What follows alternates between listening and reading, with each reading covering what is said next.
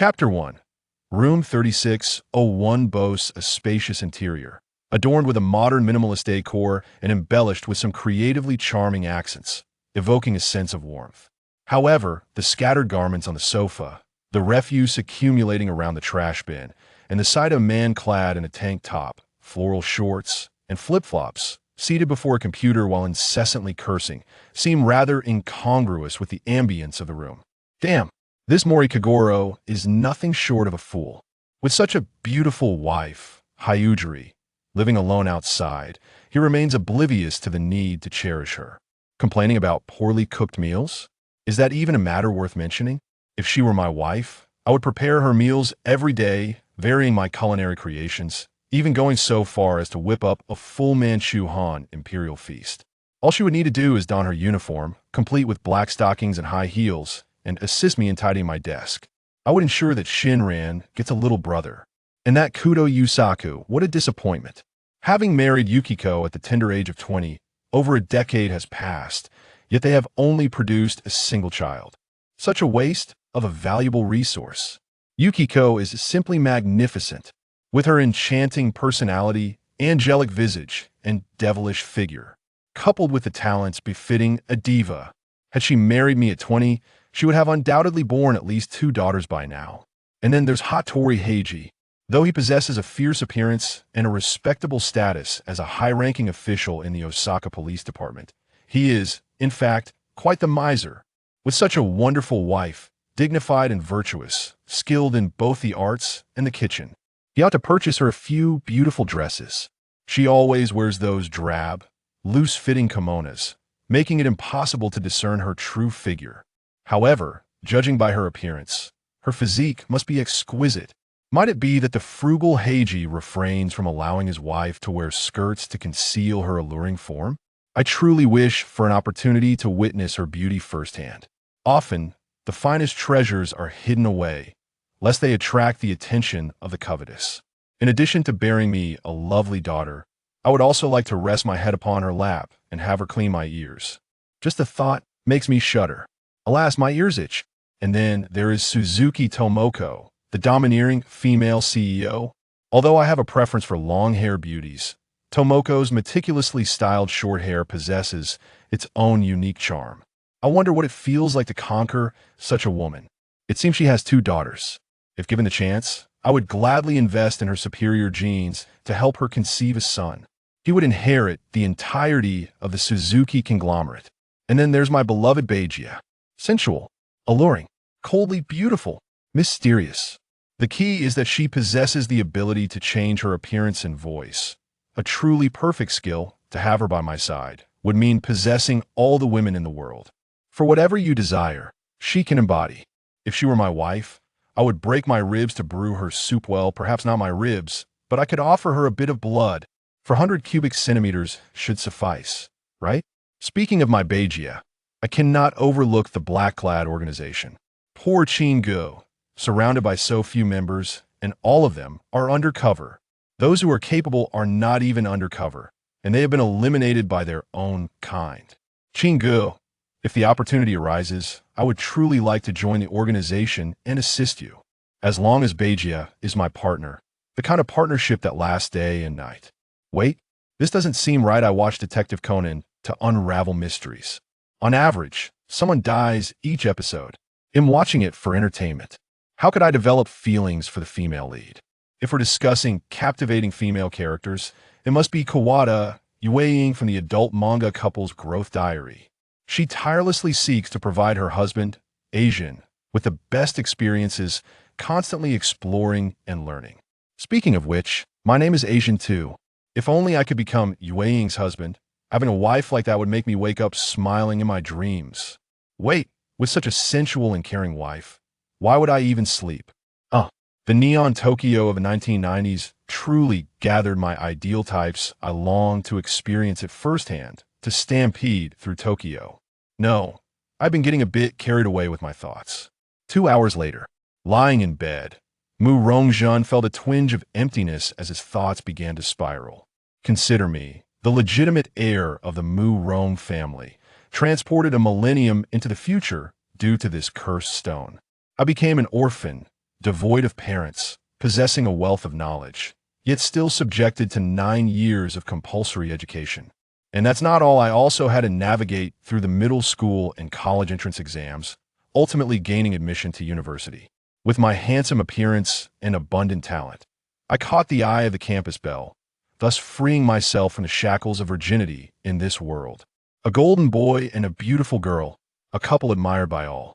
At the age of 24, having graduated from university, I was even recommended for graduate studies. Typically, I would engage in external projects for extra income, and with my keen investment insight, I was able to purchase a 2-bedroom apartment in a city like Gusu. I thought I would walk down the aisle with my campus beauty, yet recently, she inexplicably proposed a breakup. Understanding her character well, I refrained from excessive entanglement. I had previously felt a deep, sincere connection between us, pure and genuine. Yet, I never anticipated such a conclusion. Despite possessing the Mu Rong family's treasured skills, they proved futile in this law-abiding era. Thus, Mu Rongzhen began to feel despondent and self-destructive, spending many days confined at home, reading novels, watching anime, perusing comics, viewing films, and gaming. The earlier outburst of curses was merely learned from others in the gaming realm. Mastering the art of cursing may be challenging, yet it seems quite easy to learn the wrong things. And so began that initial tirade of expletives while watching Conan. Once a devoted youth, I have now transformed into a playboy, relentlessly pursuing more beautiful, and grander experiences.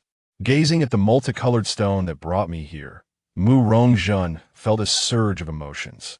The water on his hands, not yet thoroughly wiped clean, accidentally touched the multicolored stone and was absorbed. It then emitted several dazzling rays of 5 colors: red, blue, yellow, white, and black. Gradually, it began to rise into the air. Mu Rongzhen felt as though he was frozen in place, helplessly watching it all unfold until the stone vanished from between his brows. In his mind, a melodious notification chimed. The heaven-mending system has been activated. Binding successful. Host, Mu Rongzhen. Body scan in progress. Ding. Special physique detected, granting super physique. Due to the host's current special state, super physique, flawed version acquired. Super physique, flawed version, elevates the host's appearance to the pinnacle of aesthetic appeal. Enhances all bodily functions including brain, internal organs, senses, bones, muscles, skin, spirit, strength, endurance, explosiveness, speed, recovery, and so forth. Due to the influence of lust, the host's desires have intensified, slowly diminishing. Ding! Special eyes detected, awakening the eye of investigation. Eye of investigation, passive skill that allows the deduction of useful information through minute details. Enhanced vision and distance perception. Ding! Special space detected, awakening the spatial storage. Spatial storage, primary level, limited space. An alternate space created within the host's body where time stands still. Living beings cannot be stored, but access can be swiftly achieved through thought. Ding! Various martial arts detected, granting super combat skills. Super combat skills, a fusion of ancient martial arts from the Dragon Kingdom, 4 martial arts, and military combat techniques, amalgamating the strengths of various styles. Ding! Massage techniques detected, granting advanced traditional Chinese bone-setting techniques. Advanced traditional Chinese bone-setting techniques. Profound knowledge of traditional Chinese medicine that treats ailments and injuries through massage therapy. Ding! Disguise techniques detected, granting advanced disguise and transformation techniques. Advanced disguise and transformation techniques. The ability to disguise oneself as another person through the use of human skin masks, bone shrinking techniques, voice modulation, makeup, and tailoring, allowing for rapid and comprehensive concealment, rendering detection difficult. Ding! Driving skills detected, granting advanced driving techniques. Advanced driving techniques. Adept at maneuvering various types of vehicles, optimizing their theoretical performance. Ding! Culinary skills detected, granting advanced culinary skills. Advanced culinary skills. The ability to prepare delicious meals from simple ingredients, capable of evoking joy and promoting health upon consumption. Memory scan in progress. Ding! The entirety of Detective Conan has been detected, along with the female lead from the couple's growth diary and the campus bell. New world generation in progress. New world identity memory integration in progress. New world approval setting modification in progress. Ding. New world generation complete. Now activated. Conan world. Revised. I in the realm of Conan. The host, burdened by obsessions and ties, has seamlessly integrated into this universe. Due to the constraints of morality and law, certain modifications to the established settings have been rendered reasonable and lawful. The host's assimilation has resulted in minor deviations from the original timeline. As the brilliance faded, Murong-jun felt an influx of knowledge regarding the altered world of Conan, while some memories of the plot and characters from Detective Conan began to fade away. System? Murong-jun tentatively called out. Greetings, Master. You may refer to me as Lingling. Have I truly activated the system? Indeed, Master. What is this newfound knowledge in my mind? I distinctly did not possess it before, yet it feels as though I have genuinely experienced it. To answer your query, Master, that is the memory of your altered existence within the world of Conan, entirely derived from your life experiences. You must adapt to your new identity in this world. Murong-jun hastily left his bed, feeling invigorated, the earlier emptiness replaced by an abundance of energy.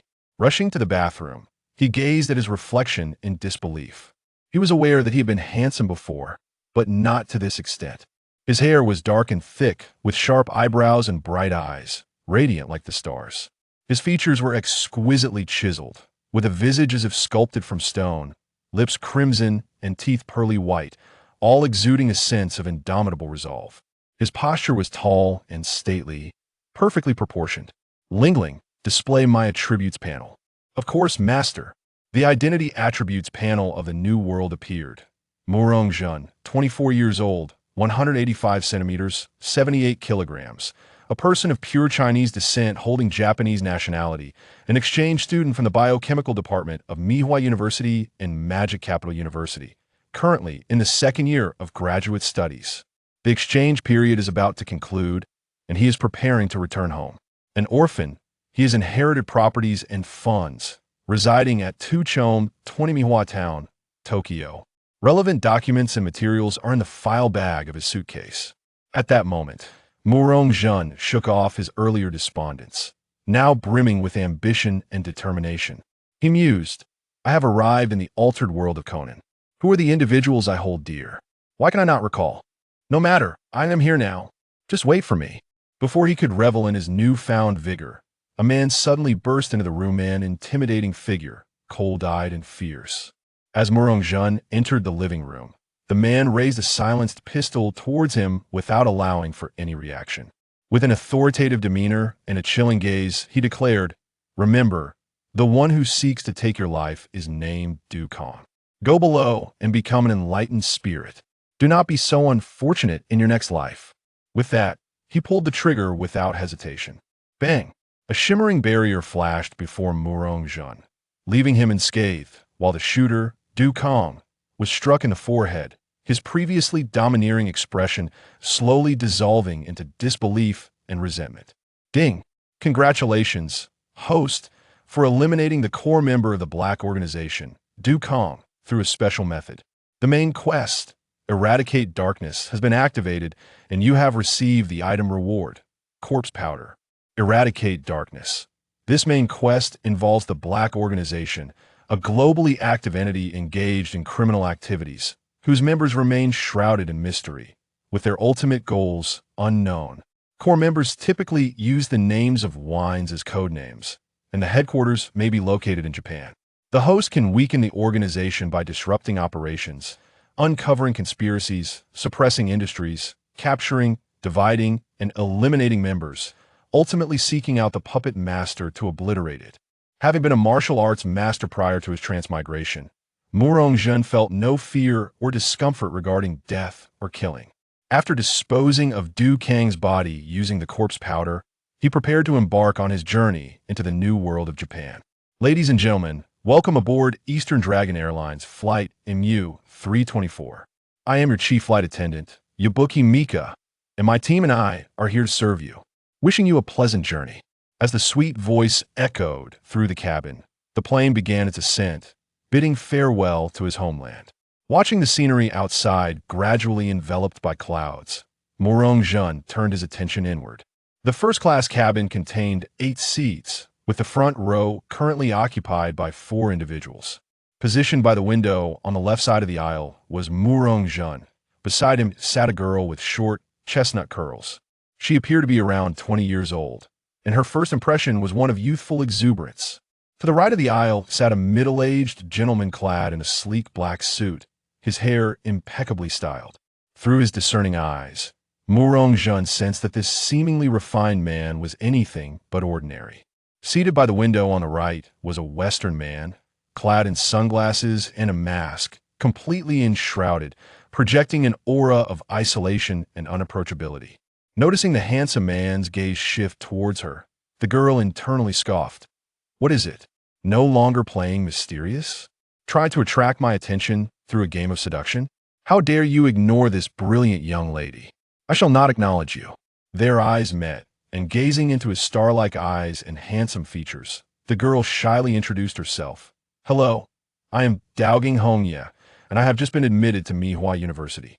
Morong-jun responded warmly. "Oh, nice to meet you, Junior. I am Morong-jun, also a student at Mihua University, currently in my 2nd year of graduate studies." He extended his hand. "It is a pleasure to make your acquaintance." The Crimson Leaves gracefully extended their hands, and the two engaged in a gentle handshake. Following their introductions, they began to converse pleasantly. It turned out that the young lady had traveled to the Dragon Kingdom after her graduation. Initially, her butler had accompanied her closely, but due to an urgent matter, he had to return a day early, leaving her alone at present. This year, she had been admitted to Mihua University, majoring in business administration. Although her passion lay in singing, she felt the weight of her family's legacy and knew she had to prepare for the future. The offspring of prominent families could not act as whimsically as they wished. As a true native of the Dragon Kingdom, she was more than eager to extol the virtues of her homeland, enthusiastically promoting its beauty. Crimson Leaf teased, "Didn't you grow up in Neon? After just a year as an exchange student, you seem to know so much. Surely you haven't been attending classes properly and have simply been sightseeing." Sensing the young lady's playful jibe, Morong-jun replied, "This young master possesses remarkable talent. Learning is scarcely a challenge for me. Having returned to my homeland, it is only natural that I seize the opportunity to engage in more meaningful activities." Crimson Leaf mischievously retorted, "Oh, you arrogant soul. If you skip class, just admit it instead of dressing it up in grandiloquent terms." At that moment, the flight attendant, Mei Xiang, approached with refreshments, greeting them with, "Good day, ladies and gentlemen. May I offer you something to drink?" Faced with an array of beverages, including 2 glasses of red wine, Morong-jun declared, "I'll have a glass of red wine." Crimson Leaf echoed, "Me too." The flight attendant first handed a glass to Morong-jun, her body inadvertently obstructing the view of the two at that juncture. The gentleman in the suit seated nearby swiftly added something to the other glass of red wine, a malicious grin spreading across his face. The foreign man beside him smirked disdainfully, ignoring the scene. "Cheers," they toasted, and as they sipped, Crimson Leaf felt her cheeks flush increasingly. Gradually, she leaned closer to Morong-jun.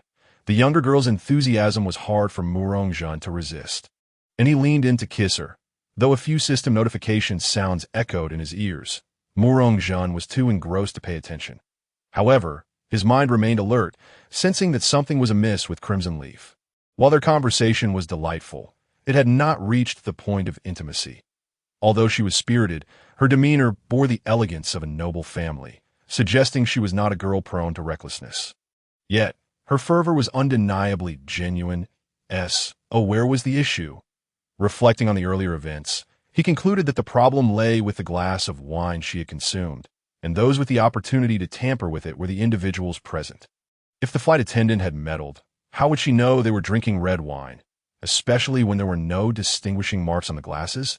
If it wasn't the attendant or himself, it had to be the gentleman in the suit.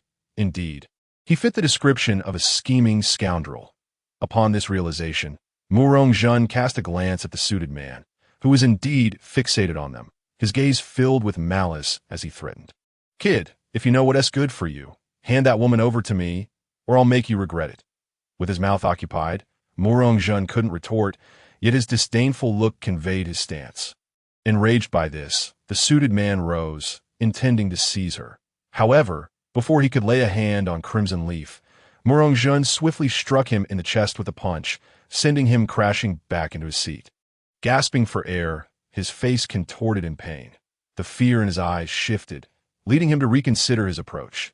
Sir, I can offer you money. Lots of it. With enough money in Neon, you can have anything you desire. Meanwhile, Crimson Leaf's reaction grew increasingly pronounced, prompting Murongjun to calm her down. This was a public space, after all. Without hesitation, he decided to take her to the restroom to splash her face with cold water. Hoping it would revive her, he effortlessly lifted her, turning to the suited man to command, "Get lost." The frigid glare Murongjun directed towards him sent a shiver down the suited man's spine. And the pain in his chest reminded him that he could not afford to confront this man. Thus, his plan to capture artistic photographs of the heiress had to be abandoned. However, he reassured himself. As long as the mountains remain green, I need not fear the absence of firewood. The flight attendant, Ihue Meixiong, observed Murongjun cradling Crimson Leaf, who had wrapped her arms around his neck, though she wished to voice a stern admonition. Her training as a flight attendant reminded her that the customer is always right. Memories of incidents involving former colleagues flooded her mind, guiding her reason and experience to conclude that since the two were willing participants, it was best to refrain from intervening. Little did she know that Murongjun's intent was to save her. Turning on the faucet, he splashed water onto Crimson Leaf's face while gently patting her forehead, attempting to rouse her from her stupor. Yet the idealistic scenario he envisioned clashed with the stark reality. It was nothing like the scenes depicted on television. Was it not said that cooling her down would suffice until the effects of the drug wore off? What a farce! At that moment, Murongjun was also struggling, as Crimson Leaf kept leaning toward him, and he had to control her strength to prevent causing her harm. The endeavor to be a good person was proving to be quite the trial. After a moment of inner turmoil, Murongjun clasped his hands together and quietly murmured, Amit Ba. Pah.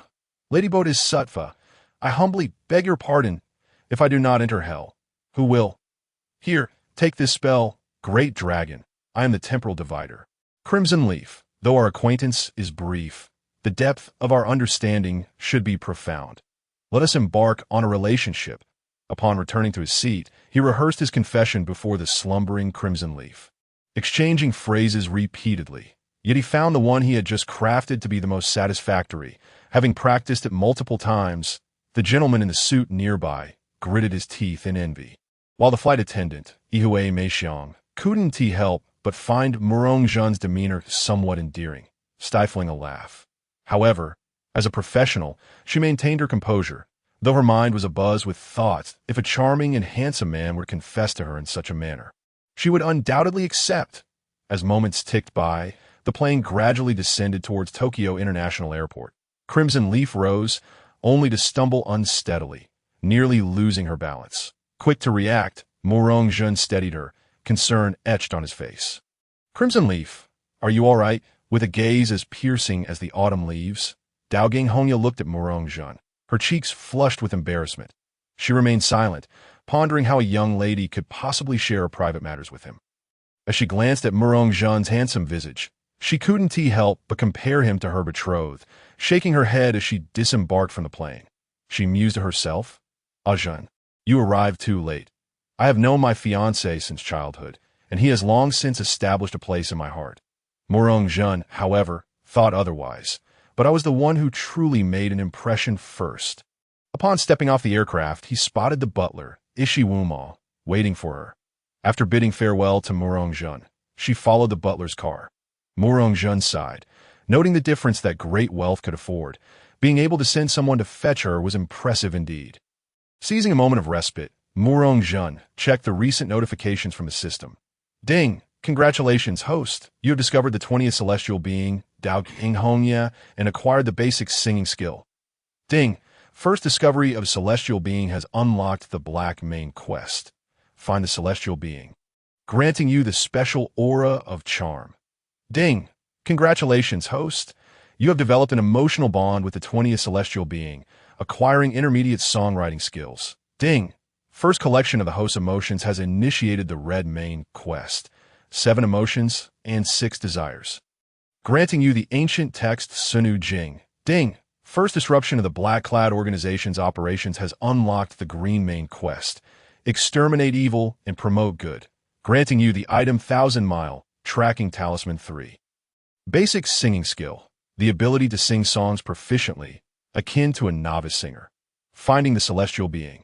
A black main quest where celestial beings descend to the mortal realm, transforming into ordinary humans. Guided by fate, you must meet, understand, assist, and forge emotional connections with them to win their hearts. Aura of charm. A person like Jade. A gentleman unparalleled. No active trigger required. Significantly enhances the host's charm, subtly increasing others' fondness. Particularly towards the opposite sex. Intermediate songwriting skills. The ability to compose pleasant songs. 7 emotions and 6 desires. A red main quest encompassing 7 emotions. Joy, anger, sorrow, contemplation, grief, fear, and shock, and 6 desires as defined in Buddhism. The desire of sight, sound, smell, taste, touch, and intention. When the host's various desires are fulfilled, rewards will be triggered. Sunu Jing, an ancient Chinese text. Exterminate evil and promote good. A green main quest that rewards you for punishing wrongdoers and performing good deeds. 1000-mile tracking talisman. A high-level talisman from Longhu Mountain, used with one's thoughts to sense a target's location within 1,000 miles. Realizing that the suited man, Murata Akira, was affiliated with the organization. Murong-jun wasted no time and used the 1000-mile tracking talisman on him, hoping to uncover the organization's base. However, unbeknownst to her, he was merely a peripheral member. The core members have been meticulously vetted and assigned code names. For instance, the earlier mentioned Dukin was one of them, and Murong-jun had mistakenly believed his name to be simply Dukin. Inside the Rolls-Royce, the butler Ishi Wuma observed the young lady, blooming like a delicate flower. As a former safety officer in Neon, he sensed the changes occurring within her. Her youthful innocence had faded, and she was no longer a mere girl. Yet, as a butler, he felt it would be overstepping to involve himself in her personal matters. He also recognized his own transformation. She was young, but not ignorant, merely inexperienced, which did not equate to a lack of understanding. Turning to the butler, she coldly inquired, "Ishi, can I trust you?" The butler replied earnestly, "Miss, from the moment you saved me 3 years ago, I have been your most loyal servant. Then help me investigate Murong-jun and the suited man beside me. They're the closest to him and may have the opportunity to act. Additionally, I need you to uncover what transpired while I was asleep. The flight attendant, Yabuki Mika, should have some information." She could sense that it was likely Murong-jun, as she could still faintly detect a scent on her, so subtle that it was not perceived through smell, but rather a vague sensation. After a moment's hesitation, she added, "Do not inform my family. Keep this confidential, and help me procure a box of medication." The butler acknowledged, "Understood, miss. Rest assured." Daoging Hongya closed her eyes, striving to recall the events that transpired. But all that came to mind were vague images, obscured and unclear. Feeling the state of her body, she inwardly grumbled. How could someone I have known for less than 3 hours commit such an outrageous act? In a haze, he took my first time and lacks the courage to admit it. Not to mention, he didn't even use protection. He left all the incriminating evidence behind. Doesn't T.I. fear that I will report him? Why didn't T.I. consider contacting the authorities? Never mind. I'll wait. This matter will not conclude so easily. Once I ascertain the truth, he shall face my wrath. Humph. Meanwhile, Murata Akira returned to his residence. Reporting the situation to his superiors over the phone, that he recounted the events candidly. He dared not challenge the organization's authority. While a failed mission was acceptable, lying equated to betrayal, and betrayal meant a fate worse than death. Thus, he remained clear-headed. On the other end of the line, an icy voice seethed with anger. Mark this error down. After this incident, the Daoging family will likely be on guard. You foolish pig, you squandered a rare opportunity. The Daoging family is a formidable financial conglomerate. We must not provoke them further. Our focus now shifts to the Suzuki family. Remember, you have only this one chance. Should you fail again, you know the consequences. Murata Akira responded respectfully. Understood, sir, I will not fail in my mission. After hanging up, he finally exhaled. The oppressive atmosphere from the organization's upper echelons was suffocating. He resolved to ensure success next time and began devising a meticulous plan. On the other end of the line stood a robust man clad in a black hat, black glasses, and a black trench coat. He spoke respectfully to another similarly dressed figure, a shadowy man with silver hair. Brother, Murata Akira has failed due to a college student named Murongjun. Should we eliminate him? This imposing man was one of the organization's core members, codenamed Vodka. The silver-haired man beside him was a small leader within the organization. The core of the core, codenamed Jin. Jin replied expressionlessly, first, investigate thoroughly, then decide whether to take action. Recently, the organization has faced unprecedented setbacks abroad. Dukan in Southeast Asia has been confirmed dead, and our businesses have been ravaged.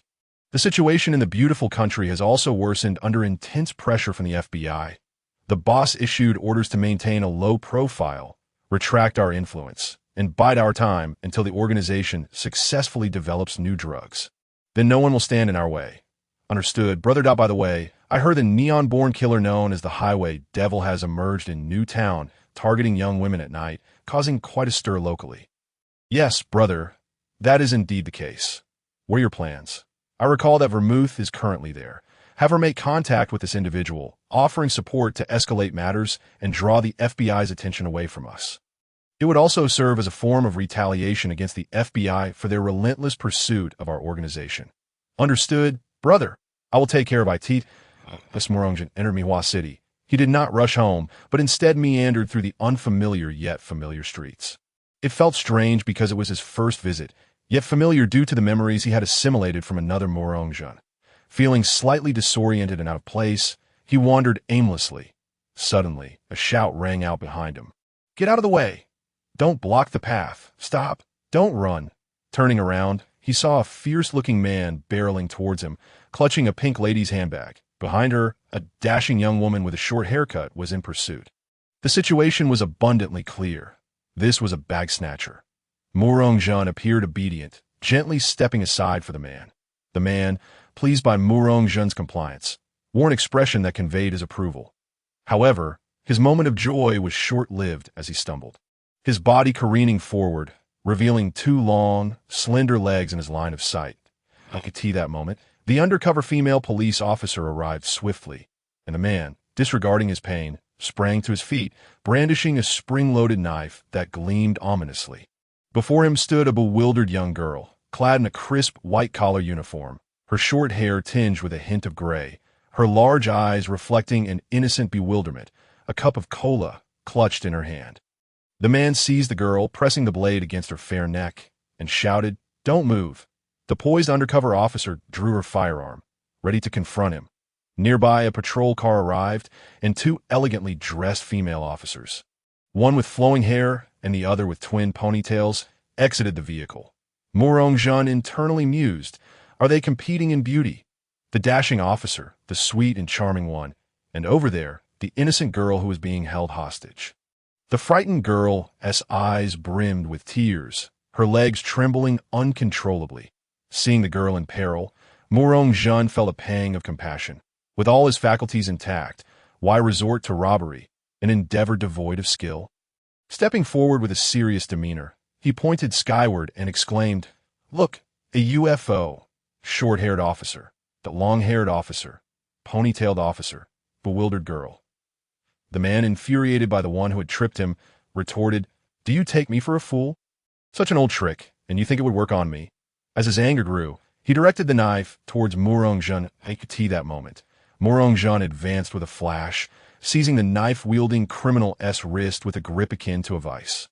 With a swift motion, the knife clattered to the ground, kicked aside, and the man was pulled over in a clean shoulder throw, effectively subdued. The scene seemed to freeze. No one anticipated that this handsome man possessed such skill and acumen. What window had God opened for him? The long-haired officer exclaimed in admiration. Courageous and clever, so impressive. Unlike my boyfriend who only knows how to play chess. The ponytailed officer chimed in, indeed, I wonder if he has a girlfriend. As the incident concluded, the two infatuated friends, the short-haired officer produced handcuffs, securing the man and expertly collecting the knife as evidence, along with the stolen pink handbag.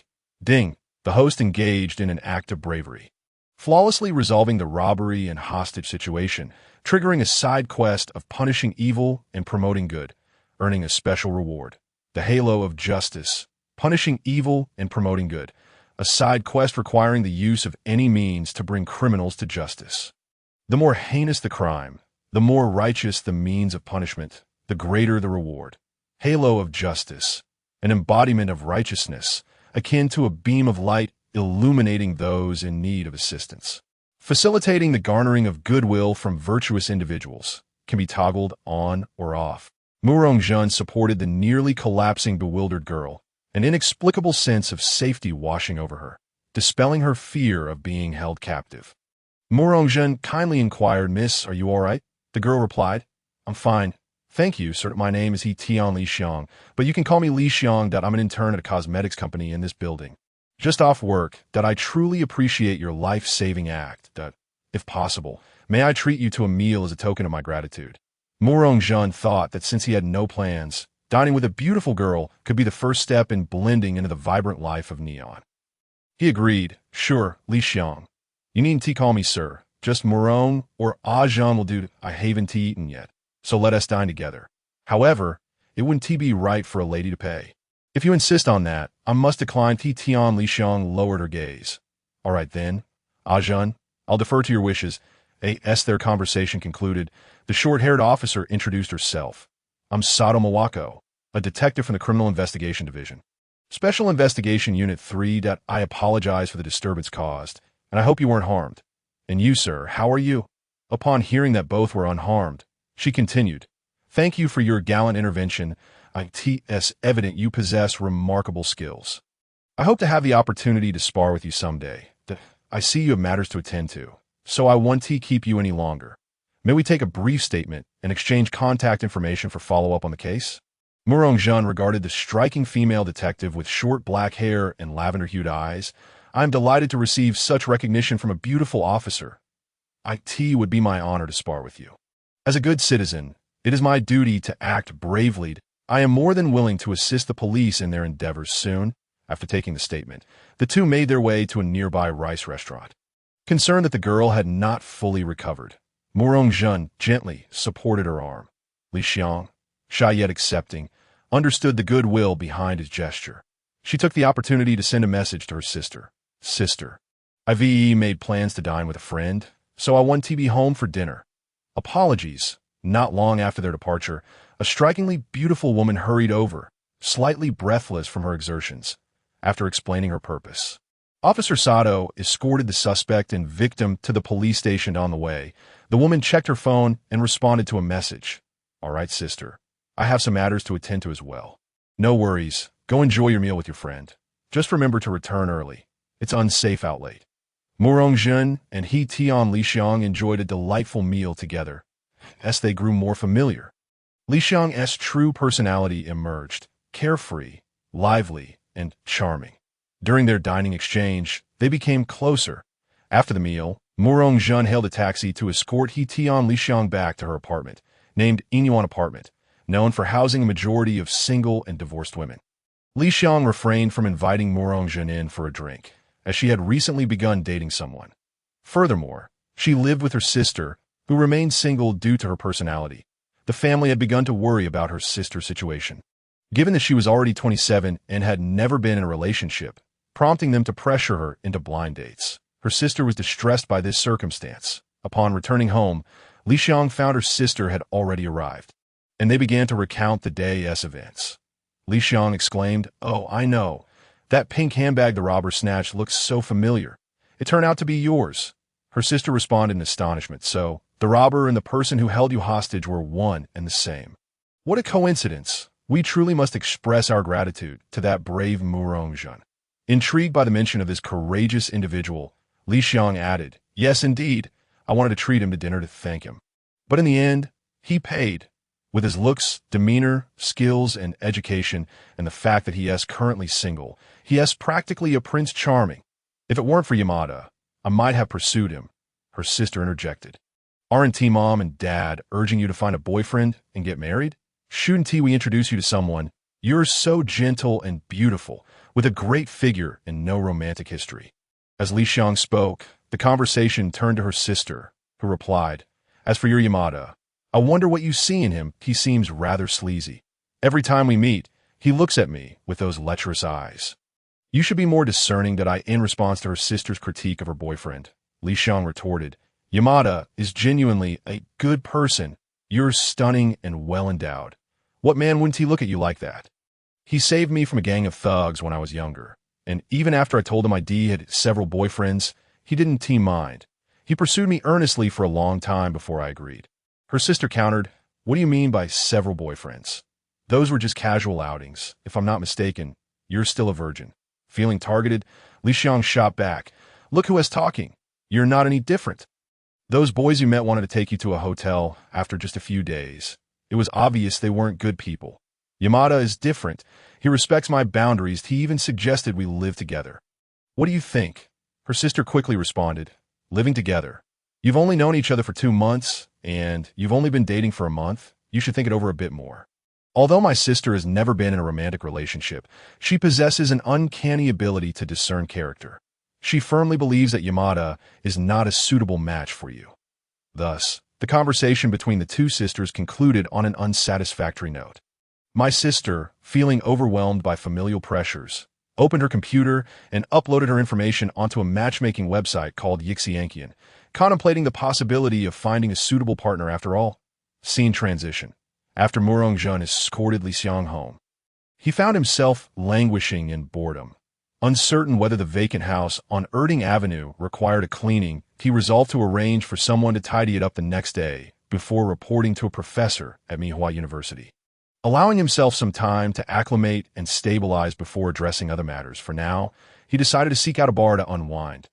Eventually, he discovered a quaint bar with a relatively serene ambience, ideal for sipping a drink and enjoying some music, an atmosphere that Murongjun greatly cherished. Seated in a corner was a mature, alluring woman who shared his appreciation for such an environment. Upon entering, he noticed that the only available seat was opposite this sophisticated lady.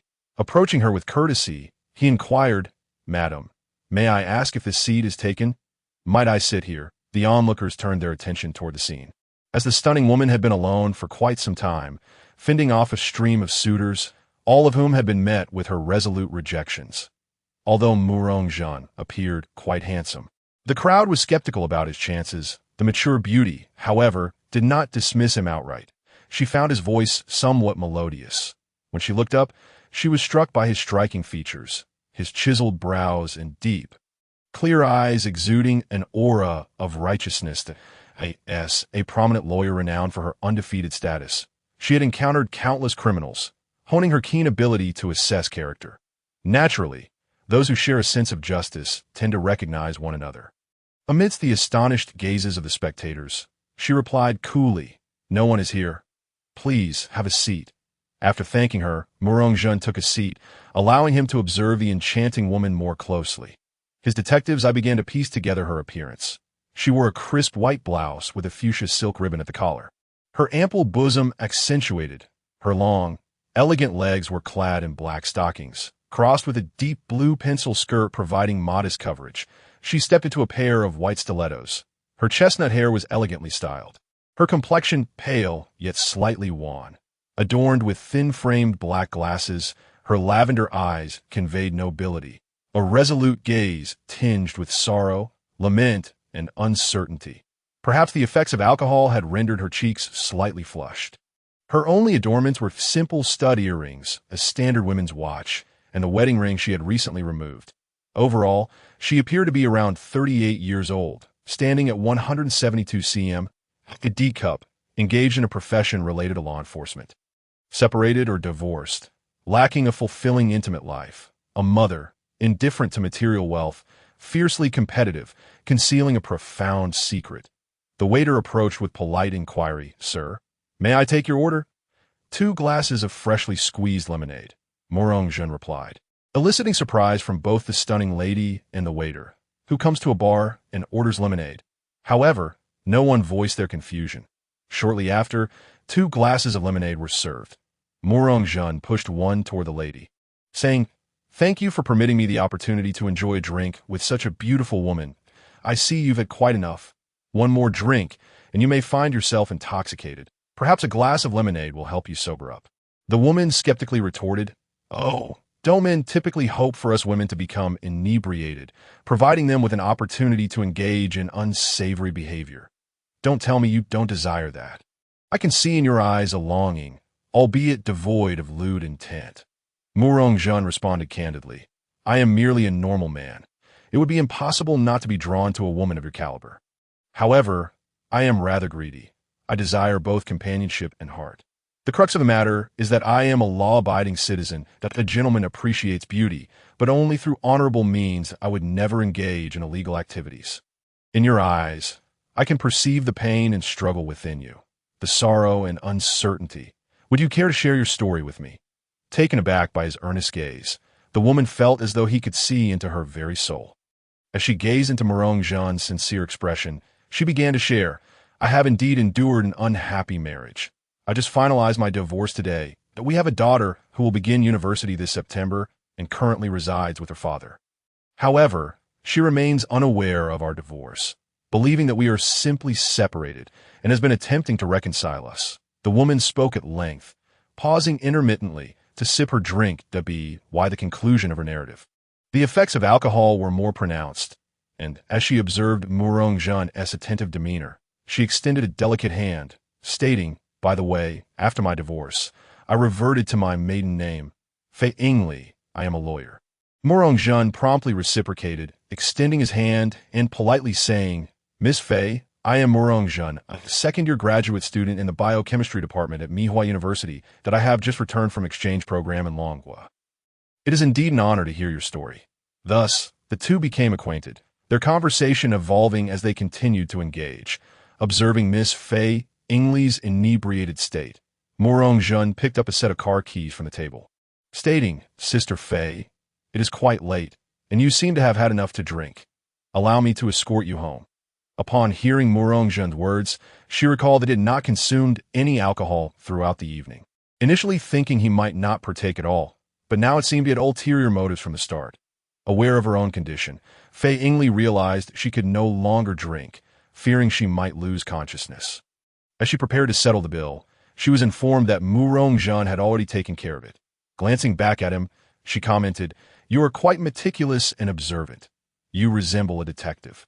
Surprised by her assessment, he replied, "Oh, from your words, Sister Fei, it seems you have an affinity for detectives? Very well. At this moment, I shall assume the role of a detective dedicated to discerning the hearts of beautiful women and alleviating their woes." With a charming wit, Murong-jun assisted Fei Ingli out of the bar, driving her blue Mini Cooper back to her apartment, coincidentally the same place he visited earlier that day for matchmaking. As Fei Ingli provided her address and produced her room key, she was already teetering on the edge of consciousness. Though she retained a faint awareness of her surroundings, she could no longer control her body. Room 3601, Unit 1, Building 6. This was Fei Ingli's residence. The apartment was structured with 2 lifts serving 4 units, each a 2-bedroom, 2-living room layout. Despite her height of 172 centimeters and ample figure, in the presence of Murong-jun's extraordinary physique, she felt as light as a feather as he carried her to bed. Observing the disarray caused by her previous state and the unpleasant scent of alcohol, Murong-jun contemplated how she might react upon awakening to such a scene. Ultimately, motivated by a desire to assist, he decided to help her further by placing her in the bathtub. After ensuring she was properly dressed, he gently laid her back on the bed, collapsing beside her. Eyes closed, this was not only a test of physical endurance, but also of willpower. In the end, he succeeded, resisting any improper thoughts. After a brief moment, Murong-jun caught a whiff of a delicate, youthful fragrance. Immediately opening his eyes to find Fei Ingli beside him, he dismissed the notion as impossible, assuming it was merely a figment of his imagination, and shook his head before exiting the room to sleep on the couch. The following day, Fei Ingli, accustomed to waking early, found herself in her familiar bedroom. though the sheets appeared to have been changed, and her nightgown felt different as she assessed her condition and struggled to recall the events of the previous night. Everything before driving home remained clear. But what transpired afterward was hazy. After a thorough examination, she concluded that the young man had indeed refrained from any egregious actions. However, she had been undressed, bathed, and changed into fresh clothes.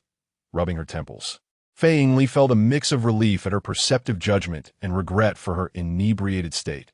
Just then, she heard clattering noises from the kitchen. Curiosity piqued, she stepped out to find Murong-jun. Tall and imposing, donned in her apron, skillfully chopping vegetables. The scene was both heartwarming and amusing, as the apron was a pink, frilly design. As soon as he noticed Fei Yingli had awakened, Murong-jun completed preparing breakfast. Serving a spread that included vegetable and lean meat porridge, sunny-side-up eggs, hot milk, and whole grain toast. "Sister, you're awake. Come and have breakfast. You drank quite a bit last night. Some porridge will settle your stomach," he urged. Though Fei Yingli wore a stern expression, internally, a tempest of emotions raged within her. Although she was aware that Murong-jun was a citizen of the Neon Kingdom, it was still quite astonishing to see a Neon man cooking. She felt an overwhelming sense of respect and pleasant surprise. Inquisitively, she asked, "Do you not wish to say something?" Knowing she was referring to the events of the previous night, Murong-jun explained, "Sister Fei, I sincerely apologize. You were quite unwell last night, and the sheets were soiled. Given your home environment, I assumed you might have a penchant for cleanliness, and I feared you would feel utterly dismayed upon waking to such a state. Therefore, I took the liberty of bathing you, changing your clothes, and replacing the bedding. Rest assured, I did not overstep any boundaries. Furthermore, I deduce that the other pink-themed room must belong to your daughter, as I slept on the sofa last night." Observing the 1-meter-80 sofa and the tall man, who stood at 185 cm, as he continually explained and apologized, her gaze drifted to the balcony where sheets, shirts, a body-hugging skirt, black stockings, and a somewhat provocative set of cream-colored lingerie were drying. A faint blush crept onto her cheeks. It was nearly impossible to find a man in neon willing to wash clothes and cook for her. She felt a pang of warmth in her heart. Realizing that this man, whom she had known for less than a day, had gone to such lengths to care for her and had managed to suppress his primal urges. Not to mention, he was quite the handsome gentleman. The heart of a young girl seemed to flutter at his kindness, and at that moment, she had forgiven Murong-jun. Then she recalled the previous night's opportunity. Here she was, a stunning beauty before him, and he had remained unmoved, choosing instead to sleep in the living room, if it weren't for the brief physical contact when he had assisted her. She might have doubted his capabilities. Fei Yingli's tone softened as she said, "All right, let us eat first. If the food does not meet my expectations, I shall not forgive you." Seeing Fei Yingli, who had just absolved him of his impolite behavior, Murong-jun felt immense joy that he did not merely desire the beauty's physical form. He yearned for her heart as well. As he savored the perfectly warm vegetable and lean meat porridge, a comforting warmth enveloped his stomach, and a sweetness filled his heart, manifested in an involuntary smile upon his face. Watching the beauty as she ate was an enjoyment in itself. Murong-jun ate quickly and then took pleasure in observing Fei Yingli's dining demeanor.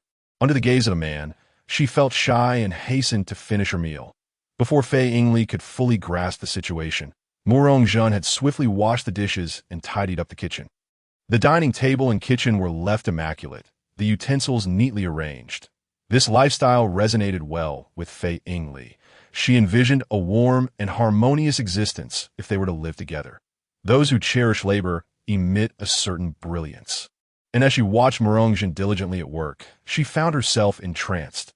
Unbeknownst to her, Murong-jun had approached her, saying, "Sister Fei, today is Saturday.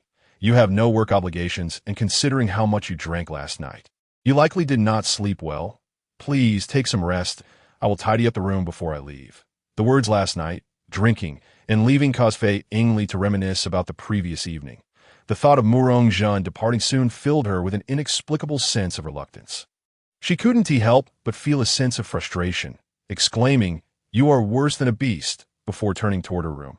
Seeing Fei Yingli, who resembled a little wife acting coy, and hearing her say "worse than a beast," Murong-jun was momentarily taken aback. Could it be that Fei Ingli was familiar with such expressions?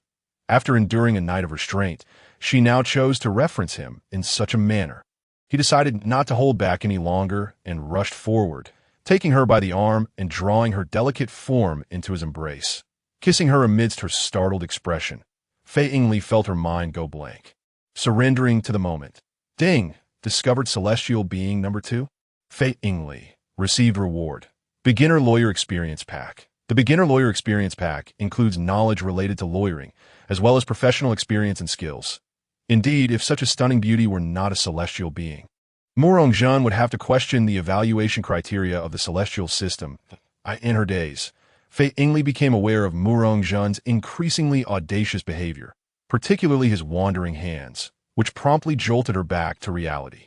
She gently pushed him away, shyly stating, "That was too fast. I'm not quite accustomed to it yet. Let's take some time to get to know each other better." Realizing his abruptness, Murong-jun apologized. "Sister Fei, I am truly sorry. I could not restrain myself. However, I could genuinely like you. And you are right. We should take our time to become familiar with one another." The two stood awkwardly, unsure what to say next. Until Murong-jun broke the silence. "Sister Fei, I will take my leave now. Shall I see you again? Where will you go? Where are you staying? Did you not just return to the country?" "Indeed, I am currently residing in a hotel. My house has been unoccupied for a long time, and I need to have someone check the utilities and do some cleaning." In truth, Murong-jun had intended to stay in a hotel, but had yet to check in. All his belongings were stored in a spatial compartment he carried. Staying in a hotel is quite inconvenient. My daughter just finished her college entrance exams and has received an invitation from a friend to travel to beautiful country this summer. She rarely stays here, so I will inform her to allow you to stay in her room for a while. My daughter is very kind. She will agree. That sounds wonderful. Without a moment's hesitation, Murong-jun readily accepted, for any additional moments spent in the company of such a beautiful sister was an affront to her dignity. Upon hearing his agreement, Fei Ingli suddenly realized the implications of her invitation. They had just shared a kiss, and now she was inviting him to stay at her home. How could she have made such an invitation? Quickly, she clarified, "Do not misunderstand. We are not cohabiting. You will merely be borrowing a room in my house for a time. You need not worry about rent, but you must handle the household chores. How does that sound? Also, I am now your landlord, so please refrain from getting too familiar with me, or I may have to evict you." "Very well, landlady sister," Murong-jun replied with a smile, eager to see how she would amend her words. Faced with his teasing gaze, she found herself at a loss for words and hastily retreated to her room, urging him, "Go get your luggage from the hotel quickly, and let us see if there is anything else you need to buy together." Murong-jun cheerfully grabbed the car keys and left. Humming a tune about how wonderful and attractive his sister was, he took Fei Ingli's feet and commenced a professional foot massage. Initially, she found the pressure somewhat uncomfortable, but gradually she began to adapt. Feeling the warmth radiating from her feet that relaxed her entire being, "Oh, that feels quite nice. Your technique is impressive. It appears that during your studies in the Dragon Kingdom, you may have indulged in a few mischievous activities besides your studies." After completing the foot massage, Murong-jun moved on to her calves, focusing intently. "Sister, your legs are done. Now it is time for your neck and shoulders. Please sit up and face away from me." Fei Ingli complied willingly. Murong-jun supported her forehead with one hand and gently held her chin with the other, producing a series of audible pops that startled Fei Ingli, who briefly feared for her neck's safety. With her arms crossed behind her head, she relaxed as Murong-jun maneuvered his hands through her arms, pulling her gently, eliciting a succession of satisfying sounds from her spine. Fei Ingli felt an overwhelming sense of lightness. "Sister, your cervical spine appears somewhat strained and your shoulders are tense. You must take care to avoid prolonged sitting and desk work. Sister is a lawyer, and with just the two of us in the firm, she has gained some renown in the legal community. Consequently, she has received a plethora of cases recently, especially concerning domestic violence. Unfortunately, I must work overtime to ensure those scoundrels face legal consequences. I cannot rest until they do." "How admirable, sister. You tirelessly advocate for vulnerable women. You are truly a role model for us all." Fei Yingli appreciated Murong Zhen's praise, responding, "Do not flatter me too much. Now, sister, the shoulder massage is complete. Let us move on to the waist." As Murong Zhen's skilled hands worked on her waist, Fei Yingli felt a subtle shift in her mood. As time passed, she began to sense the effects of his touch.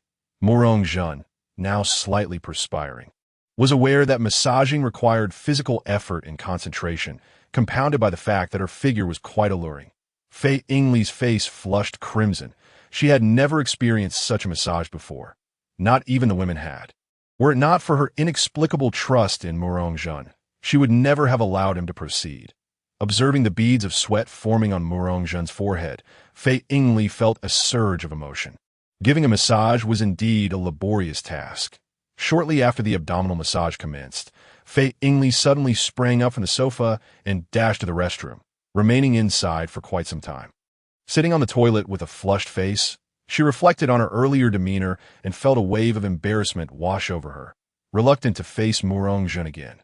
Murong Zhen, equally bewildered, was acutely aware of what had transpired. Given the proximity, he had seen everything clearly. He was merely acting on instinct based on his prior experiences, and this was his first time performing such a task, leading to an outcome he had never anticipated. Noticing that Fei Yingli had not yet emerged, he understood her current predicament. Speaking through the restroom door, he said, "Sister Fei, I apologize. I truly had no idea it would turn out this way. This is my first time giving a massage to a woman.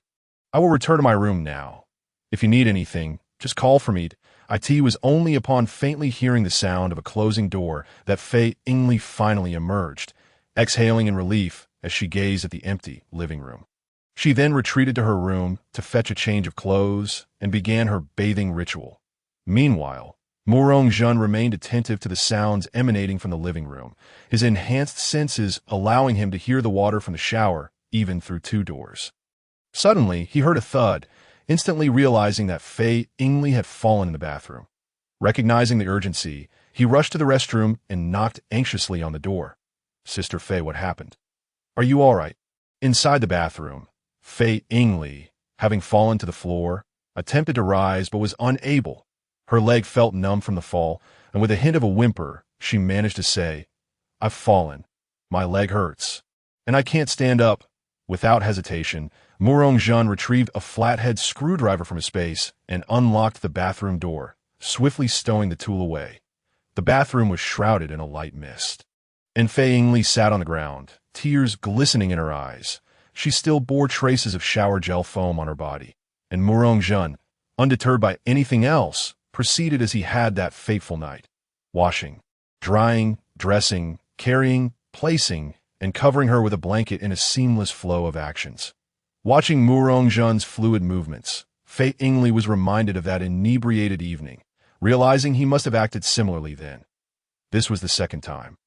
And while the first had been easier due to her intoxicated state, this time she was fully aware. Alas, she felt utterly defeated by this troublesome adversary. Murong Zhen, disregarding everything else, reassured her, "Sister Fei, I just checked, and your bones are fine. I will provide some treatment shortly. I apologize for the earlier incident. I was just anxious and rushed in. It's all right. I don't blame you. Thank you for saving me. Had it not been for you, I truly would not know what to do. And thank you for the previous time as well." Upon hearing her express gratitude for the second time, Murong Zhen quickly replied, "Sister Fei, no need to thank me. After all, I witnessed it all." Just as Fei Yingli had been expressing her heartfelt thanks, her demeanor shifted abruptly. With a piercing gaze and a serious tone, she declared, "You have helped me twice, and I have already expressed my thanks. Let us consider this matter settled. However, regarding these two incidents, how do you propose we address it?" The sudden shift left Murong Zhen somewhat dazed, pondering what to do. "What should I say? I merely observed. I didn't take anything. Can what I have seen be returned?" Returned. An idea struck him, and he tentatively suggested, "What if I let you see it again?" "Very well. Please commence your performance." Fei Yingli, embarrassed in front of him, sought to regain her composure. Hearing Murong Zhen's proposition, she felt compelled to respond, unwilling to bear the awkwardness alone. She had only asked out of curiosity, yet to her surprise, he accepted her challenge. Murong Zhen, not one to hesitate, understood that allowing her to reclaim her dignity was essential. Otherwise, they might remain entangled in discomfort. Thus, he resolved to address it now. With determination, Murong-jun took swift action, leaving only a single piece of clothing remaining. Fei Yingli was taken aback, astonished not only by Murong-jun's decisiveness, but also by his physique. Previously unnoticed, his eight-pack abs were now distinctly visible, his arms strong and well-defined, and his leg muscles aesthetically pleasing. While he had previously exuded a youthful charm, at this moment he radiated an overwhelming masculinity, leaving the bashful Fei Yingli unable to meet his gaze. Murong-jun felt a surge of confidence and asked, "Shall we continue?" Hearing the teasing lilt in his voice and his playful expression, Fei Yingli was unwilling to concede defeat. Of course. Murong-jun complied without hesitation. Fei Yingli stole a fleeting glance before hastily covering her eyes. Flustered, she exclaimed, "All right, the punishment is over. You should get dressed now." Murong-jun, unhurried, leaned closer, saying, "Sister Fei, you undress yourself. I merely assisted you in getting dressed. Now that I have undressed, it is your turn to help me." Finally, after a series of actions, she relented, pleading, "Jun, I'm not ready yet. Could you give me a bit more time?" Murong-jun, his rationality prevailing, responded with a gentle smile, "Of course, Sister Fei. I can wait as long as you need. Let us take a break." Fei Yingli did not refuse. After all, one could not turn down the same person twice in a day without appearing inconsiderate. "Turn off the lights. Time for bed." In the pitch-black room, nothing was visible but the soft sounds of their restrained breaths. It seemed that neither of them was inclined to sleep.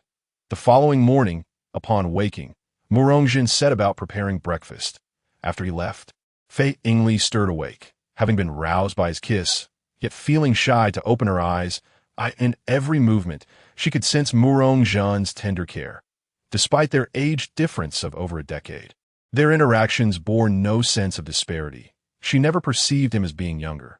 Conversely, he sometimes exhibited a maturity beyond his years. She, on the other hand, appeared youthful, with an allure that belied her age. This contrast only heightened her charm. After completing her morning routine, adorned with a string of white pearls around her neck and dressed in a light purple suit, complemented by flesh-colored stockings and black heels, she emerged before Murong-jun, who was momentarily captivated. Such beauty was undeniable. She looked stunning regardless of her attire. "You look truly lovely, Sister Fei. Are you heading to work or on a date?" Murong-jun's admiring gaze and compliments were well received by Fei Yingli, who thought to herself, "The young man has good taste.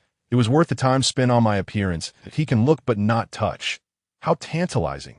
After savoring her triumph, she pondered, having turned him down twice already. What should I do next? Should I refuse him again?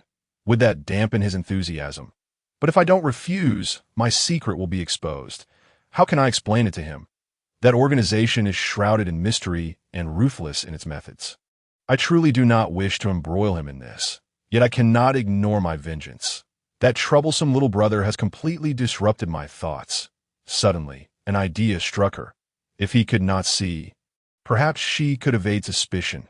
Seemingly coming to a resolution, Fei Yingli cheerfully replied, "You have an eye for beauty.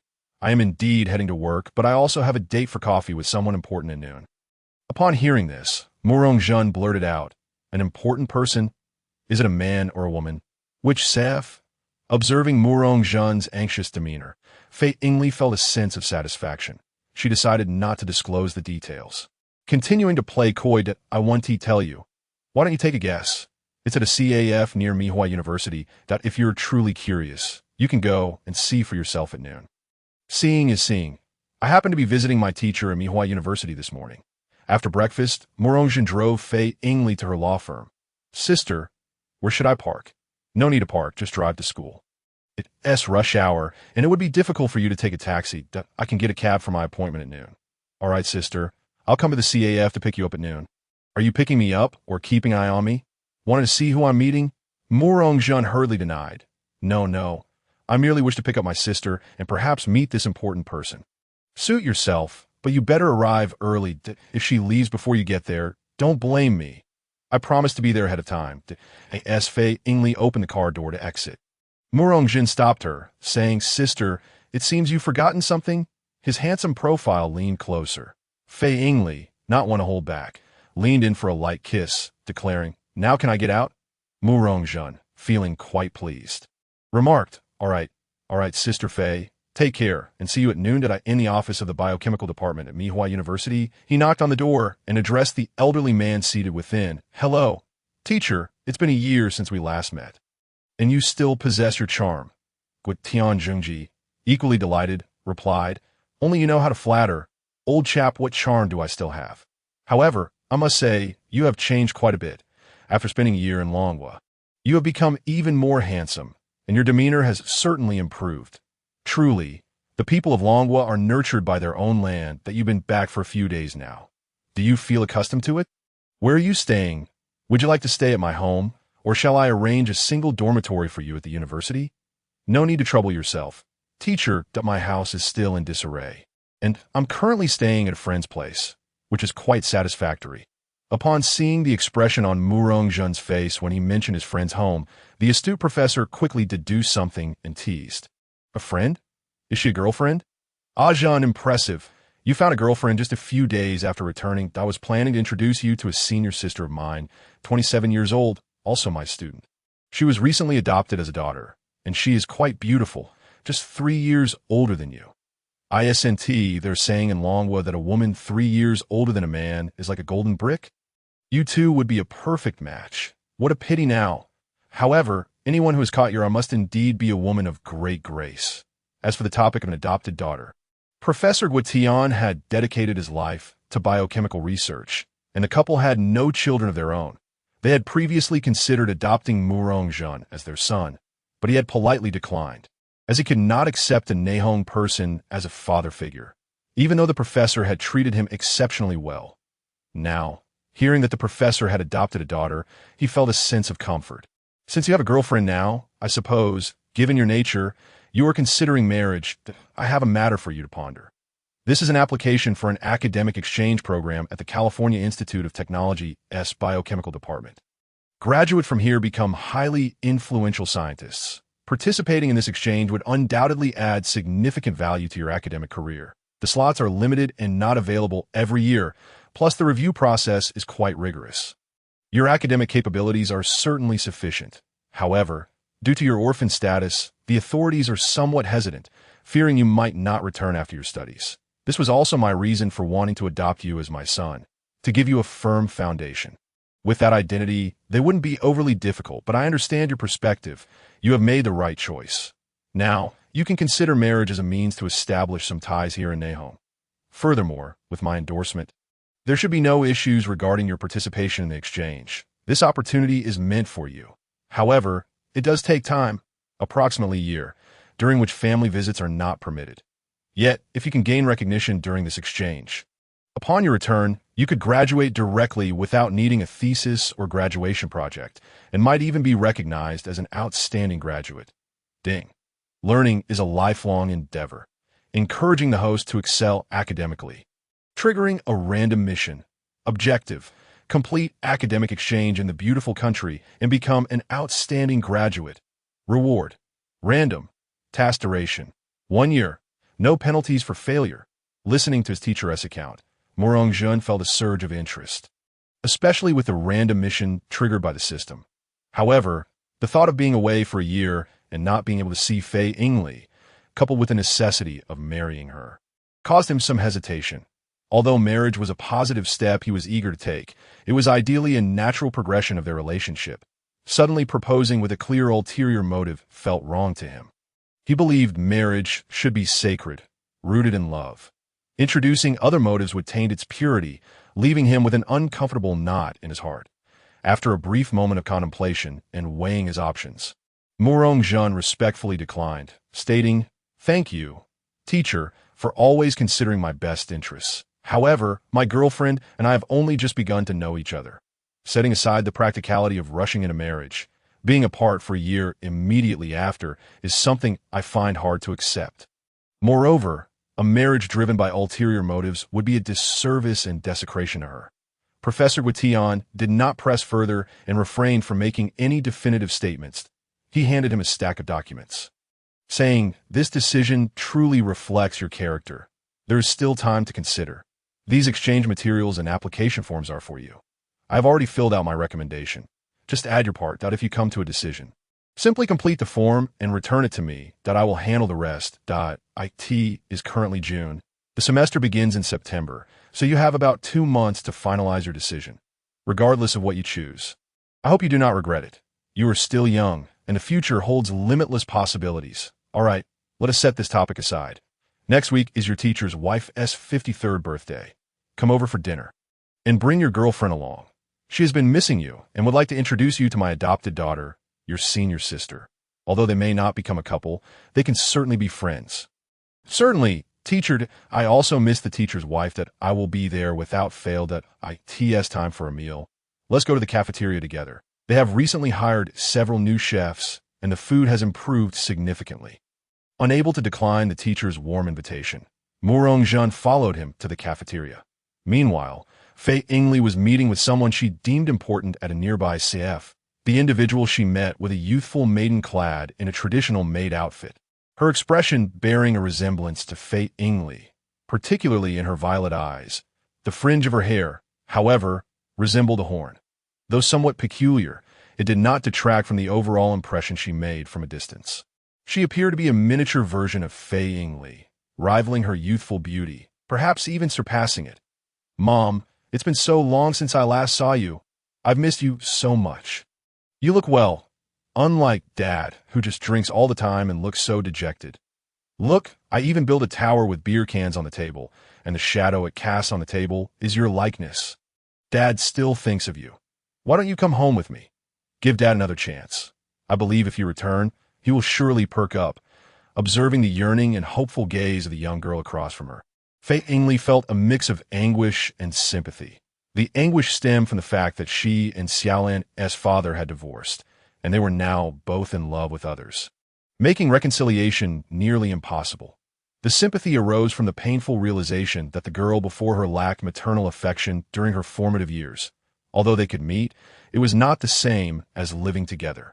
The girl, while not her biological child, shared a close blood bond and had grown up under her watchful.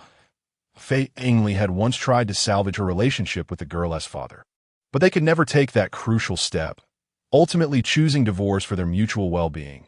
The only unspoken agreement was not to burden the girl with the truth, as they both loved her dearly. With her usual demeanor, Fei Ingli remarked, I have no interest in that alcoholic bore of a husband of yours. But Xiaolan, what are you wearing? The top is acceptable, but the skirt is far too short, and those stockings barely reach your knees. Be careful. Wearing such attire for long could lead to a chill and stomachache. Upon hearing her mother's attitude toward her father, Xiaolan felt a twinge of disappointment. Yet, her mother's subsequent words of concern warmed her heart. She understood that her parents loved her, but she yearned for their love to be shared. In response to her mother's inquiry, Xiaolan explained, this is a maid outfit. It's not too short. I'll be careful, I promise. I'm working part-time at a themed restaurant now that the college entrance exams are over, and the specialty there is maid service. The clientele is quite respectable, so you need not worry about part-time work. You don't need to concern yourself with finances. I've already prepared everything for your college tuition and living expenses. You don't need to work to earn money. The fund for your trip to Luoshan Chicken have also been covered. I came to give this to you. She then produced a bank card, handing it to Xiaolan. The password is your birthday. The young girl hesitated, replying, There's no need for that. I have savings from the monthly allowance you provided, and I also earn money from my part-time job. Dad occasionally gets commissions as well. I have enough for school and travel. You needn't worry about me. I can take care of myself. Hearing the sensible words of the young girl, Fei Ingli felt her eyes moisten. Why was fate so unfair to such a wonderful child? Witnessing her typically strong mother in such a vulnerable state, Xiaolan became flustered and hurriedly said, Mom, I'll accept it. All right, please don't cry. I'll take care of myself. I'm grown up now, so you don't need to worry. Fei Ingli stifled her tears and made her way towards the restroom. It was a unisex single stall, and gradually, several others entered after her.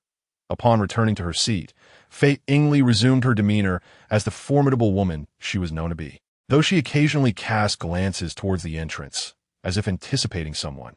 Observing this, Xiaolan inquired, Mom, are you expecting someone? You keep looking at the door. Yes, but I'm unsure if he can make it to— I've just made a new friend. And he is also from your Mihua University. I thought it would be nice to introduce you, so you'd have someone to look out for you when school starts, Fei Ingli replied. This statement led Xiaolan to instinctively believe that her mother intended to introduce her to a female professor from Mihua University, asking her to look after herself upon starting school. Little did she know, her mother was actually referring to a handsome senior. Xiaolan hesitated, but Mom, I have to get back to the shop soon. I took time off from the manager to come here, and being late wouldn't be good. Fei Ingli understood. That is all right, Xiaolan. You can head back now. There will be other opportunities to be the way. I've let him stay in your room temporarily until he gets his place sorted. That okay. The moment Xiaolan heard staying together, she was even more convinced it was a female guest. Thinking, how could such a proud and beautiful woman as her mother possibly cohabit with a man? That is fine, Mom. Please let your friend feel at home. I must be off to Luoshan Chicken now. Take care of yourself. Shortly after Xiaolan departed, Murong-jun rushed into the CF, breathless, and the two perfectly missed each other. After dining with the professor, he hurried over. The distance wasn't too far, but parking was challenging. Prompting him to run on his way, he nearly collided with a long-haired man speaking on the phone, spouting phrases typical of a scoundrel. Where is he? Fei Ingli poured a glass of water for Murong-jun. Observing his anxious demeanor, the more he hurried, the less she revealed that she was meeting a woman, allowing him to speculate. Hasn't he arrived yet? Murong-jun wondered. Could it have been that long-haired scoundrel he just encountered? He asked. Long hair? Fei Ingli pondered. Could they have truly crossed paths? Yes. However, before she could elaborate, a sudden scream echoed from the restroom. Soon after, the police arrived on the scene, cordoning off the area and beginning inquiries with the relevant individuals. Upon confirmation, the deceased was identified as Yi Jimiying, a 24-year-old female, who had died approximately an hour prior in the stall of the restroom. The cause of death was determined to be strangulation followed by a knife wound to the heart, resulting in excessive blood loss. Surveillance footage revealed that only 4 individuals entered or exited around the time of the victim's arrival. Now considered suspects. Suspect 1. Huang Yu, male, 25, a third-year student at Mihua University. At the CAF to finish a paper, a thin build. A rope was found at his seat, which he claimed was for binding books. Suspect 2. Fei Ingli, female, 38, a lawyer, was meeting a friend at the CAF, who had since left. She had a slender physique and possessed no rope-like items. Suspect 3. Dian Shan-San, male, 38, a rugby coach from Mihua University's sports department, often came to argue with the CAF owner. He was tall and robust, with a bandaged middle finger from an injury sustained during training, though his wedding ring prevented further damage. Suspect 4. Rual Wang Zisherlang, male, 21, an advertising field officer at a television station, who had to leave suddenly for emergency but was called back by the police. He was also of slender build, with no evidence found at the scene. The investigation was led by Officer Mu Shur-san, along with his subordinate Takagi Wataru and a team of forensic experts gathering evidence. The suspects were identified, but the current circumstances left them in a stalemate regarding the actual perpetrator. The other 3 suspects were understandably flustered, having been unwittingly embroiled in a homicide. Yet Fei Ingli remained remarkably composed, fully aware that she was innocent and lacked both motive and means. She pondered who could have committed such an act against the victim. Seeing Fei Ingli entangled in a murder case, Murong-jun was convinced of her innocence, but knew they must first identify the true culprit to clear her name. After all, bearing the title of a criminal suspect was hardly a badge of honor. He gently patted her shoulder, offering a reassuring glance, then approached Officer Mu. This interaction did not go unnoticed by Officer Mu, who recognized the unusual bond between the two. Yet he recalled that she was a married woman, his former colleague's wife, and decided it prudent to remain uninvolved in their personal affairs. Murong-jun addressed the officer. Hello, Officer.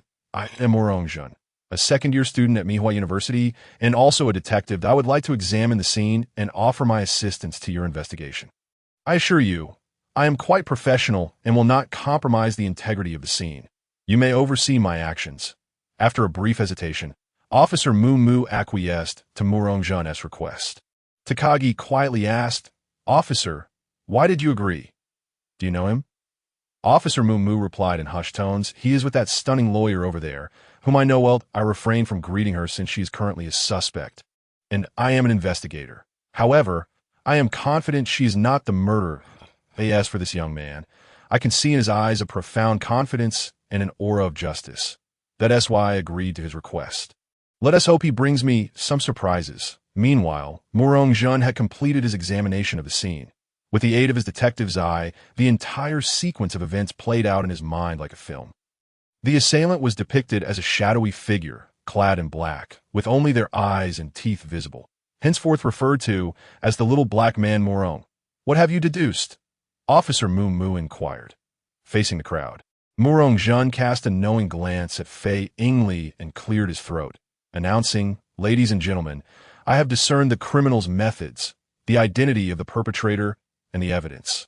Allow me, the esteemed Detective Murong-jun, to unveil the singular truth of this matter. Firstly, regarding the method of the crime. There were no signs of a struggle in the restroom. This indicates that the victim likely knew the assailant, thus lowering her guard.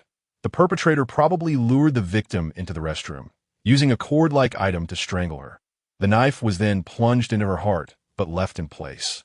The body was subsequently disposed of through the gap above the stall, which explains why the corpse obstructed the stall door and the bloodstains above it corroborate this theory. Withdraw the knife from the deceased's heart. The assailant must have tied the cord around the base of the blade, where it was dull, allowing them to retrieve it without leaving any blood on themselves. An explanation for why the assailant bore no bloodstains, while the lower part of the blade remained untouched. Having outlined the criminal's methods, Murong-jun paused before continuing. Next, let us identify the prime suspect. As I mentioned earlier, the individual capable of lifting an adult woman and disposing of her through the stall gap must undoubtedly be a tall and strong man. Therefore, the murderer is you, Dian Shanshur-san. Murong-jun pointed directly at Dian Shanshur-san, prompting all eyes to turn toward him. Yet he refused to concede, indignantly retorting, "What you say is mere speculation." "Absurdity! Present your evidence." Murong-jun, undeterred by the suspect's obstinacy, pointed at his bandaged fingers. "The evidence is entwined around your own fingers." In a fit of rage, the assailant, realizing he was cornered, cast a glance at the surroundings. Noting only one woman, that he charged at Fei Yingli, intending to abduct her and flee, unaware that his furtive glances had already betrayed his intentions, which Murong-jun anticipated and had prepared for. Just as Dian Shanshur-san was about to succeed in his abduction, he suddenly found himself thwarted as Murong-jun swiftly pulled Fei Yingli into his embrace. Then, with swift precision, a graceful shoulder throw sent the assailant crashing violently to the ground before Officer Mumu. With a resounding thud, the perpetrator fell, incapacitated, only to be promptly handcuffed by the astute Officer Takagi, who instructed his subordinates to escort the assailant away. The host had successfully unraveled a murder case for the first time, activating the daily task See Through the Truth, and earning the special reward of the concealed police identity. See through the truth. Each time a case is encountered and its truth is uncovered, corresponding rewards will be granted based on performance. Concealed police identity, a legitimate police identity, unbeknownst to the public. Thus, it remains hidden, requiring no fixed hours, and naturally, there is no salary. Although the police system can confirm its legitimacy with a name and badge number, the information remains untraceable. In summary, it is something that is both legitimate and recognized, yet cannot be found in any records. Relevant documents and information have been issued to the personal space. Subsequently, it was unclear who initiated the applause, but the scene erupted into enthusiastic clapping. Officer Mumu and Hai also joined in, their eyes sparkling with admiration. Officer Mumu chuckled. "Murong, my dear brother, you truly live up to your reputation as a top student, quick-witted and meticulous in thought. Not only are you handsome, but your skills are remarkable as well. To subdue a robust football coach with a single move is something I must confess I could not accomplish myself." Murong-jin humbly replied, "Oh, not at all. I noticed that you, Officer Mumu, maintained your composure without a hint of panic, steadfast as a mountain even when faced with adversity that I merely added to the spectacle." Seeking attention, Murong-jun's flattery delighted Officer Mumu, who beamed.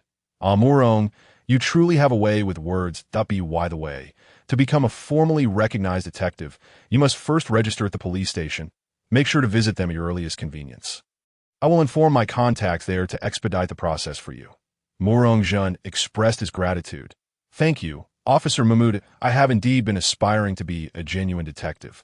After all, some individuals have a penchant for detectives, and I merely seek to align with their interests. Let's exchange contact information. I'm more than willing to offer assistance with any challenging cases you may encounter, though with your prowess. You might not require my aid. However, we could certainly enjoy a meal or a drink together. The two exchanged contact details amiably before Officer Mumu led his team away. Morong-jun approached one of the suspects. Greeting him, Huang Xuezhang, it's been a while. I apologize for not greeting you sooner. Huang Yuichi politely responded, Jun, you needn't worry that I was still in the capacity of a suspect, and I completely understand your need to maintain distance as the investigator. Your performance earlier was truly impressive. Had we not been from the same department, I might have mistaken you for a professional detective. We all respect the teacher's choice in selecting you for this matter. Your excellence in your field is evident to us all. Morong-jun humbly countered, Huang Xuezhang, you are equally outstanding. I have heard from our teacher that you are likely to be one of this year's distinguished graduates. Huang Yuichi chuckled. No wonder so many teachers and classmates are fond of you. Your looks are undeniable, as the campus heartthrob list attests. You are knowledgeable, humble, and confident without arrogance. Particularly, the younger female students hold you in high regard. Despite your rejections, they appreciate your sincerity and purity, which has only endeared you to them further. I have also heard of your kindness in assisting several students facing difficulties, even after your year abroad in Longhua. Your praises and discussions have never ceased. I just witnessed that the rumors are indeed true and quite objective. Morong-jun quickly interrupted. Huang Xuezhang, you mustn't go on about those female classmates' confessions. Don't you see the beautiful lady beside me?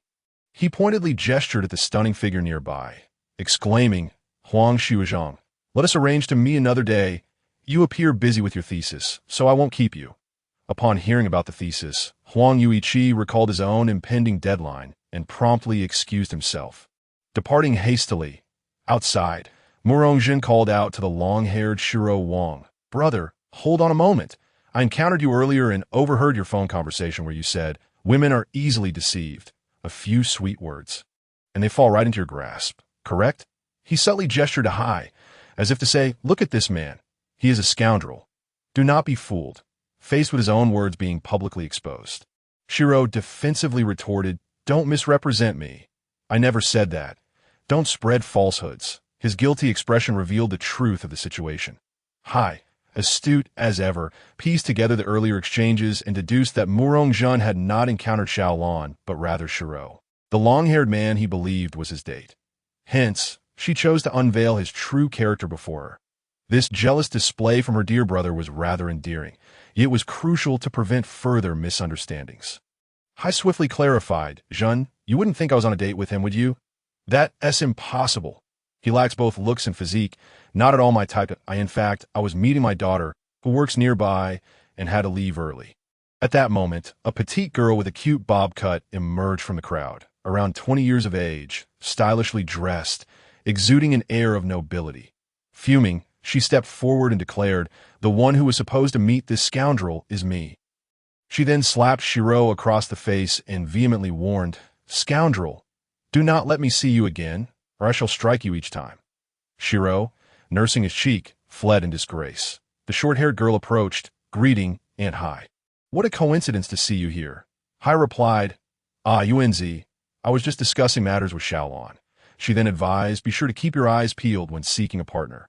Don't fall for scoundrels. Yunzi nodded shyly, then turned to Morong-jun. Hello, handsome. I'm Suzuki Yunzi, soon to enroll in Mihua University for Business Administration. It's a pleasure to meet you, and I truly appreciate your help in exposing the scoundrel's true nature. I am Morong-jun, a second-year graduate student at Mihua University. It is a delight to meet such a lovely and charming young lady. He responded with a smile. Ding, the host cleverly aided the innocent girl in discerning the scoundrel's identity, completing an act of justice and earning a monetary reward of 100 million yen. Note, The reward will be deposited into the host's bank account through legitimate means, with a clean source and no tax issues. Withdraw freely. Hearing herself described as beautiful and charming by the handsome young man made Yunzi beam with delight. What a coincidence. May I call you Senior Jin? Could you share your number? Just as Murongjin reached for his phone, he was interrupted by Hi. Yunzi, I apologize, but we're in a hurry and we'll be late. We must take our leave. All right. And Hi, take care. See you another day, Yunzi replied, a hint of disappointment in her voice. Hai promptly pulled Murongjin away, delivering a series of playful punches along the way, which he could only endure silently. Finally, they reached the car, and he prepared to drive Hai back to the law firm. Before starting the engine, Hai recalled Murongjin's earlier comment about wanting to become a true detective because someone liked detectives and inquired, Jun, who is this person you mentioned? Murongjin gazed at Hai, who feigned ignorance and replied, that person is my girlfriend. Hai smiled sweetly, pressing further, girlfriend? Who is she? With sincerity in his eyes and firmness in his voice, Murongjin declared, her name is Hai. Hearing Murongjin profess that she was his girlfriend was precisely what she desired. She bestowed a gentle kiss upon him, cheerfully urging, hurry, drive, my boyfriend. Due to the delays from the CAF incident, Hai, who had intended to return to the law firm by 2 p.m., arrived at 4 p.m. instead. Jean, I must attend to matters at the firm. I was delayed this afternoon, so I'll need to work late tonight. You should head home and wait for me, she stated. This time, without needing Murongjin's reminder, Hai leaned in and lightly kissed his cheek before hastily exiting the vehicle. Watching Hai rush away, Murongjin couldn't help but sigh. Ah, what a dedicated girlfriend I have. I shall prepare a delicious meal tonight to reward her. I would want her to lose weight. Her figure is just perfect. Then, she drove home to prepare dinner. In the lobby waiting area of the office building housing the law firm, a masked man cast a glance at Fei Ingli as she entered. His eyes revealing a glimmer of hatred intermingled with a hint of lewd desire. As the clock struck 5:30 p.m. at Fei Ingli law firm. Fei Ingli was engrossed in organizing documents when a woman dressed in a professional suit knocked and entered. With her long black hair cascading over her shoulders and her striking blue-green eyes, she was Li Shanlu, Fei Ingli's capable assistant at the age of 27. Teacher, it's time to get off work. She announced, Xiao Lu, you may leave first. I was delayed this afternoon due to some matters. After the court session for the domestic violence case concluded, I still need to tidy up some leftover materials. Fei Ingli replied, Teacher, do you need any help? No, it's almost done. You should head home. You're already grown up and still haven't found a boyfriend that I wouldn't want to take up your personal time. If you end up unmarried, people might think it's because of me, your boss, exploiting you and leaving you no time for romance. Oh, teacher, it's just that I haven't found anyone who catches my eye yet. I am the type who prefers quality over quantity. That if there is no suitable match, I'll remain single. I absolutely refuse to settle. If I meet someone I like, even if he is married, I'd willingly be his mistress as long as he treats me well. Xiaozi shares the same sentiment. If we can't find partners, we'll just live together in our later years. Fei Ingli thought to herself, Ah, the youth of today. Am I not the same? Memories of Murongjin flashed through her mind, and she felt fortunate to have met him. All right, I cannot argue with you. Go ahead and leave. Attend to your own matters, she concluded. Okay, teacher, I'm off then. That I've made plans with Xiaozi to watch a movie, so don't forget to have dinner. Yes, I've already ordered food. Goodbye, goodbye. The office was left quiet, with only Fei Ingli remaining busy. In truth, she had not ordered dinner, having previously dined on Murongjin's cooking. The takeout she had ordered earlier was no longer appealing. Since she wasn't particularly hungry and would finish her work soon, she decided to eat at home. Murongjin would likely have prepared a meal for her, and the thought brought a sweet feeling to her heart. Ding dong, just as she was about to quickly wrap up her work, the doorbell rang. Since only she and Li Shanlu were present in the office, she had to answer the door herself. Upon opening it, she was greeted by a bag filled with several food containers. Before she could say anything, Murongjin's voice rang out, ding, ding, ding, ding. Lawyer Fei, your takeout has arrived. Please sign for it. The delivery fee is one kiss from the beautiful lawyer, F.E. As he set down the food containers, his handsome smile emerged. Seeing Murongjin deliver her meal, Fei Ingli felt a rush of joy and gratitude as she offered him the delivery fee. The meal was enough for two, perfectly warm, and nutritionally balanced with 3 dishes and a soup. Clearly, Murongjun had just prepared it and intended to share it with Fei Yingli in the warm atmosphere. They enjoyed their dinner together.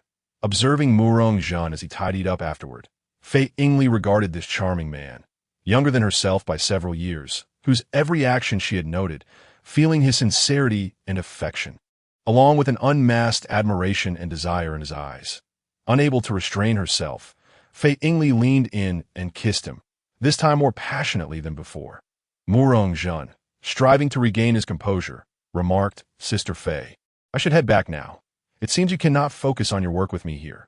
Please finish up and let me know when you're about to leave so I can pick you up." Excessive clinginess is a childish display. Knowing one's limits and understanding when to retreat is far more endearing. If not for Murongjun's almost predatory gaze betraying him, Fei Yingli might have doubted her own allure. "All right, Ajun, drive carefully." After Murongjun left, Fei Yingli fell into contemplation. Suddenly, an idea struck her, and she rummaged through her drawer to retrieve a black lace eye mask. Testing its obscurity, she found it nearly impenetrable. Grateful to Xiao Lu for gifting it to her due to her poor napping habits, she thought, "I owe you one, sister. Next time you err, I shall forgive you." Satisfied, she tucked the mask in her clothing pocket, murmuring, "You've gained a little favor, you rascal," before promptly returning to her work. Not long after, the doorbell rang again. Fei Yingli, thinking Murongjun might have forgotten something, opened the door without any suspicion, only to be confronted not by his handsome face but by a stunned baton.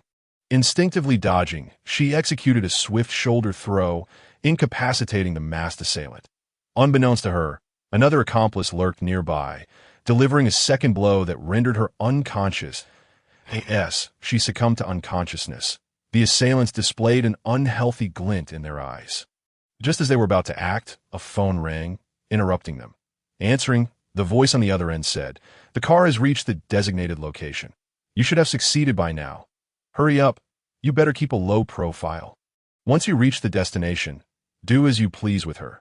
The masked man ended the call, suppressing his earlier thoughts, realizing the timing was not right. Upon waking his accomplice, they worked together to stuff Fei Yingli into a large suitcase, one of the assailants confiscating her phone before they departed the office. However, in their haste, they left a corner of her coat protruding from the suitcase. Meanwhile, Murongjun had not left, but was waiting in his car at the entrance of the office building. He refrained from informing Fei Yingli, fearing she might be distracted knowing someone awaited her. His parking position ensured he would see her the moment she exited. As he waited, he suddenly spotted 2 masked men hurriedly dragging a large suitcase towards the exit. Glancing around nervously, with his keen observational skills, Murongjun immediately recognized that they were up to no good. Watching closely for any details, he noticed a piece of fabric protruding from the suitcase's closure. He recognized it immediately as Fei Yingli's clothing. Could it be that Fei Yingli was inside, kidnapped by these thugs? This thought quickly intensified, and he forced himself to remain calm, needing to confirm her presence. Murongjun stepped out of his car and approached. Just then, a vehicle pulled up, and the 2 men loaded the suitcase into it before driving away. Without time to ponder, Murongjun used a tracking charm on one of them as he boarded the vehicle, then returned to his car to call Fei Yingli. Inside the vehicle, the assailants noticed Fei Yingli's phone ringing, a call from someone named Murongjun. Without hesitation, they hung up and turned off her phone. Seeing the call disconnected, Murongjun became increasingly certain that Fei Yingli had indeed been abducted. He followed the vehicle, maintaining a safe distance to avoid detection, which was an easy task for someone with his advanced driving skills as a Special Forces operative. After several turns, the vehicle arrived at an abandoned building in a nearby neighborhood. The assailants drove through a roll-up door and secured it behind them. Together, they hoisted the suitcase upstairs, arriving at a spacious 4th-floor hall. A tripod stood with a camera aimed at a nearby chair, and a bed was situated not far away. The 3 men extracted Fei Yingli from the suitcase, binding her to the chair, and turned on the camera WY this time. Fei Yingli had regained consciousness, albeit still weak from the stun. Observing her surroundings, even this strong-willed woman felt a twinge of panic, although not in a dire situation. The unsettling sensation of being watched restrained her from taking decisive action as she contemplated the best escape strategy. The three men believed they had the upper hand and removed their masks. Fei Yingli recognized them. They were the defendants from the previous domestic violence case. An abuser, a gambler, and an adulterer. None were good men, and they harbored deep-seated resentment towards her. They devised a plan to kidnap her, intending to punish her by recording an indecent video to blackmail her into publicly apologizing.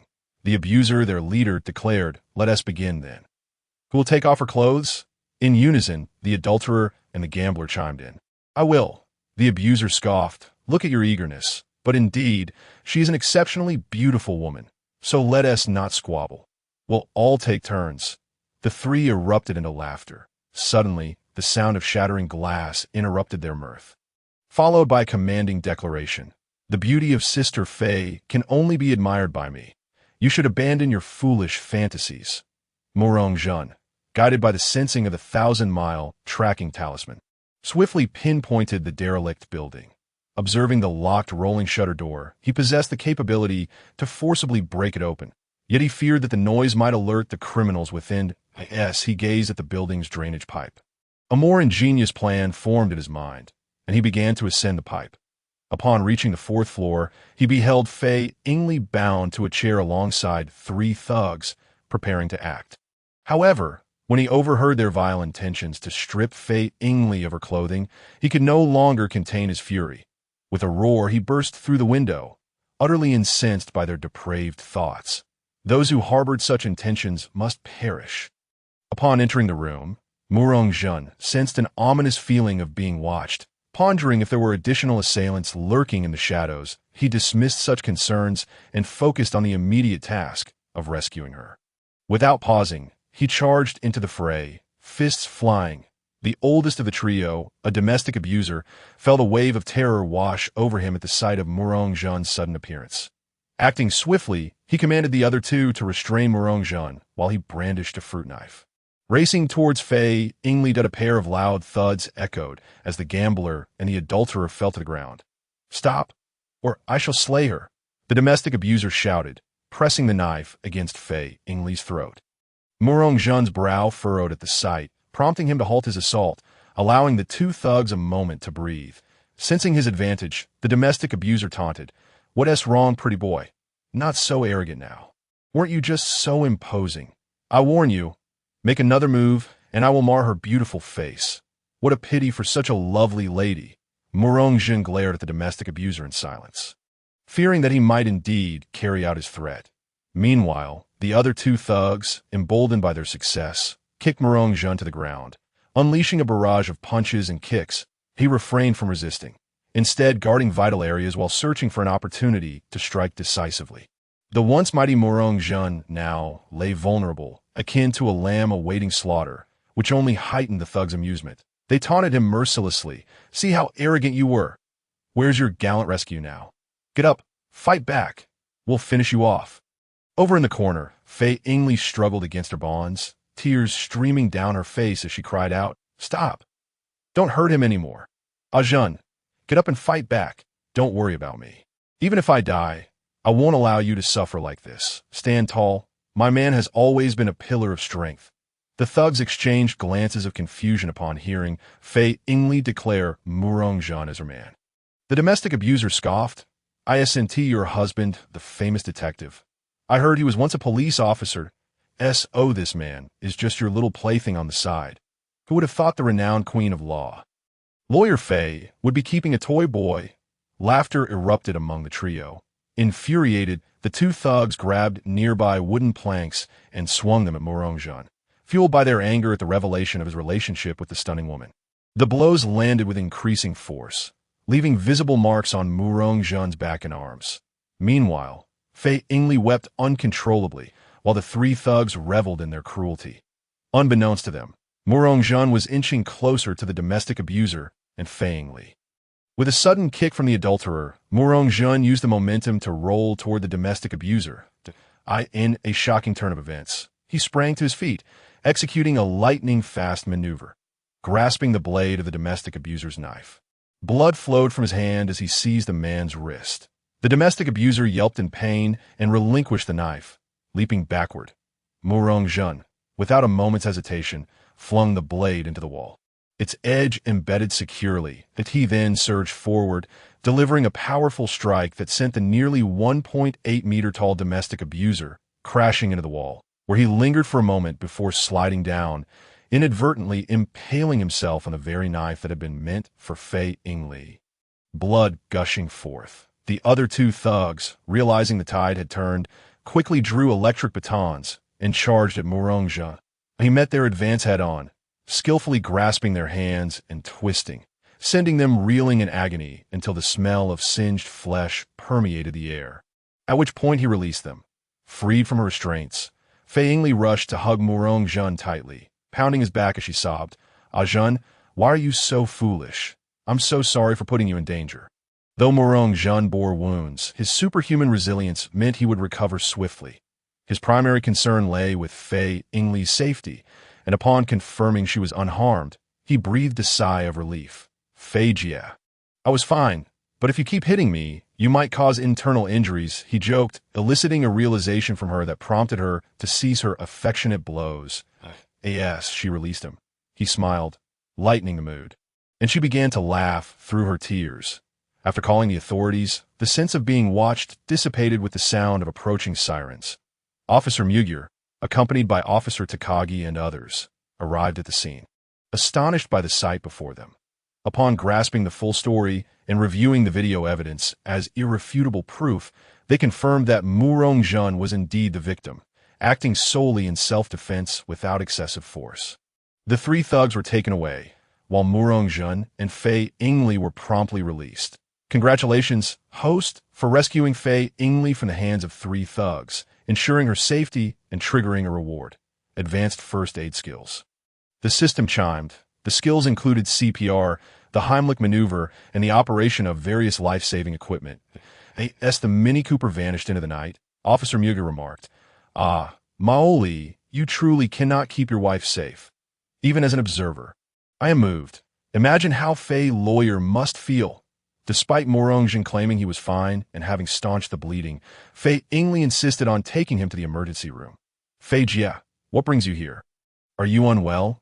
A nurse clad in scrubs approached, removing her mask. Fei Yingli recognized her and exclaimed, "Oh, it's Yukiko. What a coincidence to see you here. I brought my boyfriend. He is injured and needs treatment." Upon hearing of an injury, especially concerning a boyfriend, Nurse Omi swiftly guided them to a treatment room. Seizing the opportunity, Fei Yingli recounted the events to Yukiko. Yukiko gazed upon Murong-jun's handsome visage and robust physique, coupled with his stoic demeanor while receiving treatment, and his willingness to endure suffering for his beloved. Her heart, untouched for 27 years, fluttered. Alas, he was the boyfriend of the beautiful neighbor, though she did not lack in beauty herself. She felt overshadowed by the allure of Fei Yingli. Thus, her burgeoning feelings remained concealed, oblivious to the fact that one day they might blossom. After tending to his wounds, the couple drove home, exchanging deep glances that spoke volumes of their affection. Once home, they could no longer restrain themselves and shared a passionate kiss, retreating to the bathroom. "Put this on first," an eye mask. As Murong-jun gazed at the slumbering Fei Yingli, a swell of pride surged within him. He had finally achieved his heart's desire. He checked the system notifications he had missed earlier. "Congratulations, host, for forming a profound bond with the second celestial maiden, Fei Yingli, earning the reward, advanced traditional Chinese medicine skills." "Excellent," he mused, satisfied with the practicality of the reward. His heart brimmed with anticipation for the future as he embraced her tightly and drifted into slumber. Meanwhile, just a wall away in room 3602, lay the beautiful nurse, Umi Yukiko. Shortly after Murong-jun and Fei Yingli departed the hospital, her shift ended, and she returned home. Though fatigue from work had her quickly surrendering to sleep, she found herself restless that night. Not from a lack of desire to sleep, but rather from the sounds emanating from room 3601. The alluring beauty next door was rather loud, stirring feelings within her that had lain dormant for 27 years. Despite cocooning herself in her blanket, the sounds lingered in her ears, not truly loud, but echoing the stirrings of her own awakening desires. As a nurse, she had an understanding of such physiological matters. Particularly in terms of time, the situation had taken an unusual turn, igniting within her a profound curiosity. Finally, after a commotion from the neighboring room, Xingzi managed to liberate herself, taking a refreshing shower before settling into a peaceful slumber. The next day, Murong-jun awoke promptly, gazing at the enchanting beauty beside him. Feeling as though he had stumbled upon a treasure, that he placed a gentle kiss upon her and proceeded to wash up and prepare breakfast. Before long, Fei Yingli stirred awake, reflecting on her transformation while savoring the sweetness of the previous night. Yet as their relationship deepened, she found herself plagued by anxiety, fearing the implications of their progress. She comforted herself with thoughts that their acquaintance was still quite recent, and surely it was too soon to contemplate marriage. After all, she was significantly older than him. It was unlikely he harbored thoughts of matrimony. In truth, she found their current state quite satisfactory, hoping he felt the same. A faint aroma of food wafted through the air, bringing her back to the present. Where there's a will, there's a way, she mused, choosing to embrace the moment rather than dwell on future uncertainties.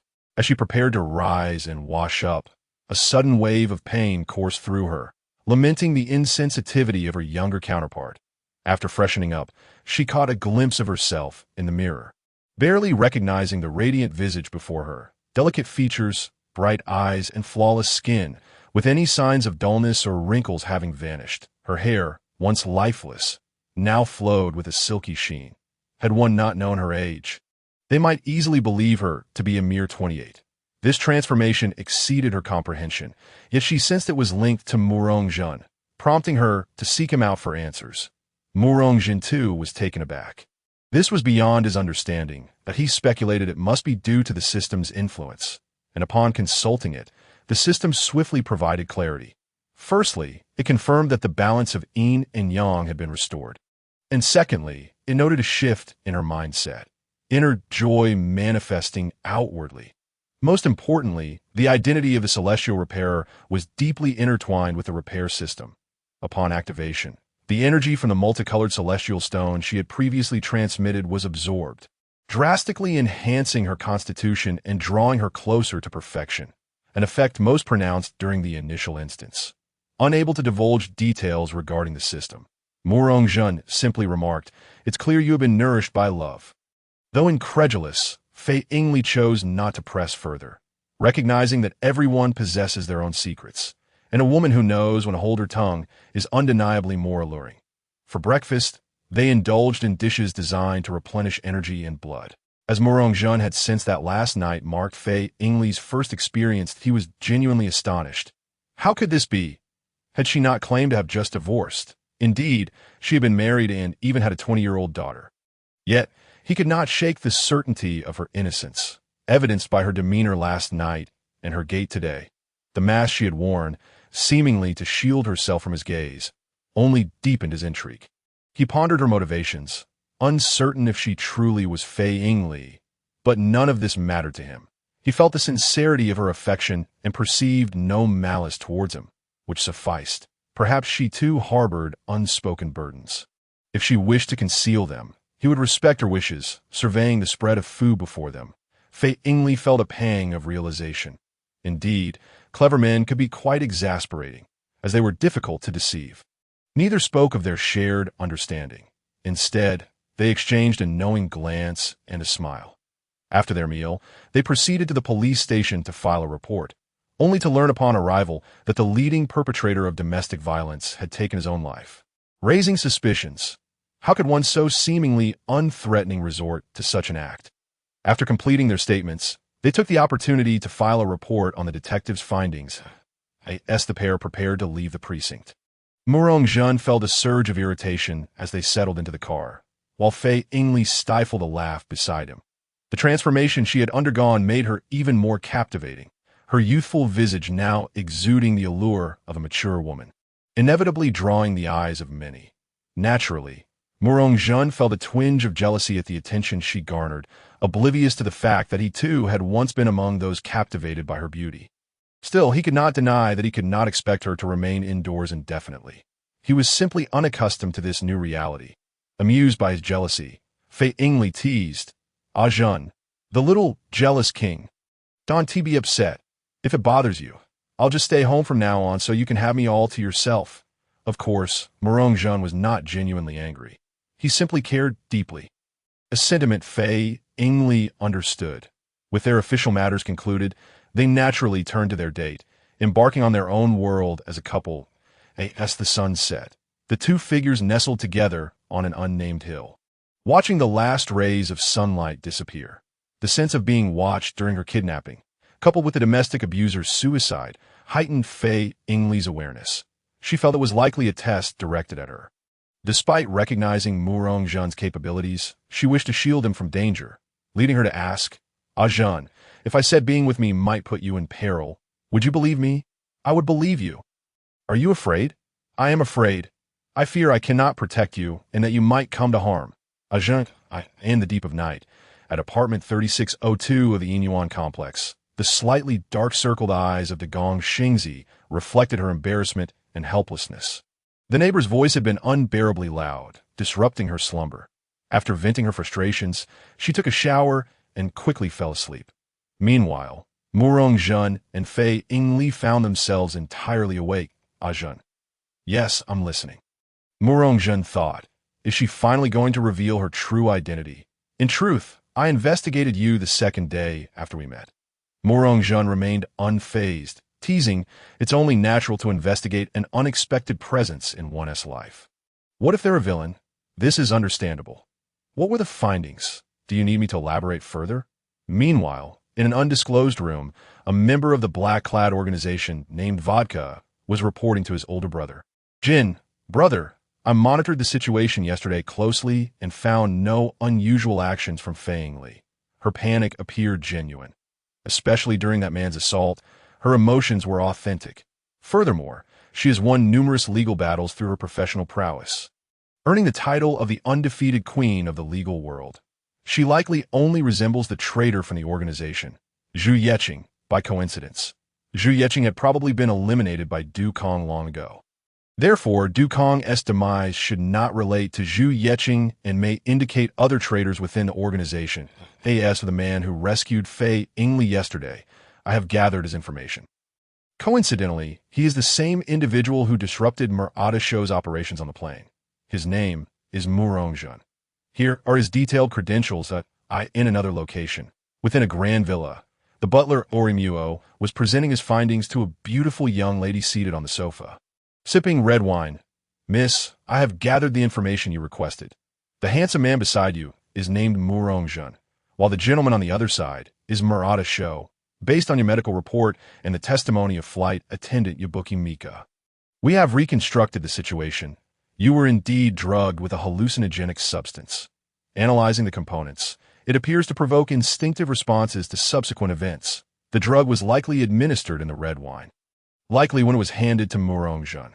The most probable perpetrator is Murata Show. After consuming the drug-laced wine, when Murata Show attempted to act, he was thwarted by Murong Jun. You and Murong Jun shared a kiss at your seats. And then, after about an hour, you should be aware of what transpired.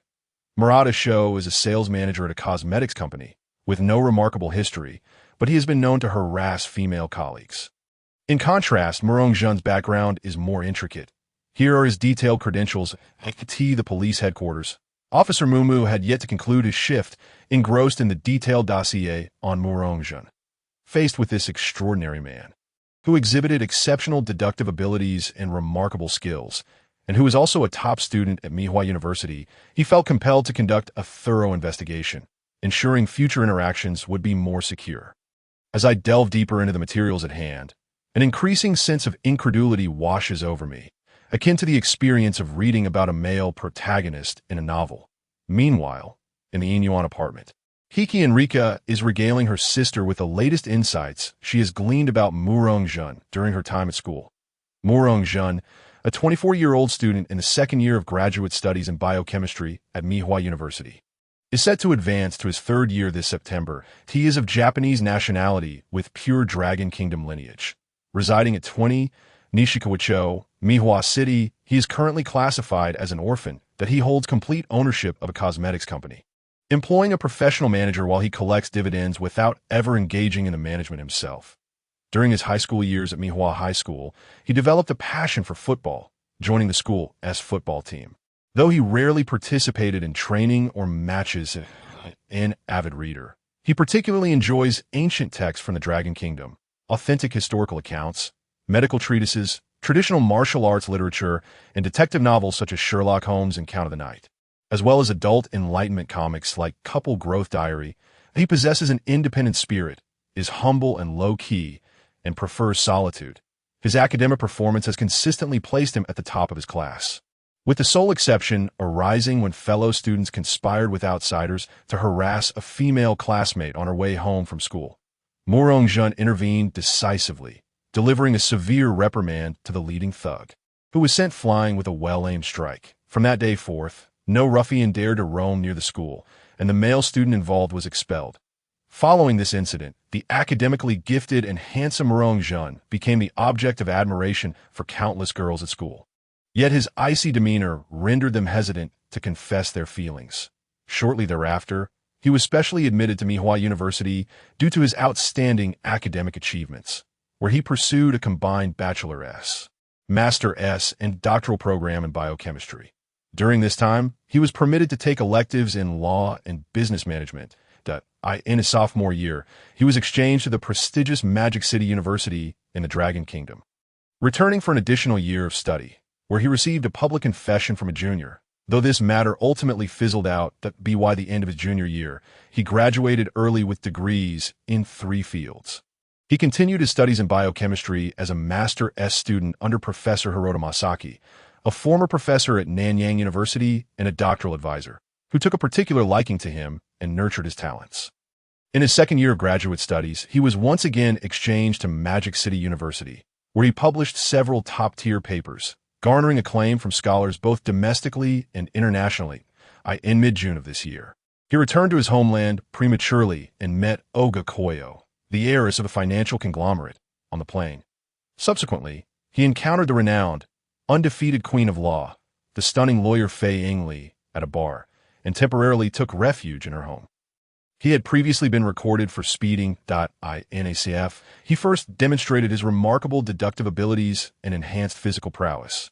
During a lawyer kidnapping case, he showcased astonishing analytical skills, tracking abilities, strength, resilience, calmness under pressure, and professional legal acumen, adeptly navigating the nuances of justifiable self-defense. This marked the beginning of a complicated relationship with the beautiful lawyer. Regarding the Murong family, I uncovered some pertinent information. The surname Murong has ancient roots in the Dragon Kingdom, traceable back to the late Eastern Han period in the Dragon Kingdom, and they were part of the Xianbei Murong tribe, all of Chinese descent, believed to be descendants of the royal family of the Yin state during the Warring States period. Under the leadership of the clan's chief, they declared a restoration of their Han identity, receiving recognition from the Han Emperor. During the subsequent chaotic battles among warlords, a faction of the family, accompanied by their loyal retainers, crossed over to what was then known as Yingzhou, receiving a family edict. As long as China remains divided, the Murong clan of Yingzhou shall not return to their homeland. The Murong family settled in Yingzhou, refraining from local conflicts, and consistently married within the clan, making significant contributions to cultural dissemination and local civil issues.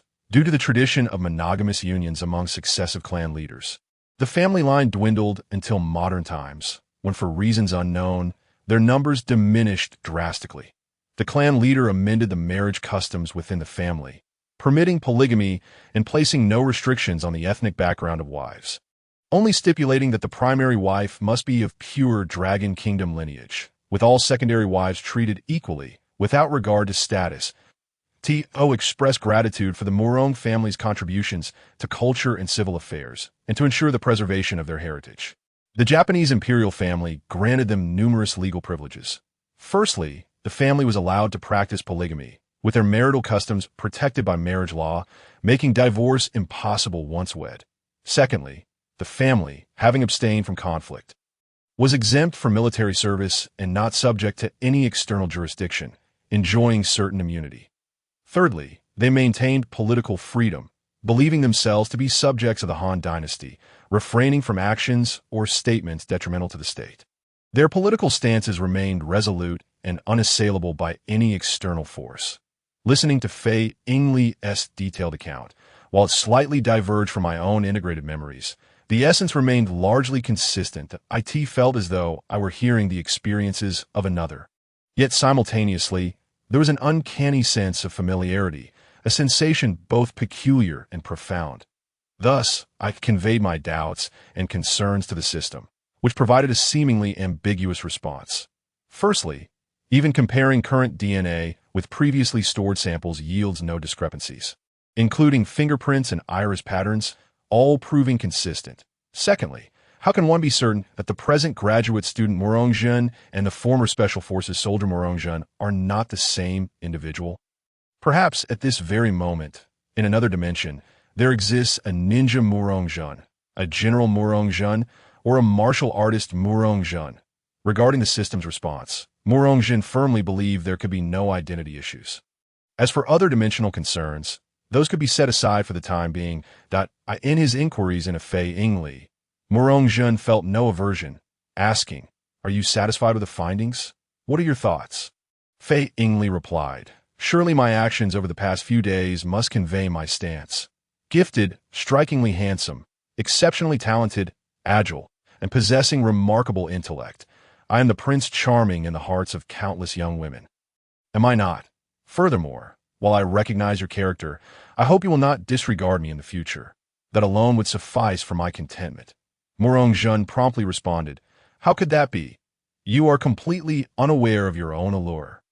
Only someone utterly foolish would consider leaving you behind."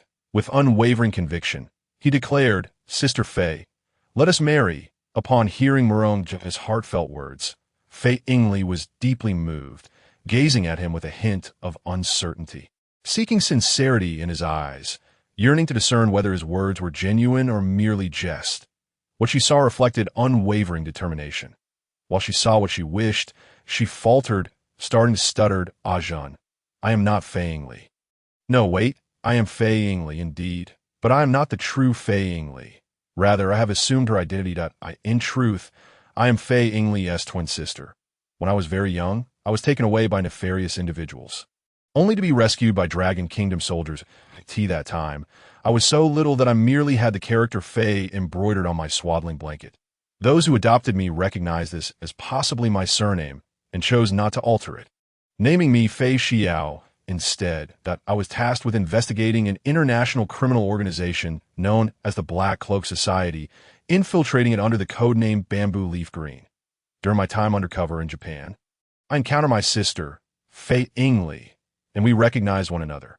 However, still under assignment and wishing to avoid exposing our identities and endangering others, we chose not to inform anyone, planning to reveal the truth to our relatives and friends once the mission concluded. Thus, we began corresponding via email, sharing our respective pasts and life experiences. By that time, she had already married and had a daughter, while I, due to my circumstances, had never even dated. One day, I was compromised and exposed by a member of the organization from the Dragon Kingdom. Due that I sustained injuries and was pursued, they chased me to the slopes of Mount Fuji, where I found myself in dire straits. Ultimately, it was my sister who saved me. She found my injured self, bandaged my wounds, and donned my clothing to divert Du Kong's attention, disappearing without a trace, with not even a body to be found. Yes, she recounted this. Fei Yingli's voice trembled with emotion, while Morongjun stood by to comfort her. After a moment to compose herself, she continued, "From that moment on, Fei Xiao ceased to exist. What remains is Fei Yingli. My goal is to take down Du Kong and dismantle the Black Cloak Society while ensuring the well-being of my sister's daughter." Fortunately, I had been studying law during my schooling.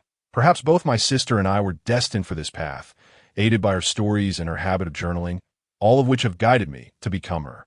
At this point, Fei Yingli shifted her tone abruptly. "However, while I may have deceived a child of a few years, I cannot deceive a brother-in-law who has been close to my sister. Ultimately, I could only lay bare the truth to my sister's husband." Explaining the entirety of the situation and its intricate background, we once endeavored to see if we could accept one another, yet we met with failure my sister's husband, having spent an extensive amount of time with her since childhood. Developed a profound bond through their high school years together and subsequent marriage. Conversely, having grown up in the Dragon Nation and steeped in its history, I found it even more difficult to accept that my husband was a man from Neon. Since we could not be together, we decided to part ways. This led to a quarrel, sparked by the incident when my sister was held hostage at the police station and her husband was injured while attempting to rescue her. Ultimately, we began living apart, a situation that persists to this day. At this juncture, Murong-jun suddenly inquired, "What attempts have you both made?" Observing Murong-jun's serious expression, Fei Yingli sighed and replied, "Comrade Vinegar King, we merely held hands at most." Murong-jun took Fei Yingli's hands and, in a domineering manner, declared, "These hands shall only be held by me from now on." I was utterly defeated by this petty man. Yet his assertiveness unexpectedly charmed me.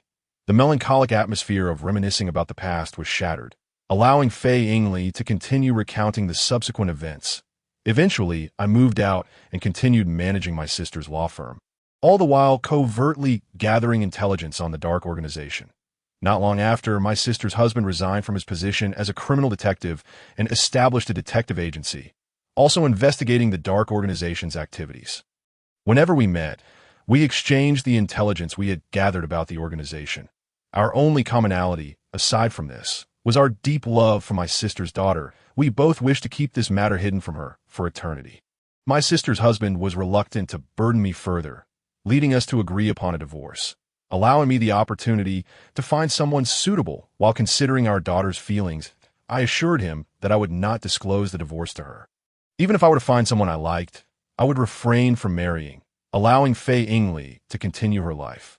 However, on the very day I signed the divorce agreement, while drowning my sorrows in a bar, I encountered you. From your gaze, I discerned that you were not a Neon man, but rather more akin to a Dragon Nation native.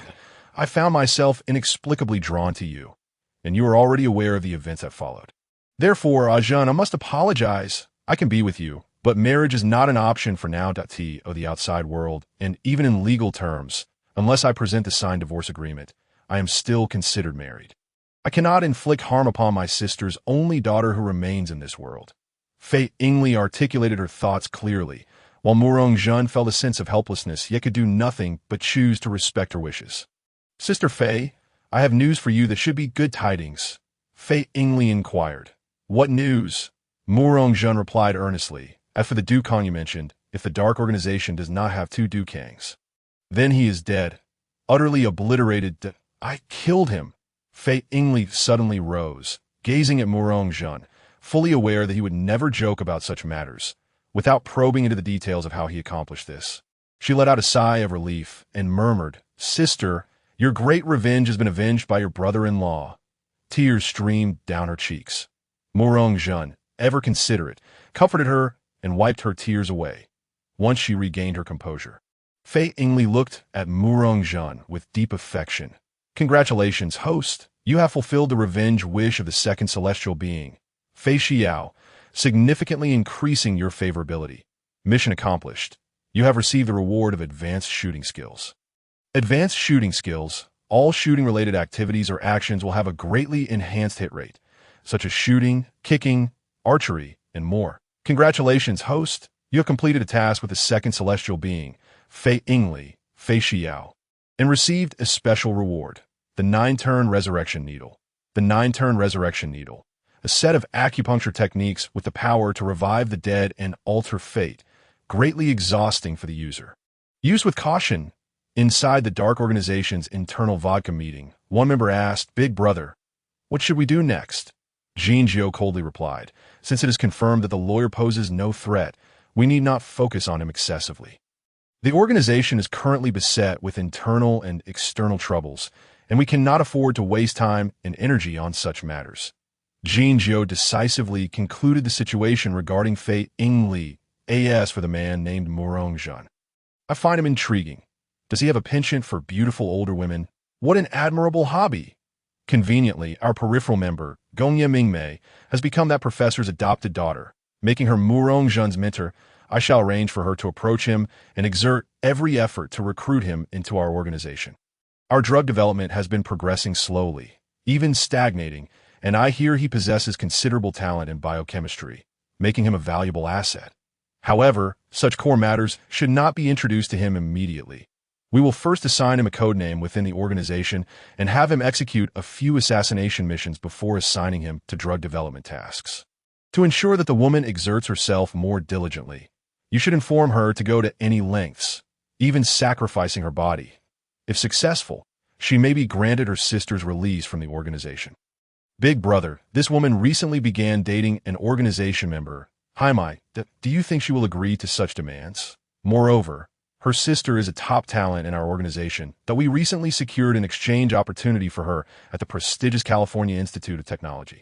Are you certain you wish to release her from the organization? She will make her choice, and how could I ever allow someone to leave the organization? Once one enters, it is for a lifetime. One can only leave upon death, and that newly inducted member with the codename Heiji is not simple. We must keep a close watch on him during the probationary period. Understood, big brother. You are formidable. Scene transition. The interior of the Daogon Financial Group Villa. Young mistress, this is the situation at hand. How would you like to proceed? Daogon Hongye replied, somewhat irritated. As for that Murata Akira, ensure he is thoroughly dealt with. Leave him alive, but ensure he does not fare well. Regarding Morongjun, do not take action for now, and no matter what, he is my first man. School is starting soon, and I will personally meet him at Mihua University before deciding how to handle him. Very well, young mistress, that I will arrange this immediately. Scene transition. The Metropolitan Police Department, Mugir's office as Mugir searched for Morongjun's name in the police database. The results were all question marks. He fell into contemplation, wondering what this could mean. Could it be that his identity is undercover, hence the secrecy? What level of authority must one possess to remain hidden even from someone of my rank? Regardless, he exuded an aura of righteousness, and I shall cooperate with his actions to the fullest. Scene transition. Inyuan apartment. A certain room sister. What do you think? Senior Ajun is truly exceptional, a handsome man and a beautiful woman. They are a match made in heaven. You have searched on dating websites for so long without finding anyone suitable. Why not give Senior Ajun a try? Having him as my brother-in-law would be ideal. He would never tarnish your pure beauty. He is indeed quite exceptional. Nevertheless, let fate take its course. Li Xiong, you should rest early. Scene transition. Inyuan apartment, room 3602. Daogong Anzi exclaimed angrily, again and again, is this never-ending? Are you going to let anyone rest in peace? I wish you great success, dear beautiful sister, in your pregnancy, and for you, handsome brother, to never lift your head again. Humph. After venting her anger, she took a shower, changed her clothes, and went to bed. Exhausted, Fei Xiao had already fallen asleep, while Fei Yingli continued to play her role. The sounds of gasping and angry curses from next door pierced the profound silence of the night. With heightened senses, Morongjun could hear it all clearly. He thought to himself, no matter who you are, I sincerely apologize for disturbing your rest. Yet, how can one resist the allure of such a captivating beauty? However, since you have cursed me so maliciously, I shall ensure you understand my prowess. He then pondered the inadequate soundproofing of the walls. Indeed, a solution must be found, for it is hardly pleasant to have strangers over here. Furthermore, thoughts of infiltrating the dark organization occupied his mind. If only he could penetrate its inner sanctum, such a stronghold would be easier to dismantle from within. But how to gain entry? This required careful planning. There were still matters to attend to regarding the house, a visit to the teacher, and for the time being, no pressing issues at school or with the company that I can no longer afford to remain idle each day. I must seek out endeavors that will increase my chances of encountering individuals from the enigmatic organization, thus facilitating my infiltration into their ranks. Let us examine my recent status and achievements as outlined in the attributes panel. Name: Morongjun. Age: 24. Height: 185 cm. Weight: 72 kg. Graduate student in biochemistry at Mihua University. Licensed officer of the Neon Police Department. Identity concealed. Captain of the Longwood Dark Dragon Special Forces. Codename: Longhun. Deceased. Property: villa located at Mihua Town. 2nd District, number 20. Current residence: Unit 3601, Building 6, Inyuan Apartment. Company: Cosmetics Corporation. Quest progress: Seeking immortality. 3.47.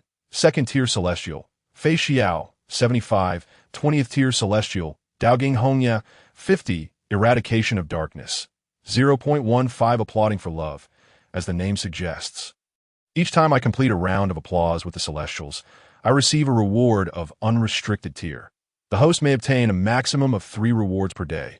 Upholding justice, a side quest that involves employing any means necessary to ensure criminals face retribution. The more heinous the crime, the more righteous the method of punishment, leading to greater rewards. Unveiling the truth.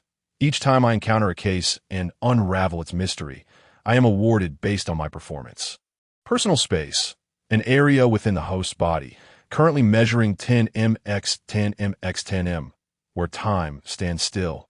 Living organisms cannot be stored here, and access is granted through thought alone. Super constitution, a comprehensive enhancement of all bodily functions, including the brain, internal organs, senses, bones, muscles, skin, spirit, strength, endurance, explosiveness, speed, and recovery. Eye of investigation, a passive skill that allows me to deduce valuable information from subtle clues, with enhanced vision and distance perception. Charisma, aura, an innate charm that significantly elevates the host's appeal, subtly increasing the favorability of others, particularly women. Justice, aura, the embodiment of righteousness, akin to a beam of light illuminating those in need of assistance, facilitating the acquisition of goodwill from virtuous individuals, can be activated or deactivated at will. Advanced disguise techniques, utilizing techniques such as human skin masks, bone contraction, voice modulation, makeup, and tailoring to convincingly impersonate another individual, making detection by others challenging. Advanced combat skills, a fusion of ancient Longwa martial arts, foreign fighting techniques, and military combat skills. Advanced traditional Chinese medicine techniques, the profound wisdom of Longwa's traditional medicine, employing massage and manipulation to treat ailments and injuries. Advanced driving skills, proficient in operating various modes of transportation and maximizing their theoretical effectiveness. Culinary mastery, capable of transforming simple ingredients into delectable dishes that evoke joy and promote well-being. Advanced communication techniques, an ancient science of communication from Longwa, encompassing knowledge and skills relevant to effective interaction.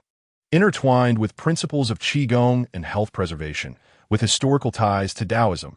Advanced first aid techniques, including CPR, the Heimlich maneuver, and the operation of various emergency medical devices, among numerous skills utilized for life-saving. Advanced medical expertise. With the skills of a master healer, I practice medicine and cure ailments, possessing medical and pharmacist qualifications duly issued in my personal space. Advanced shooting skills, dramatically increased accuracy in shooting-related tasks and actions, such as marksmanship, goal scoring, and archery. 9 Transformation Resurrection Needle, a set of acupuncture techniques with life-restoring and fate-altering abilities, requiring significant energy from the user. Caution is advised. Intermediate songwriting skills, a deep understanding of songwriting, capable of creating melodious compositions. Beginner singing skills, proficient in performing songs, exhibiting the capabilities of an emerging artist. Beginner legal experience package, encompassing knowledge related to law, along with professional experience and skills. Consumable item, 1000-mile tracking talisman X1, an advanced talisman from Longhu Mountain, activated through thought, allowing the user to sense the location of a target within 1,000 miles. Upon reaching the target's location, the talisman becomes ineffective. Random quest, academic achievement. Undertake an academic exchange in the beautiful country and become an outstanding graduate. Rewards are randomized. The task has a 1-year deadline. No penalties for failure. The following morning, Murong Jun received another system reward. You are to blame. It was still early, but now we are out of time. Fei Ingli chided. You are the boss. What does it matter if you're late? Who keeps attendance for their boss anyway? Since we are already late, let us sleep a while longer and head to work in the afternoon. Such flimsy reasoning. I cannot argue with you. Fei Ingli, feeling resigned, acquiesced to Murong Jun's perspective. The two continued their conversation to Ajun. What are your plans moving forward? Considering it is currently a holiday, there are few classes at school that I just returned from Longwa and need not spend all my time in the laboratory. So there is little to attend to at the university. That M.Y. family owns a company that deals with cosmetics, women's clothing, and accessories. A professional manager is in charge, so I feel at ease not participating. Additionally, I have a villa in Mihua Town, 2nd District, which requires some tidying before I can move in. If it is organized, would you like to join me? Upon hearing Murong Jun's invitation, Fei Yingli felt conflicted. After all, they were not married, and residing in his villa could raise eyebrows, especially in the 2nd District where many acquaintances lived. Yet, it was difficult to decline Murong Jun's offer, so she deferred. Let's see. I have grown accustomed to my current living situation, and it is conveniently close to the office. Understanding Fei Yingli's concerns, Murong Jun did not press further and continued. Moreover, I plan to purchase a car. While borrowing yours is manageable for now, it could become troublesome if I have my own matters to attend to, and your car is more suited for women. That's fair. There's a large car mall located north of Mihua City, featuring many brands. You can visit this afternoon to explore your options. What type of car do you intend to buy? Perhaps a Mercedes-Benz S-Class. In this chaotic timeline, all types of cars exist. That must be quite expensive. Do you have sufficient funds? If not, I can assist you. Since adopting this new identity, financial concerns have been a thing of the past. His bank account was ample enough for indulgence. With regular deposits occurring each quarter to alleviate Fei Yingli's doubts, he opened his mobile banking app to show her his account balance. Upon viewing the string of zeros, Fei Yingli was taken aback. Stammering, "Over 50 billion. You are undoubtedly a wealthy second-generation heir. Yet I see no traits reflecting this. You do not drive luxury cars, wear designer watches, nor don extravagant clothing. You do not frequent bars or pursue women. I have encountered numerous cases involving individuals who indulge in such vices. Fei Jia, perhaps you have a misunderstanding of affluent second-generation individuals. What you describe as refers to those who live recklessly. Possibly due to a hollow inner world, I have little concept of money and am disinterested in luxury brands. Comfortable and presentable attire suffices, while cars are merely tools for transportation. To be by the way. Fei Jia, please provide me with your bank account number. What for? I wish to transfer some funds to you for household expenses, groceries, and such. In Neon, do men not typically remit their salaries to women, who then manage household expenditures? That makes sense, Fei Yingli conceded, providing her bank account number. Ding! The bank transfer was successful, amounting to 100 million. Shortly thereafter, Fei Yingli's phone chimed with a notification. Ajun, why did you transfer such a large sum? Daily expenses hardly warrant this much. It feels strange, as though I am being supported. Not at all. We are in a legitimate romantic relationship.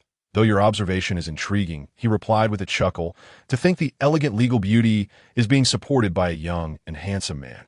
Ah, you understand, you see. Fei Yingli laughed, no longer dwelling on the matter. Ajun, I believe you could establish an investment company and explore opportunities in real estate, high technology, renewable energy, and the internet, as these sectors should thrive in the future. Additionally, there is the biopharmaceutical industry.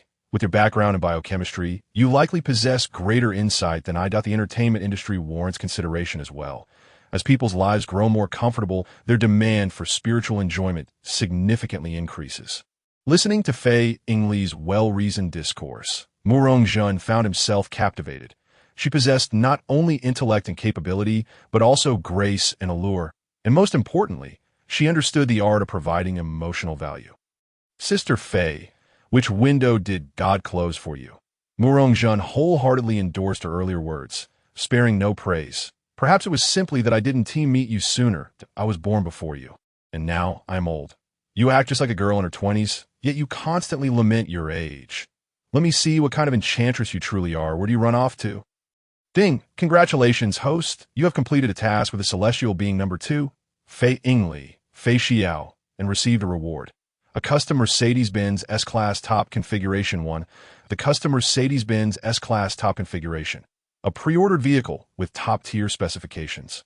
Equipped with bulletproof features capable of withstanding standard sniper rifle fire.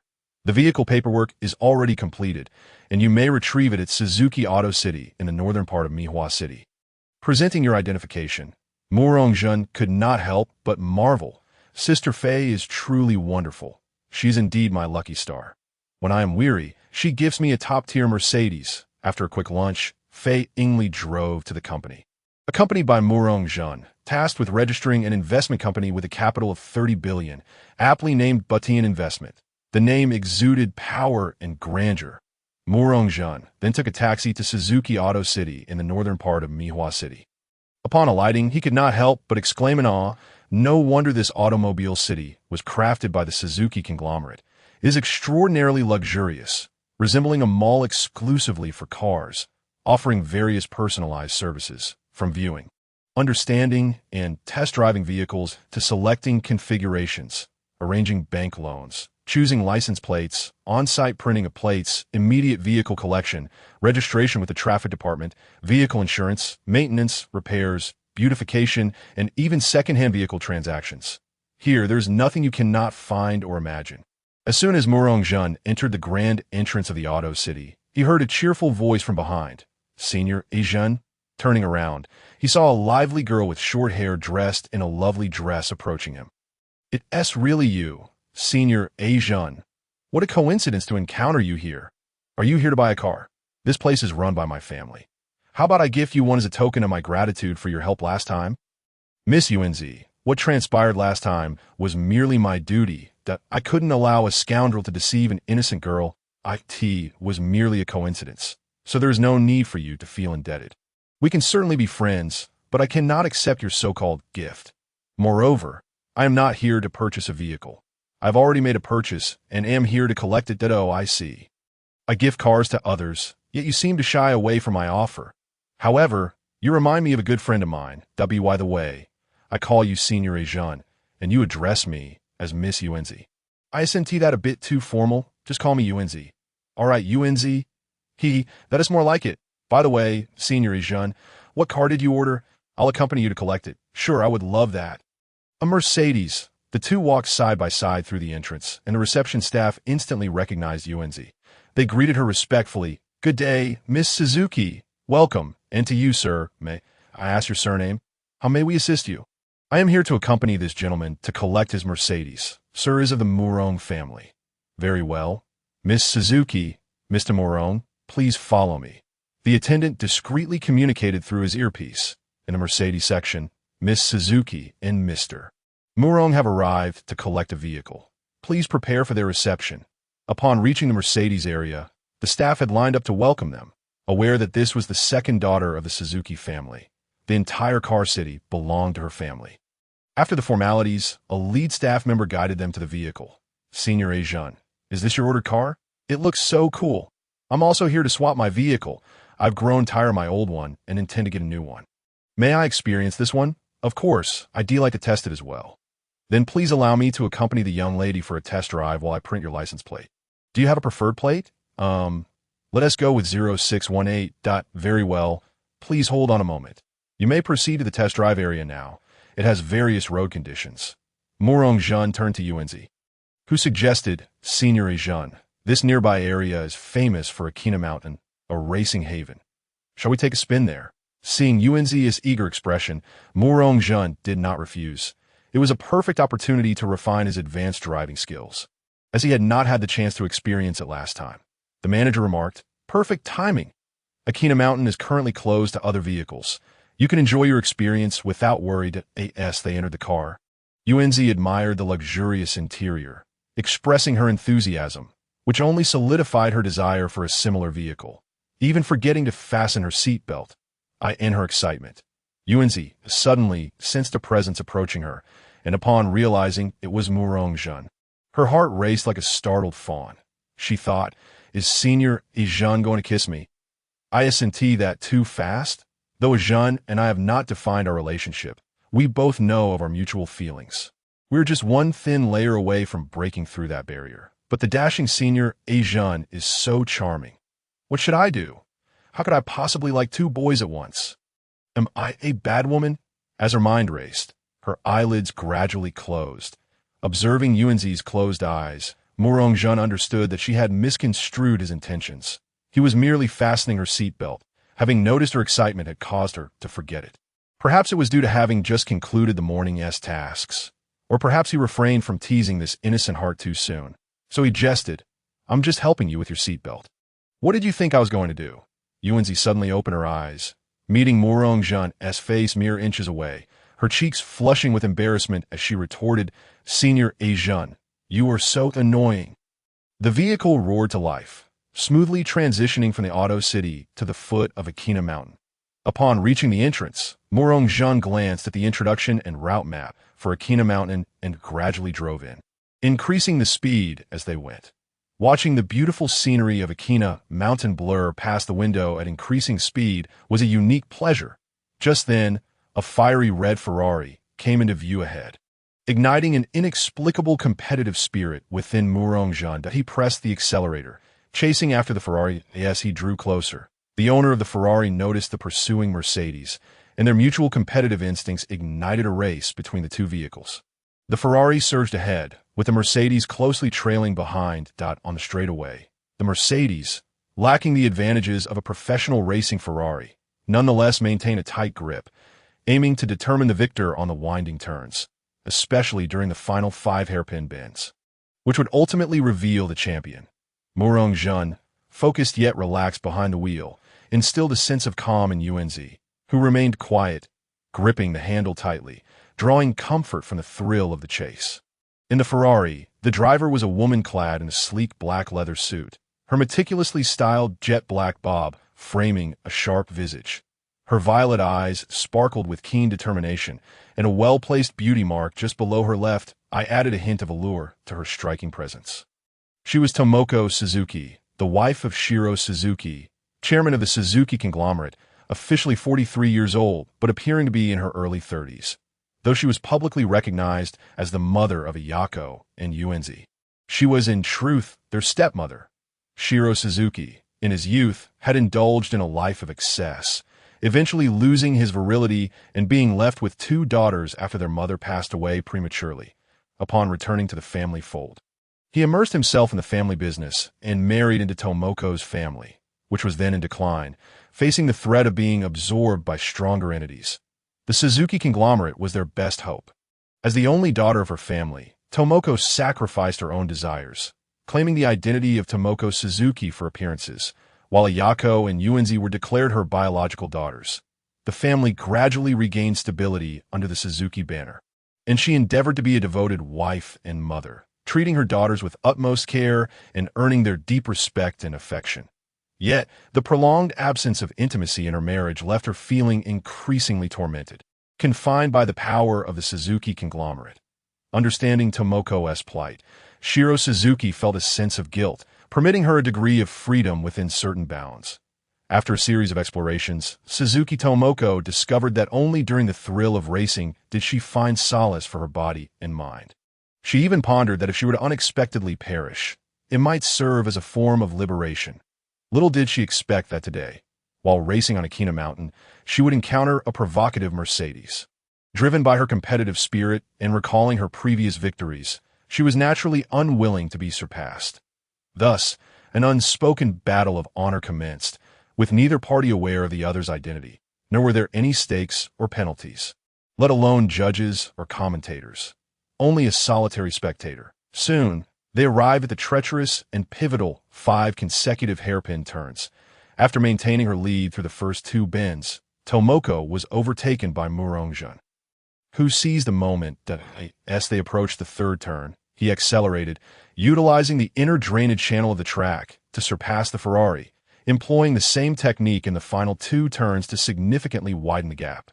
This maneuver astonished Tomoko in the Ferrari and caused her companion, Yuanzi, who was closer to the mountainside, to scream in fright.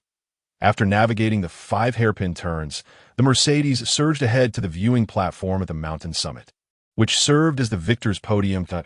As Murong-jun stepped out of the car, the Ferrari zoomed past him, descending along the mountain road.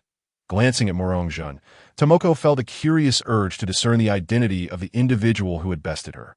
In a fleeting glimpse, she noticed he appeared youthful and handsome.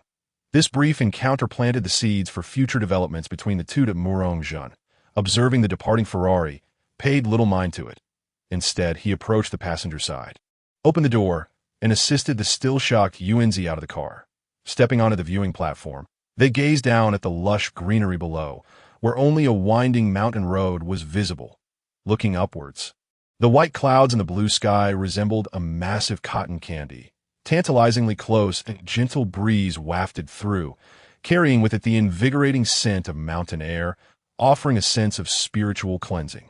Reflecting on the exhilarating race, Murong-jun had outmaneuvered the seasoned Ferrari with his just-acquired Mercedes. The final few turns had been particularly thrilling, as he beheld the composed Murong-jun, with eyes that sparkled like stars. Tomoko felt herself enchanted. Without hesitation, she wrapped her arms around his neck and bestowed upon him her first kiss. In that moment, time seemed to stand still, leaving only the two of them in existence. Murong-jun gently embraced Yunzi's slightly trembling waist, guiding the bewildered girl, while she closed her eyes, reveling in the sweetness of the moment. Ding! Discovering the number 9 celestial maiden, Suzuki Yunzi, she earned the reward of the real eye.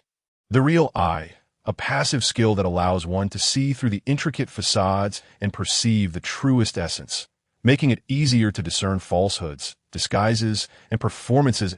As they finally parted, joy and shyness radiated from Yunzi's face. Murong-jun looked at her with admiration and affection.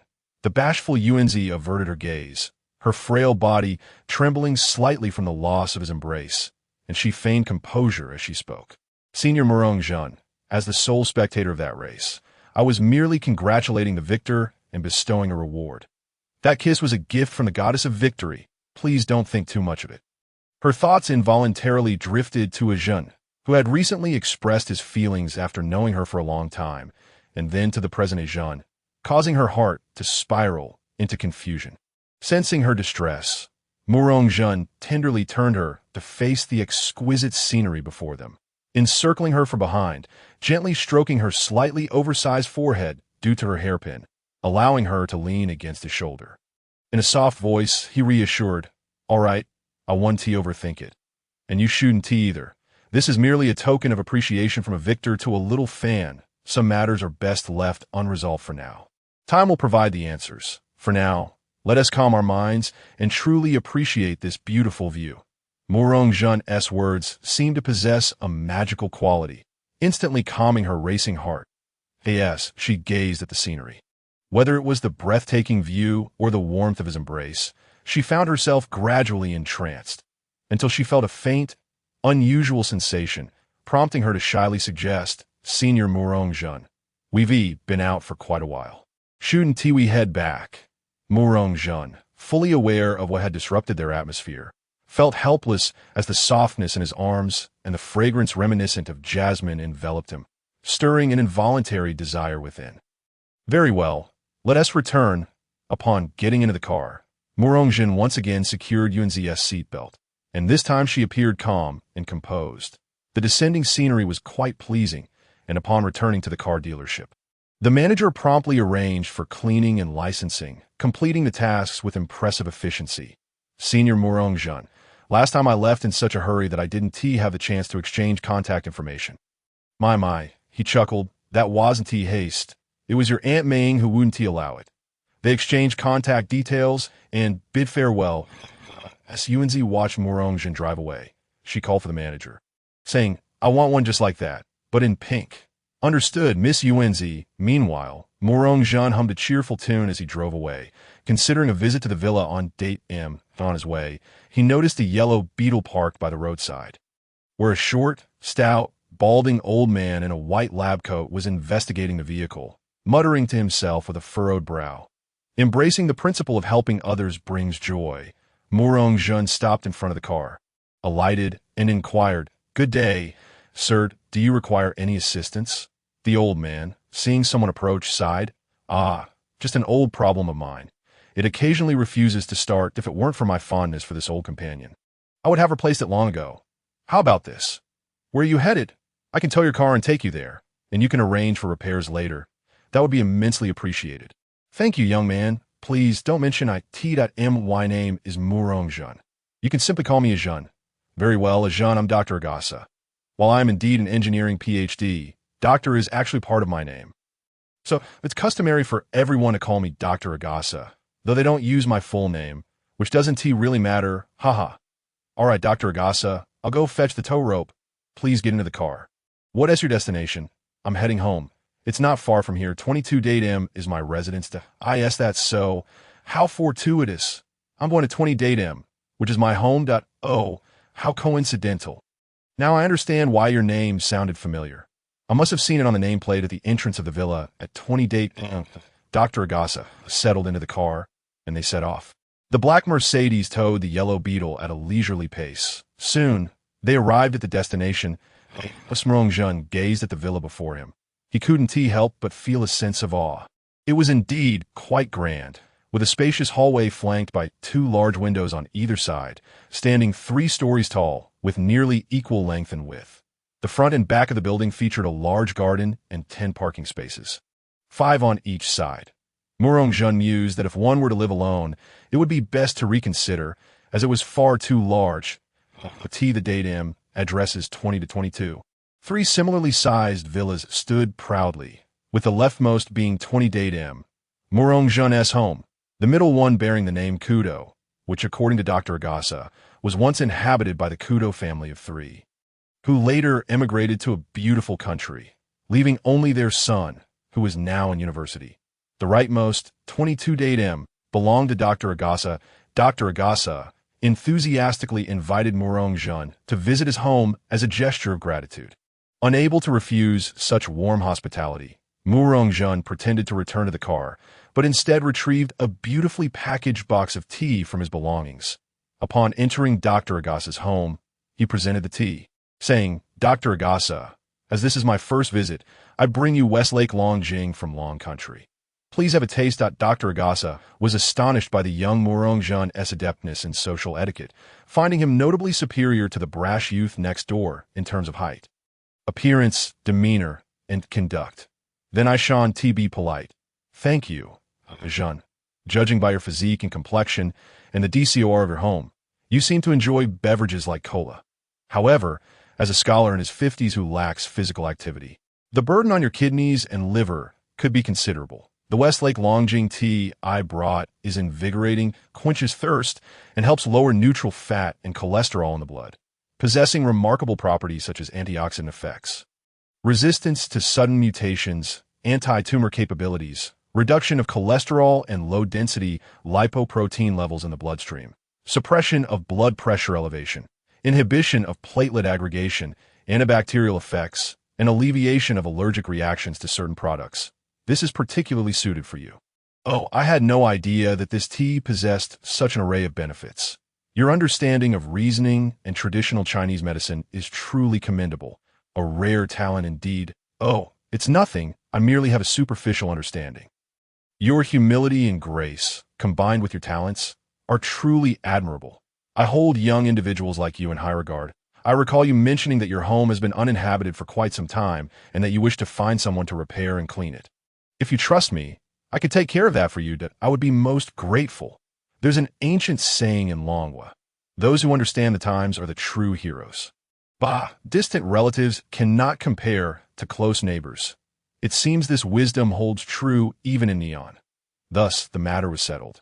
The two engaged in delightful conversation for quite some time, deepening their understanding of each other. Particularly, Jun offered unique insights into some of Dr. Ali's inventions, benefiting both parties immensely, fostering a sense of camaraderie akin to that of old friends meeting after a long separation. Following this enlightening exchange, they naturally exchanged contact information. Ultimately, they could not resist Dr. Ali's warm invitation to stay for dinner. Of course, Jun did not remain idle. He prepared several authentic Longwa dishes that paired excellently with drinks. The delicious fare left Dr. Ali in awe, further impressing him. After several toasts, he insisted on forming a brotherhood with Jun, and reluctantly, Jun agreed, considering it a formality. Henceforth, they would refer to each other as old friends, with Jun addressed as Ajun and Dr. Ali as Big Brother Ali. This concession finally allowed Jun some respite. Assisting the inebriated Dr. Ali to bed, he placed a glass of warm water by the bedside and tidied up the table, leaving behind the key to his own villa. Having consumed little alcohol and benefiting from his superhuman metabolism, Jun felt invigorated as he drove back to Fei Ingli's residence in apartment 3602. Fei Ingli returned home after a long day's work, feeling somewhat despondent in the empty house. Although Morong-jeon had previously explained the situation to her over the phone, she had quickly grown accustomed to his presence within just a few days. After a simple dinner, she headed to the bathroom for a shower, her mind preoccupied with thoughts of when Morong-jeon would return. Would he not come back tonight? No sooner had she entered than Morong-jeon arrived. The sound of rushing water echoing throughout the house. "Sister Faye, how did you know it was me?" He inquired. "Do you believe in telepathy?" She replied that I do.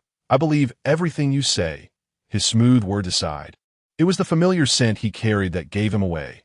Indescribably fragrant, yet comforting, a sensation she only felt in his presence. Faye Ingley continued, "Why did you return so late? I can still smell a hint of alcohol on you. Were you flirting with someone again?" "I did flirt this afternoon, but not tonight," Morong-jeon replied, avoiding the topic. "That on my way, I encountered an elderly gentleman who needed assistance that IT turned out to be my neighbor. A doctor of engineering and a prolific inventor with numerous patents, he insisted on treating me to dinner and promised to help clean my house, making it difficult for me to refuse. After ensuring he was settled, I returned. They chose not to delve further into that subject. Heiji. Upon returning home and finding you absent, I felt a void in my heart. I've come to realize that I cannot live without you." "That's wonderful to hear. I, too, have never contemplated leaving and certainly would not allow you to depart." Husband. Ding. Congratulations, host. You have completed a task with a second celestial maiden, earning a special item reward, the mystical ring of unbreakable affection. The mystical ring of unbreakable affection, a ring symbolizing love, exclusive to the celestial maiden, crafted from an unknown material resembling gold. IT can separate into two or combine into one, automatically adapting to the wearer's finger size. Once donned, it binds automatically and cannot be removed by anyone except the host and the bonded individual. Within a certain range, it can actively sense the other's location, with the sensing distance increasing and becoming more pronounced as their bond deepens. This reward has been deposited into the host's personal space. At that moment, Morong-jeon extended a hand toward Faye Ingley, saying, "Sister Faye, allow me to perform a magic trick." "Oh, what kind of magic trick?" She responded eagerly. With a flourish, Morong-jeon revealed a golden ring, adorned with mysterious symbols, shaped like waves. The sight of the ring stirred emotions within Faye Ingley, evoking both excitement and a profound sense of connection. Morong-jeon closed his hand and brought it to her lips, instructing, "Blow on it." In a playful manner, she complied with a gentle breath. When he opened his palm again, the original ring had split into two, one larger and more imposing, the other smaller and exquisitely delicate. Morong-jeon picked up the petite ring, and with unspoken understanding, Faye Ingley extended her left hand, allowing him to place the ring on her ring finger. She then took the larger ring and adorned Morong-jeon's left hand in kind. And the two gazed deeply into each other's eyes, with tears brimming in her eyes. Faye Ingley said, "Jeon, I am sorry. I can offer you my whole being but cannot provide you with a complete marriage." Morong-jeon gently kissed her cheek, reassuring her, "It matters not. Though we cannot obtain a marriage certificate, it does not hinder you from being my wife." Husband. Unbeknownst to them, the rings on their fingers began to shine increasingly brighter. The inscription Tion subtly appeared on Morong-jeon's ring, while the number 2 emerged faintly on Faye Ingley's. Once again, the delightful program featuring the lovely nurse from next door played, a routine she had gradually grown accustomed to. As dawn broke, Morong-jeon habitually claimed his system reward from Faye Ingley. Ding! The early bird catches the worm. You have completed a task and earned a reward. Exquisite Pearl Necklace 5, the exquisite pearl necklace, crafted from the finest pearls. Plump and lustrous, it possesses invigorating properties.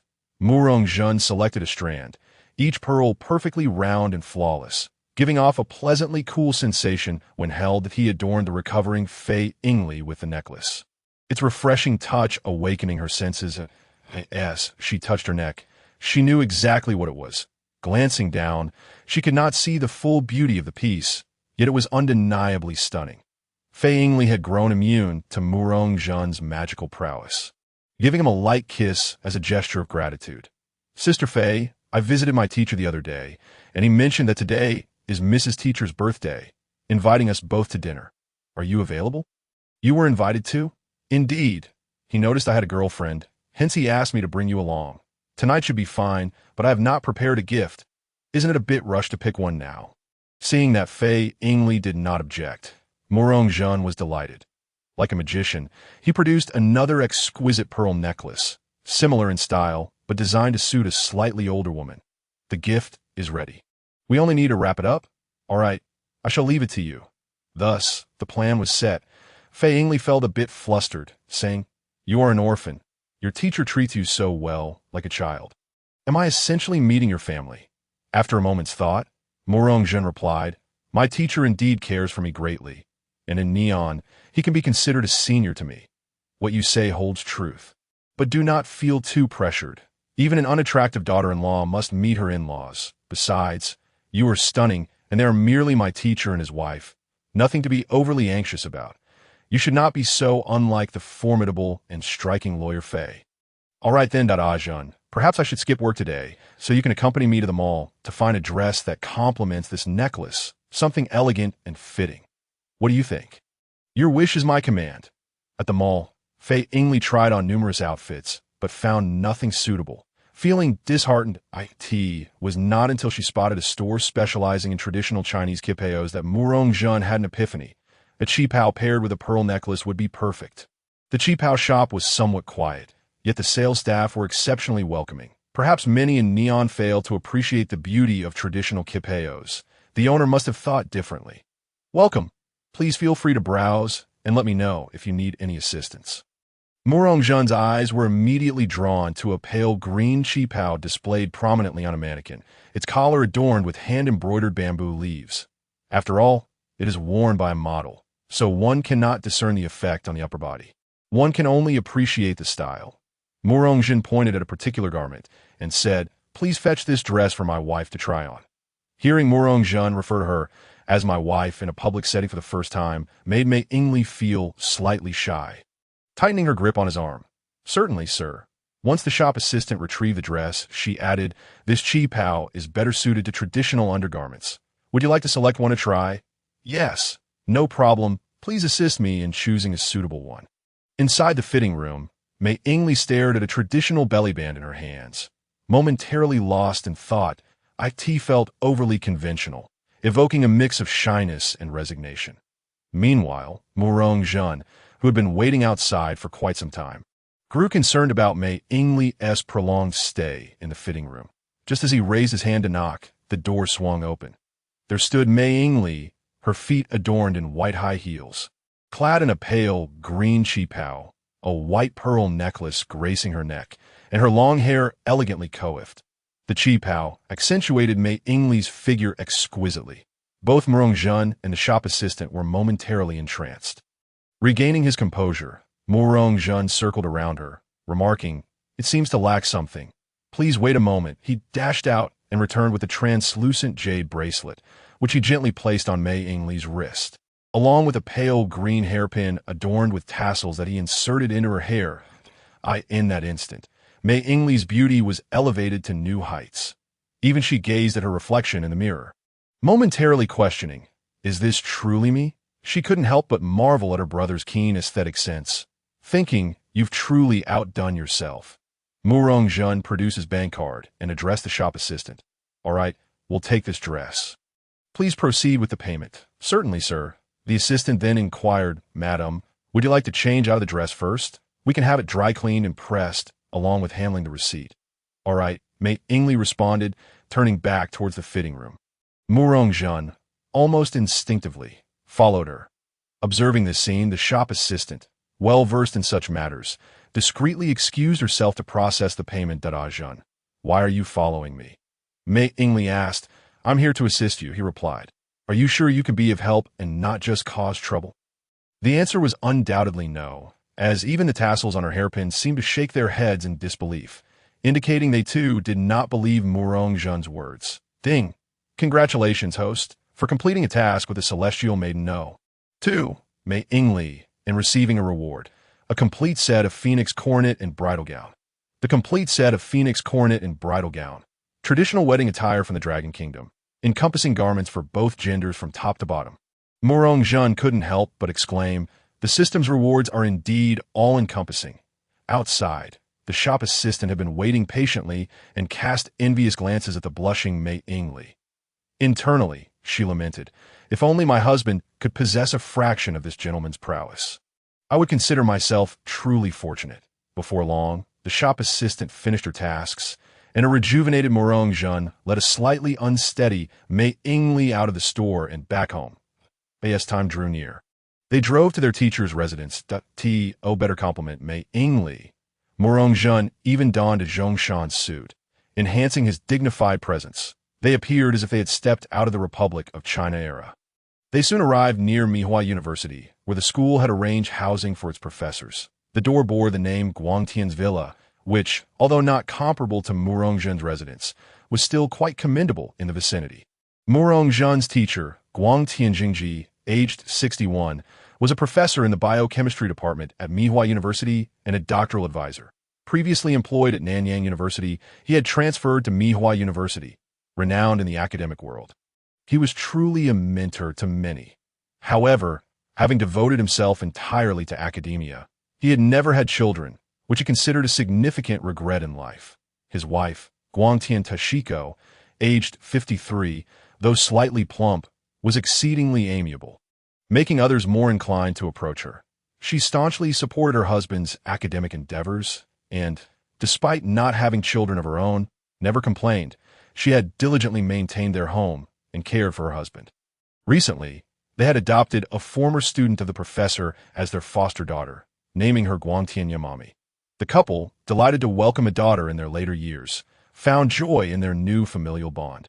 Though they were somewhat dissatisfied with their daughter's boyfriend, feeling reluctant to interfere too much to tea the dining table, Professor Guangtian occupied the seat of honor, with Morong Jun and Mei Ingli on his left, and Guangtian Tashiko and Guangtian Yamami on his right. During their initial introductions, Morong Jun stated, I am Morong Jun, a second-year graduate student in the biochemistry department at Mihua University. This is my girlfriend. Mei Ingli added, I am Mei Ingli, Jun's girlfriend, and I work as a lawyer. Guangtian Yamami chimed in, this is the new name my parents gave me that I am honored to be their adopted daughter. I work as a counter-staff member at Mihua Bank. Now, let's raise a glass to celebrate our gathering today. Your acquaintance, and especially for your teacher's wife's birthday, Professor Guangtian proposed. Cheers! Happy birthday, teacher's wife! They all exclaimed in unison. Happy birthday, Mom. The group presented their well-prepared gifts, which Guangtian Tashiko graciously accepted, expressing her gratitude. You shouldn't have gone to such trouble. Your presence is all that matters. With the wine flowing and the dishes served, Professor Guangtian, feeling slightly inebriated, turned to Mei Ingli, saying, Jun truly has an eye for beauty, finding such a stunning lawyer as his girlfriend. I see you both are already wearing wedding rings. Indeed, that's wonderful. Even if you're not going abroad for studies, you should consider marrying and starting a family soon. When I first met Jun, he was all alone. This child is strong, mature, and humble. I truly like him as if he were my own son. I originally intended to introduce my daughter Yamami to Jun as a potential girlfriend, but I later learned she already has a boyfriend. Thankfully, Jun found such a beautiful partner. That's wonderful. As I grow older, my only wish is to see you both happy, since Jun has decided against studying abroad. I may feel regret, but I support your decision. Just strive to have children. Your offspring will surely be exceptional. And if you both become too busy with your careers, don't worry. I can help take care of the kids. Guangtian Tashiko, observing Mei Ingli's flushed face and the somewhat rambling Professor Guangtian, gently kicked him under the table, saying, Let the children decide their own matters. There's no need for you to worry. All fates are determined in the grand design of the universe. Hearing his wife's words, Professor Guangtian replied, Oh, that's insightful. Tashiko, are you currently reading any books about the Dragon Kingdom? Your words carry an air of wisdom. As the table's red wine had been consumed, Professor Guangtian seemed reluctant to stop. Sensing his demeanor, Guangtian Tashiko stood and addressed Morong Jun. Jun, your teacher hasn't had his fill of drinks yet. It's a rare occasion for him to be so joyful. Come with me to the wine cellar to fetch some more. Of course, teacher's wife. Morong Jun responded, following Guangtian Tashiko to the wine cellar. Curious about the earlier conversation regarding Morong Jun's decision to forego studying abroad, Mei Ingli asked, Teacher, what was all that about Jun giving up studying abroad? Oh, didn't Aja mention it to you? No, he didn't elaborate that. Here, the situation. Ajin's program has an opportunity for an exchange study in the beautiful nation.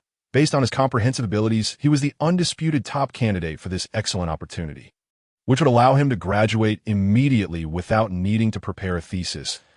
He could even be recognized as an outstanding graduate.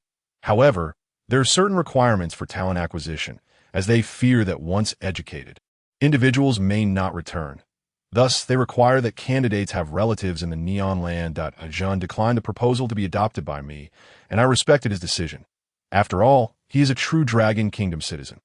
The only alternative is to marry a Neon woman, which would allow him to qualify that I saw he had a girlfriend. So I suggested he hurry and marry her. However, he also rejected that, saying that marrying with ulterior motives would be a desecration of marriage and unfair to you. He mentioned that even if you were to agree, he couldn't bear to be apart from you for an entire year. Thus, he turned down the opportunity for exchange studies. It's a bit of a pity, but I can understand. Ajun is young and passionate, and it's only natural to be reluctant when faced with someone as beautiful as you. Historically, heroes have always found it challenging to overcome the allure of beauty. I am currently considering whether there are other candidates who meet the requirements. Fei Ingli listened attentively as Professor Hirota recounted the events, and she couldn't help but recall her sister, who had forfeited the opportunity to study at Harvard at the age of 16 for the sake of her brother-in-law.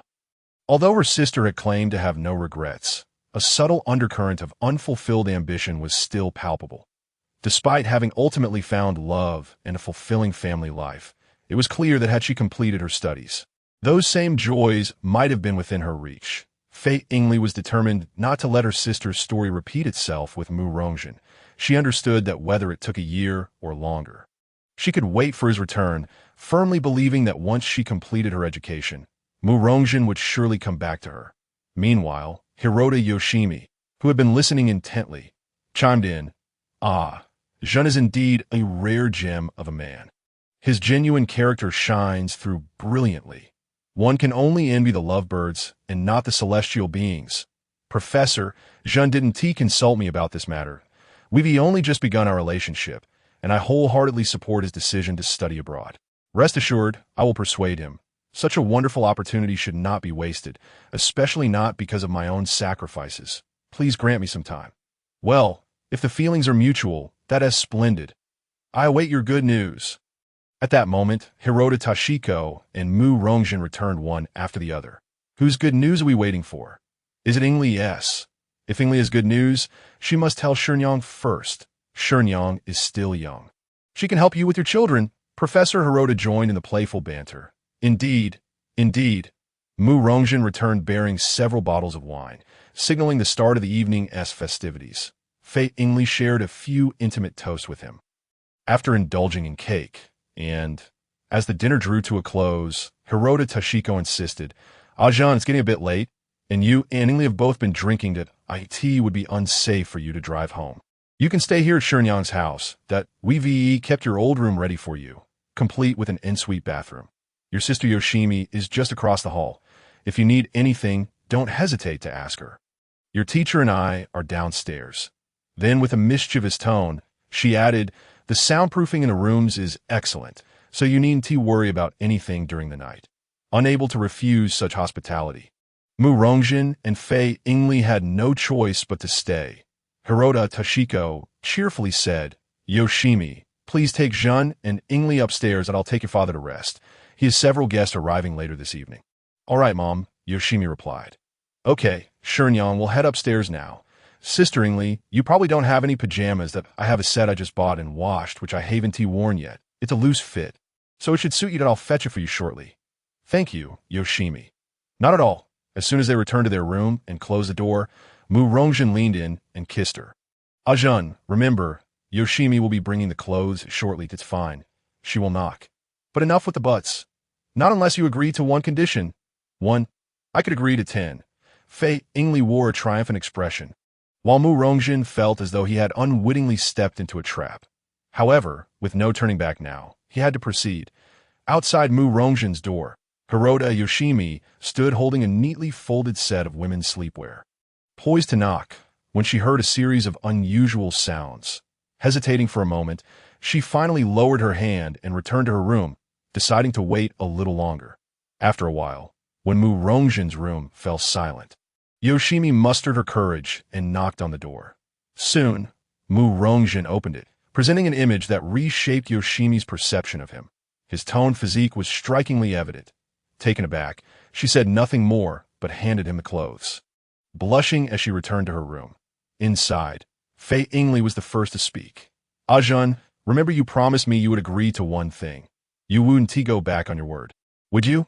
Mu Rongjin felt a vague sense of foreboding, but replied, "Of course, a gentleman's word is his bond." Fei Yingli stated earnestly, "Very well then, I propose that you sign up for the academic exchange program in the beautiful country." Mu Rongjin immediately recalled that their teacher had mentioned this at the dinner table. "But I'd be gone for an entire year. Are you really willing to be apart from me for that long?" Fei Yingli softened her tone, but remained resolute that "I would naturally miss you. But I support your journey to the beautiful country. A year may seem lengthy, yet will pass swiftly. If needed, I can visit you there for 10 days or 2 weeks easily. We are still young, and we have an abundance of time ahead of us. For the rest of our lives, we shall remain together." She even recited a line of poetry. "If love endures through the ages, what does it matter whether we meet at dawn or dusk? All right, I'll agree, but you mustn't marry anyone else. Where would I find a partner for marriage?" Fei Yingli, brimming with enthusiasm, exclaimed, "Leave that to me. I guarantee I will find you a suitable partner." The notion of a girlfriend seeking a marriage partner for her boyfriend seemed utterly ludicrous. "However, I have a few requirements. First, I will never let you go. That's a prerequisite for finding a marriage partner. Second, no deceit. Everything must be disclosed honestly. Third, adhere to the Murong family rules. There are no separations, only death. Fourth, she must be gentle, considerate, and attractive. After all, this is a lifelong commitment. And it's my first marriage." As Fei Yingli listened to the initial conditions, she felt deeply moved, convinced she had chosen a true man. Yet upon reflection, she realized the challenge was far from trivial. She silently resolved that if it became impossible, she would have to take matters into her own hands. She could only hide the truth from Xiao Lan for so long. Curiously, Mu Rongjin inquired, "So, despite all this, do you still believe you can find a suitable candidate?" Feigning confidence, Fei Yingli replied, "Of course. How would we know unless we try? I have faith in your charm. And how do you plan to go about this?" "Blind dates, blind dates?" Fei Yingli produced her phone, showcasing an app she had just downloaded called Xinxian. "Yes, this is for blind dating. I heard from a client that it's quite reliable. You simply input your basic information along with your expectations and requirements for a partner, and the system will automatically match you with potential candidates. Moreover, to prevent mismatches based on unrealistic appearances and to protect users' privacy, photos are not revealed until you meet in person." The more she spoke, the more excited Fei Yingli became, even beginning to register an account for Mu Rongjin. When she reached the section for requirements and expectations, she asked, "Do you have any height or weight preferences?" "No. How about body type? Proportional and full," Mu Rongjin replied. Listening to his answer, Fei Yingli rolled her eyes but wrote it down anyway. "Do you have any preferences regarding family background or job?" "No." "And age?" "Under 30. Observing Fei Yingli's discomfort, he quickly amended, "Under 40. What about marital history?" "Single." "Well, as long as they are not in a serious relationship. Divorced is fine too." Mu Rongjin exhibited a strong will to survive. "Feijia, perhaps you should stop asking me and just set your standards." "Very well. Then prepare yourself for a blind date." Fei Yingli, brimming with enthusiasm, busied herself for a while, after which the system generated Murong Zhen's requirements and simultaneously uploaded his details. Murong Zhen, 24 years old, a graduate student at Mihua University, unmarried, stands at 185 centimeters and weighs 72 kg, possessing handsome features and an exceptional demeanor. He is physically robust, agile, owns a car and a house, has savings, and is compassionate and responsible, with no bad habits. The bride price is negotiable. His requirements: under 30 years old, a virgin, ideally with no history of marriage or relationships, a height of 160 centimeters or above, a pleasing appearance with well-defined features, a balanced physique, preferably a grade S, with D or above being even better, a gentle and dignified personality, loyalty to marriage, capable of withstanding temptation, and able to endure solitude. Without reviewing Murong-jun's details, the matching process commenced, and the option for automatically accepting any successful matchmaking invitations was selected. While awaiting the matching results, a series of urgent knocks echoed from the door. Upon opening it, Murong-jun found Guotan Dengzi, who said anxiously, "Jun, I just woke up and wanted to check if your teacher was done that I heard a series of noises, knocked on the door. But your teacher did not respond, and the door was locked. I feared something had happened to him, so I came to find you." The voice of the teacher's wife startled the still-awake Guotianyame, prompting the four to descend to the first floor together. Through the small glass window above the study door, Murong-jun saw Professor Guotian lying on the floor, blood streaming from his head. Without hesitation, he kicked open the locked door. The study was in disarray, and Professor Guotian lay amidst a pool of blood, causing the three women to scream loudly, with the teacher's wife nearly losing her footing. Murong-jun forced himself to remain calm, checking Professor Guotian's breath and discovering he still had a faint pulse. Though weak, as long as he was alive, there was hope, ignoring the presence of others. Murong-jun produced a silver needle pouch from thin air and utilized the 9-turns soul recovery needle. Afterward, he was drenched in sweat, yet the professor, who had been on the brink of death, began breathing normally as the congealed blood flowed from his head and the bleeding ceased. Weakly, Murong-jun instructed Fei Ingli, "Sister Fei, call an ambulance and then report to the police." Shortly thereafter, the ambulance arrived and transported the professor to the hospital. Murong-jun held great confidence in the acupuncture techniques provided by the system, reassuring everyone with determination that a while later, the police arrived, led by Officer Mumu. Accompanied by Officer Takagi and Officer Sato, who he had met previously, they began investigating the scene and the individuals present, quickly arriving at a preliminary conclusion. Officer Mumu asserted confidently, firstly, the room was locked from the inside, with only the victim present. The soul key was found beneath an open book on the floor, indicating this is a locked room mystery. Secondly, judging by the arrangement of the room, the victim likely fell while searching for books on a ladder, causing the books and chess pieces to scatter across the floor. After falling, the back of his head struck a trophy on the ground, and he attempted to crawl to the door to call for help, but ultimately lost consciousness. Based on the victim's bleeding, this likely occurred about an hour ago. Thus, this appears to be an accidental fall. Murong-jun interjected, "That's incorrect.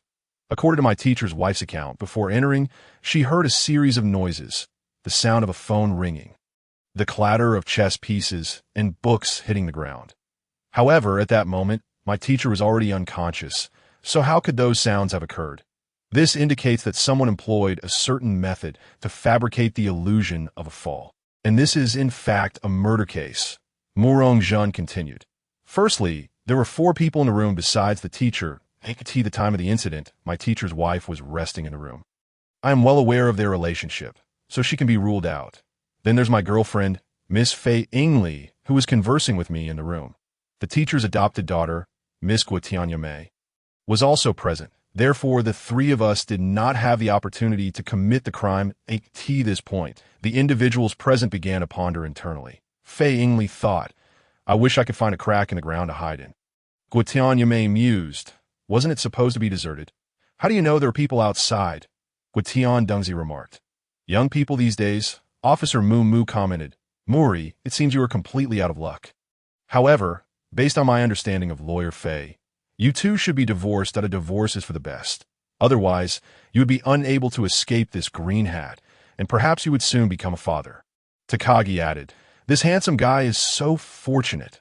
When will I ever be as lucky as Officer Sato? Officer Sato chimed in. He really is quite handsome to this moment, as the focus of attention. Fei Ingli felt a flush of embarrassment, her cheeks turning crimson. She did not feel joy at being cleared of suspicion. What did it mean to be referred to as his girlfriend? Was that something others could hear? Even a strong woman like Fei Ingli could not maintain her composure, covering her forehead with her hand.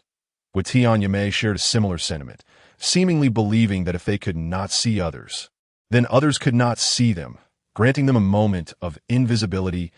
An unexpected silence fell over the atmosphere. Murong-jun's voice broke the stillness. Before bed, My teacher mentioned that 3 people would come see him tonight. So the suspects must be among those 3 through the numerous messages left on the answering machine and confirmation from the teacher's wife. The suspects were identified as the 3 individuals who were preparing to visit. As Murong-jun concluded, everyone's attention shifted back to the case. Subsequently, through the police's contacts, the 3 suspects gradually arrived at the scene and cooperated with the police inquiries, leading to the following further conclusions. Suspect 1. By Sanyang. 25 years old, a model, claiming to have come to retrieve photos taken during university events, with 10 phone messages left. Suspect 2. Xie Hong, 43 years old, a department head at a securities company, seeking exam materials from the teacher for his daughter's postgraduate exam, with 2 phone messages left. Suspect 3. Sheng Yang Dao Fu, 48 years old, a veterinarian and the teacher's chess companion, invited by the teacher to play chess, with 2 phone messages left. All 3 maintained their alibis and denied having any motive to commit the crime, leading to a stalemate in the investigation. Officer Mu found himself at a loss, casting a hopeful glance at Murong-jun, awaiting the detective's insight. Analyzing the statements of the 3, Murong-jun had already deduced the probable identity of the murderer, but he was still contemplating how the locked room scenario had been orchestrated and seeking evidence to identify the perpetrator. Murong-jun scanned the scene meticulously, employing both his investigative eye and his discerning vision, swiftly pinpointing the telephone on the ground, the book that had pressed down the key, and the 3 chess pieces scattered beside the book, all aligning in a straight line with the door. But a sudden epiphany illuminated his mind as he grasped the key to the incident, the entire modus operandi, and the evidence left by the murderer. Observing the quietude enveloping the room, Murong-jun proclaimed, "I am on the verge of uncovering the truth. I now require a kiss from a beautiful lady to inspire that final spark of creativity." He glanced from Fei Yingli to Guitan Yame and then to Officer Sato. The crowd fell into a flurry of internal dialogue.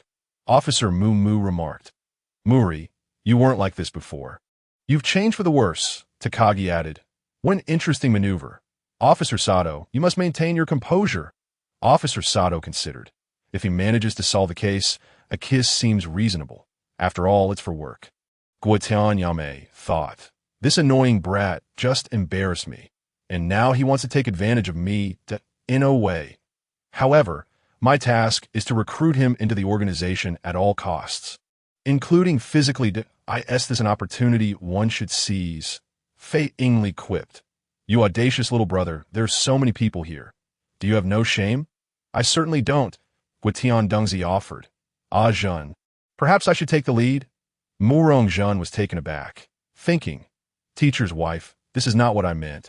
I was referring to beautiful ladies." Just as Dengzi finished speaking, the 3 ladies lunged forward in unison. Officer Sato kissed his left cheek. Guitian Yame kissed his right cheek, and Fei Yingli kissed him on the center of his face. Such is life, often filled with unexpected highs and lows. Just moments ago, he had been lamenting the teacher's wife's interruption, only to find himself now the object of affection from 3 beautiful women. The trio had not anticipated such an outcome, feeling it was a stroke of luck for this insufferable man. Embarrassed yet indignant, they exclaimed in unison, "All right, commence your performance." This declaration jolted everyone back to attention. Murong-jun retrieved the tape recorder from his phone, requested a spare tape from the teacher's wife, then extracted the magnetic tape and inserted it into the phone. He hung the key on the tape, extending it out through the door, and positioned 3 chess pieces in an inverted manner to support a hardcover book between the phone and the door. Upon exiting the room and shutting the door behind, one commenced a phone call outside, only to be met with silence as no one answered. The voicemail activated, and as the tape commenced its rotation, the key at the end was pulled towards the room.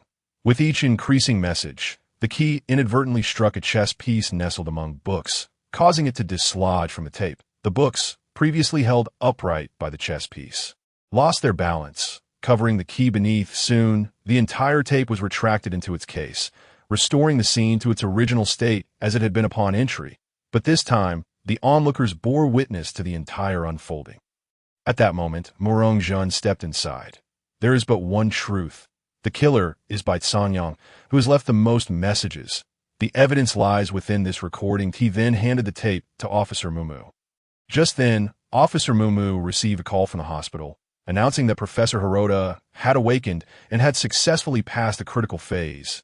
Indeed, a medical marvel's visiting hours had already concluded. Family members would be permitted to visit the following day. With the case drawing to a close, Bai Cangyang knelt upon the ground, about to lament his motives for the attack, when Murongjin interjected with a swift kick, sending him sprawling, though fierce in appearance. He restrained his strength, mindful of the crowd. Killing him would be quite undesirable. Murongjin, with righteous fervor, proclaimed, "What kind of person is our teacher? As his students, we all know well the photographs you wish to reclaim. I have had the fortune to see. Let me make it clear. You cannot take the life of your teacher simply because of something he said while intoxicated. You do not deserve to be his student." Bai Cangyang, upon hearing this, was overcome with anguish before being escorted away by the police. The public resolution of the case triggered the discovery of the truth, granting a reward of clue cards 3. Clue cards. Upon use at the crime scene, they may provide valuable insights. The crowd dispersed.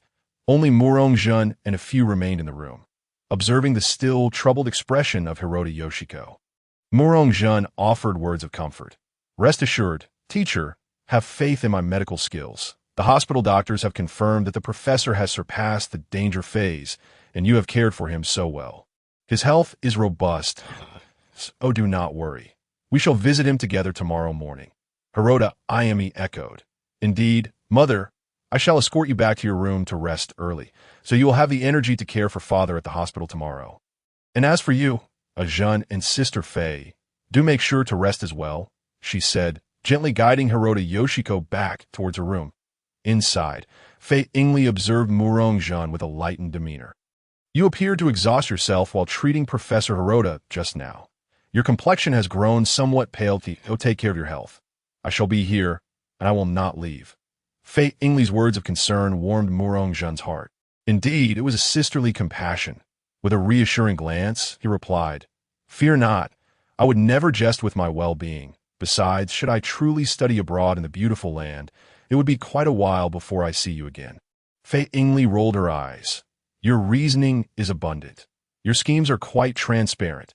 Shifting the conversation, she continued, "Consider this a reward for your impressive deductive process earlier. I reside at 6 Building. Unit 1, 3603 in Inuan Apartment. At that moment, Kawada Rika was sitting with her sister in front of the computer, reviewing today's matchmaking results from the Ishinshin app after several days of no matches. Today had yielded 2. Candidate 1, Onoda Makoto, 28, a salesperson at a cosmetics company. Candidate 2, Murongjin, 24, a second-year student at Mihua University. Kawada Rika exclaimed, "Today, we matched 2 candidates at once, and I know both of them. Onoda is a salesperson at my internship company. He is decent-looking, has a reasonable personality, and his work skills are adequate, though he seems a bit reserved, often sneaking peeks at short videos, which I've caught him doing twice while I was printing documents. Overall, he seems like a suitable marriage prospect." Continuing, she remarked, "And this Murongjin is the one who saved me last time. Handsome, tall, refined, with a captivating aura, a quick wit, and exceptional skills, providing an overwhelming sense of security. He even retrieved your handbag for you.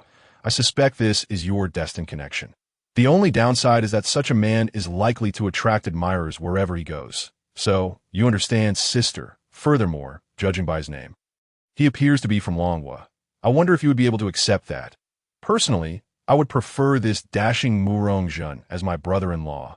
What a distinguished match that would be." Listening to her sister's analysis, the elder sister fell into deep contemplation.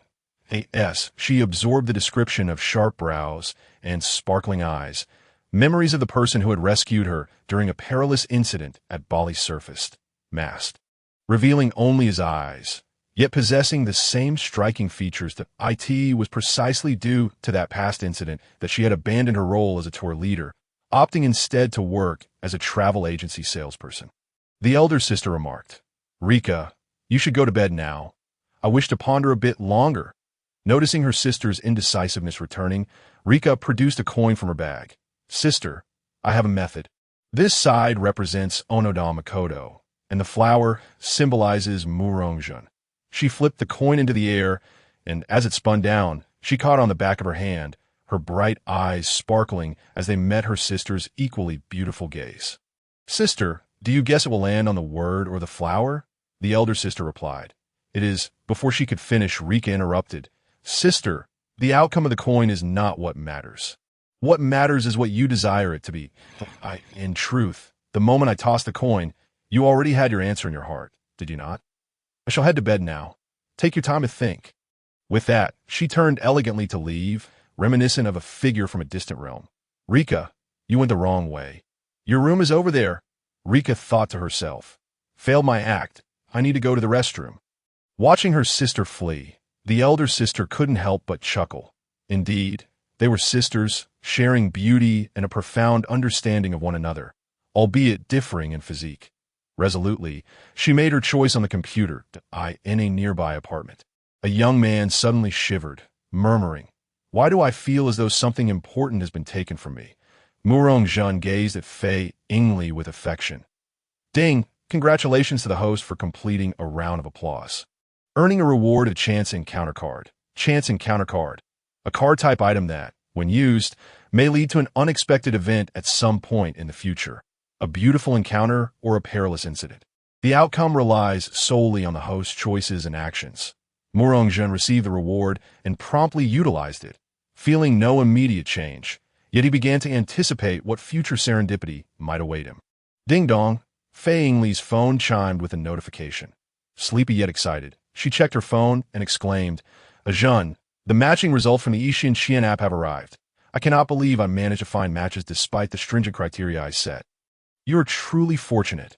Moreover, the system has already reserved a restaurant for your meeting based on both of your timings and addresses, located near Mihua University, set for this Saturday afternoon. Tomorrow, I shall send you the details now."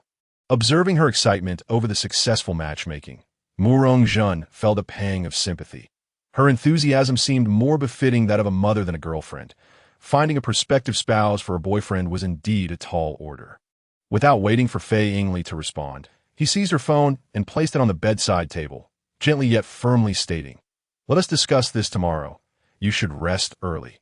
Sensing Murong-jun's inner emotions, she felt a wave of warmth and soon drifted into a sweet slumber. Meanwhile, in the adjacent room, Hirota Ayami had yet to find sleep, tossing and turning as visions of Murong-jun replayed in her mind. His handsome visage, upright stature, cultured demeanor, brilliant deductions, miraculous medical skills, and astonishing stamina. It was no wonder the organization sought to recruit such a talent. Yet his resolute integrity made one wonder if he could ever align with such a dark and sinister faction. However, if he did not join, what would become of her sister? She longed for her to escape the clutches of despair and lead a life of freedom and normalcy. And what of her newly recognized adoptive parents, who treated her as their own? Would the organization pose any threat to them? As for her somewhat roguish boyfriend, aside from extracting information from her, he remained an elusive figure. Sigh. Uncertain of the correctness of her choices, she sighed and decided to let it go, pondering if perhaps she was destined to be a person without a future. Gradually slipping into slumber, Hirota Yasumi found herself in a dream where she exchanged roles with Haim Irie. The following dawn, she received a system reward from Haim Irie. "Ding! Congratulations, host! You have received an item reward. A bottle of 9-flower dew pill, 1.9 flower dew pill. A bottle contains 10 pills. Said to be a unique elixir created by the legendary Eastern Evil Huang Yaosher in ancient times. This medicine is crafted from rare herbs, using dew collected from the petals of 9 different flowers in the early morning, presenting a vibrant crimson hue and an enchanting fragrance. Upon consumption, it revitalizes the spirit and enhances physical health, promoting longevity. The preparation of this pill requires precise timing and seasonal conditions, and the materials used are predominantly rare, demanding considerable effort. Despite having marveled countless times, Murong-jun could not help but exclaim, "Sister is truly my lucky star, more akin to a grand boss in a game. Such treasures can drop. Such a remarkable item must be given to sister without fail." After the 4 of them had groomed themselves and enjoyed breakfast, Murong-jun drove the 3 women to the hospital. Professor Hirota resided in a VIP ward, under constant supervision. After all, It had been instructed that this esteemed university professor required special care.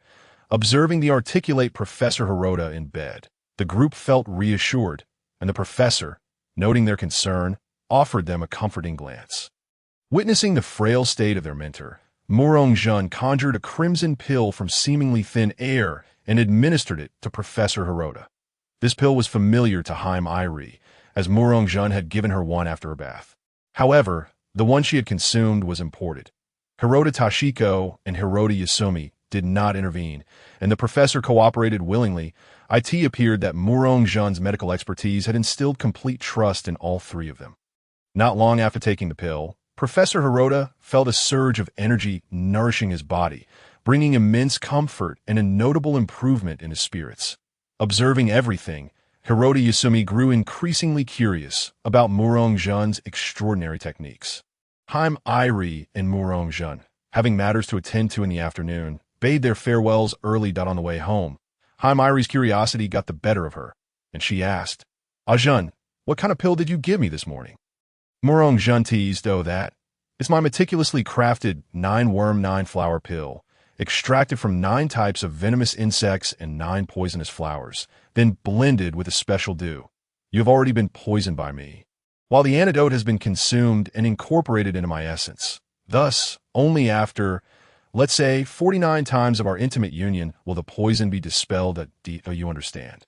Though Murong-jun's mention of 9 worms made her feel slightly queasy, she was well aware that he was jesting. Could she really not distinguish between an elixir and poison? Haibara played along, feigning innocence. "My lord, please cure me of the poison at once." Her tearful demeanor nearly caused Murong-jun to lose his grip on the steering wheel. Thanks to his advanced driving skills, they soon arrived home, where he promptly began the process of antidote administration. "Jun, you have a blind date this afternoon. There's still time. We can make it." Haibara reminded him that "I haven't sent you the address yet. It's near Mihua University. I got it. Just text me the detailed address on the way. Also, you haven't seen the lady's profile yet, nor the meeting arrangements, and no need to look. I have complete faith in your judgment. No one understands me better than you do. As for the rendezvous, I'll just make a call when the time comes." "Is there anything else?" Yes. The company you asked me to register has been established. The name is your chosen Tianbu investment. It sound a bit odd, but the company account has been set up at Mihua Bank, where Yasumi works. I've arranged for you to activate it with your documents. The company address is registered at my law firm, which actually has room for 2 companies. I keep an eye on the business when I'm free, although we haven't hired anyone yet. Coincidentally, I have a client with a shop near Mihua University who is facing some issues and urgently needs money, contemplating selling the shop. The price is quite reasonable, and it just so happens to be the same shop where your date is scheduled. The tenant's lease is about to expire, and my friend prefers not to renew due to the tenant's poor character. You should check out. If it suits you, you can sign the contract and make the payment." "Thank you, Sister Irie. I am now informed about this matter. Is there anything else? If not, I must begin the antidote administration." "Ding! Congratulations, host. You have successfully completed a detoxification, receiving an item reward. A bouquet of 99 exquisite red roses. 2. The bouquet of 99 exquisite red roses is composed of 99 specially cultivated roses, crafted by a master florist, boasting more vibrant colors, a more delightful fragrance, and a longer shelf life than ordinary roses."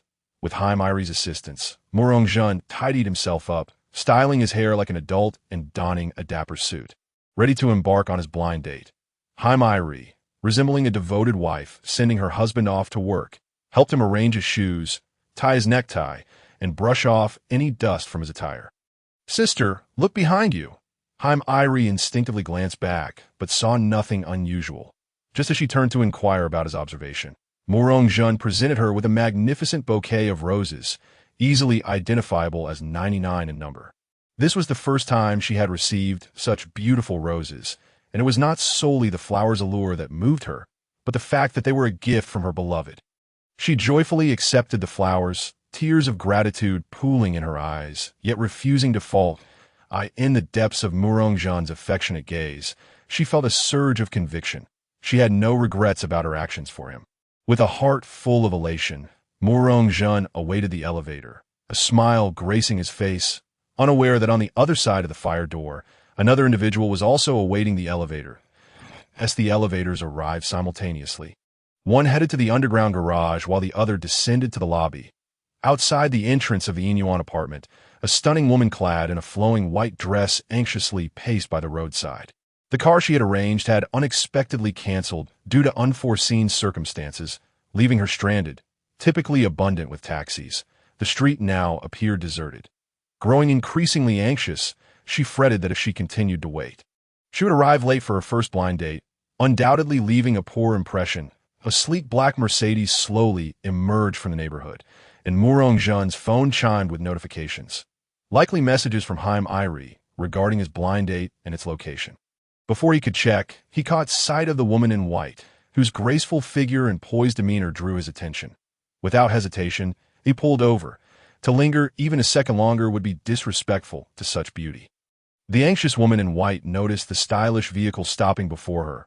Puzzled, as the passenger window gradually rolled down, as the window lowered enough for her to glimpse the driver's eyes, she froze. They resembled the pair she had remembered vividly. Only when the window was fully lowered did she see a handsome face radiating warmth and integrity, instilling a sense of safety that dispelled any notion of wrongdoing. Murong-jun, in turn, beheld the exquisite visage of the woman in white. One word encapsulated it: beautiful.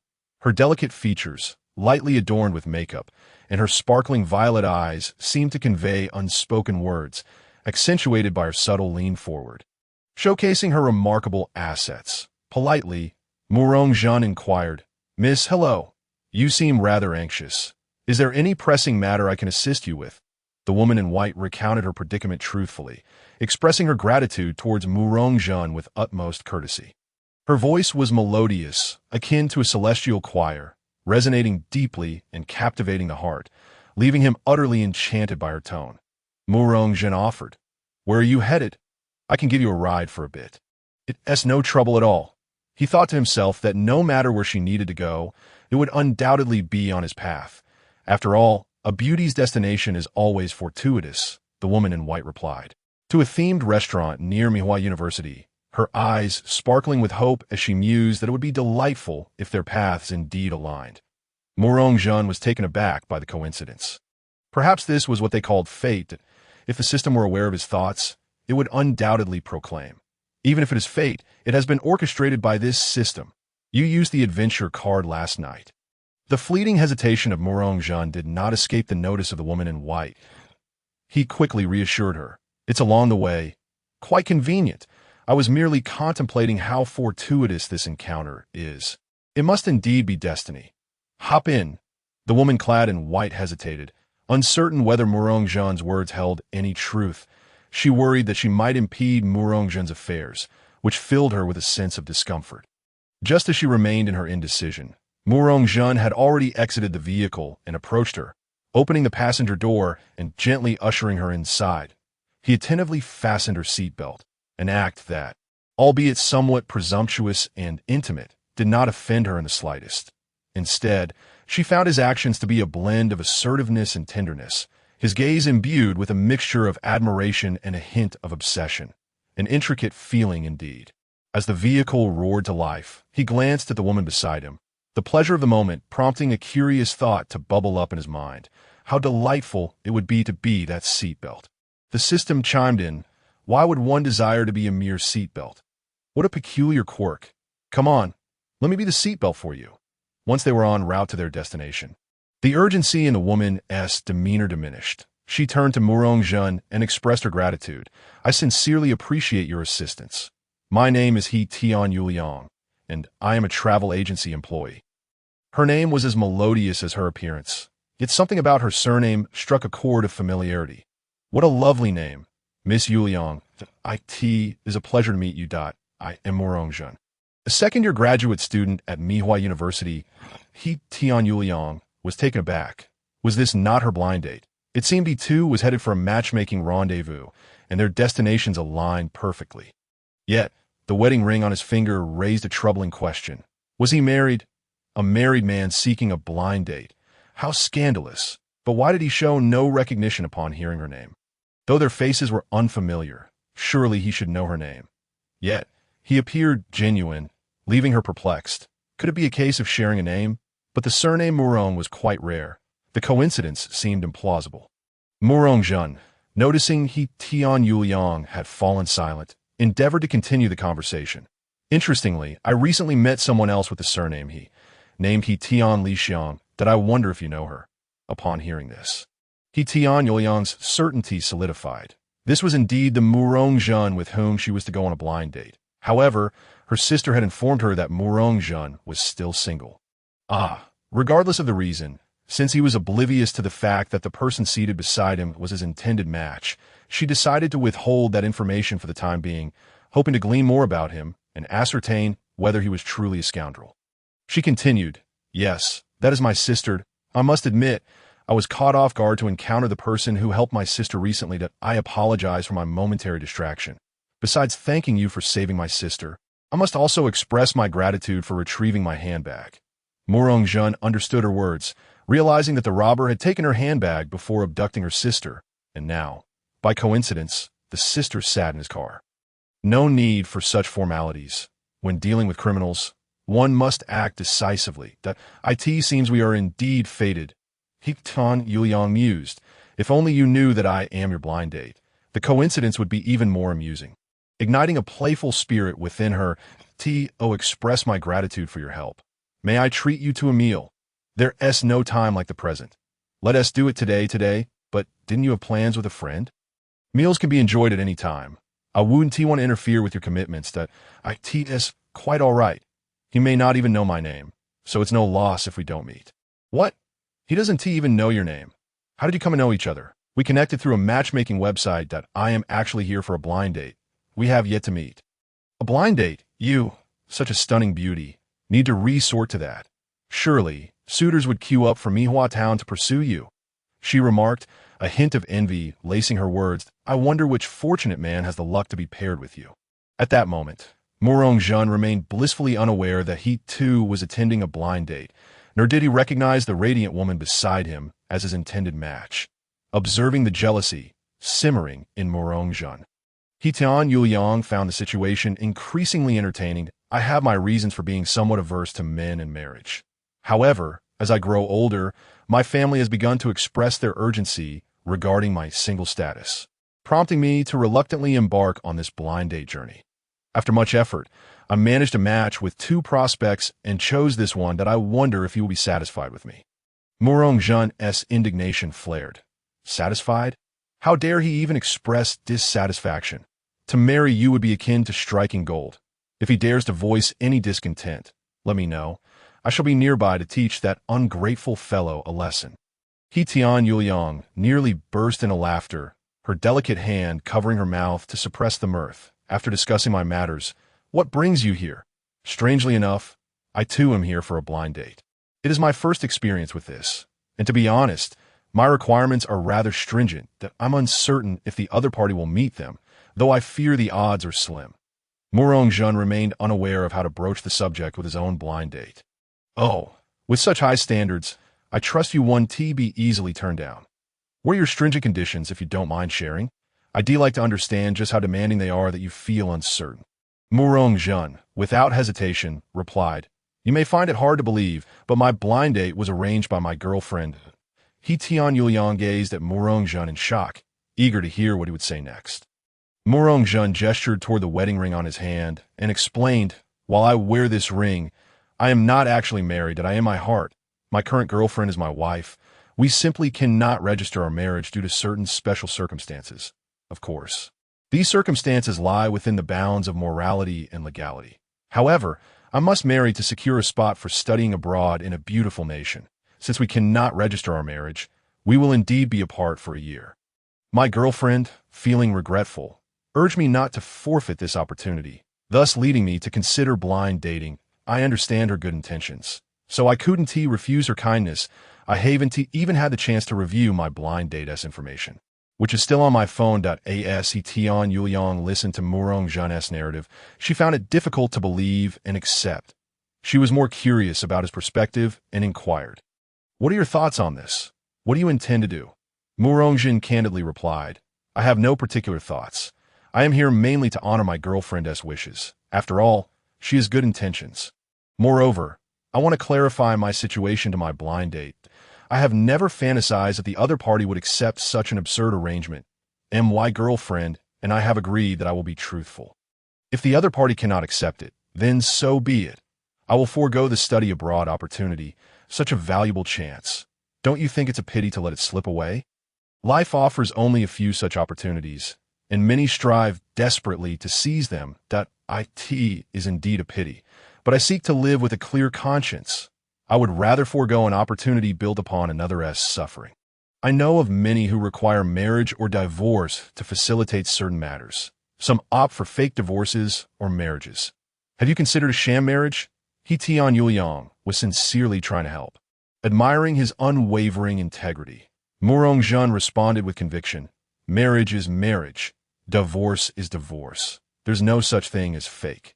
After all, the seal on those documents with our photographs is an objective reality. Furthermore, as you know, my surname is quite unique. My family has strict rules regarding marriage. Any family member must adhere to a code. There can be no separation in life, only in death. This means one can only marry, and marriage is for a lifetime. Divorce is simply not an option. The relevant authorities will not entertain such requests, nor will they be valid. Although Tian Yuliang had never heard of such a thing, she believed Murong's words to be true and pressed on. But what if you marry your blind date? What will happen to your girlfriend? She resolved that if Murong suggested abandoning his girlfriend or making her a secret mistress, she would exit the vehicle and forego the meeting, ready to deliver a resounding slap to this scoundrel. My girlfriend will remain my girlfriend. If my blind date cannot accept her, no matter how beautiful she is, no matter if she looks like you, I would unhesitatingly choose to let her go. As for other conditions, she may propose anything. I will accept as long as it remains within reason. However, this could be considered bigamy, which is indeed against the law. While she firmly acknowledged her feelings toward Murong, she was compelled to confront another reality. Murong, exuding confidence, remarked, "This may be a dilemma for others, but for me, it is not that my family, apart from the aforementioned privileges that prevent divorce, also holds the right to polygamy. And according to family regulations, as long as the first wife is of Longwood descent, the other wives are simply ranked without distinction of status." Tian Yuliang let out a sigh of relief, as if all moral and legal quandaries had been resolved. Yet she realized, wait, I haven't agreed to anything, so why am I relieved? Having dispelled all doubts about Murong, she decided to be candid and said, "Have you ever considered that I might be your blind date?" However, before Murong could fully comprehend her words, the road ahead became congested, erupting into chaos. Murong exited the vehicle to ascertain what was unfolding. It turned out that a small parking lot was situated beside the curb, its parking direction perpendicular to the road, that a white car inexplicably veered into the street from its parking space. And a black car, caught off guard, could not brake in time, resulting in a minor collision that a silver-gray car following closely behind also collided with the black vehicle, effectively blocking the road with these three cars. From the black car emerged a tall man, visibly enraged, who approached the white car to confront the driver about why the vehicle was obstructing the road. However, the driver's seat was empty. Glancing into the back seat, he noticed a little girl clad in a pink dress, her face flushed, eyes dazed, with sweat-soaked hair sticking to her forehead. The car was sealed tight, and it was evident that the air conditioning had not been turned on. It was unclear how long the child had been locked inside. How could a parent leave their child in such a predicament? The back window of the black car lowered, revealing a chubby boy, drenched in sweat and with a quivering voice, exclaiming, "Dad, why aren't we moving? My arm hurts." It turned out that the boy had dislocated his arm, and his father was rushing him to the hospital. But now they were caught in this traffic jam. The driver of the silver-gray car also stepped out, a young woman in her 20s with short hair and a fair complexion, though her face bore some blemishes. Without those spots, she would have been considered a striking beauty. Although it was a Saturday, her parents were working overtime, leaving her at home with her younger brother, who had a fever of 39 degrees and was experiencing convulsions. The frightened sister had been driving her brother to the hospital.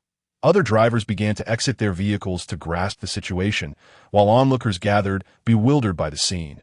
Just as confusion reigned, Murong emerged from the crowd. After briefly conferring with the chubby boy's father and the spotted girl, he approached the white car, peering through the window at the little girl, whose condition appeared dire. Without hesitation, he decisively shattered the driver's side window with a punch. Open the door, and then the back door, rescuing the unconscious girl who had ceased to breathe. Murong-jun wasted no time. He laid her on the ground, instructing those nearby to step back for ventilation. After checking her mouth and nose for obstructions, he unfastened the top 2 buttons of her dress to loosen the collar, and commenced CPR, executing each movement with precision as if he had practiced countless times before. His skilled actions astonished the gathered crowd, including He Tian Yuliang, who had grown concerned by Murong-jun's prolonged absence and had come to investigate. She watched in awe as he smashed the window, and she felt his presence grow even more formidable. After several cycles of CPR, the little girl finally coughed twice and opened her eyes, seemingly unaware of what had transpired, yet feeling less discomfort than before. A tall brother figure knelt before her, his gaze filled with concern. Noticing that her breathing had stabilized, but she remained weak, Murong-jun produced a Jiuhuayulu pill and offered it to her. The usually cautious girl inexplicably felt an affinity towards this big brother and willingly accepted the medication. Before long, she felt a refreshing sensation coursing through her body, alleviating her discomfort. Once assured of the medication's efficacy and that the girl was out of immediate danger, Murong-jun removed his suit jacket and laid it on the ground for her to rest upon. He gently instructed, "Little sister, rest for a moment. I will check on the other 2 children and then take you to find your family." The little girl obediently replied, "My name is Tian Bumei. Thank you, big brother, for saving me. You can go ahead. I will be good." Prioritizing the urgent matters at hand, Murong-jun accompanied the spotted girl to the silver gray car, where another boy, also spotted, approximately 8 or 9 years old, lay in the back seat, his face flushed and exhibiting mild convulsions. Murong-jun mysteriously produced several needles, deftly inserting them into the boy. The spotted girl watched as he waved his hands, and the long silver needles pierced her brother's body. Immediately, the boy's convulsions ceased, and his consciousness began to return. With dazed eyes, he looked at his sister and weakly inquired, "Sister, where am I?" The spotted girl quickly replied, "Guang Yin, we are on our way to the hospital. This big brother here saved you." The boy named Guang Yin politely thanked Murong-jun. "Big brother, thank you." Who could resist the charm of a polite and grateful child? Murong-jun gently patted Guang Yin's head and said, "You're welcome, little friend. Take this candy. It will help you recover faster." The siblings, without hesitation, accepted the red candy, consuming it eagerly. Seeing Guang Yan's condition improve, Murong-jun withdrew the needles and approached the last child, who was now cradled in his father's arms, his dislocated arm extended outward. The boy looked on in pain as Murong-jun treated Guang Yin and Bumei, beads of sweat on his forehead betraying his discomfort. Yet he remained silent, not wanting to disrupt the heroic efforts of this handsome brother. After all, he was also a classmate and friend of his. Murong-jun placed a reassuring hand on the chubby boy's shoulder while gently grasping his arm, applying a subtle amount of pressure, and praised, "You are very strong, little man. Thank you for the compliment. Big brother to him. My name is Xiao Dao Yuan Tai. I appreciate your help with my 2 friends," Yuan Tai replied, his expression returning to normal, though he still instinctively hesitated to move his injured arm. "You're welcome, Yuan Tai. I commend your bravery. Here is a candy as a reward." Yuan Tai had just seen Bumei and Guang Yin enjoy the same red candy, and naturally, he was eager to taste it himself. He instinctively reached for it with his uninjured hand, only for Murong-jun to evade him and place the candy next to his injured hand. Even Yuan Tai, not particularly clever, grasped Murong-jun's intention, that he forced himself to maneuver his injured hand to retrieve the candy and succeeded, feeling no pain as he quickly popped the candy into his mouth, as if fearing it might be taken away. The 3 children gradually regained their former vitality, chatting happily together, before bowing deeply to Murong-jun in unison, expressing their heartfelt gratitude. "Ding! Congratulations, host, for perfectly saving 3 children, completing a righteous act, and receiving the special reward. Childlike aura. Childlike aura. Everyone harbors a pure childlike heart within. The childlike aura enhances children's trust and dependence, fostering deeper connections with them, the onlookers. having witnessed the entire event, erupted into sincere applause, expressing heartfelt admiration for Murong-jun's performance. Though the process was intricate, it transpired in a mere 10 minutes that moment. A police car approached from the opposite direction, having responded to the crowd's report, with two female officers in uniform stepping out, one with long straight hair and the other with twin ponytails, a remarkably familiar duo. They exchanged glances with Murong-jun, both marveling at the serendipity of their encounter. Murong-jun was the first to greet them. "What a coincidence, officers, to run into you here." Yumi Miyamoto, with her long straight hair, exuded an extroverted charm as she playfully remarked, "What a coincidence, handsome. Are you once again playing the role of a gallant hero?" Indeed, she was quite accurate in her observation. I had just engaged in an act of bravery. Murong-jun recounted the events that had transpired, garnering affirmation from several witnesses that in a hushed tone, Murong-jun addressed Bumei. "Bumei, do you happen to know your family's phone number? Please ask her to come and move the car." Slightly embarrassed, Bumei replied, "Sure, big brother. My mother is nearby. Her mobile number is..." Before Bumei could finish, a beautiful young woman in her 30s hurried over. She bore a resemblance to Bumei, clad in a black uniform skirt suit, her shapely legs accentuated by flesh-colored stockings that peeked out from the snug hem of her skirt. Her feet adorned with black high heels that clicked rhythmically against the pavement. Using his investigative eye, Murong-jun noted the disheveled strands of her hair, the uncharacteristic creases on her clothing, the faint marks on her snow-white wrists, and the subtle scratches on her stockings, alongside traces of tears at the corners of her eyes. All these signs indicated that the young woman may have recently experienced some unpleasant ordeal. After grasping the situation, the young woman embraced Bumei tightly and sincerely expressed her gratitude to Murong-jun. "Mr. Murong, I cannot thank you enough." Murong-jun playfully halted the woman from bowing in gratitude, jesting, "No need for that. It was merely a pleasure to assist. As long as you don't hold me accountable for the broken car window, everything is fine," he added. "Now, let us move the vehicles to clear the traffic, and afterward, we can exchange contact information to facilitate any further arrangements, shall we?" His proposal received unanimous approval. Observing the young woman, who had just arrived and was still catching her breath, Murong-jun offered, "Allow me to assist you in relocating your car." Thus, the trio of vehicles was parked by the roadside, allowing the cars behind them to pass freely. Murong-jun's vehicle was also parked behind the trio. With Kawada Yuyo observing the situation, everyone began introducing themselves, with Murong-jun leading the way. "I am Murong-jun, a second-year student at Mihwa University. I am Koizumi Genji, the owner of Small Tavern." Yoshida Miyuki, employed as a secretary at a cosmetics company. Reflecting on her recent near misfortune, Yoshida Miyuki felt a wave of discomfort, although no one noticed her unease. Murong-jun, however, captured every nuance. Yamato Asami, a second-year student at Mihwa University. "What a coincidence, Senior Jun, Yoshida Bumei, 9 years old, 3rd grade class B at Mihwa Elementary. Koizumi Genki, also 9, 3rd grade class B at Mihwa Elementary. Yamato Mitsuhiko, 9 years old, 3rd grade class B at Mihwa Elementary." They all exchanged contact details and agreed not to pursue any responsibility for the incident. 2 female police officers took notes on the scene, and gradually, everyone began to disperse, leaving only Bumei's family and Murong-jun. Murong-jun, with a hint of implication, addressed Yoshida Miyuki. "Miss Yoshida, should you require any assistance, feel free to reach out to me. Do not hesitate." As he spoke, he displayed his fist, for he detested those who exert force against women. How delightful it is when matters are consensual. Overwhelmed by the unspoken sentiments, Yoshida Miyuki gazed at the handsome Murong-jun and, touched, replied, "All right, Mr. Murong. Thank you." They exchanged farewells and parted ways.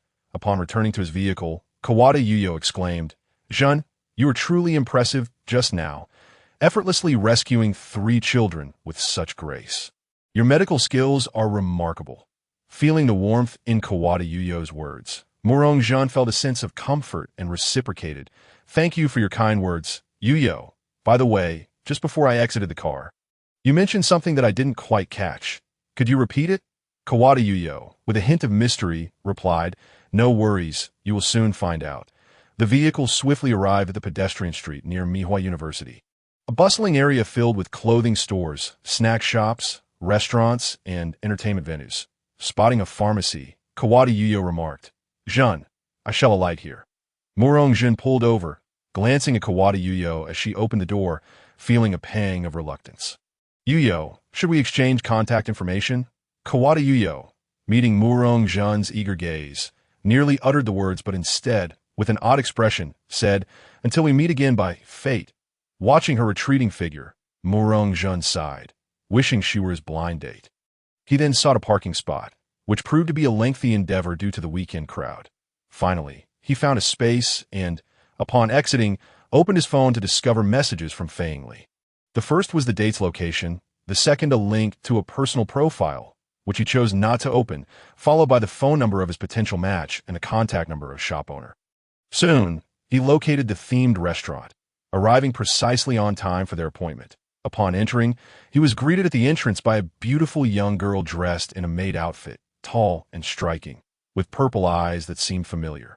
The most captivating aspect was her bangs, which formed two prominent peaks resembling horns from side view. The maid cheerfully welcomed him. "Welcome.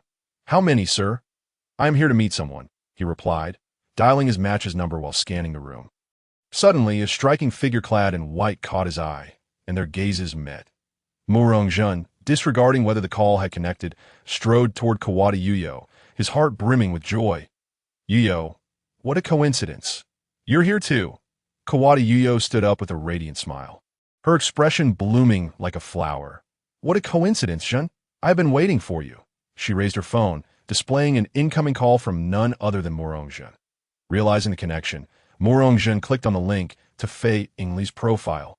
Revealing the name Kawada, it dawned on him that she had known all along, while he had remained blissfully unaware.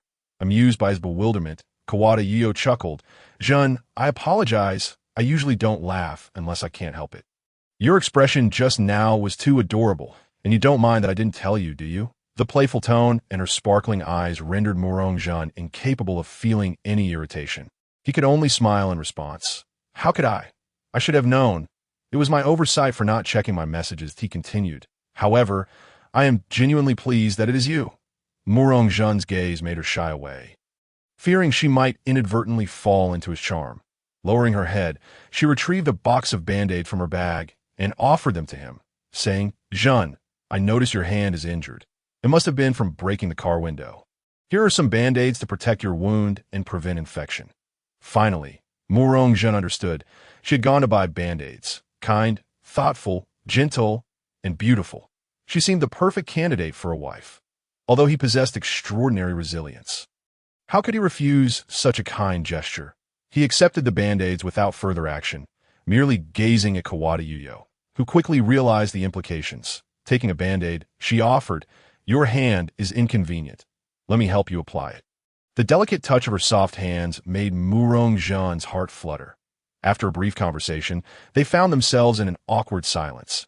Murong Jun had already clarified the circumstances earlier, and now it was up to Kawada Yuyo to make a choice. He picked up the menu, feigning interest in ordering, which shielded his face. From Yuyo's perspective, only his eyes were visible. Instead of responding to the question of agreement, Kawada Yuyo asked, "Jun, have you ever been a Bari?" 3 years ago, Murong Jun's expression shifted, becoming intense, sensing something awry, but he quickly relaxed. The series of changes in his demeanor did not escape Yuyo's notice. She had confirmed that Murong Jun was indeed the person who had rescued her from danger 3 years prior in Bari. Despite his silence, Murong Jun had indeed been on a mission in Bari 3 years ago and had rescued a woman. Perhaps it was her, but he could not admit it, just as he grappled with the dilemma of not wanting to lie, yet not wanting to confess. His attention was suddenly drawn to 2 individuals at a nearby table whose actions ignited his indignation. Originally, at a nearby table not far from Murong Jun, 2 men with slightly sun-kissed skin were seated. One was engaged in conversation with a waitress, while the other seized the opportunity to stealthily extend a compact digital camera under the skirt of the young woman, swiftly capturing 2 quick shots. The waitress being photographed was the same familiar face he had encountered at the entrance just moments ago. Now, observing her slightly bent posture, he finally recognized her resemblance to someone he knew well. Both her eyes and demeanor bore a striking similarity to Fei Yingli. Yet he pondered whether there was any connection between the two, though he held a strong disdain for such base tactics as surreptitious photography. The fact that the target bore such a likeness to Fei Yingli only intensified his fury. However, his anger did not cloud his judgment. He first took out his phone to document the scene before rising and striding over. Seizing the wrist of the man holding the camera with a firm grip, the man winced in pain, letting out a startled cry, which drew the attention of everyone nearby, especially the waitress, who turned to witness a handsome young man angrily gripping the wrist of another man, who clutched a small digital camera. Momentarily taken aback, she was at a loss as to what was transpiring. Murong-jun exerted more pressure, wresting the camera from the man's grasp, quickly opening it to review the images. The two most recent photos were charming, featuring a delightful Hello Kitty against a white backdrop. After pausing for 2 seconds, he swiftly deleted them, extracted the SD card, crushed it, and then hurled the camera forcefully to the ground. Although somewhat impulsive, every action was calculated. Retaining the photos and calling the police would mean that the inappropriate images could be reviewed as evidence, a cruel fate for the young woman involved. Thus, he resolved to obliterate the evidence entirely. Before anyone could fully comprehend the unfolding events, Murong-jun took the initiative, admonishing to act in such a vile manner under the broad daylight is utterly disgraceful. The man responsible, named Liu Zhaosheng, age 30 and a photographer, sat opposite his colleague, Dai Hyong, age 29. Their earlier scene had been prearranged, and they had collaborated on such endeavors multiple times. Cultivating a disconcerting camaraderie, faced with the furious glares of Murong-jun and the waitress, Liu Zhaosheng felt a twinge of panic, yet he maintained a facade of calmness, retorting, "What lewd act have I committed? It is you who has maliciously destroyed my camera, and I shall report you for vandalizing my property." He believed that invoking the police would intimidate the young man. However, Murong-jun remained unfazed. Countering, by all means, call the police. The surveillance footage will reveal whether or not you engage in covert photography. His reluctance to produce the photos immediately stemmed from a desire to deliver a decisive blow when Liu Zhaosheng believed he held the advantage. Akin to a strategic game of cards, observing Murong-jun's unwavering confidence in reviewing the surveillance, Liu Zhaosheng felt a wave of relief. He was a frequent visitor to this themed restaurant and was well acquainted with the owner, who had colluded with him to create a haven for such illicit activities. The owner had clandestinely disabled the surveillance cameras, claiming they were malfunctioning whenever a victim sought to review the footage, ensuring that such incidents would be swept under the rug. Furthermore, he had hired several attractive waitresses, providing them with maid costumes as uniforms, establishing a sordid partnership with Liu Zhaosheng. As Liu Zhaosheng dialed the police, the waitress, now aware of the circumstances, quietly warned Murong-jun, "Sir, thank you. However, you should know that the restaurant owner has disabled the surveillance cameras, falsely claiming they are broken." Unperturbed, Murong-jun replied with composure, "No need to worry. I have my ways of dealing with such scoundrels that I am pleased to assist you. My name is Murong-jun, but you may call me Jun. Hello, I am Mao Lilan, but everyone calls me Xiaolan."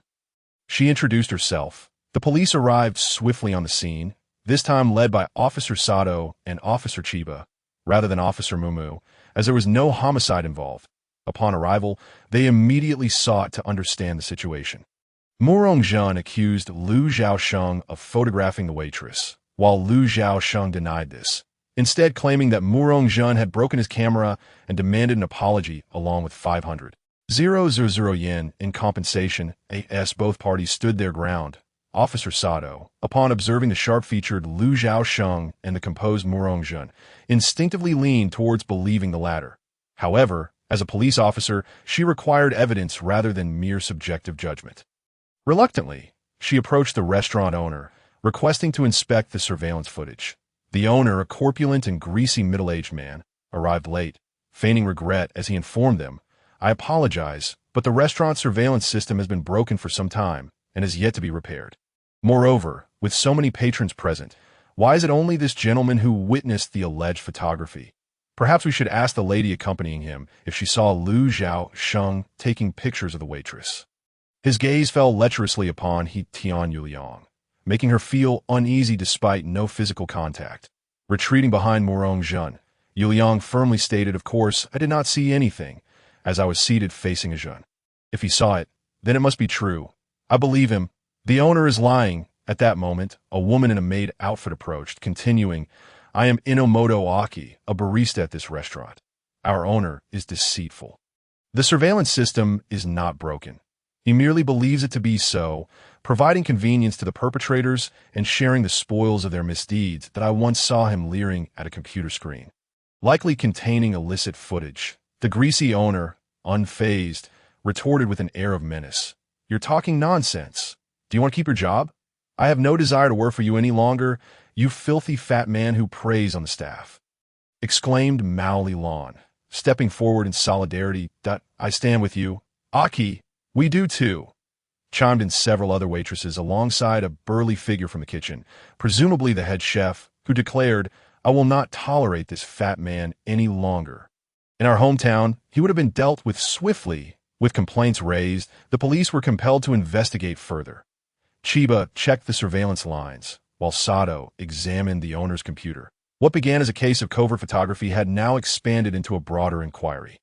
Upon inspection, Officer Chiba confirmed that the restaurant surveillance equipment had indeed been manually disabled rather than malfunctioning. However, Officer Sato found no incriminating footage on the owner's computer. Observing the owner's expressions, Murong Jun discerned a hint of guilt, though the man appeared far from terrified, indicating he possessed some means of evasion. This suggested that Inomoto Aki's claims were accurate, albeit not easily provable. Murong Jun stepped forward, declaring, "Officer Sato, allow me to give it a try." The greasy owner scoffed. "If the police couldn't find anything, what could you, a mere child, possibly uncover?" Though Murong Jun initially found nothing, he noticed that the disk space was nearly full, yet the visible files were scarce. An epiphany struck him. This indicated that files were hidden. He accessed the terminal, inputting a command to reveal all hidden files, and subsequently search for video file types, ultimately uncovering numerous illicit recordings. The greasy owner fell to his knees, and the restaurant staff erupted in applause. As Lu Xiaosheng witnessed the owner's downfall, he stubbornly protested, "He is the one who records illicitly. I have no connection to him, and there is no proof I engaged in such behavior." In response, Murong Jun produced his phone, displaying the photographs he had taken, which clearly depicted Lu Xiaosheng's surreptitious actions. Irrefutable evidence. Yet Lu Xiaosheng continued to struggle. "This only suggests I engaged in suspicious behavior. However, since you damaged my camera, you have no evidence proving I recorded anything to ha. Young man, do not be so rash. There is no evidence against me now that I will merely be taken away for a reprimand. But you intentionally destroyed my camera, and I demand compensation." Murong Jun had never intended to imprison him. He reached into his pocket and extracted a wad of cash, totaling 500,000 yen, which he forcefully flung onto Lu Xiaosheng's face, causing it to scatter across the ground.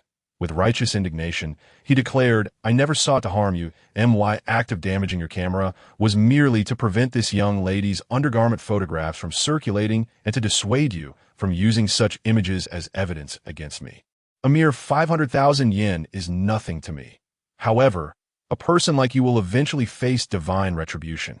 I hope you never fall into my hands again." His words earned him the respect of those around him.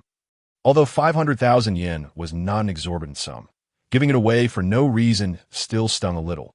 Most importantly, his unwavering sense of justice and protection for the victim garnered widespread approval. After collecting the money, Lu Xiaosheng was escorted away by the police. His colleagues, Dai Ying and Yang, stepped forward to assert, "The act of secretly photographing is his personal wrongdoing. It has nothing to do with me. While we are colleagues, I firmly disapprove of his actions that I have other matters to attend to, so I shall take my leave." The police, indeed, had no means to detain him further, allowing him to depart. Witnessing Dai Ying and Yang stride away with nonchalance while he was taken away by the police planted a seed of hatred deep within Lu Xiaosheng's heart. Ding!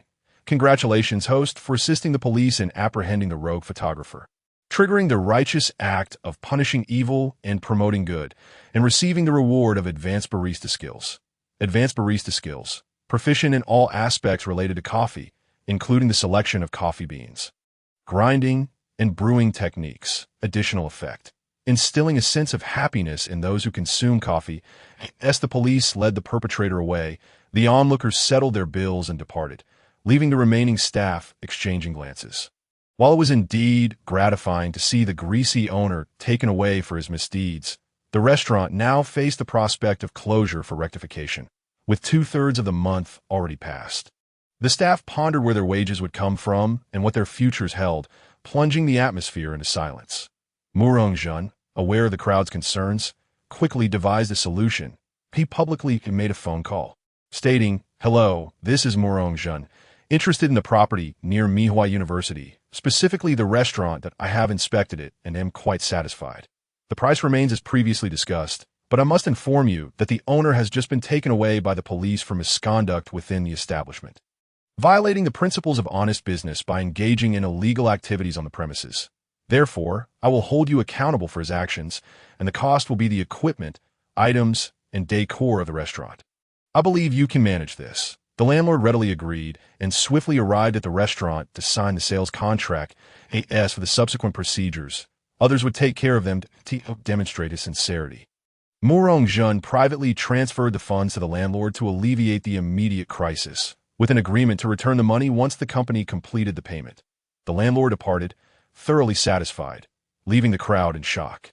Just moments ago, he had been a customer, and now he turned into the landlord.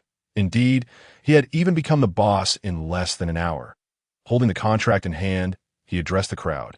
"As you all witnessed, this restaurant now belongs to me. Since the situation arose due to my actions, I extend my gratitude for your earlier principled stand that I shall ensure that your wages for this month are paid.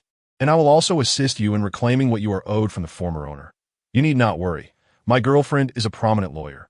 Muri-ran glanced at the distant Kawatani Yoshiro, instinctively believing that the girlfriend Murong-jun mentioned was her.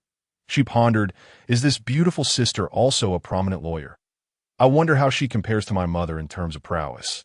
Yet, judging by her demeanor, my mother's cold and piercing gaze seems more formidable, while this lovely sister appears rather gentle, resembling a neighborly older sister. However, in terms of superiority, my mother does indeed slightly outshine her. Why am I contemplating this? Is it because that handsome man stole several glances at me? That must be it, and he might have even seen my undergarment photos. Oh, how mortifying. What a lecher. Yet, why do I not find him repulsive? Unaware of the girl's inner musings, Murong-jun turned to the chef and remarked, "My good fellow, judging by your accent, you must be from Northeast Longwa, correct? Thus, you should be adept at preparing Longwa cuisine." "Indeed, I am from the Northeast, that I graduated from New Orient M. My child is studying at Mihua University, and I came here with my wife to look after her. Damn, my wife manages this restaurant's operations. If it weren't for that fat fool's blunders, the business would undoubtedly be thriving. But she could not come today, due to other commitments. Very well, I'm also from Longwa, with ancestral roots in I intend to transform this establishment into a Longwa restaurant. As a student of Mihua University in my second year of graduate studies, I occasionally crave the flavors of home. Moreover, I aspire to promote our local cuisine, allowing fellow countrymen studying here to enjoy a taste of home. What do you say, my friend? Would you and your wife like to stay and assist me? You would handle the kitchen while your wife manages daily operations. I will entrust the restaurant entirely to you, as I generally refrain from micromanaging. You and your wife will receive regular salaries, and we will split the profits evenly. That sounds excellent. You are righteous. A fellow countryman, and your decisive style resonates with me. I agree, though I find the profit share a bit skewed in your favor. We can discuss that further later." The Northeastern brother did not hesitate, making a decision on the spot. "Then it's settled. We will redesign the restaurant's layout, and during this period, I will address the necessary paperwork and related issues. As for the staff, the principle is freedom of choice. Those who wish to stay are welcome, and those who wish to leave are also supported. However, I am not well acquainted with all of you.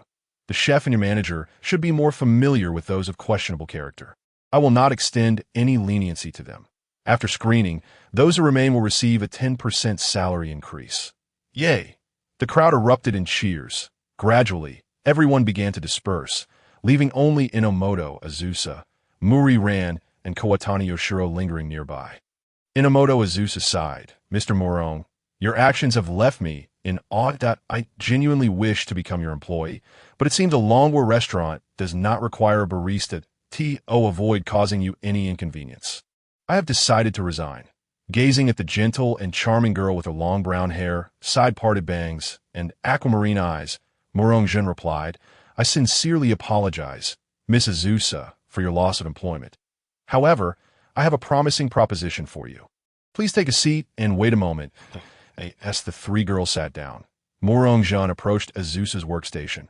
Shortly after, he returned with a tray bearing 3 cups of coffee. Presenting them, he said, This is a cappuccino I just prepared. Please enjoy, lovely ladies. The heart-shaped latte art, though a standard presentation, imparted a unique charm to the three. As they inhaled the aroma of the coffee and expressed their gratitude, they could not resist taking a sip. Their expressions shifted to astonishment. The coffee was rich and smooth, with a delightful taste. Most importantly, they felt an inexplicable sense of happiness wash over them. Confusion loomed. Was he not a graduate student? How could he brew such exquisite coffee? Was his field of study coffee brewing? Yet Mihua University did not offer such a program. They could not help but praise Morong-jun's coffee profusely. Morong-jun continued, I too have delved into the world of coffee, that I occasionally indulge in it, and I have contemplated opening a CF. However, I lack the time and energy to manage it, so how about this? Let us partner in opening a CF.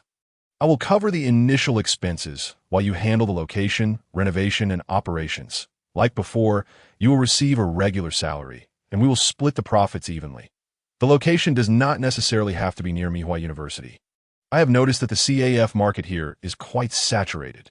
You may choose a place closer to your home, even in a less frequented area, as fine wine does not fear being hidden away in alleys. This serves to express my guilt for your job loss and to fulfill a small desire of mine. What do you think, Miss Azusa? The unexpected proposal left Inomoto, Azusa slightly dazed, yet upon meeting Morong-jun's sincere gaze, she realized he was not jesting, but a flurry of mixed thoughts surged within her. Was he trying to woo her? But his girlfriend was right there. How could he dare to do such a thing? Moreover, he wore a wedding ring, which suggested that the beautiful woman might indeed be his wife. Propose opening a CAF for another woman in front of his wife was exceptionally bold. Perhaps she was overthinking it. Maybe he simply wanted to open a CAF, and she was just fortuitously in the right place at the right time. However, his offer was exceedingly generous. Was he attempting to keep her as a mistress? Wealthy individuals often indulge in such whims, yet his demeanor was sincere, and his eyes were clear, devoid of any sordid intentions. However, what about the fact that he had been glancing at both Mai and Xiaolan's legs and chests? Seemingly both intentionally and unintentionally. Perhaps it was merely an unconscious admiration. After all, his girlfriend or even wife was right beside him, and she was so grand and beautiful. What if he truly harbored such thoughts? Should I slap him hard twice? Or perhaps throw a cup of coffee in his face? Or should I just accept it? Oh dear, what am I even thinking? My mind was racing, but it was merely a fleeting moment. After a brief hesitation, I ultimately agreed, saying, Thank you, boss, I will find a suitable place as soon as possible. Muri-ran was delighted to see that Inomoto Azusa quickly found a better opportunity and congratulated her. Congratulations, Sister Azusa. You have such a wonderful place at AS for senioraging. I actually work part-time here during the summer vacation, and soon I will also be accepting an invitation from a beautiful lady to vacation in a beautiful country. This September, I will also be starting at Mihua University. Speaking of coffee shops, I do have a great location in mind. My home is at Mihua-cho, 5th block, number 20, and the first floor of my house is a shop that was previously rented out as a coffee shop. To be honest, their coffee wasn't great, which led to a lack of customers. Consequently, the owner had to let the coffee shop go. However, since my house is not located in a bustling area, it hasn't been rented out yet. The owner is now planning to let it go at a low price. Although the coffee there is subpar, the equipment and decor in the shop are quite good and relatively new. Plus my home isn't far from Sister Azusa's place. As for the rent, it will still be at the original rate, but I will discuss with my father to see if we can lower it a bit. What do you think? After hearing Xiaolan's account, Azusa's eyes lit up. This truly seemed feasible, eliminating many troublesome steps. A mere name change would allow for immediate operation. However, she remained non-committal and turned her gaze towards Murongjun. Murongjun also sensed Azusa's thoughts and agreed, that would be even better. With the right timing, location, and people, we have everything covered. What reason do I have to refuse? Xiaolan, if you want a part-time job. You can work at the coffee shop, which is conveniently located right below your home. The key is that we don't require a maid uniform, although you all do look quite lovely in them. Murongjun inadvertently revealed his inner thoughts once more. The three girls suddenly understood. It turned out that Murongjun had a fondness for maid uniforms, so that was why he had been watching them so intently. They wondered how he felt about other uniforms. All three girls gained a new understanding of Murongjun. Ugh, what a pervert! Tian Yuliang unconsciously thought about how she would look in a maid outfit. Would Ajing like it? Oh dear, why would I wear it for him? What is he to me? Just a fickle-hearted man. He has a girlfriend at home, a blind date here, and now he wants to open a coffee shop with a beauty and recruit another lovely girl for part-time work. Just because you have privileges doesn't make you exceptional. However, I am certain now, he is indeed the one who saved me back in Bali. Although he hasn't admitted it, he hasn't denied it either. His eyes do not lie. He is the beam of white moonlight that rescued me from darkness, illuminating my path like a tea this moment. Tian Yuliang's heart was no longer conflicted. She clearly knew what she wanted and was determined to pursue it without hesitation. The matter was settled, and Murongjun transferred a substantial sum of money to Azusa to handle the coffee shop affairs. Azusa was not surprised. After all, she had just witnessed Murongjun's style of doing things, and she was captivated by his charm. The four of them planned to part ways and could see the coffee shop entrance. Muri Ran hesitated for a moment before calling out to Murongjun, saying she wanted to have a private word with him. The two moved to a secluded spot, and Muri Ran, feeling a bit shy and awkward, said, Senior Ajing, when you were looking through the camera, did you happen to see my photo? Murongjun understood what she was implying. Leaning closer to her ear, he whispered, Hello Kitty is very cute. I won't say anything inappropriate. This will be our little secret. Xiaolan's face flushed even more, feeling a mixture of embarrassment and anger, yet unable to find words to scold him. She could only huff angrily. Senior Ajing is such a bad guy, a pervert, who wants to have secrets with you. With that, she hurriedly pulled Azusa, who was in a daze chatting with Tian Yuliang, away, leaving Azusa with no chance to say goodbye. The car. Murongjun gentlemanly opened the passenger door for Tian Yuliang and then closed it behind her. Tian Yuliang instinctively reached for her seatbelt, but then inexplicably paused, unsure of what she was thinking. Murongjun got into the car and said he needed to make a call to relay some matters. He dialed Mei Engli's number and briefly explained the events of the day. He also briefed her on the restaurant and coffee shop. Mei Engli diligently took notes, happy to assist her beloved in any way she could. Finally, she inquired about the blind date situation. Murongjun glanced at Tian Yuliang beside him and said into the phone, Sister Mei's taste is impeccable. She's simply wonderful, so gentle and beautiful. Currently, she has made a clear statement, but I feel if this doesn't work out, I want to pursue any more blind dates. I doubt I will find someone more beautiful than her. After all, once you have seen the finest, everything else pales in comparison. All right, goodbye. Listening to Murongjun's conversation, Tian Yuliang realized who he referred to as Sister Mei and understood he had just been praising her, calling her gentle and beautiful. She thought to herself, at least you have good taste. She wasn't foolish. She knew that some of Murongjun's words were meant for the person on the other end of the line, but they were also directed at her, seeking her final answer. After hanging up, Murongjun turned to look at Tian Yuliang, who met his gaze without hesitation. Their eyes locked, and it seemed as though they had left a deep impression on each other. Tian Yuliang slightly parted her lips and spoke with determination. I am willing. The happiness came so suddenly that Murongjun was caught off guard, feeling a bit flustered, worrying he had misheard. He asked, Yuliang, what did you just say? Seeing Murongjun's rare fluster, Tian Yuliang understood his current nervousness. This was a sign of his care for her. She confirmed again, I said I am willing. I want to marry you. And if you're also willing, since it's not yet closing time, let us go to the Civil Affairs Bureau to register now. With that, she took out her identification from her bag. What else could Murongjun say? He also produced his ID and handed it to Tian Yuliang, leaning forward. Just as she closed her eyes, waiting for Murongjun's action, she heard a click sound. The seatbelt was fastened, and she felt a slight tightening in front of her. It turned out that Murong-jun was merely fastening her seatbelt, and then the car shot off like a bullet. Murong-jun skillfully demonstrated his advanced driving skills, smoothly navigating the roads, constantly accelerating and overtaking. The speed of the car mirrored the urgency in his heart. Tian Yuliang felt no fear. Instead, she found it somewhat exhilarating and looked forward to it. Soon, they arrived at the Civil Affairs Bureau. Although it was Saturday, there were still staff on duty. Fortunately, there was no queue. Witnessing the beautiful couple before them, the staff felt honored to witness their happiness and guided them swiftly through the registration process.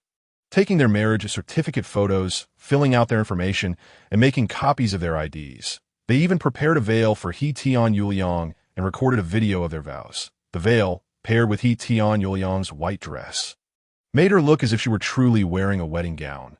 Exceedingly beautiful. Standing on the stage, holding hands, they declared in unison and with firm voices, "We are willing, from this day forth, in poverty or wealth, in health or sickness, we shall accompany each other, never to part, until the end of our days." Then, unable to contain their emotions, they shared a passionate kiss, completely oblivious to the staff recording the video. The recording auntie couldn't help but smile at the lovely couple. This pairing was truly delightful. Ding! A new discovery.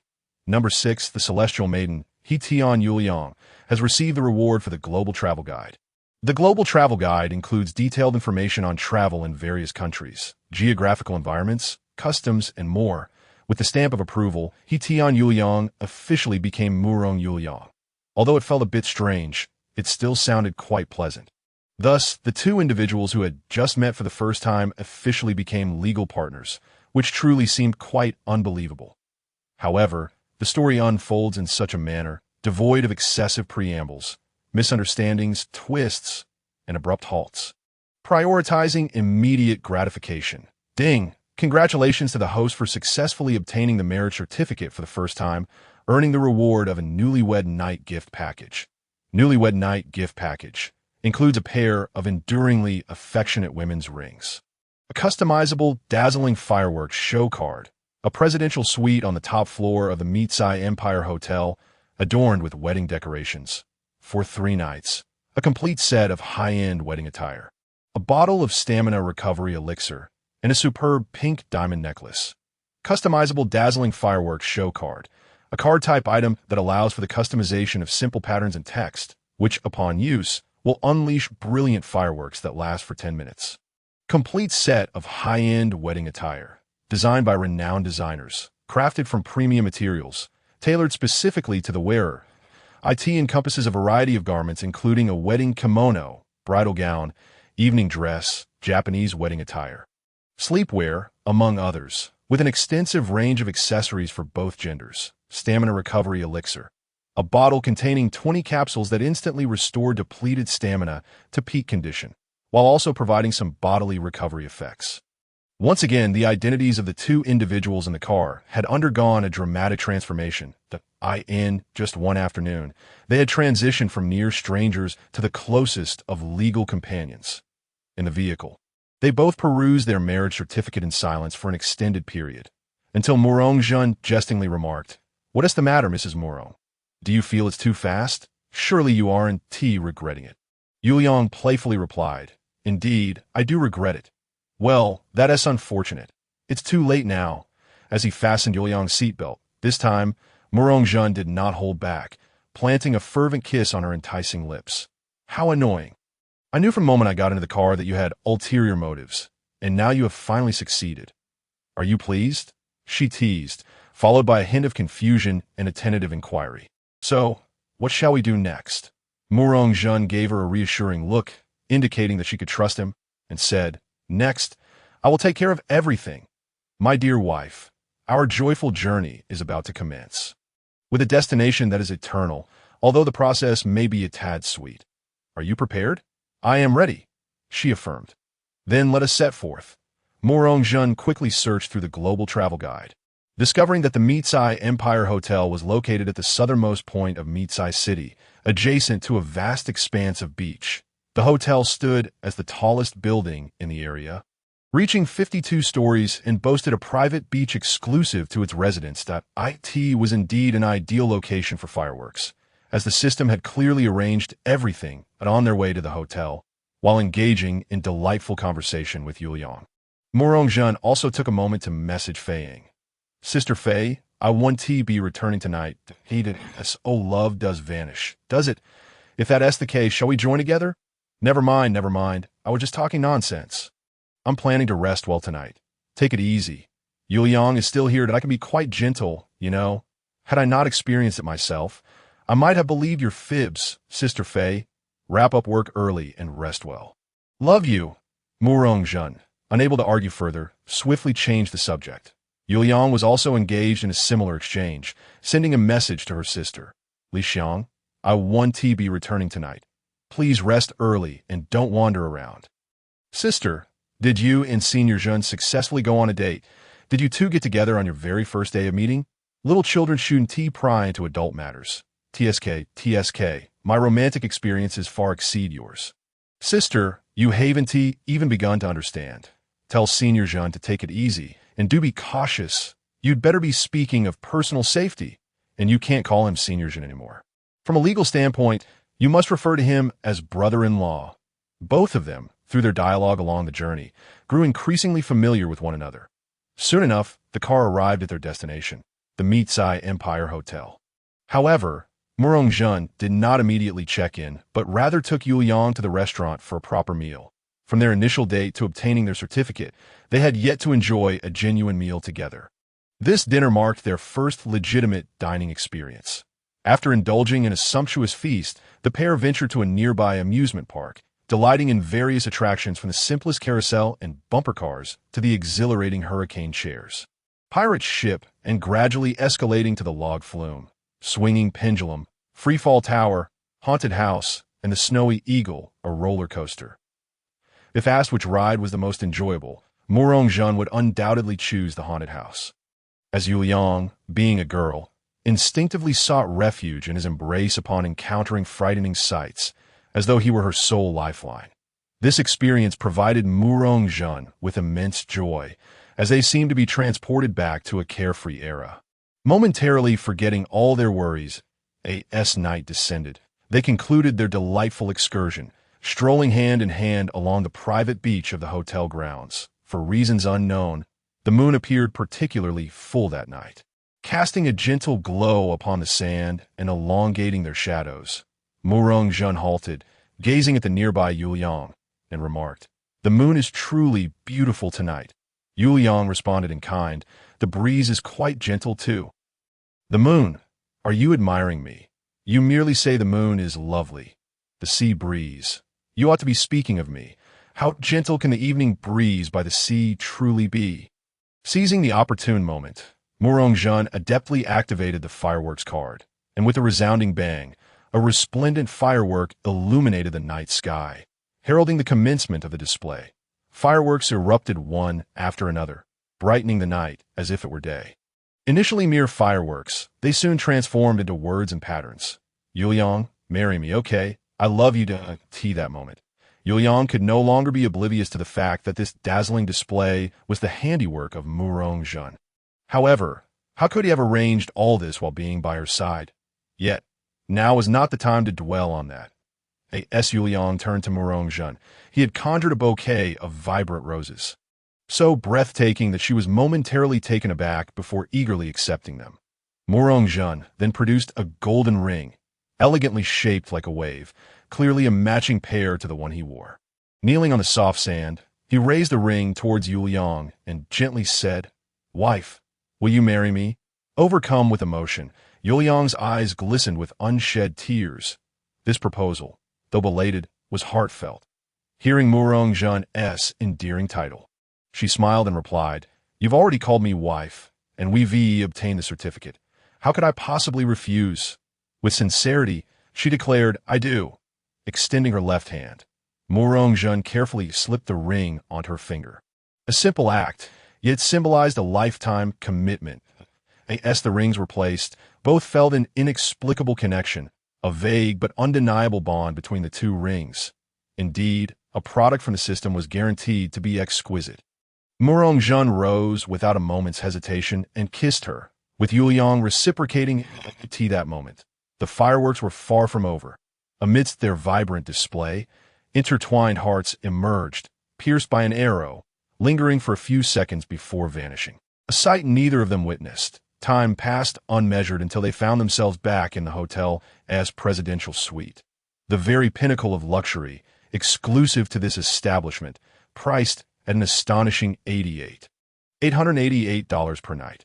Observing Yuliang's awe and gasps of admiration confirmed the opulence of their surroundings. Murong-jun turned to Yuliang and stated, "The proposal has just concluded. Now it's time for the next step. Please change into your attire inside the room and ascend the stairs." Gently guiding Yuliang by the shoulder, he ushered her into the room. Curiosity piqued, Yuliang complied, entering to find a complete set of exquisite wedding attire displayed on the bed, red with golden threads. Festive and splendid. Realizing the next step Murong-jun had mentioned, she eagerly donned the garments from top to bottom. Following his earlier instructions, she ascended the steps and opened a door, arriving at the hotel's rooftop. Murong-jun, having changed into matching attire, awaited her arrival. His outfit was simpler, lacking the complexity of hers. Upon seeing Yuliang, Murong-jun felt as though she had stepped out of a classical painting, embodying grace and elegance. Strangely enough, at the moment she appeared, the moon concealed itself behind a veil of clouds. Murong-jun was given a glimpse of what it meant to embody the beauty that could eclipse the moon and shame the flowers. Although he longed to gaze upon her enchanting visage indefinitely, he ultimately produced a crimson veil to cover her exquisite face. Adhering to the subsequent rituals, together they grasped the ends of a large red flower entwined with scarlet silk. Murong-jun assumed the role of the officiant, declaring the auspicious moment has arrived. The newlyweds are ready. Bow to heaven and earth. Bow to the high hall. Couple, bow to each other. The night inexplicably stretched on. Yuliang seemed to comprehend that Fei Yingli was actively seeking a match for Murong-jun. That it was partly due to her genuine affection for him, and partly because Murong-jun possessed an extraordinary charm that set him apart. Ding! Congratulations, host! A bond has formed with the celestial maiden number 6, Murong-Yuliang, granting you the reward of the 9 needles of Ling Shu. The 9 needles of Ling Shu, an ancient acupuncture technique with miraculous effects in nerve repair. In the presidential suite, Yuliang slumbered peacefully, her face adorned with happiness. In stark contrast, many others found themselves unable to sleep that night. Among them was Yuliang's sister, Tian Li-xiang. Though she had not experienced it herself, she was acutely aware of her sister's intentions. Previously, she had been in a similar position, even managing to find a boyfriend before her sister. Yet today, her sister had completed the trifecta of matchmaking, marriage registration, and consummation in a single day, swiftly surpassing her. She didn't feel compelled to compete with her sister. Rather, she felt a twinge of envy at her sister's fortune in finding someone she could trust implicitly, while she herself remained uncertain.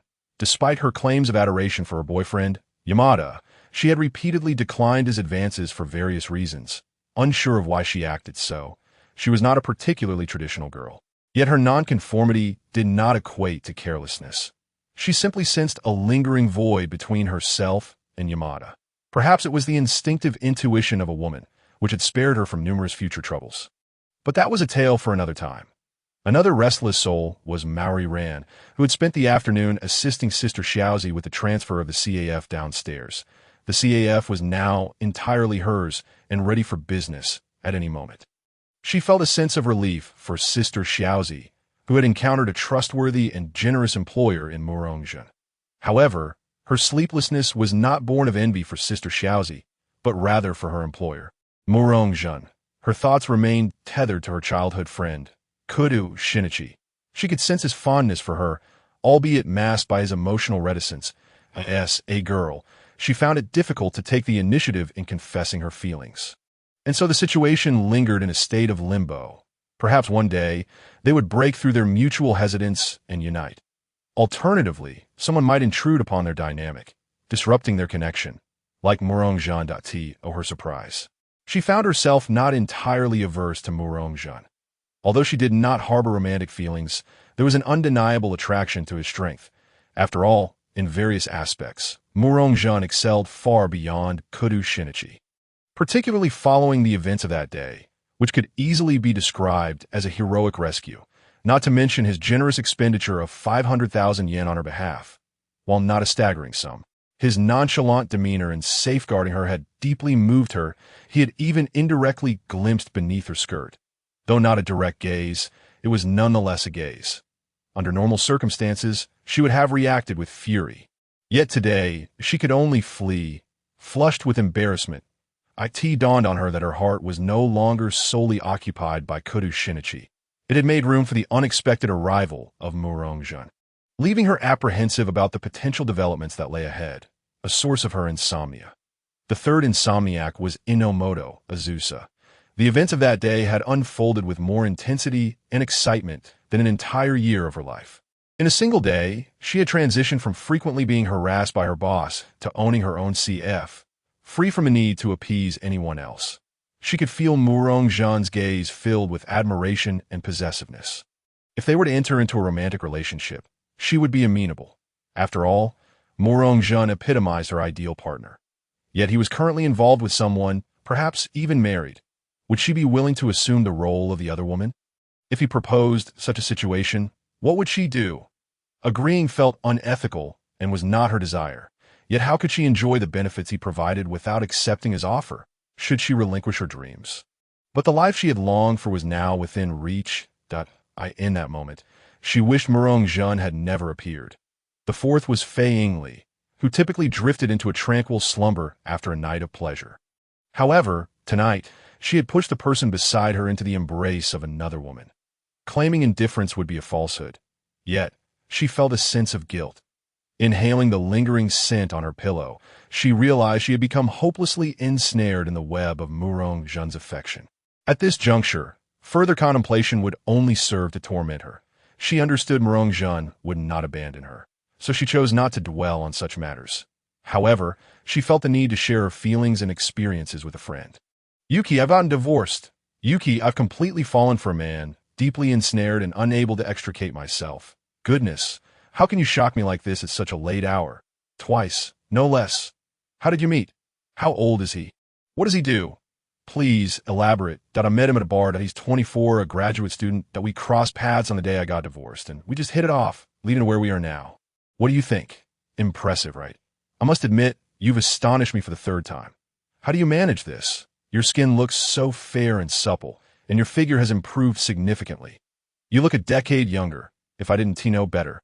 I did say you were 28, though you still carry the grace of a 3-8-year-old. To be honest, even I would be captivated if I were a man. Are you joking? Am I the type to joke? Perhaps, but I still find it hard to believe. This is beyond my comprehension. Indeed, if I hadn't witnessed it with my own eyes, I wouldn't believe it either. And what about the two of you? After all, she's around the same age as Xiaolon. Can she accept the fact that you've divorced? Can she accept having such a young stepfather? That concerns me as well, so while I cannot offer him marriage, I will give him everything else. That aren't you afraid of losing everything one day? I want He won't allow me to lose. I believe in him, and I love him. Yingli, congratulations are in order. I have a childhood friend who, due to family inheritance disputes, has contacted me. I'll be heading back to Neon soon, and we should gather for a proper reunion. I'd love to meet your boyfriend. Sure, meeting is fine, but don't get caught up in it. He is not only handsome, talented, and well-built, but he is also incredibly charming, especially to beauties like you. If he is capable, let him come. We'll see who has the upper hand. Yuki, how are you and Yuzaku faring these days?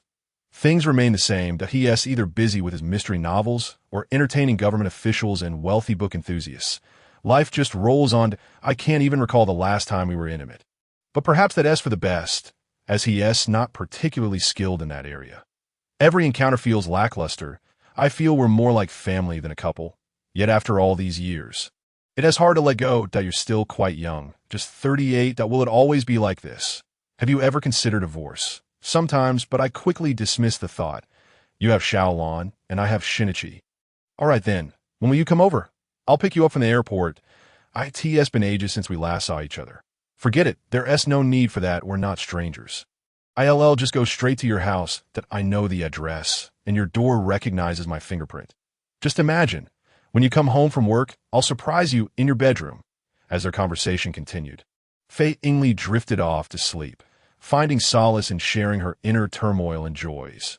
However, Yuki found herself wide awake, exclaiming, "Che, what a trickster!" Perhaps it was the conversations with Fei Yingli that provided her with the material for her dreams, leading her to experience an extraordinary and beautiful reverie. Ding! Congratulations, host! Together with the celestial being number 6, Murong Yuliang, you have completed a task and received a reward, a shopping voucher for the Mihua Dihua Building Mall. Mihua Dihua Building Mall shopping voucher. After use, all expenses today at the Mihua Dihua Building Mall will be covered by the voucher. Note: you may indulge freely, but malicious consumption will render the voucher invalid. In the early morning, after retracing her steps once more, Yuliang suddenly realized that she had indeed married yesterday. Though their acquaintance had been brief, a romantic proposal had taken place. A simple yet meaningful wedding ceremony had been held. A joyful and blissful bridal experience had been shared, and the marriage certificate had been obtained, leaving her feeling surprisingly unhurried. Were they about to embark on married life? Yet, it seemed they were still unprepared. Though perhaps it was not such a bad thing, ultimately leaving her somewhat perplexed. With a hint of confusion, she turned to Murong Jun and inquired, "Ah Jun, what shall we do from here on?" "What do you mean?" "After getting married, we naturally live a life filled with love and care, honor our parents, and of course, the next step is to have children, perhaps a dozen or so to form a football team." "Do you think I'm a pig to bear so many? Just 2. Too few. 5. Impossible, at most 3. All right, it's a deal." Yuliang playfully pounded her fist against Murong Jun, exclaiming, "So you're trying to trick me? Huh. Enough joking. Let us rest a bit longer, and then we'll get up. After breakfast, the photographer I scheduled should arrive. Soon at a photographer?" "Yes, to take our wedding photos." Upon mentioning the wedding photos, Yuliang felt a wave of anticipation. "But we don't have wedding dresses." "You didn't even wear the Shioha gown yesterday. Didn't we still have a ceremony in it? As your husband, I am a magician. I can conjure whatever you desire. Such boasting. Show me a wedding dress right now." "Close your eyes." Yuliang complied, and Murong Jun retrieved the wedding dress he had earned as a reward the previous day, placing it before her. Sensing something in front of her, Yuliang instinctively opened her eyes. Indeed, a pristine white wedding dress lay quietly before her. She gazed at Murong Jun with incredulity, as if attempting to unveil his little trick. "As your husband, I am a celestial being descended to earth, thus endowed with certain supernatural abilities that as my wife, you must adapt swiftly." Yet, being a staunch materialist, Yuliang remained skeptical. "All right then, conjure a matching diamond necklace for this wedding dress. Not just any necklace. I want a pink one. If you can manage that, I shall believe you, and I will trust in any incredible feats you perform in the future." "What do you say, Murong the Celestial? That is your promise." Murong Jun placed his hands behind her, and Yuliang sensed something, looking down and reluctantly conceding, Fine, you win. You truly are a celestial being that I see now, that I, a mere mortal, failed to recognize your greatness. Had it not been for your defiant gaze, I might have almost believed you. Ah Jun, get up quickly. I can hardly wait to don this wedding dress." As she spoke, she attempted to rise but furrowed her brow and gasped softly, playfully scolding Murong Jun. "It's all your fault." Murong Jun understood the reason and sheepishly scratched his head. That my charm was simply overwhelming. I failed to control it. Eventually, with Murong Jun's assistance, she was able to dress and groom herself successfully. Gazing at her reflection, she exclaimed in surprise, while Murong Jun, accustomed to such transformations, merely smiled knowingly. "Now you understand why. Yuliang, you truly are stunning. How did you manage this?" Rather than answering directly, Murong Jun guided her. "Since this change occurred last night, it must be due to something that happened then. Matter is conserved in motion, so something external must have altered your essence, prompting this transformation. Was it the small candies?" She pondered, recalling how Murong Jun had fed her a few the previous night. "No, those were merely to restore your energy and had slight healing properties." "Then what could it be?" Yuliang hesitated to voice her thoughts. "Indeed, it is what you suspect. Women are like flowers, besides appropriate adornment and careful nurturing. They also require love and sustenance. However, nutrition varies. Domestic and imported options differ in efficacy, with imported typically being superior. Had this conversation occurred prior to last night, Yuliang would have remained oblivious, but now, after Murong Jun's insights, she comprehended instantly, feeling a bit impure in her thoughts as Murong Jun had led her astray. "You wish not to indulge in such nonsense, you rogue," she declared, darting away like an adorable little penguin. After their meal, soon enough, Murong Jun was informed by the suite's dedicated butler that two ladies had arrived, claiming to be photographers. They were invited in and introduced themselves. "Hello, we are photographers from the television editing department. In our spare time, we take on some online photography gigs to earn extra income and hone our skills," one tall girl with long hair said. "My name is Tachi Kawachizu." The other, a cute girl with short hair, added, "I am Amano-kin. Mr. Murong, Mrs. Murong, we are honored to provide you with wedding photography services. Please guide us accordingly." With the assistance of the two photographers, Yuliang swiftly changed into the wedding dress and applied a light makeup. Throughout the process, the two women continually expressed their admiration. "Mrs. Murong, your skin is so radiant. How do you maintain it?" "Mrs. Murong, your figure is absolutely stunning. I envy you. Do you regularly work out?" "Mrs. Murong, what brand is your wedding dress?" "The craftsmanship is exquisite, the fabric luxurious, and the style innovative. Especially paired with your pink diamond necklace, you resemble a celestial being. It's evident that you and Mr. Murong share a deep affection," Amano-kin remarked enviously. "When will I have the opportunity to wear such a beautiful wedding dress?" Tachikawa Chizuru responded. "That is simple. I heard that Ataka confessed to you. If you accept him, you'll soon be able to wear a wedding dress." With some hesitation, Amano-kin replied, "I don't know why, but I feel like things with Yang are not as straightforward as they seem. Although he's indeed impressive, he won a photography award a few years ago, I still sense something is amiss. I plan to give him a clear answer when our department goes to the beautiful country for team building, as he has agreed." Murong Jun and Yuliang overheard their conversation and realized that the Yutaka and Yang they mentioned were indeed the individuals they had encountered the previous day in the store. And they were certainly not of good character. However, neither of them chose to comment on it at the moment. The wedding photo shoot took place within the hotel suite, on the terrace, in the hotel gardens, and at the beach and amusement park. Since Yuliang was still not very mobile, they opted for nearby locations, often with Murong Jun carrying her, as he was the catalyst for this entire situation. Observing the blushing and sweetly smiling Yuliang alongside the impressively protective Murong Jun, the photographers cast envious glances, feeling fortunate to capture the essence of this golden couple. Indeed, it was fortunate, as their performance that day garnered Murong Jun's approval. When they departed, he not only provided the agreed-upon generous fee, but also added an extra tip, to which the two women expressed heartfelt gratitude for his generosity. Before parting, Yuliang recounted the incident involving the clandestine photographer, describing it objectively without infusing her subjective conjectures. After thanking her, the two women left. With the negatives in hand, Murong Jun approached the butler, instructing him to find a reliable place to develop the photos, compile them into an album, create several display pieces, and send a large wedding photo to their home at number 20, Mihua Town, 2nd District. We reside in Mihua Town, 2nd District. Indeed, but it has been uninhabited for quite some time. I had the neighbors assist. We have been in this room for 3 days. After 3 days, the house in Mihua Town should be ready, and we can welcome the lady of the house. You can then make adjustments according to your personal tastes. Wonderful. Thank you, dear husband. I am quite looking forward to it. What shall we do next? Shopping at the mall. After changing into casual attire and having lunch, the two embarked on their next adventure, a shopping spree at the mall. Murong Jun had even arranged for several female attendants to accompany them. Although he was puzzled as to why such a large entourage was necessary for a simple purchase, was it an ostentatious display? He resolved to focus solely on his task. After all, securing a 3-day reservation for a luxury suite was not merely a matter of wealth. Soon, he realized that this was no ordinary shopping trip. It was akin to a grand relocation, featuring only renowned brands.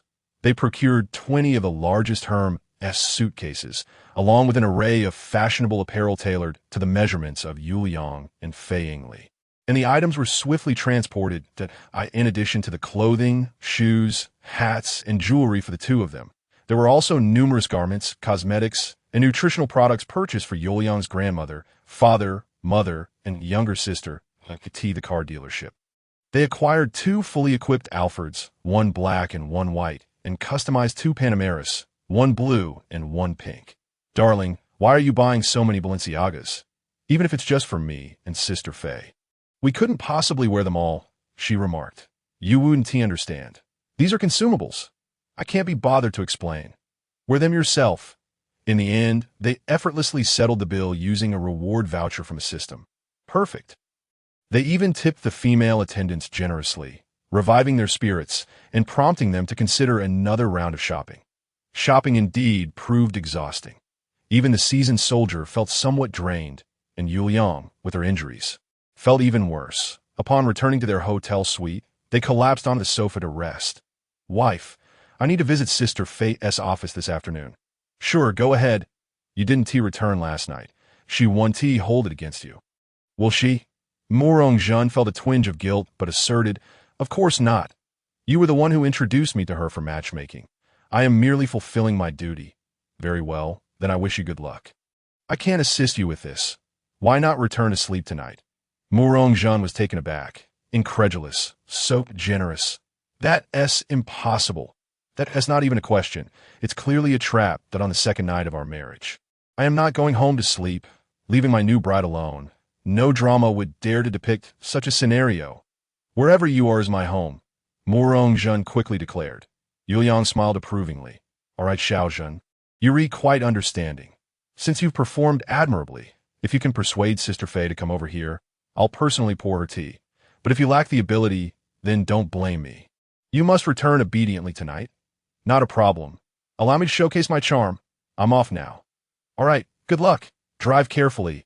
I'll organize the things we bought shortly.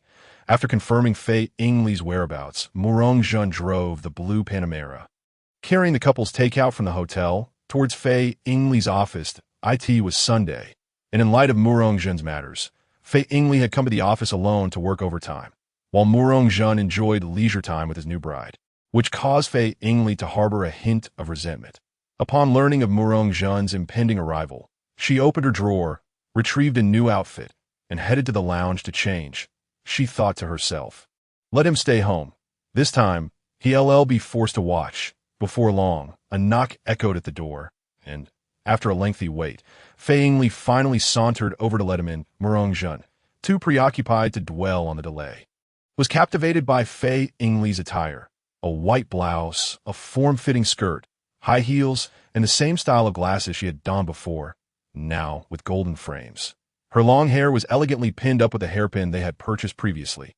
Noticing Murong-jun's infatuated gaze, Fei Yingli felt a surge of delight. She thought, just as I expected, I can easily manipulate him.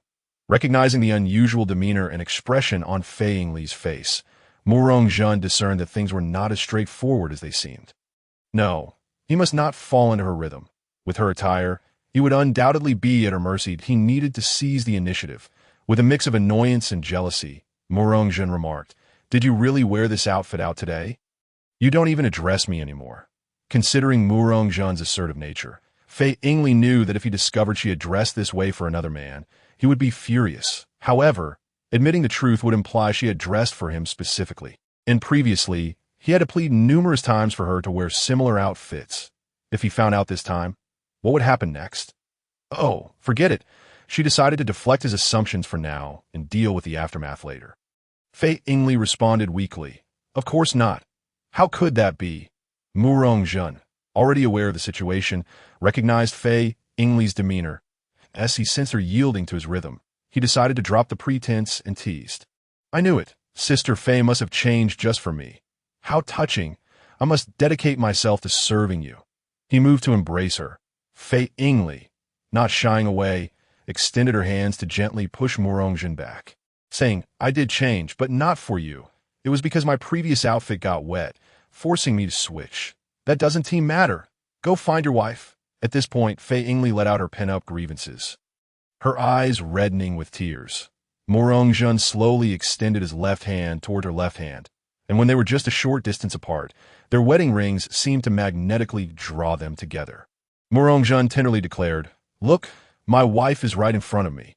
Regardless of anything, in my heart, you will always be my wife, and that will never change. May I kiss my wife now? Not here. This is the office. Perfect. Let us take the opportunity. Ding. Congratulations, host. You have successfully completed a task with a number 2 celestial being, earning an asset reward of the 5th floor ownership of the Huanyu building. Ownership of the 5th floor of Huanyu building. The Huanyu building comprises 33 floors, and this 5th floor is the uppermost section. Property-related documentation has been dispatched to your personal space and can be accessed at any time. In Fei Yingli's spacious executive chair, Murong Zhan held her in a slightly disheveled state. Let me up first. I need to discuss the investment with you. Fei Yingli struggled to rise, but was unable to do so. Just say it. I'm listening. Fei Yingli shot him a glance, then began to recount recent developments regarding the company. Sister Fei, are you aware of the Huanyu building? Of course. You are currently in the 28th floor of the Huanyu building. What is up? Oh, is that so? Let me show you something. He retrieved a stack of property documents from his space. Fei Yingli took them, and upon seeing the contents, exclaimed in surprise, "You own the property rights for the 29th to 33rd floors of the Huanyu building?" No wonder no one has moved in.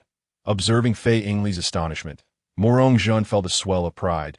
Didn't he expect your husband to be this capable, did you? Fine, you're impressive. But what about your investment? What are your plans for it? What do you mean my investment? It's our investment. I plan to use this 5-floor office as our company headquarters, establishing the presidential office, finance department, legal department, human resources department, administration department, investment department, and oversight department, with the possibility of adjustments based on future needs. That I will serve as both the president and investment director, and you'll be the vice president and legal director. Yu Liang, with her background in finance, can take on the role of finance director, and we will recruit personnel for the remaining departments through headhunters and from society and universities. That we will integrate your law firm into our investment company. What do you think, Sister Fei? All right, I'm yours entirely. Why would I care about a law firm? You've truly captured me. She then shifted the topic. However, I want to cease my investigation into the Black-Clad organization. Understood. I have been monitoring this organization as well. However, ever since the incident with Dukong, they have been much more subdued, and there hasn't been any significant movement. Come on, it just ended. Murong Zhan ignored her protests, continuing his dialogue without pause. By the way, Sister Fei, Yu Liang sincerely invites you to our hotel tonight to pay you respects with tea as a gesture of her honor and gratitude. Are you sure she is not trying to intimidate me? Fei Yingli questioned, slightly breathless. Impossible. The most crucial aspect of a family is harmony. A harmonious home fosters prosperity in all matters. I will absolutely not allow discordant voices to arise in our family. Yu Liang is a wonderful person. Rest assured, Sister Fei. Even if there's a distinction to be made, you will always be the foremost. Your magnanimity and generosity are more than sufficient. Well, very well, I have acquiesced. Let us proceed now, for we have completed our tasks here. We still need to discuss some company matters. After all, you, Yu Liang, are set to become the financial director. Fei Yingli is exerting great restraint. Dear, there's no rush. We have important matters to attend to. What important matters do you have? The door has not been securely closed yet. Just as the two were engrossed in their conversation about business, Lishan Lu entered the law firm, seeking to retrieve some documents that needed to be delivered to a client on Monday. She had come to collect them tonight to avoid an additional trip tomorrow.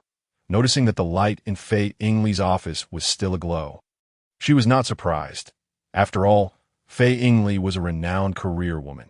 Having just gathered the documents, she intended to greet Fei Yingli, but as she leaned against the door, she heard a voice that was both sorrowful and pleading. Driven by curiosity, she stealthily peeked through the door crack and glimpsed the scene within the office. Due to the positioning of the desk, her view was somewhat obscured, allowing her only a vague outline of two figures. However, she could hear clearly. She was certain the woman was Fei Yingli, though she could not discern the man's voice. Could it be Mr. Mori? But weren't they separated? Moreover, she had scarcely seen him around. The silhouette did not quite match. Who could it be? Perhaps a new boyfriend introduced by her teacher. Just as Lishan Lu resolved to cease her impolite eavesdropping, Fei Yingli remarked, by the way, regarding the merger of the firm into the company.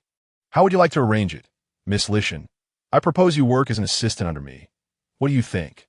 Murong Zhan, who was eavesdropping at the door, could not help but feel a sense of nostalgia. What is it with young girls these days?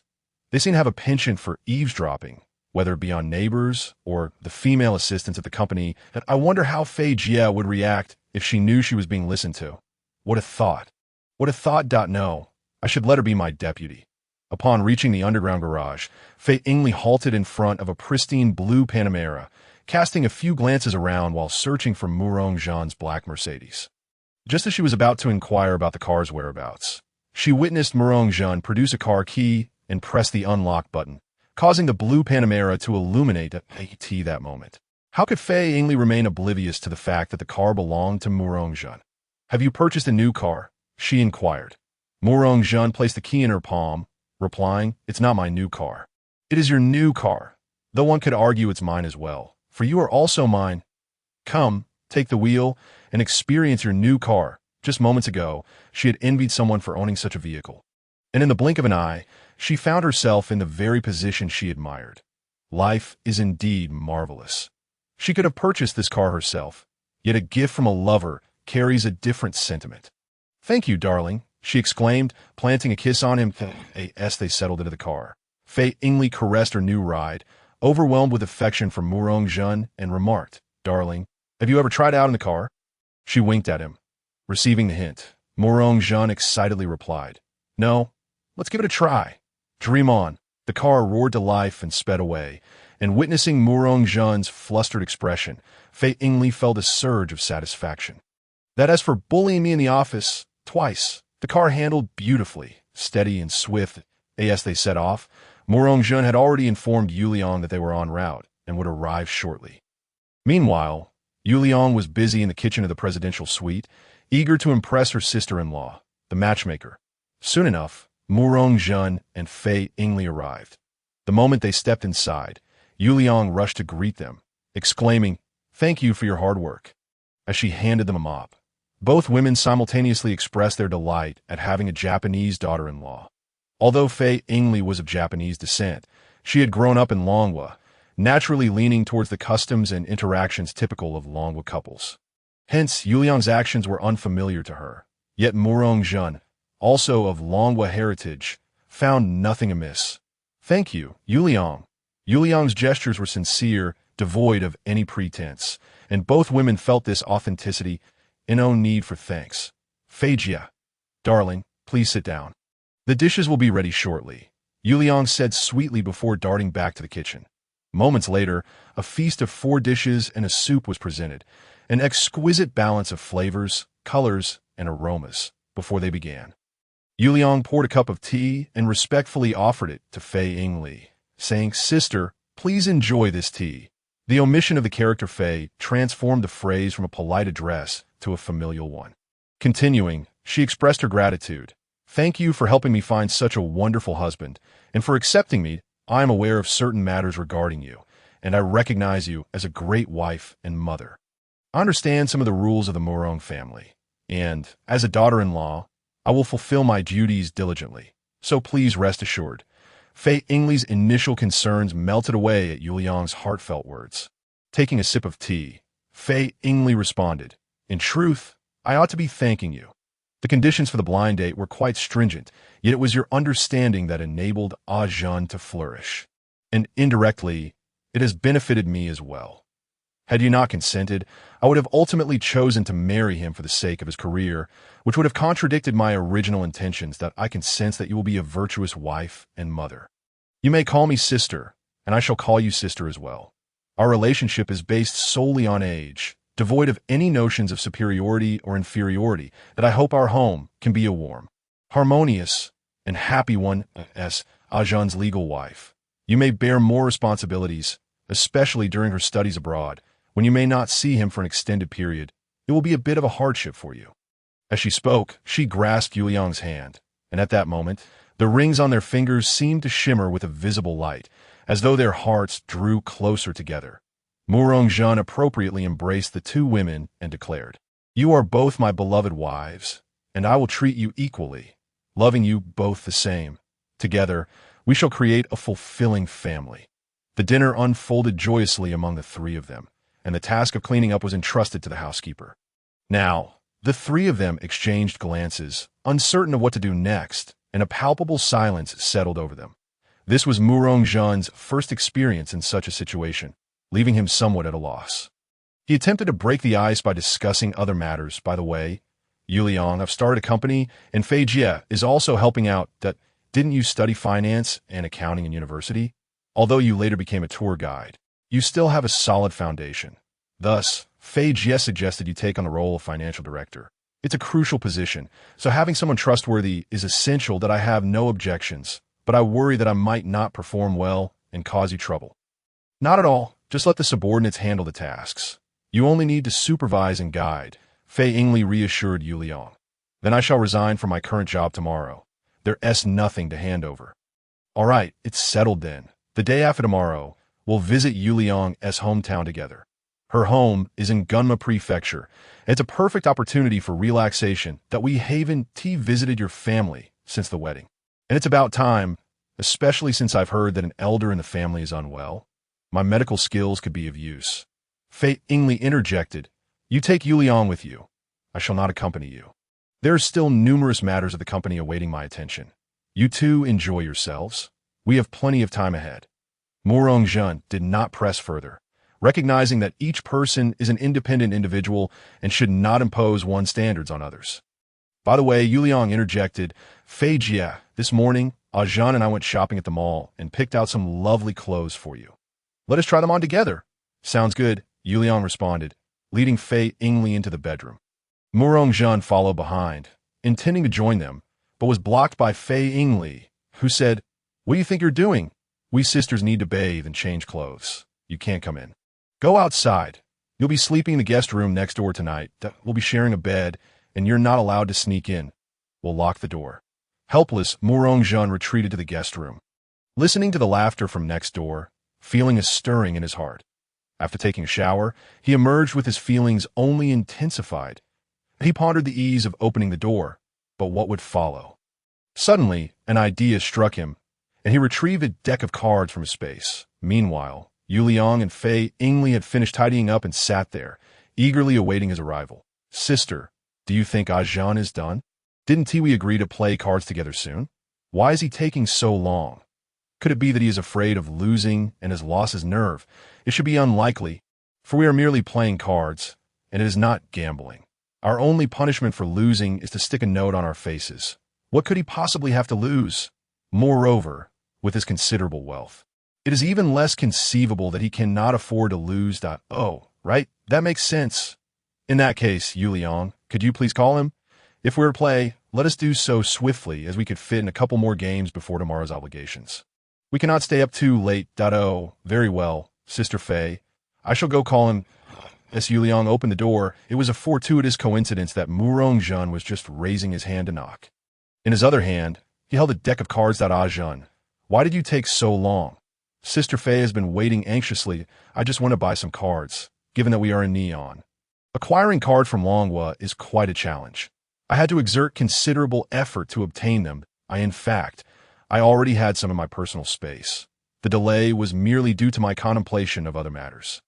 The three of them took their seats, and Murong-jan began to elaborate on the game rules. One landlord against two farmers, with each player starting with 17 cards, while the last 3 cards remain as the landlord's. The objective is for any player to exhaust their hand first, thus securing victory for their side. The possible plays include single cards, pairs, 3 with 1, where the 1 could be either a single card or a pair, as well as consecutive pairs, which must consist of at least 3 consecutive pairs, and straights, which must have a minimum of 5 cards. 4 identical cards constitute a bomb, and 2 jokers together form a rocket. The ranking of the cards, from smallest to largest, is as follows: 3 aces, 2 S, and jokers. Given her previous experience living in Longhua, Fei Ying should be well versed in this new gameplay. However, for Yuliang, a true Neon native, this was her first encounter. Despite Murong-jan's clear explanation of the rules, she still found herself somewhat perplexed. After experimenting with 2 rounds, the trio commenced their formal competition. The penalty rules dictated that if the landlord won, 2 notes would be affixed, while if the farmers lost, 1 note would be stuck. The first to reach 10 notes would be deemed the loser. The game commenced. 3, 4, 5, 6, 7, 8, 9, 1, 0 JQK, a heavenly sequence. Cannot accept. X2, a pair of aces cannot accept. X2, 4, 2, S, a royal flush. Murongjun initiated the game with a splendid hand, securing a spring victory. However, they did not count multipliers. Only wins and losses mattered, resulting in Fei Ying and Yu Liang each receiving a note on their faces. A pair of queens, too strong, cannot accept. A pair of 3S, crushed. A pair of 8S. In the heat of the intense competition, each player had their share of wins and losses, though Murongjun emerged with the fewest losses. Unbeknownst to them, the game continued deep into the night, and only when fatigue set in did they retire to their respective rooms to sleep. Ding! Congratulations, host, for completing a task and receiving the special skill reward of Mind Transmission. Mind Transmission, a special skill that allows, while the Bushian fairy sleeps, the transfer of knowledge and skills obtained from the system to the other party within a certain distance through unique transmission medium. The target of the skill must have a bond with the Bushian fairy. The higher her favorability, the better the transmission effect, speed, and capacity. The extent to which the skill can be comprehended depends solely on the Bushian fairy's understanding and insight. When Murongjun awoke, it was already 10 o'clock that he rose to prepare breakfast, or rather, lunched at. As he stepped outside, he collected a still unopened deck of cards from the floor. Those who win seek to win more, while those who lose wish for a comeback, i.e. in their separate rooms. Fei Ying and Yu Liang gradually stirred awake, seemingly recalling something, yet saying nothing. Suddenly, both felt an influx of knowledge that had not previously belonged to them. For instance, some knowledge related to being a CEO, company management, and even financial matters. Through their exchanged glances, they understood that they were both experiencing the same phenomenon, yet neither spoke of it. However, their hearts were tumultuous. Could this man truly be an otherworldly figure? Otherwise, how could such extraordinary occurrences transpire? Indeed, while they slept last night, the advanced CEO experience package was transmitted to both of them through the mind transmission skill.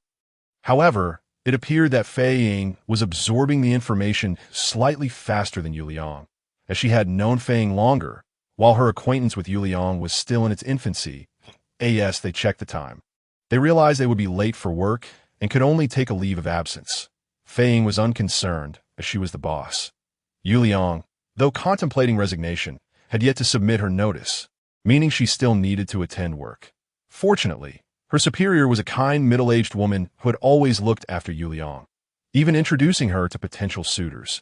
Yu Liang dressed and walked to the balcony to call her supervisor and explain her situation. Fei Ying also picked up the phone, dialing her assistant, Lishan Liu, to relay the decisions made the previous night. Once the call connected, she stated, "Xiao Liu, I was busy with some matters last night and went to bed late. So, I won't be coming to the office this morning that I'll discuss some things with you over the phone. First, our company plans to merge with a new company. The company has just been established, and I am the new company's vice president, concurrently serving as the director of the legal department. The new boss holds you in high regard and wants you to be the deputy director of the legal department. My focus will primarily be on the overall company, so the legal department will be your responsibility.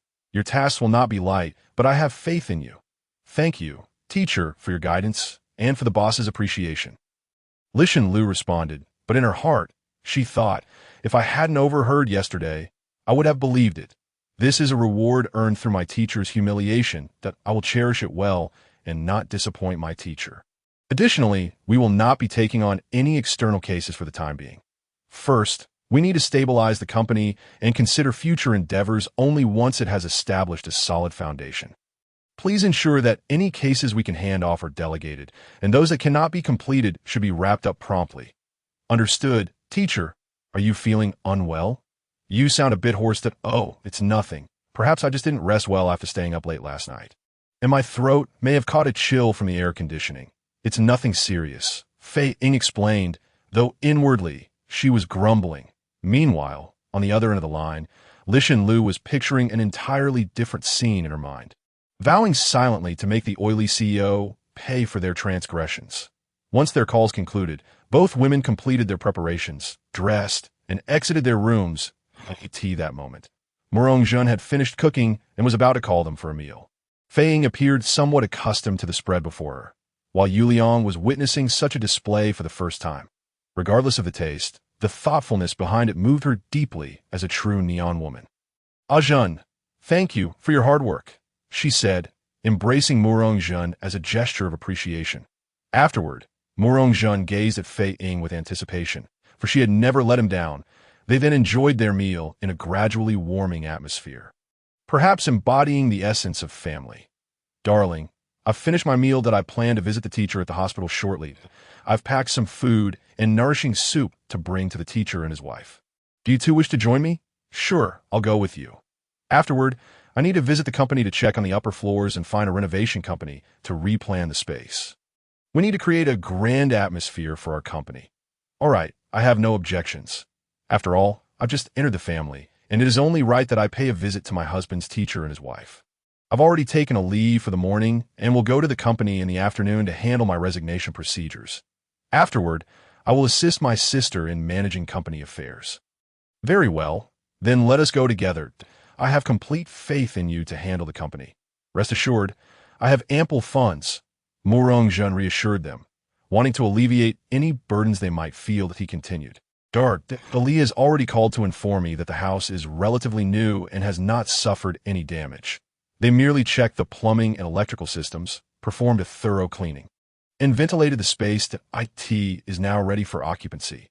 What do you think? Yuliang, where do you live?" "My hometown is in Gunma Prefecture, where my grandmother, father, and mother reside, while my sister and I are in Tokyo. As for my residence, it is the apartment building where I got into your car, the Inuan apartment. Speaking of which, you also came from that building. We are indeed neighbors. I only moved in recently." "At Building 6, Unit 1, 3603. What about you?" Murong-jun and Fei Ying were both taken aback, simultaneously exclaiming, "We reside in Building 6, Unit 3601. The three of them marveled at the coincidence, noting how remarkably aligned their living arrangements were. Units 3601 and 3602 were adjacent, while 3603 and 3604 formed another pair. Although the fire door in between was normally closed, it could be opened, yet everyone had only ever used the elevator on their respective sides, resulting in their never having crossed paths. Fei Ying elucidated their circumstances. "I live in 3601 with a Jean, while next door in 3602 reside two beautiful women. One is a nurse named Gong Xingzi, and the other is somewhat of a mystery to me. I've only met her a few times. According to Xingzi, she is a flight attendant who often travels, hence her infrequent presence in the apartment." Murong-jun confirmed that the individual she had heard about previously must indeed be the lovely nurse, Gong Xingzi. Yuliang then shared details about her own situation. "My sister and I live in 3603. She is a student in her third year at Mihua University and will be entering her senior year soon. Currently, she is interning at a cosmetics company AS for 3604. I have yet to meet anyone from there.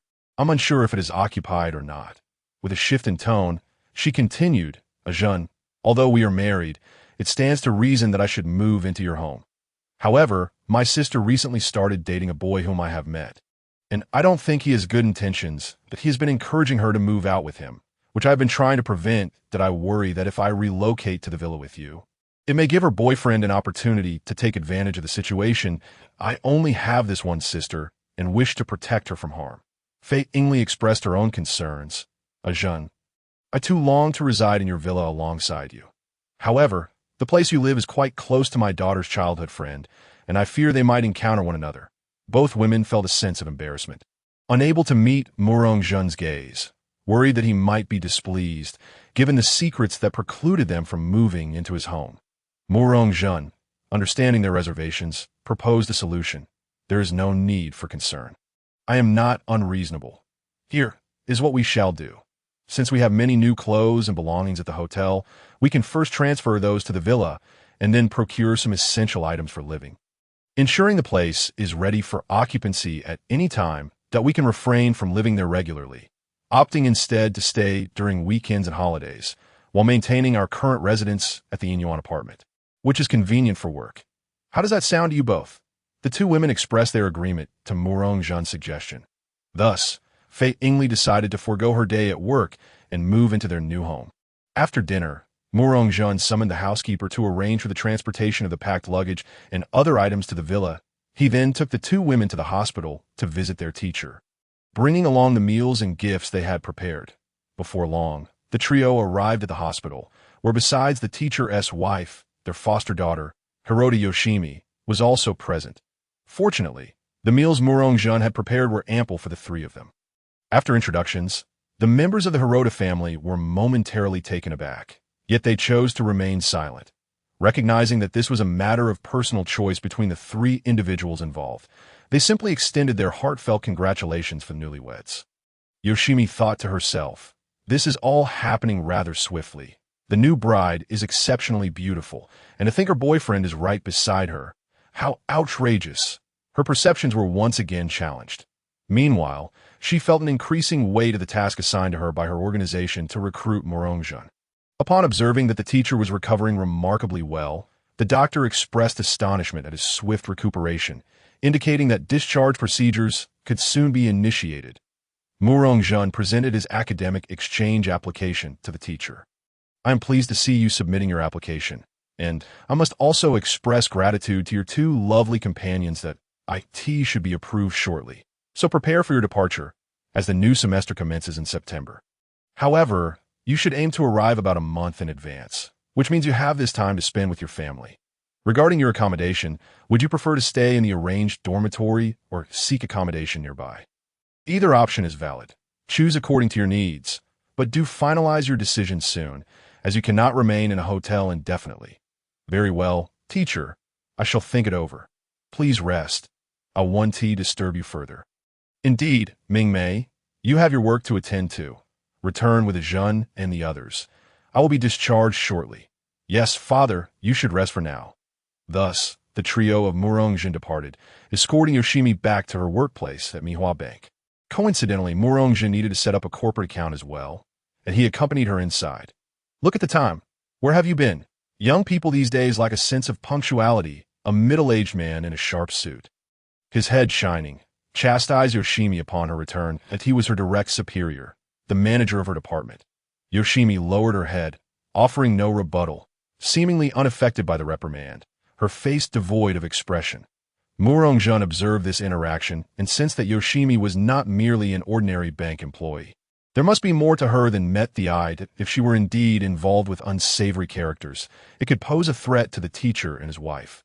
Yet, her affection for them appeared genuine. It was a puzzle he could not quite decipher and resolved to keep a closer watch on her in the future. The bald supervisor grew increasingly agitated, prompting Murong-jun to interject. "Miss Yoshimi was just discussing business with me. That I intend to establish a corporate bank account at your esteemed bank, with a registered capital of 30 billion yen.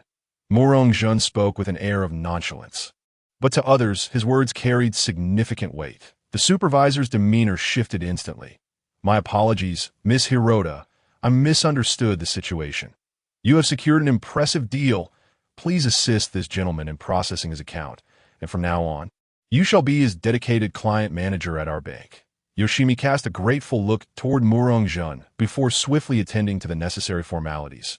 Without delay, Murong-jun transferred 30 billion yen into the corporate account as startup capital. Upon witnessing the substantial deposit, Yoshimi was taken aback. If he could transfer such a vast amount with ease, how much wealth must he possess? After completing their business, and with the bald supervisor bidding them farewell, Murong-jun departed the bank, driving Yu Liang to her workplace. The female leader of the company was astonished by Yu Liang's transformation, showering her with compliments about her beauty and grace. "Yu Liang, I heard you were looking for a match recently. I have a distant relative who seems quite suitable. A young man named Ono-tan. I believe you two would be a perfect fit. Would you like me to introduce you?" With a hint of resignation, Yu Liang raised her left hand to reveal her ring. "Thank you for your kindness, but I am already married." The female leader promptly dropped the subject of matchmaking and swiftly processed Yu Liang's resignation. After expressing her gratitude, Yu Liang left the company. As she walked, she reflected on the coincidence of Ono-tan being the other match suggested on the dating website Ishin-chien. How amusing. Perhaps if I hadn't met my husband, I might have ended up with Ono-tan. Nevertheless, I am grateful for my current choice. Yu Liang entered the car, and the trio drove towards their home in Nijo, perhaps due to the relatively small size of Mihua City. The good road conditions or Murongjun's adept driving skills, they arrived home in no time. The two Alfreds they had purchased were already parked in the yard, and with Murongjun's Mercedes, that made 3 vehicles. Soon, there would be 2 Porsches belonging to Fei Yingli and Yu Liang as well. Indeed, there is ample space to accommodate 5 more cars. This marked Murongjun's first true visit, though he had a memory of having been there before. It was his body that was experiencing this for the first time. He felt a sense of familiarity as he entered the grand living room, featuring a circular staircase leading to the 2nd floor. The 1st floor contained 6 functional rooms, while the 2nd floor had 8, and the 3rd floor held 6. Each room was spacious, and there were several basement levels beneath. After touring the villa, Murongjun discerned from the expressions on the faces of the 2 women that they were quite pleased with their new residence. "Ladies, please choose your rooms. We shall each select our own." The 2 women exchanged glances, and Fei Yingli declared, "I choose 301." Yu Liang followed suit. "I select 303." Under the approving gazes of the 2 women, Murongjun opted for 302. The 2 women were satisfied with his choice. The belongings from the hotel had already been delivered, along with their wedding photos. The 3 individuals began to tidy up their respective rooms and clothing. Soon, they had nearly finished their tasks. Yu Liang asked Murongjun to assist her by placing the wedding photos in her room and hanging them up. She then turned to Murongjun and said, "Darling, my sister just caught a glimpse of our wedding photos, and I could see a hint of envy and disappointment in her eyes. Please go and comfort her while I take a quick shower and prepare dinner for tonight. Once the meal is ready, I will call you both down. Shall I accompany you for the wash?" "No, I will be quick. If you join me, it will be a different affair. Please go and comfort my sister. You can ask her to keep you company while washing." "All right then, I appreciate your hard work. Dear wife-to-be, by the way, be sure to invite Dr. Agasa over for dinner." Yes, that's fine. Go find sister, and don't let her overthink things." Before entering, Murongjun had knocked on the door, but there was no response. Upon entering, he found Fei Yingli staring blankly at the empty wall in Yu Liang's room, where the wedding photo of her and Murongjun was displayed. Understanding her thoughts, Murongjun remarked, "This wall seems rather bare. Perhaps we should take some time to capture another set of wedding photos to adorn it." That moment, Fei Yingli came to her senses and said, "Darling, am I asking for too much?" "Not at all. It was my oversight. We agreed to treat both sides equally." Yu Liang had just suggested that he comfort her for a while longer while she went downstairs to cook. "Thank you, darling. There's no need for thanks. It's too formal. I just broke a sweat tidying up and would love to take a shower. I wonder who could assist me in scrubbing my back." "You promise it will only be a back scrub?" "Indeed, I promise. To deceive is to be a little dog." "Well then. Hey, be honest. Didn't you just make a promise?" "Woof, woof, woof." Ding. Congratulations to the host for completing a task with a 2nd celestial being. Fei Yingli, and receiving the reward of advanced photography skills. Advanced photography skills. Photography is an art form and a means of self-expression. Whether capturing landscapes, portraits, or other themes, photography can showcase their unique beauty. Mastering advanced photography techniques, such as the use of light and shadow, composition, color matching, depth of field control, shooting angles, and capturing moments, is essential. Seeing Murongjun and Fei Yingli descend the stairs, Yu Liang said, "Sister, you've come down just in time. I'm almost done here at Ajun. Didn't you mention inviting a neighbor? You can go and get him now. All right, you two stay at home. I'll go fetch Dr. Agasa." "Yu Liang, is there anything else that needs doing?" "I am here to help. In no need, sister. You should rest that I can manage just fine." Before long, Murongjun returned with Dr. Agasa, and everyone promptly introduced themselves. Regarding the relationship between Fei Yingli and Murongjun, no one made any special remarks. Simply stating they were friends, considering the likelihood of Dr. Agasa encountering Xiaolan, which they wanted to avoid. Thus, Fei Yingli had informed Murongjun and Yu Liang beforehand. "Come, let us raise a toast to Dr. Agasa, thanking him for helping to keep the house so clean and tidy." "Cheers, X4O, it was nothing, merely a small effort. I must also thank you, Ajahn, for the tea leaves. They're delightful and quite healthy. After a few days, I feel much more invigorated as long as you enjoy it. Good tea should only be savored by those who appreciate it. I have some more. I'll bring 2 cans when I leave, and no need for modesty. I'll be studying abroad for a year in beautiful country. There might be times when this home is quite empty. I may need to trouble Dr. Agasa to keep an eye on things." "What are you talking about?" "Ajahn, you need to be so polite. Studying abroad is a wonderful opportunity. Which city will you be attending school in? Will you choose to stay in the school dormitory or with a local family? La Shanji, California Institute of Technology that I haven't decided on accommodation yet. I am thinking of staying off campus. Oh, that's an excellent school. Ajun, you're impressive. La Shanji, I actually have a friend there. Let me inquire for you that if they agree, you can stay with them. If not, don't take it personally. That would be great. I would be grateful to Dr. Agasa for that I'll await your news. Come, eat more dishes. Yes, no need to be polite. I must say, your wife is truly remarkable. She excels in both the parlor and the kitchen. Dr. Agasa praised Yuliang while reminiscing about the girl with braided hair from his youth. The group did not indulge in much alcohol, and soon Dr. Agasa stood to bid farewell. Murong-jun presented the prepared tea and other gifts to Dr. Agasa and escorted him out. After tidying up, they returned to the hotel, appreciating the luxurious presidential suite on the top floor, which Murong-jun cherished. If the hotel were for sale, he would have considered purchasing it. Upon entering the room, the butler had already thoroughly cleaned it, as per Murong-jun's instructions. Murong-jun decided that the butler deserved considerable praise. I am a dividing line, Dr. Agasa, having drunk little, remained quite sober that he was a decisive person who, after sipping tea, called Kudo Yusaku, who was far away in beautiful country, La Shanji. Yusaku, it's Agasa. Dr. Agasa, how have you been? After some pleasantries, Dr. Agasa transitioned to the main topic. He explained Murong-jun's situation and his request to stay at his home, sending Yusaku a photo of Murong-jun. After viewing the photo of the upright young man and learning about his circumstances, Yusaku readily agreed, but mentioned he needed to consult his wife's opinion before getting back to him. I'm a dividing line in a certain black-clad organization based in Neon. A girl in a white lab coat with short brown hair stood facing off against the organization's members. Gin and vodka. As tensions escalated, I could go study abroad in beautiful country, La Shanji, but I demand absolute freedom and no tracking or surveillance. Impossible. What if you run away? Vodka retorted. Then you should send someone else. If my conditions aren't met, I want to go. Vodka, frustrated, was at a loss for words, as the girl before him was a biopharmaceutical scientist nurtured by the organization since childhood, her capabilities greatly contributing to the development of their drugs. Observing the stalemate between the girl and Vodka, Jin, who had remained silent, interjected, "Very well. During your study abroad, you will have absolute freedom, and no one will track or monitor you. However, you must report your situation to the organization regularly. Remember, you are not alone. You have an older sister, Sherry." The icy tone in Jin's voice was palpable, and the girl named Sherry sensed it. She had no intention of running away. She merely yearned for freedom. Even if just for a year, she envisioned having good friends, perhaps even a boyfriend, to share life and studies with.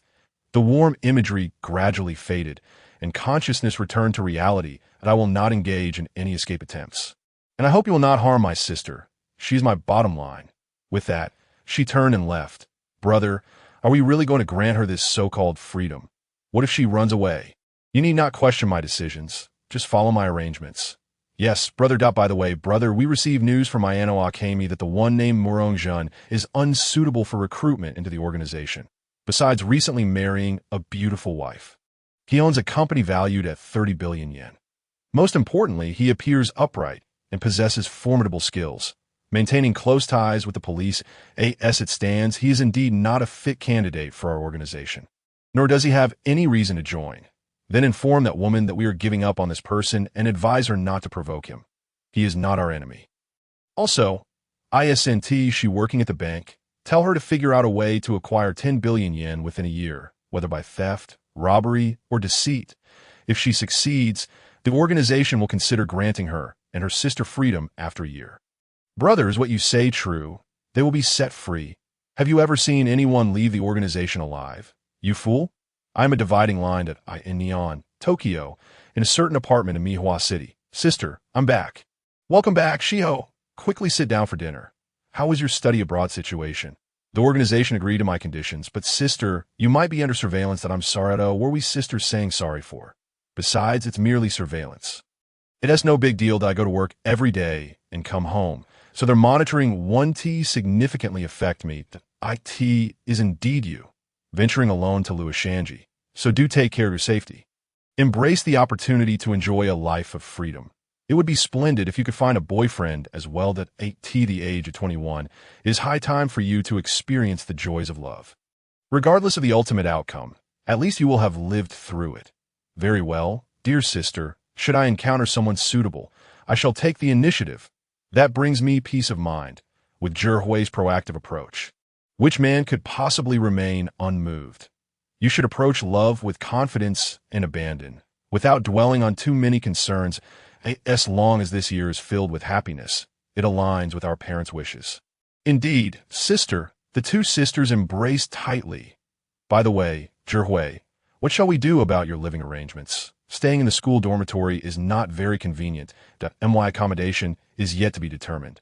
In any case, I will not reside in the school dormitory, as it offers no personal space that if necessary, I might consider staying in a hotel. However, that too is quite inconvenient. That I will consult my foster father. He is well connected and may have a solution. Subsequently, Zhihui's sister took out her phone and called her foster father. After understanding the situation, he agreed, mentioning that he indeed knows of a student in Luoshanji who is looking for temporary accommodation, and he would inquire further that in the United States, at the Kudo family's villa in Luoshanji, Kudo Yusaku had just received a call from his friend and neighbor, Professor Agasa, and proceeded to dial his wife's number. Hello, my dear. What a coincidence. I was just about to call you. There's something on your mind. Oh, what a coincidence indeed. Professor Agasa just called me, saying a foreign exchange student wishes to stay at our place. I've seen the photo, and he seems like a fine young man. Since I have no objections, I wanted to get your thoughts. I see that if you say it's fine, then it is indeed fine that I have no objections either. Interestingly, my university professor just called to inform me that his foster daughter's younger sister will also be studying here and needs a place to stay. I've seen her photo, and she appears to be a lovely girl, though perhaps a bit reserved. I have agreed, and thus I seek your opinion. They both laughed heartily, remarking on the delightful coincidence. Well then, with Shinichi off and away, our home has felt somewhat lonely. The arrival of these two young individuals will certainly enliven the atmosphere. I believe they will likely arrive around the same time. With my busy work schedule, I rarely have the opportunity to spend time with you. Now that we have more company, we can enjoy some conversations together. That sounds wonderful. This summer will surely be lively at home. No worries. You carry on with your work, and I can explore a bit. Currently, I am in Shaolang and will be heading back to Neon soon to assist a childhood friend with some matters. I will also take the chance to visit Irie and a few of our close university friends. All right, have fun, and do stay safe. Remember to call if you need anything. Thus, through the concerted efforts of two circles of individuals, Murongjun and Gongye Zhihui successfully secured temporary lodging at the home of Kudo Yusaku and Kudo Yukiko, where their fateful encounter had begun. At this moment, the Miyano sisters were still dining, while Murongjun's competition had entered the crucial phase of determining victory. Ultimately, each participant bore several white slips of paper on their faces as a penalty. They had swapped card decks twice, and the landlord emerged victorious once again. Ding! Congratulations, host, for completing a task with the second and sixth players, the Heavenly Maiden, and receiving the reward of permanent access to the presidential suite on the top floor of the Mihua Emperor Hotel. As dawn broke, individuals gradually awakened, the previous day's awkwardness having dissipated, as if everything unfolded with natural ease. During breakfast, Yuyo inquired about the day's plans, while Irie's gaze turned towards Murongjun, her intent unmistakable. She too wished to ask, "Today, we shall compensate for Irie's regrets. I had the hotel manager customize several wedding dresses in your sizes, and today, we shall take wedding photos together."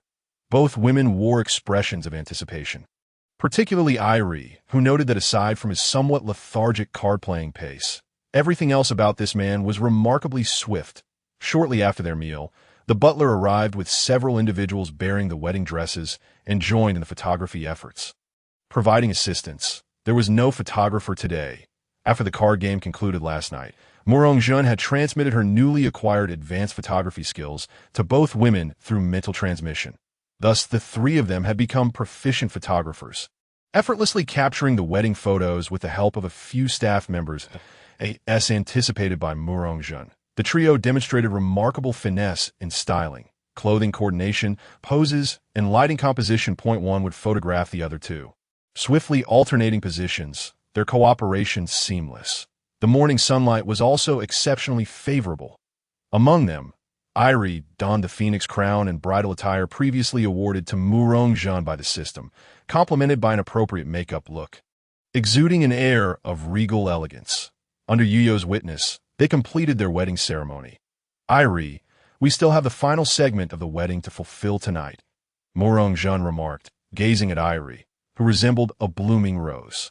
However, the fervently enthusiastic Murong-jeon was met with an unexpected cold shower. No, my daughter has said she will come to stay for a few days, as she is traveling abroad next month. Therefore, you cannot stay at home during these days. Irie felt a tinge of embarrassment, sensing she was letting Murong-jeon down. Yet, her daughter was of utmost importance to her, a sentiment fueled by maternal love, guilt, and a sense of obligation. Murong-jeon expressed understanding. It's perfectly fine. You and your daughter have rare opportunities to be together. Cherish your time. Yuyo interjected an opportune moment. How about this? During these days, Jean can stay at my place. The three of them reached a cheerful consensus and returned to the Inuan apartment to organize their respective rooms and belongings. Irie prepared to welcome Xiaolon. While Yuyo anticipated Murong-jeon's arrival, Yuyo observed her one solitary belongings transform into a shared space filled with clothing, toiletries, pillows, and slippers for two. She felt a profound happiness in this change. Jean, that room belongs to my younger sister Rika, so we will all live together from now on. Rika still has a child's temperament, so please be patient with her at times. Your sister is my sister. There is no need for such formality. That I have met Rika. She is a wonderful and lively girl. Yuyo recalled some of Rika's less desirable habits from their time at home and contemplated messaging her as a gentle reminder, but decided it was better to speak to her in person since she was now at home. Dear, shall we go grocery shopping together? Let's prepare something delicious to welcome you. Hand in hand, they stepped out. Meanwhile, after Irie finished tidying her home, she hurried to the company to brief Kuriyama Midori on some new business matters. Observing Irie's somewhat fatigued demeanor, Midori felt a pang of sympathy. Surmising that her mentor had once again been harassed by a greasy executive and was now burdened with company affairs. How infuriating! Irie drove her blue Panamera towards the Mori Detective Agency to pick up her daughter, Xiaolon, having already removed her wedding ring. While she felt a hint of reluctance, she had no choice. Her daughter's sensitivity required it. After parking by the roadside, she noticed the CAF at the bottom of the detective agency had changed its name to Musi CF. Irie recognized this CAF as being under the auspices of the Baitian Investment Company. Another establishment under the same umbrella was Chef Xia, a restaurant serving Longwa cuisine. The reason for this arrangement was to facilitate employee benefits and social insurance management, thereby bolstering employee confidence by being associated with a company worth 30 billion yen.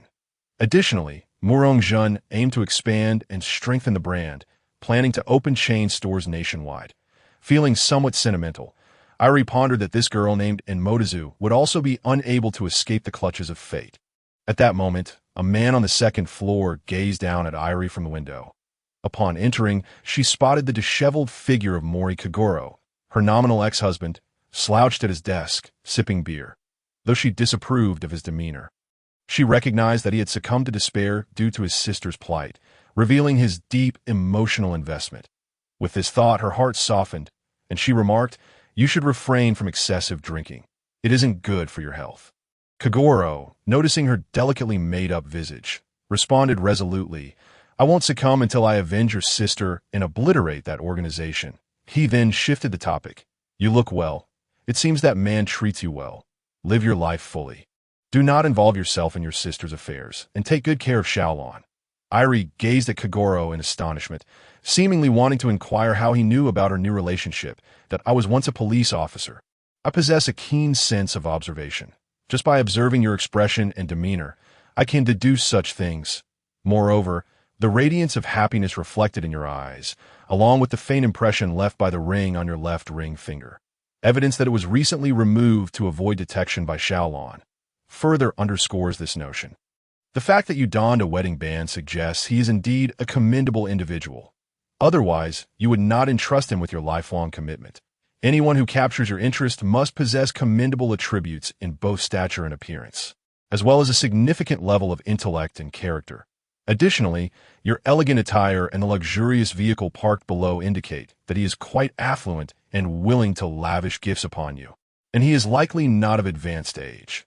Your vibrant complexion suggests that he is in good health as well. In summary, he is youthful, wealthy, tall, handsome, exceptionally talented, and possesses admirable character. Listening to the astute analysis of Mori Kagoro, Hattori Heiji felt a surge of admiration. This brother-in-law is indeed impressive, worthy of his sister's affection.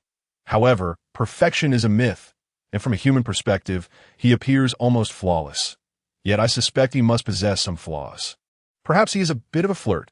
After all, if I were in his position, I might be tempted as well, huh? Hattori Heiji mused, realizing once again that men understand men best. She chose not to elaborate further. And shortly after, the sound of footsteps announced Xiao Lan's descent from upstairs, a small bag of belongings in hand. After relaying a few details to Mori Kagoro, she departed alongside Hattori Heiji. Mori Kagoro gazed at the retreating figure of Mori Ran, murmuring, "Heiji, rest assured, I will protect our daughter, ensuring her safety, joy, and happiness." In the car, Xiao Lan in the passenger seat exclaimed, "Mom, your new car is so cool. It must be quite expensive that I'm not entirely sure of its exact worth." This vehicle was a gift from the company that my law firm was acquired by a larger corporation, and I now serve as the vice president and director of the legal department. So the owner provided me with this car. Mom, that's incredible. You've become a vice president, and I feel like you look younger and more beautiful. Your skin is so flawless if we walked out together. People would surely mistake us for sisters rather than mother and daughter. Oh, darling, don't exaggerate. I'm serious, Mom. I'm not lying. Though the mother and daughter did not see each other often, the bonds of blood kept them close. And each reunion was filled with warmth, as they cherished the rare opportunities to converse. Upon arriving home, Hattori Heiji announced, "Ran, your room is currently occupied by someone else, so you'll have to share a room with me tonight. But don't worry, he is out with friends and likely won tea return for a few days. The daughter of a great detective and a prominent lawyer cannot possibly be an ordinary person. Are you sure he's out voluntarily and not forced to leave because of my arrival? Perhaps his vacation depends on how long I stay here. Still, I truly appreciate him for allowing me the chance to sleep with Mom again. Just like when I was a child." "Silly girl," Hattori Heiji affectionately teased AS for the cooking. That was Xiao Lan's responsibility. For now, Hattori Heiji had indeed mastered the art of cooking and was quite skilled at it, having been tasted by Mu Rongjun. However, in Xiao Lan's eyes, Hattori Heiji could not cook to save her life, creating dishes that were utterly unpalatable to avoid exposing Hattori Heiji's culinary talents. She rarely cooked herself. After all, the more she cooked, the more her skills would be revealed. Xiao Lan was quite astute. While Xiao Lan prepared the meal in the kitchen, Hattori Heiji assisted her, and the two worked together in a delightful and warm atmosphere. Meanwhile, hand in hand, Mu Rongjun and Yu Liang returned from the market, feeling elated by their shared experience. The distance to the market was not far, yet they felt as though it were quite close. Barely having time to relish the romantic stroll before reaching home at tea length, they reluctantly parted ways. Yu Liang softly remarked, "We shall continue this conversation later." Using his key, Yu Liang opened the door, and as they entered the room, they were taken aback by the sight before them. It was none other than Yu Liang's sister, Li Xiang, who had unexpectedly returned home. Typically, at this hour, she would be at work, a thought that had not crossed Yu Liang's mind. Li Xiang had assumed that Yu Liang was also at work, but upon entering, she was followed by a man, none other than Senior Ajun, whom they had encountered before.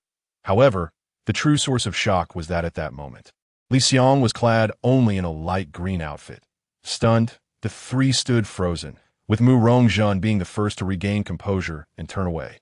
The second was Li Xiang, who dashed into her room like the wind, her mind racing with embarrassment. How could Senior Ajun be in her home? How humiliating! Would he think of her as a bad girl? The sound of her door closing jolted Yu Liang from his stupor, and feeling slightly flustered, he said, "She usually doesn't dress like this. That I'll go check on her. Don't take it to heart." Dear Mu Rongjun interjected, "I'm fine, that I mainly want to comfort Li Xiang. After all, It is she who is at a disadvantage. I'll head to the kitchen to prepare a meal as an apology. You go on in. With that, Mu Rongjun grabbed the groceries and headed toward the kitchen. While Yu Liang knocked on Li Xiang's door and entered, Zhan is now your brother-in-law, and he will be living with us. I had planned to tell you tonight when you returned from work. But unexpectedly, you came home early. Is everything all right? He then displayed the wedding ring adorning his finger to Li Xiang. Having calmed down, responded with surprise, I have no objections. After all, you are now a legitimate couple, and living together is entirely normal. But you two have moved quite swiftly. It's only been a few days since you met. And sister, I was just in the living room when my brother-in-law saw me. Would he think I'm a bad girl? Oh, not at all. Your brother-in-law said you were a sweet and lovely girl. Just remember to be a bit more discreet now that he's in the house. Previously, it was just the two of us. And you could be more casual, but now that your brother-in-law is here, you must be more reserved. All right, sister, I'll be more careful in the future, but I'm sorry. That's enough. We'll let it go this time.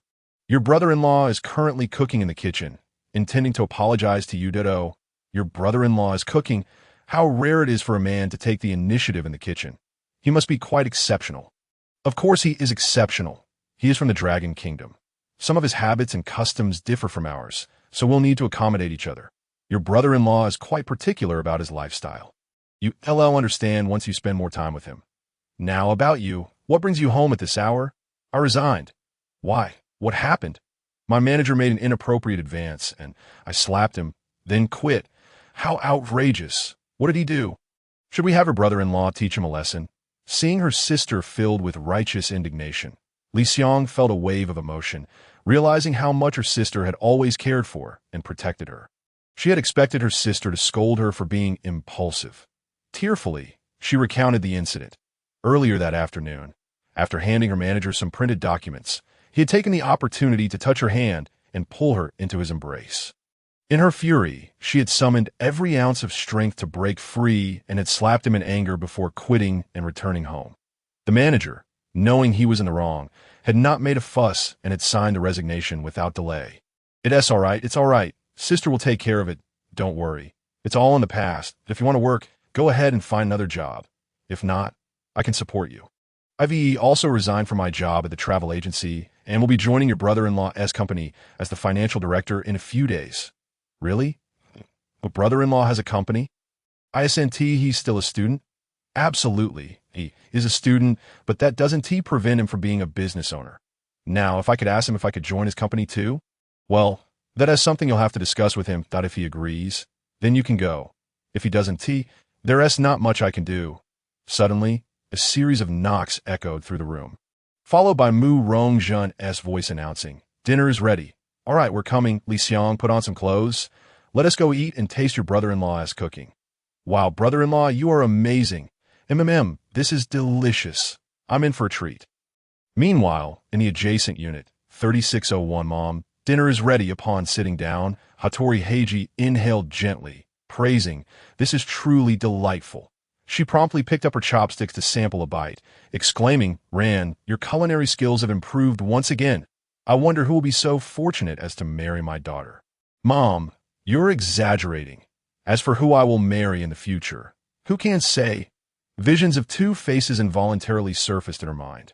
One, that of her childhood companion, Kudo Shinichi, and the other, a dashing rogue who had furtively observed her. In the Inyuan apartment, room 3603, during their meal, Yu Liang recounted the circumstances that befell Rika at her workplace, as well as her aspirations to join the new company established by Mu Rongjun. Naturally, Mu Rongjun acquiesced, promising that upon his return from their hometown, he would arrange for her to accompany Yu Liang to the new company. After all, more hands mean more strength. In the nascent stages of a company, one cannot rely solely on Fei Yingli. Unity indeed breeds greater power. Yu Liang felt a swell of emotion upon hearing Mu Rongjun's intention to return to his hometown together with her, realizing that he had not forgotten about that matter. It dawned on him that he had been remiss, hastily obtaining their marriage certificate without informing his family. However, thinking of his loved ones and the affection they held for her and her sister, he could not help but smile from the depths of his heart, feeling quite fortunate. Murong also took it upon himself to address the manager's concerns, assuring Rika that he would provide her with an explanation. Rika, displaying remarkable understanding, promptly bathed and retreated to her room for sleep, cheerfully announcing, "Sister, brother-in-law, I'm off to bed now. I sleep very soundly, so much so that I wouldn't wake even if there were thunder." Before departing with a beaming smile, Yuliang found himself at a loss with this sister of his. Despite her innocence, her driving skills were anything but novice. Unbeknownst to him, this precious opportunity for intimacy with Murong was not to be squandered. Having just finished their meal, it was only natural to ponder a few thoughts as Murong actions unfolded behind him. Yuliang nearly lost his grip on the dish he was washing, almost shattering it. Helplessly, he succumbed to Murong advances. "Ding! Congratulations, host. You have received a reward of Black Jade Healing Ointment from the Celestial Fairy number 6, the Black Jade Healing Ointment. 1 box, usable 3 times, a miraculous healing elixir from the western regions of Longwa. It possesses astonishing restorative effects for broken bones and meridians." Upon receiving the reward, Murong, aware of Yuliang's family circumstances, couldn't help but feel that Yuliang's recent efforts had not gone unrewarded. Gazing at the peacefully sleeping Yuliang, he mused, wondering if Fei Jia had fallen asleep as well. After their evening wash, the mother and daughter lay in bed clad in nightgowns, yet sleep eluded them. Xiaolan instinctively reached out to touch and gently pinch Fei Yingli's front, an unexpected action that prompted Fei Yingli to instinctively flinch back, for that was Murong's treasure. Once she regained her composure, Fei Yingli lightly swatted Xiaolan's hand away, admonishing, "Child, you ought to be more mindful of your actions." "Mom, your place is so beautiful. In comparison, mine seems lacking. Do you think I can grow up to be like you?" The capricious heart of a teenage girl was hard to decipher, and Fei Yingli patiently replied, "Of course, you're still young. In a few years, you'll resemble your mother. Besides, at your age, you already stand out remarkably. Don't belittle yourself. Surely, those boys are drawn to someone like you? Perhaps. But it must be the right fit to truly be appealing. To present an overall beauty. So, does our Xiaolan have a boy she cares about? Is it Kudo Shinichi, who is soon to travel with you? That guy, he's just a detective fanatic. Every day it's homes this. Detective that, endlessly prattling on about cases. It's been quite irksome for some time now. Then why would you even consider traveling with him to such a distant land? You are my daughter. Can your thoughts truly escape me? Well, it's because it was an earnest invitation from Aunt Yukiko, being Shinichi's mother. I simply couldn't refuse her kindness. Who would pay any mind to that detective fanatic? You two are making both Yukiko and me anxious. I suspect she is somewhat disappointed with her son, hence her invitation, wishing to bring you two together. In this regard, Shinichi is nothing like his father, who was quite the romantic in his youth. Otherwise, Aunt Yukiko wouldn't have fallen for him. Shinichi is a good boy, but rather clumsy when it comes to emotions. Perhaps he is still too young, as boys tend to mature later. Fei Yingli spoke of Kudo Shinichi. Her thoughts inadvertently drifted to Murong, who, though young, was undeniably handsome. However, he did not come off as immature. At times, he exhibited a maturity beyond his years, exuding calmness, wit, humor, and consideration, a true understanding of a woman's heart. It was as if his very essence melted her heart effortlessly. That moment, it seemed that any man before him would fade into insignificance. This must be what they refer to as beauty in the eyes of the beholder. I absolutely do not wish to be with him. Xiaolan felt a twinge of irritation at Kudo Shinichi's clumsiness. Was she really expected to confess her feelings, considering her gentle and introverted nature? It was indeed a daunting task, for she firmly believed that such declarations were the prerogative of boys. Observing the irritated Xiaolan, Fei Yingli comforted her, saying, "It's all right. It doesn't mean you must be with him.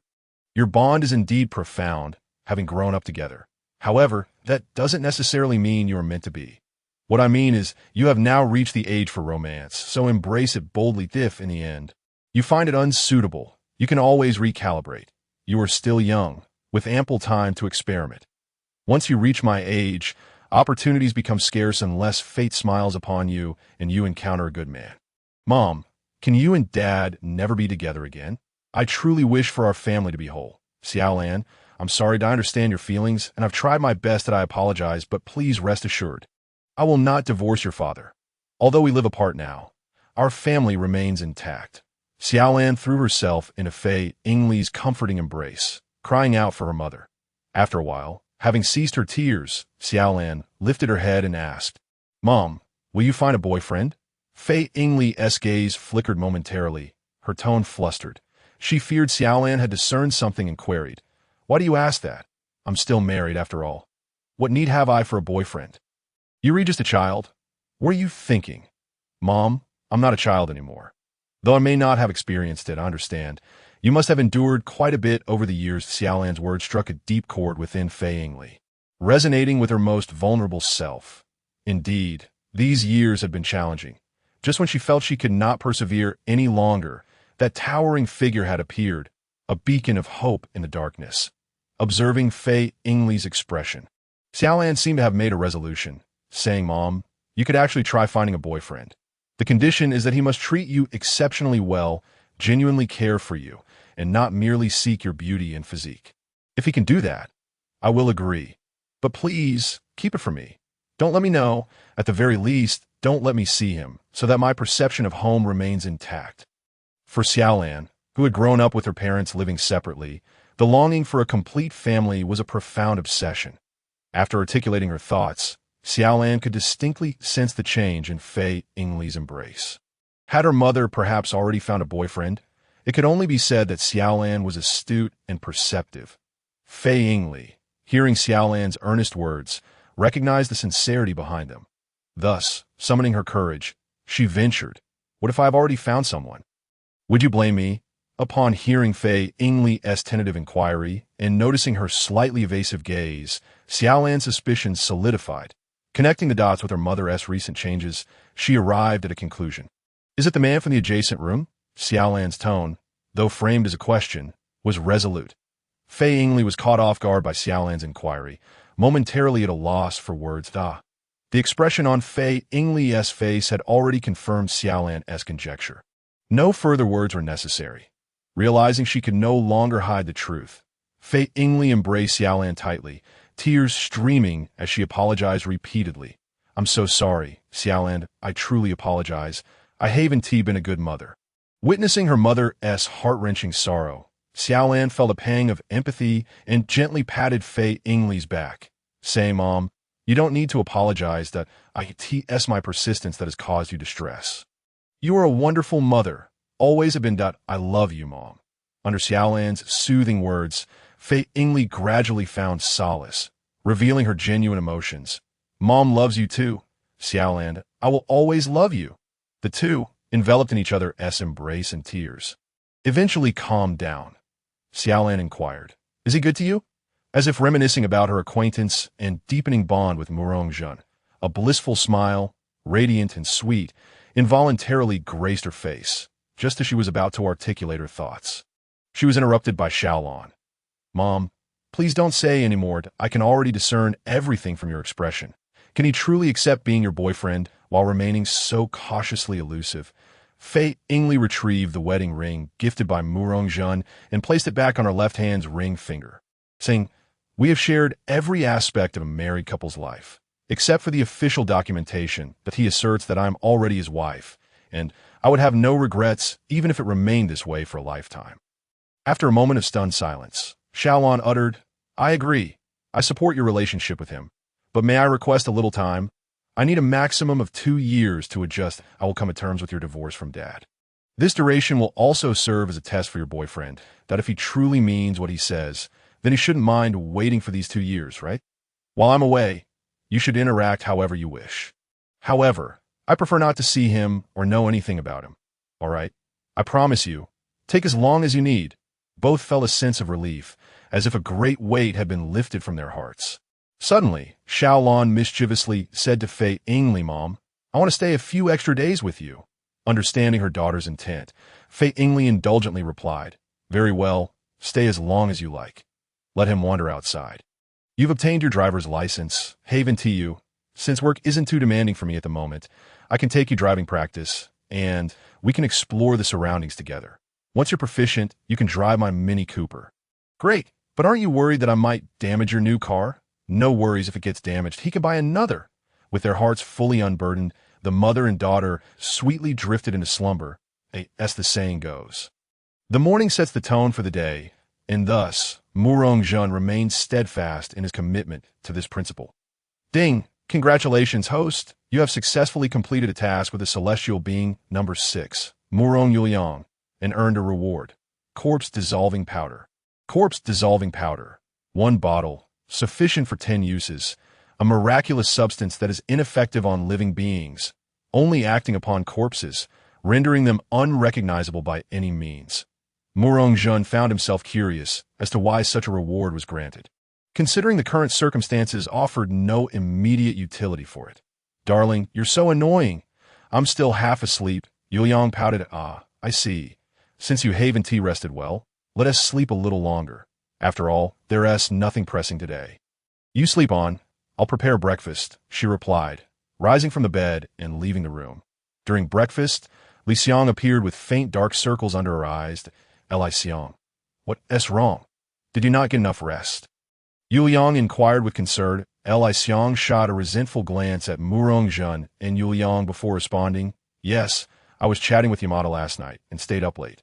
The Yamada doesn't seem like a good person. You should be cautious. All right, sister, you've mentioned that many times. Aside from being a bit flirtatious, Yamada is decent. He saved me once. After all, that he is my superhero. Li Xiang felt a twinge of frustration at her sister's repeated disparagement of her boyfriend. However, she earnestly hoped her sister would accept Yamada, which was also the reason she had delayed becoming intimate with him. Shifting the subject, she continued, Sister, brother-in-law, Yamada learned that I resigned from my job, and he wishes to visit this afternoon. Yuliang did not refuse, but retorted with irritation. If he is just coming to mooch a meal, he should say so plainly instead of pretending it's a visit. Who visits empty-handed? After they finished eating, she added, make sure you tidy up your clothes before he arrives, especially any unwashed underwear in the bathroom. Murong-jun remained silent, intrigued by the depth of Yuliang's disdain for this man. It seemed there were unsavory habits linked to Yamada, and he felt it necessary to confront him, perhaps even teach him a lesson. Got it, Li Xiang replied, feeling a bit rebellious against Yuliang's scolding. Suddenly, her phone, resting on the table, pinged with a message. She picked it up and, after glancing at it, exclaimed excitedly, It's a miracle. My colleague just informed me that the manager, Murata Akira, who harassed me yesterday, was beaten up on his way home last night and is now hospitalized. I'm not sure the details, but he totally deserves it. He always finds excuses to flirt with female employees. This outcome is so satisfying. I wonder who the brave hero was. I must thank him. Both Yuliang and Li Xiang turned their gazes toward Murong-jun, aware of his skills, given the timing of the incident with the manager. It was hard not to suspect him. Murong-jun understood the implication and quickly clarified, I did have that thought, but hadn't gotten around to executing it. Besides, I was home the entire time last night. Winking at Yuliang as if to say, you know the truth. The two women quickly recalled that he had indeed remained home without pause. After breakfast, Yuliang busied herself with various chores, washing dishes, mopping floors, doing laundry and watering plants, never ceasing her activities, despite the house already being tidy and organized. Murong-jun admired Yuliang's grace and diligence. Feeling even more drawn to her, he followed her closely, pouring tea and offering massages. However, Yuliang, growing increasingly flustered by his attentiveness, playfully complained, Darling, if you're going to help me, do it properly. I don't want fancy service. Just give me water if you're going to massage my waist. Use some pressure. What are you doing, making me feel ticklish? And I'm sore in my calves. Why are your hands wandering on my thighs? If you're not going to assist, just sit on the sofa and don't be a hindrance. Murong-jun, unabashedly caught, apologized. I'm sorry, dear. It's just that you're so beautiful, and my hands seem to have a mind of their own. You keep on with your tasks. I'll cheer you on from the sofa. Yuliang shot him a playful glare. Just taking advantage. Li Xiang, feeling somewhat neglected as the couple openly displayed their affection, sighed, I should really head back to my room and not linger in the living room. Call me when Yamada arrives. A 1TB, a third wheel. Once Li Xiang retreated to her room, Murong-jun pulled Yuliang close before she could react, enveloping her in his tender embrace. "What is the deal with Li Xiang's boyfriend, Yamada?" Murong Zhen inquired. Yuliang began recounting their story, detailing how they had met in college and maintained contact. One fateful night, Li Xiang was cornered by a group of thugs. And just as despair set in, Yamada heroically intervened, scaring them off and subsequently pursuing her. However, their relationship quickly soured as Yamada began pressuring Li Xiang for intimacy and even suggested moving in together, which she refused. Over time, the sisters found numerous reasons to disapprove of him, from his unkempt appearance to his laziness and inappropriate behavior in Li Xiang's home. Despite Li Xiang's affection for Yamada, stemming from his initial rescue, she struggled with the idea of being intimate with him, revealing her inner conflict. Ding dong. The doorbell rang, and Murong Zhen guessed it was Yamada. Rising to answer the door, he was eager to meet the infamous boyfriend of Li Xiang. Upon opening the door, he was greeted by a figure slightly taller than Li Xiang. However, the man, slightly shorter than excellent, had small, squinting eyes that darted about, a withered expression, disheveled blonde hair, and an air of weakness about him. Murong Zhen immediately discerned that this was the manifestation of a body drained by indulgence in alcohol and vice. Yet Li Xiang had not engaged with him in any intimate manner, suggesting a greater likelihood that this was a matter of hands rather than hearts. It was hard to fathom who would find her appealing, especially when he appeared so shabby and empty-handed, likely lacking the means to frequent any establishments of ill repute. Murong Zhen suppressed the impulse to force him out. Recognizing that Li Xiang's feelings must be considered, it is better to guide than to obstruct. One cannot simply denounce him without allowing her to witness the truth herself, thus shattering the illusion she harbored. Adjusting her demeanor, she stepped aside to permit him entry, saying, "You must be Yamada. Greetings, I am Li Xiang's brother-in-law. Please, come in." Murong Zhen refrained from introducing herself further, genuinely believing this man unworthy of acknowledgement. Yamada was taken aback internally. A brother-in-law, Li Xiang's stunningly beautiful sister, was married. How unfortunate! Li Xiang's sister was indeed a paragon of excellence, and had harbored hopes of finding an opportunity to woo her but perhaps there would still be a chance to sample her allure. His eyes briefly scanned the living room, but he dared not linger, feeling an overwhelming presence emanating from Murong Zhen that left him somewhat uneasy. He felt exposed, as though she could see through the facade he wore. And in his heart, he had already condemned him to a metaphorical death. It was only when Li Xiang emerged from her room that Yamada felt slightly more at ease.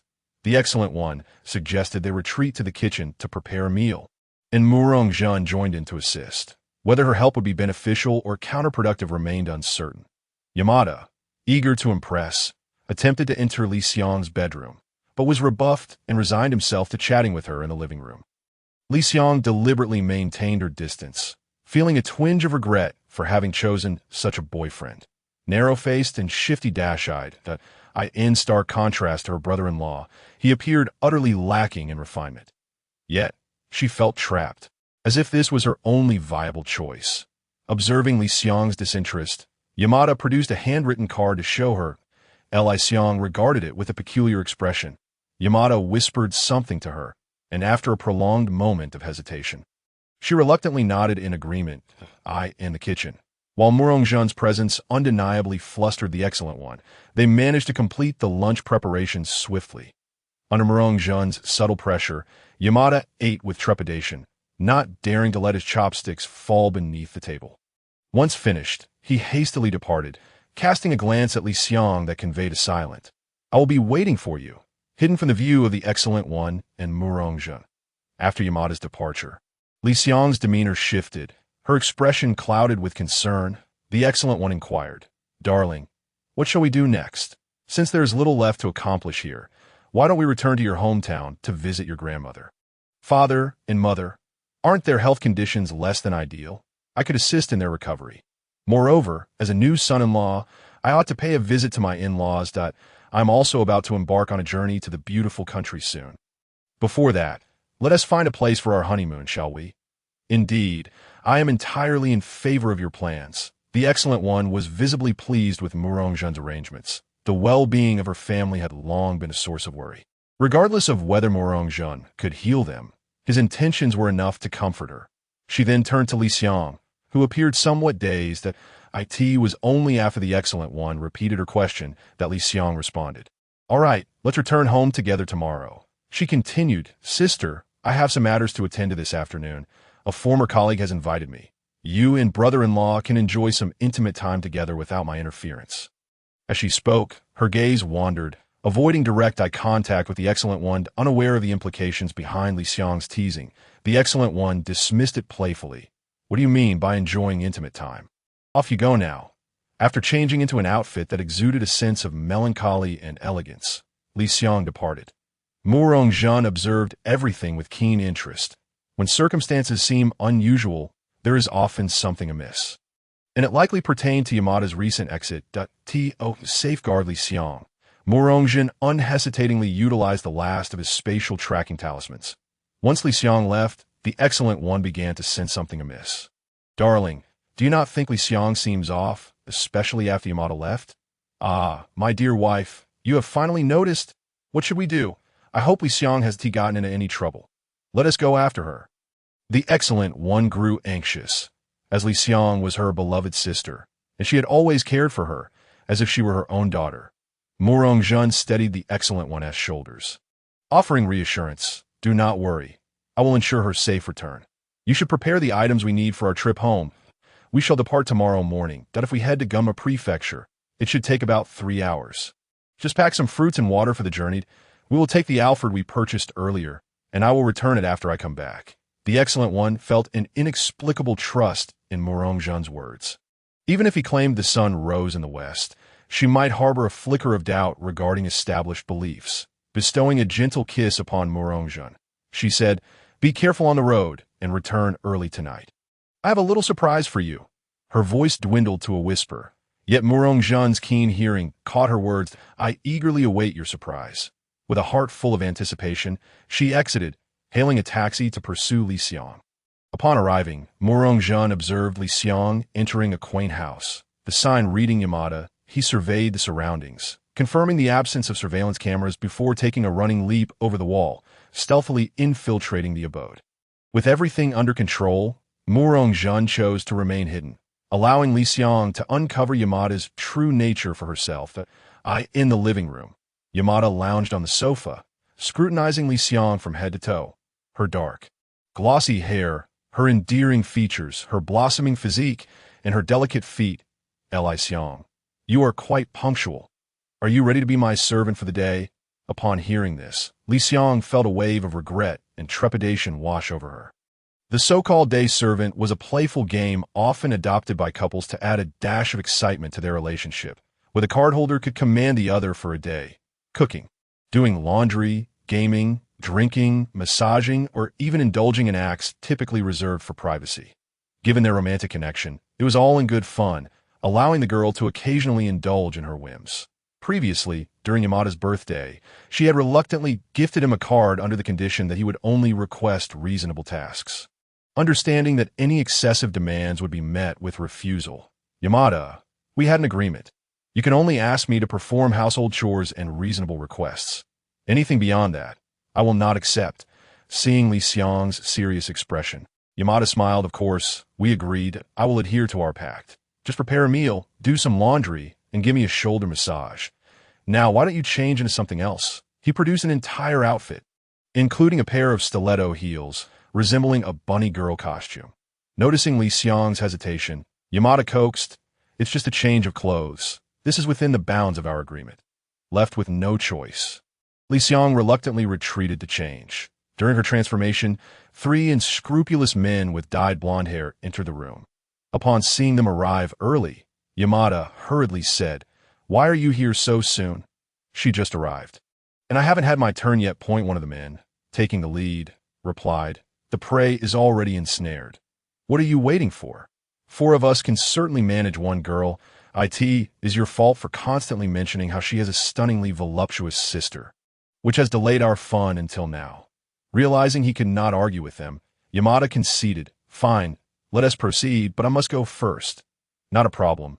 They chorused in agreement.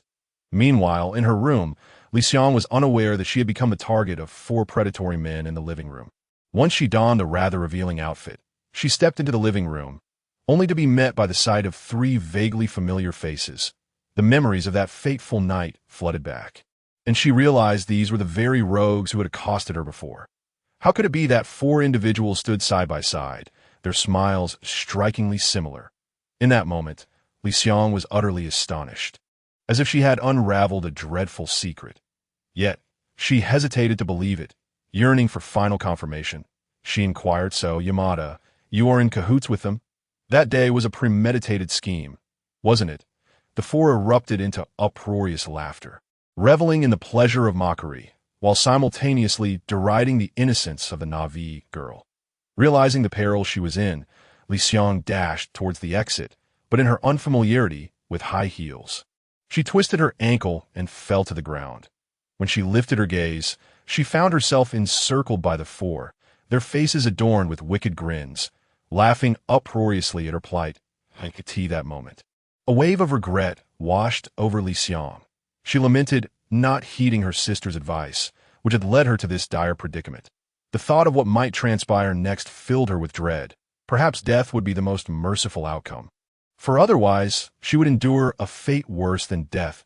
In her previous encounter with kidnappers, she had not felt such terror. Now, engulfed in despair, she tightly shut her eyes, her mind conjuring the image of her savior.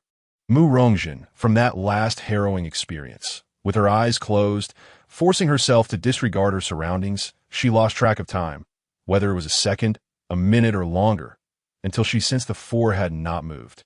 Slowly, she opened her eyes to behold the very figure she had been yearning for, the man who had rescued her from the clutches of her captors. Doubtful, she rubbed her eyes, and only when she heard his voice. "What's wrong? Have you forgotten me after such a short time?" Did her heart finally settle?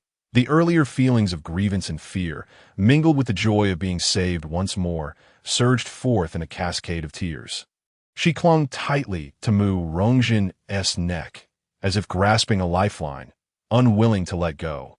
After weeping for a while, she managed to regain her composure and glanced around, discovering that the four who had cornered her lay defeated on the ground. Rolling in agony as they clutched their wounds, Mu Rongjin had already orchestrated their fate. From the moment they harbored ill intentions towards her, not even divine intervention could save them. He meant it. He draped his coat over Li Xiang, instantly shielding her exposed form from view. With an icy demeanor, he commanded, "Kneel and apologize. I might spare your lives, but if I don't say stop, you shall continue to kneel." The four, in unison, began to kneel and bow their heads, genuinely terrified. From Mu Rongjin's imposing aura, they sensed the specter of death looming over them. Mu Rongjin turned to Li Xiang with a questioning gaze, as if to ask her if this satisfied her. Being a kind-hearted and innocent girl, she felt grateful that they had yet to inflict harm upon her. This outcome was enough for her, and all she desired was to leave this place quickly with her brother-in-law. Receiving her silent affirmation, Mu Rongjin scooped up the injured Li Xiang and made his way outside, declaring, "All right, let us depart." As he carried her, Li Xiang nestled against his chest, her face pressed against him, feeling the strong rhythm of his heartbeat, which made her cheeks flush. She whispered, "Brother-in-law, my clothes and bag are still in the room." "Don't worry, I've already taken care of that," he replied. Nodding, Li Xiang refrained from saying more. Upon reaching the courtyard, Mu Rongjin halted and addressed the four behind him. "This time, I will show leniency for your first offense. Consider yourselves fortunate, but do not let me see you again. Otherwise," his voice drew the attention of nearby neighbors, who came to witness the unfolding drama, quickly deducing the situation and silently condemning the four for bullying a girl. Hearing Mu Rongjin's words, the four felt an overwhelming sense of relief, responding in unison, "We understand, we understand. We won't dare again." Having achieved his objective, Mu Rongjin carried Li Xiang away, while the four, disregarding the neighbors' stares, retreated to their room. Ding! Congratulations to the host for rescuing the trapped girl amidst a pack of wolves, triggering the reward of a good fortune card one. That a splendid treasure. Mu Rongjin eagerly activated it, anticipating what intriguing adventures awaited him. After traversing several streets, he entered a CAF with Li Xiang, choosing a discreet corner to sit down, gently placing her beside him. Noticing her inquisitive gaze, he instructed, "Stay put. I will treat your ankle when we return home. I just need to visit the restroom. Li Xiang, without a second thought, complied with her brother-in-law's instructions. Mu Rongjin ordered 2 coffees and then made his way to the restroom. Within a windowed stall, he swiftly changed his attire and altered his appearance. Having prepared various items in his spatial pocket for unforeseen circumstances, he deftly leaped out the window, having previously ensured there were no cameras in the vicinity, and swiftly made his way back to the Yamada residence. By now, the 4 Yamada associates had bandaged their wounds and were furiously plotting revenge, their eyes filled with malice. Yamada declared, "I know his address. We will wait for the right moment to retaliate. We can easily subdue the 2 women. I doubt he will intervene. Besides, I'm curious to experience Li Xiang's sister for myself. Just imagining her face and figure excites me." In their self-satisfied chatter, they were suddenly interrupted by a voice that resonated like a summons from the underworld. "Not bad. Excellent idea. Why don't you all go downstairs and discuss further?" In no time, all 4 found their lives abruptly extinguished by Mu Rongjin, who calmly produced the corpse-dissolving powder he had acquired that morning, scattering it over the bodies. After a brief reaction, the 4 corpses dissolved into nothingness, as if they had never existed. Mu Rongjin then quietly departed. Silently, I left, just as I had come, with a flick of my sleeve, leaving not a trace behind. Returning the way he came, Mu Rongjin emerged from the restroom, his demeanor unchanged as he walked out without a hint of fluster. That moment, Li Xiang was lost in thought, staring at the coffee that had been served. Mu Rongjin took a seat, and after a while, he lifted Li Xiang into his arms, hailing a taxi to his villa. Ding! Congratulations to the host for enacting justice through evil, completing a flawless crime, and triggering a new task. Enact justice through evil. Earning the reward of a dark halo. Enact justice through evil. There are many ways to punish wrongdoings. Employing a more malevolent approach is also a viable option. Complete this task and retreat unscathed to receive the reward. Dark halo. It is as if you have merged with darkness, emerging from a sea of corpses and blood, making you more appealing to villainous figures while being detested by the forces of justice. Both the Dark Halo and the Justice Halo cannot be activated simultaneously. However, you can toggle them at will. As they arrive at the luxurious villa, Li Xiang looked around in astonishment and asked, "Brother-in-law, where are we? Why are we here?" Mu Rongjin explained as they walked, "This is our other home. Your sister is understandably worried about you being alone out here, and there are other reasons as well. So we won't be staying here permanently. Besides, you wouldn't want to return to your sister looking like this, would you? Lastly, we're here to retrieve a vehicle. Tomorrow we will head to Gunma Prefecture, your hometown." After sharing this, Mu Rongjin carried Li Xiang to his room on the 3rd floor, gently placing her down on the bed. "I will wash my hands first and then tend to your ankle," he said, turning toward the bathroom. Upon his return, Li Xiang had inexplicably removed the coat he had draped over her and transformed once more into a petite, adorable black rabbit. Mu Rongjin cleared his mind, focused his thoughts, and began to remove the obstacles from her injured ankle, initiating the healing process. Observing Mu Rongjin's somewhat clumsy technique, Li Xiang felt a pang of regret. Had she known he would be so inept, she would have preferred to treat herself. After considerable effort, Mu Rongjin finally succeeded. He began the healing process. Li Xiang, brace yourself, relax, and do not resist my strength. It's just a minor sprain that I will realign it. I will count to 3, he instructed, while Li Xiang mentally prepared herself. 1, 2, 3. A faint crack sounded, signaling the completion of the first step. Li Xiang felt a brief twinge of pain, but then it dissipated. The entire ordeal unfolded before she could fully comprehend. Mu Rongjin, was that so quick? I was still preparing myself mentally, and you've already finished. Didn't you say to count to 3? What happened to 2? She questioned in bewilderment. Mu Rongjin felt somewhat affronted. Li Xiang, is that polite? You were the one who was quick. Li Xiang's cheeks flushed as she internally grumbled. Are we even speaking the same language? I was referring to the treatment process, while you were talking about something else entirely. Mu Rongjin continued. I merely said I would count to 3. I never specified that I would count in order. During this time, Mu Rongjin diligently administered treatment for Li Xiang's sprained ankle. As the pain in her foot gradually subsided, replaced by a soothing sensation akin to a massage, it abruptly ceased without warning. Li Xiang glanced at Murong-jun, her face flushing with embarrassment. Are you being polite? She said with a hint of irritation. Ah, Jun, senior, that you're beautiful. Murong-jun finally became aware of his actions, feeling his cheeks warm with embarrassment.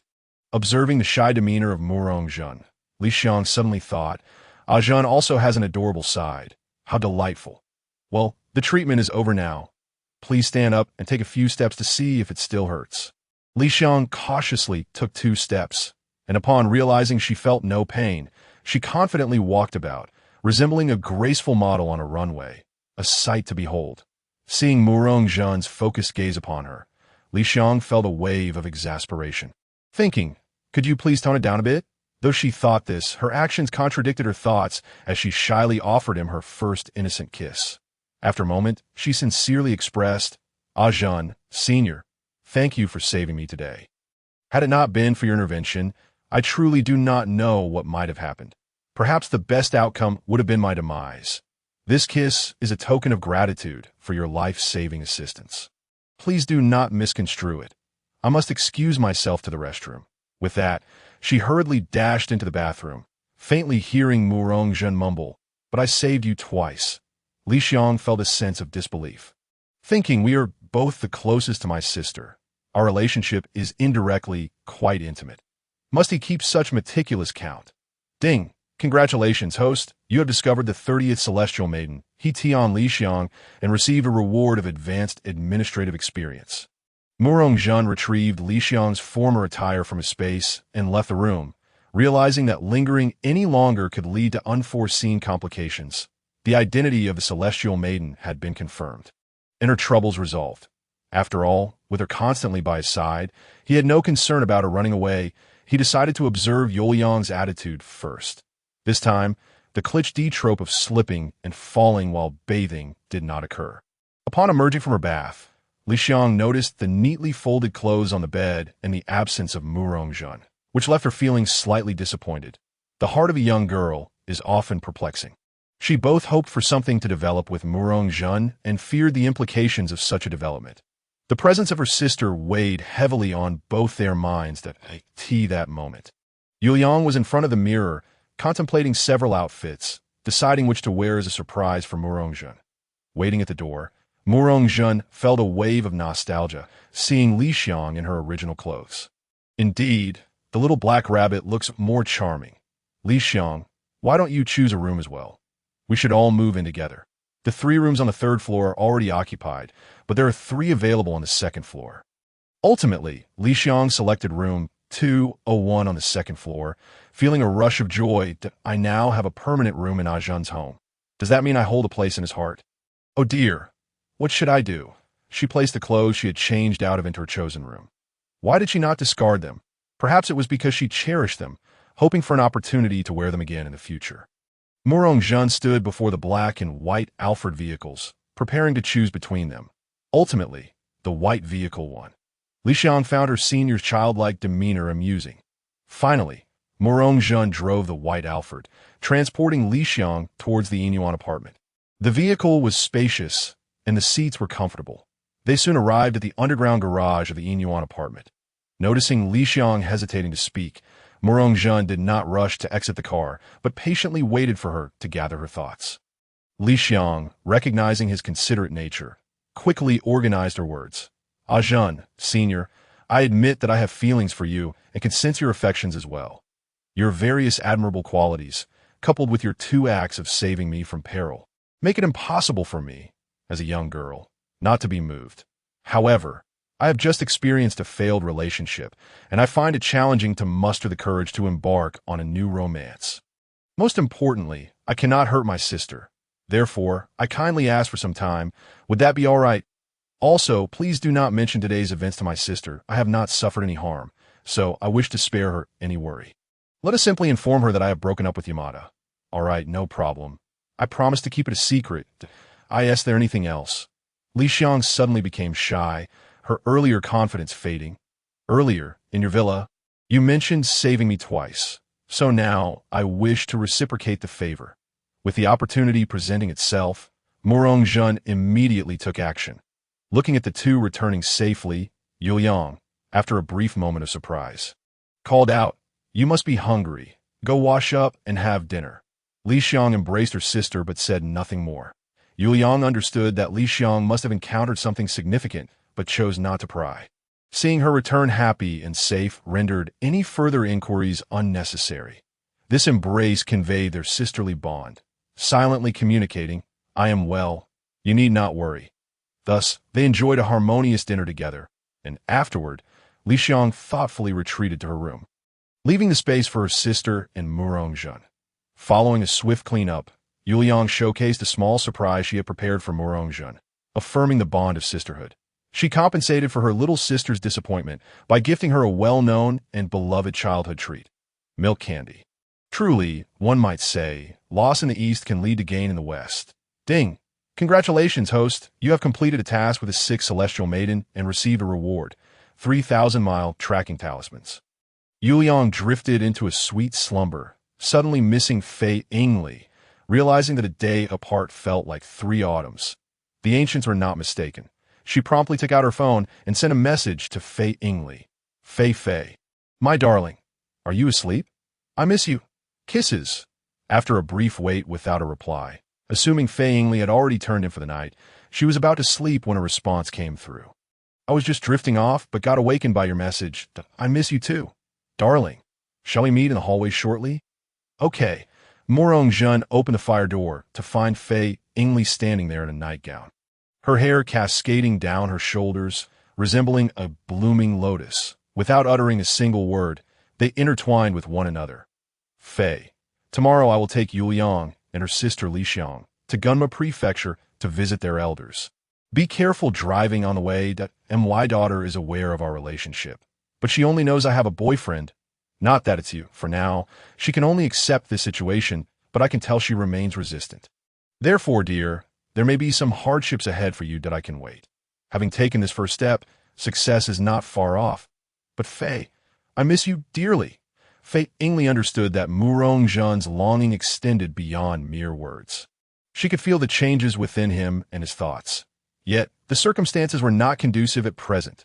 Thus, she posed a question to Murongjun. So, what should we do? Recognizing Fei Yingli's indirect agreement, Murongjun contemplated the issue at hand. Suddenly, an idea struck him, and he leaned closer to her ear to whisper something.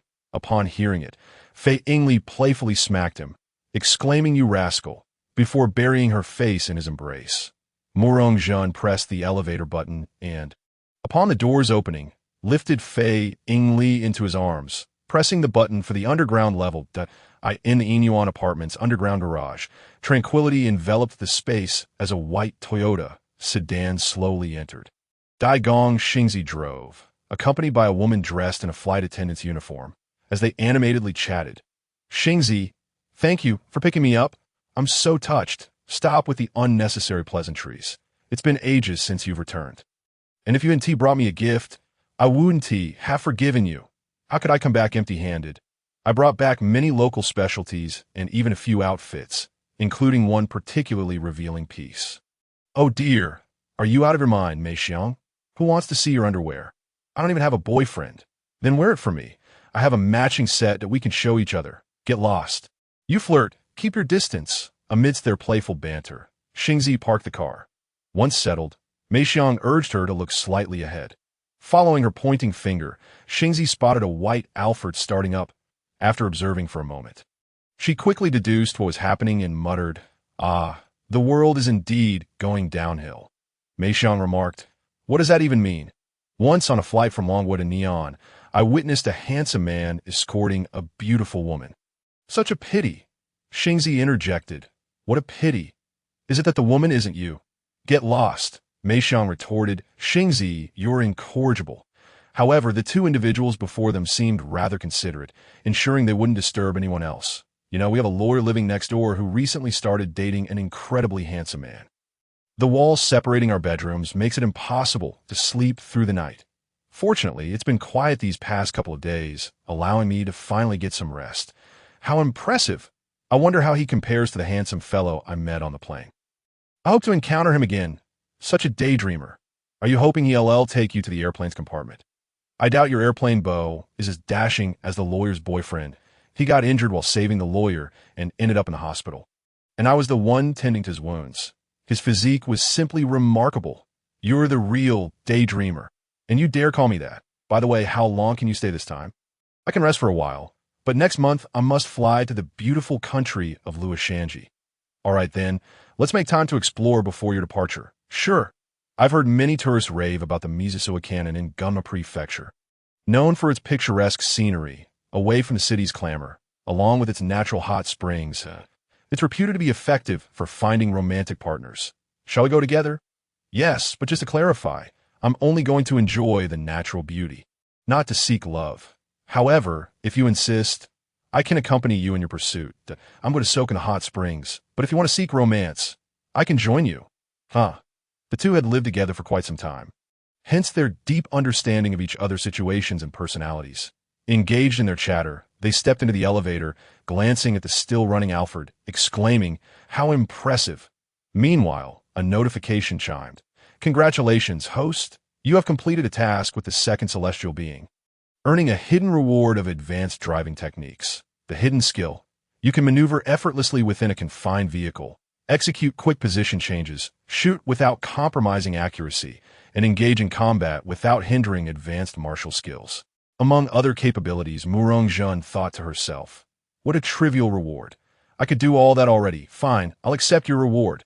The white Alfred came to a halt, and Fei Yingli, blushing and visibly irritated, glared at Murong-jun as if ready to deliver a beating. Aware of his guilt, Murong-jun smiled sheepishly and thoughtfully handed her a bottle of mineral water from the car. Seeing Murong-jun's smug demeanor, her anger flared, and she pounced on him, delivering a flurry of punches and kicks. Murong-jun could only curl up and endure her outburst, repeatedly apologizing. "I'm sorry, Sister Fei. I was careless just now. I promise to be more attentive next time." The more he pleaded, the angrier she became. "You were careless? Next time? Dream on. There won't be a next time, and you think you can make promises? You don't care unless it's your own wife." Fei Yingli, of course, didn't strike hard. Even if she did, Murong-jun wouldn't fear it, as a superhuman physique was no mere embellishment. After venting her frustrations, she declared, "Let's go home. If my daughter wakes up, it will be troublesome." Murong-jun pointed out the special hairband in her ponytail. Earlier, she had tied her long hair back for convenience, but couldn't find a proper hair tie, so she improvised. Surprisingly, it worked quite well. Fei Yingli hadn't given it much thought then, but now felt slightly embarrassed as she removed the hairband and put it on. Upon reaching the 36th floor elevator, she retaliated with a kiss before reluctantly parting ways. Feeling guilty, Fei Yingli dared not linger, quickly tidying up in the bathroom before stealthily returning to her room, unintentionally waking Xiaolon. "Mom, where did you go?" "Oh, you're awake. I just went to the restroom." Oh, though Xiaolon said this, she thought to herself, "Liar, I just came back from the restroom." She must have been secretly meeting her boyfriend. It's late, and poor Mom. She resolved not to let that man who stole her mother's affection have it easy. In a similar stealthy manner, Murong-jun had just settled in when Yuliang crept over. "Did you go to find Sister Fei?" "Ah, how did you know?" Murong-jun, caught off guard, felt a twinge of guilt. "I am quite familiar with your scent, darling." Yuliang gazed at Murong-jun with longing eyes. Naturally, Murong-jun, with his superhuman physique, was always ready to fulfill his wife's wishes. Next door, already asleep, Li Xiang grumbled, "This annoying brother-in-law. When will it end? Humph. If he has the guts, he should confront me instead of bothering my sister. Coward." On the other side of the wall, in room 3602, flight attendant Shibuki Meixiang had just enjoyed a refreshing shower, preparing for a restful night. However, the noises from next door shattered her tranquility. She finally understood Xingzi's frustrations, realizing that room 3601 was the source of the disturbance. "But my neighbor is in 3603. How irritating. I too yearn for a boyfriend like that. I hope the Mizusawa cannon proves effective." A notification chimed again. "Congratulations, host. You have completed a task with the sixth celestial being, earning the item Jingyue Shuanghua. Jingyue Shuanghua, a women's folding fan, crafted from Millennium Cold Jade for the ribs and woven from Millennium Ice Silkworm Silk for the surface. It imparts a refreshing sensation and possesses calming, invigorating, and heat-evading properties. Indestructible and impervious to water and fire. The initial state allows the host to paint the fan's surface with thought and inscribe poetry. Though the name is quite lovely, it is regrettably a women's fan. Yet with only one fan, whom should she gift it to? What a headache! While Murong-jun indulged in Yuliang's tenderness in a luxurious villa, butler Iori stood respectfully before Ogakeiyu, recounting his findings. Miss, the one who poisoned you on the plane, Murata Akira, has been harassing female employees again. Coincidentally, he was severely dealt with by my associates last night. His attending physician mentioned he may never be able to hold his head high again, which aligns with your sentiments, making him suffer more than death. However, his doctor fears he may not handle the blow well and has advised a year-long recovery, with a significant chance of returning to normal. Are you certain his doctor is comforting him to prevent despair rather than seeking to profit? Ogakeiyu astutely noted the physician's intentions that, it's a possibility you mentioned. Mississippi, I wonder how he will react when he learns he has been deceived and can never be a man again. One may not kill, but one must strike at the heart. I only hope he doesn't mistakenly think the female employee is to blame when he seeks vengeance. For now, let's put this matter aside. What about Murong-jun? Investigations reveal he is closely associated with a married female lawyer. Just recently, he married another woman and opened an investment company with a capital of 30 billion yen. Temporarily investing in a Longwa restaurant and a small CAF, with their headquarters on the top floor of Huanyu Building, currently under renovation, he also secured a spot to study in Luoshanji for a year, departing next month. Should we deal with him using the same method before he leaves? Absolutely not. Just gather information about him. As for anything related to him, do not take any action without my orders. And do not presume to interpret my thoughts. Just focus on the tasks I've assigned you. Understood? Yes, miss. Do you have any further instructions? By the way, I've heard there's a natural hot spring in Guma Prefecture. Arrange a visit, but keep it low-key. Just go yourself, and have someone wait outside. Don't interrupt my leisure. Understood, miss. I'll take my leave now. Murong-jun, you irresponsible man, marrying so quickly and flirting with married women, though they are quite beautiful. Your taste is commendable. I just haven't yet decided how to deal with you. It doesn't mean I've forgiven you. Just wait. I'll have my revenge. I have heard that seeking love there is particularly effective. And I hope the Bodhisattva can guide me in the right direction. By the way, it seems I haven't been keeping up with the news about my fiancé for quite some time now. Oh well, I'll discuss that later. As dawn broke, Murong-jun awoke to find Yuliang peacefully slumbering beside him. He gently kissed her forehead before rising to prepare breakfast, being careful not to disturb Yuliang. Every movement he made was deliberate and light. By the time Murong-jun finished cooking, Yuliang was already awake, having completed her morning routine, dressed elegantly in a rose-red dress. Murong-jun embraced Yuliang and planted a kiss on her cheek, exclaiming, "My dear, you look absolutely stunning today." "Flatterer, I'll go wake Li Xiang. She still hasn't gotten up at this hour," Yuliang said as she knocked on Li Xiang's door and entered the room where the covers had already been kicked aside. "Li Xiang, rise and shine.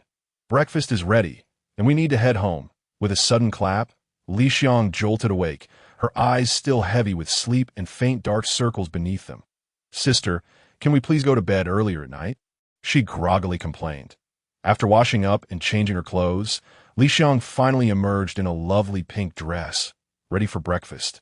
After the meal, they packed their belongings in the car, and the trio joyfully embarked on Yuliang's journey back home. The roads were relatively clear, and without any rush, Murong-jun drove at a steady pace. To the suggestion of Yuliang, who occupied the passenger seat, Li Xiang turned on the car's music player. The two ladies soon found themselves singing along to the voice of a female artist. After listening for a moment, Murong-jun remarked, "I must say, her voice is quite pleasant and sweet. Who is this singer?" Upon hearing his question, Yuliang and Li Xiang exchanged incredulous glances, as if to say, "You don't know? It's Yoko Kureha." Upon hearing the name, Murong-jun replied, "It's a lovely name. Should I know her? Is she quite famous?" Li Xiang immediately began to enlighten him. Yoko Kureha is a dual major graduate from the music department of Mihua University. With a sweet appearance, a tall figure, and a melodious voice. Even before her graduation, she had already gained some fame, and shortly after, a major company signed her, marking her official debut. Within just a year, she became a household name, in all of Neon. Releasing albums, holding concerts, and even acting in films. Truly, she possesses talent in every aspect. At only 24, she has already been dubbed a little diva, and many believe she could become the next Kido Yuki, Li Xiang added. And rumor has it, she is still single. Whether she is single or not has nothing to do with me, as I already have a gentle and beautiful wife like you, Morongjin replied. Yuliang shot him a sidelong glance, saying, if you weren't so ambiguous with Sister Mei and Li Xiang, I might actually believe your words. Having gained some understanding of Yoko Kureha from Li Xiang's introduction, Morongjin acknowledged her impressive reputation. However, he soon inquired about another figure she had mentioned, seemingly even more formidable than Yoko Kureha. And who is this Kido Yuki you just mentioned? Without hesitation, the two sisters regarded him with disdain. Li Xiang retorted, brother-in-law, I genuinely doubt your manhood. Feeling insulted, Morongjin raised his voice, wife, please tell your sister whether or not her husband is a real man. Oh, you're insufferable, Yuliang exclaimed, her cheeks turning crimson. That I admit my mistake. I failed to recognize the mountain among men. Brother-in-law, please forgive me. Li Xiang then began to elaborate. Kido Yuki was a major film star 2 decades ago, and she also dabbled in singing. However, her cinematic achievements are what truly captivate people. With an angelic face and a devilishly alluring figure, her ethereal voice and sparkling eyes made her an instant sensation, captivating audiences of all ages across Neon. Her acting skills were exceptional, effortlessly embracing various roles. Regrettably, at the peak of her career, she chose to retire and marry, which many lamented. Interestingly, she graduated from Ewha University as well, but not from the arts department. She majored in biochemistry instead. Surprisingly, she was even granted a spot for graduate studies, showcasing her beauty and intellect, as well as her impressive talents. Listening to Li Xiang's description, Morongjin couldn't help but feel a sense of anticipation regarding this diva. He wondered if he would ever have the fortune to meet her and witness her charm. He continued to inquire, so, who did this remarkable woman marry? Li Xiang replied, rumor has it she married a famous mystery novelist named Shizuka Kudo, whose book Night Baron is quite popular among detective enthusiasts. A few years ago, they reportedly moved to the beautiful land of Los Angeles. By the way, brother-in-law, aren't you going to study in Los Angeles soon? If you happen to encounter Kido Yuki, could you please get her autograph for me? Morongjin was well aware of the ancient 4 beauties of the Dragon Nation. As he pondered the mention of these illustrious figures, he couldn't help but think that Mei Yingli's cool demeanor, combined with her ever-refining beauty, bore some resemblance to Wang Zhaojun. That Li Xiang's introduction had sown a seed of curiosity in Morongjin's heart. Little did he know that, in the not-too-distant future, he and Kido Yuki would meet in an unexpected manner. After Li Xiang finished her introduction of Yoko Kureha and Kido Yuki, the car was once again filled with the harmonious voices of Yuliang and Li Xiang, this time singing one of Kido Yuki's few songs. Morongjin became entranced by the melodious sound. The song featured a segment filled with intricate vocalizations, leaving him curious about what it might sound like in a specific setting. Oh dear, I've let my thoughts wander again. Namo Amit Ba. What a sin! The smooth journey and the fanciful musings had lulled Morongjin into a momentary lapse of vigilance. As he approached a sharp turn, he suddenly spotted a white Honda parked by the roadside. Accompanied by a motorcycle, a man and a woman stood beside the car, with the man seemingly attempting to push the woman into the back seat. Fortunately, Morongjin hit the brakes just in time to avert a potential disaster. He stepped out to assess the situation, noticing that the man had halted his actions. One of his hands gripped the woman's wrist, while the other was concealed behind her back. Morongjin's keen observational skills quickly assessed the scene.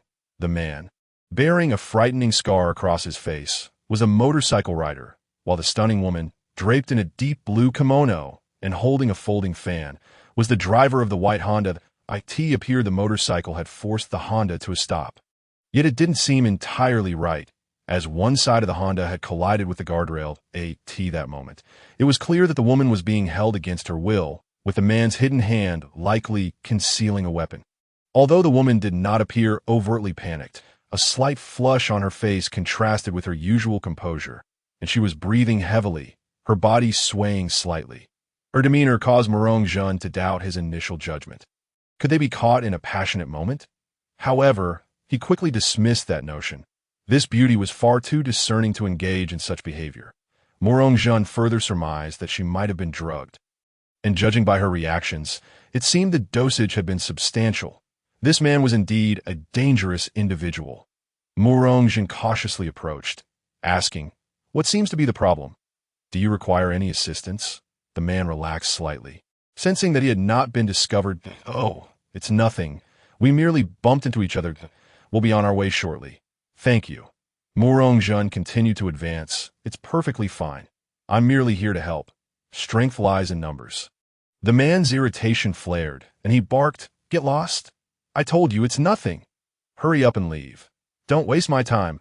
Sensing the woman's physical distress, the man seemed increasingly impatient. He leaned in and whispered into her ear, "It's been worth my while to stake out near your home for so long. Today, I finally have my chance. You must be feeling quite uncomfortable now. This potent drug I just acquired can only be undone with the help of a man. But don't worry, I'll soon provide you with the antidote. Consider it a token of gratitude for the harm caused by Heiji Hattori. Enjoy yourself." Murong-jun was now quite close, yet the man seemed oblivious to his presence. Until the man suddenly revealed a fierce expression, abruptly brandishing the hand concealed behind the woman, holding a pistol with its dark muzzle aimed directly at the close-range Murong-jun. He pulled the trigger with a resounding bang, startling all the women present. However, contrary to the anticipated chaos, Murong-jun had already collapsed onto the ground. With a swift flick of his right hand, a needle as fine as a hair shot towards a vital point on the man's gun-wielding hand, causing him to instinctively release the firearm in pain. Murong-jun sprang to his feet and lunged toward the now unarmed man. The entire sequence transpired in the blink of an eye. The man, acting decisively, forcefully shoved the woman toward Murong-jun, uttering the words, "Consider yourself fortunate," before sprinting towards his motorcycle and fleeing the scene. Murong-jun could only extend her arms to catch the woman hurtling toward her. The force of the man's push causing the woman to crash firmly into Murong-jun's embrace. The bouncy sensation surprising her, her astonishment. Beneath the seemingly loose kimono lay such a formidable weapon.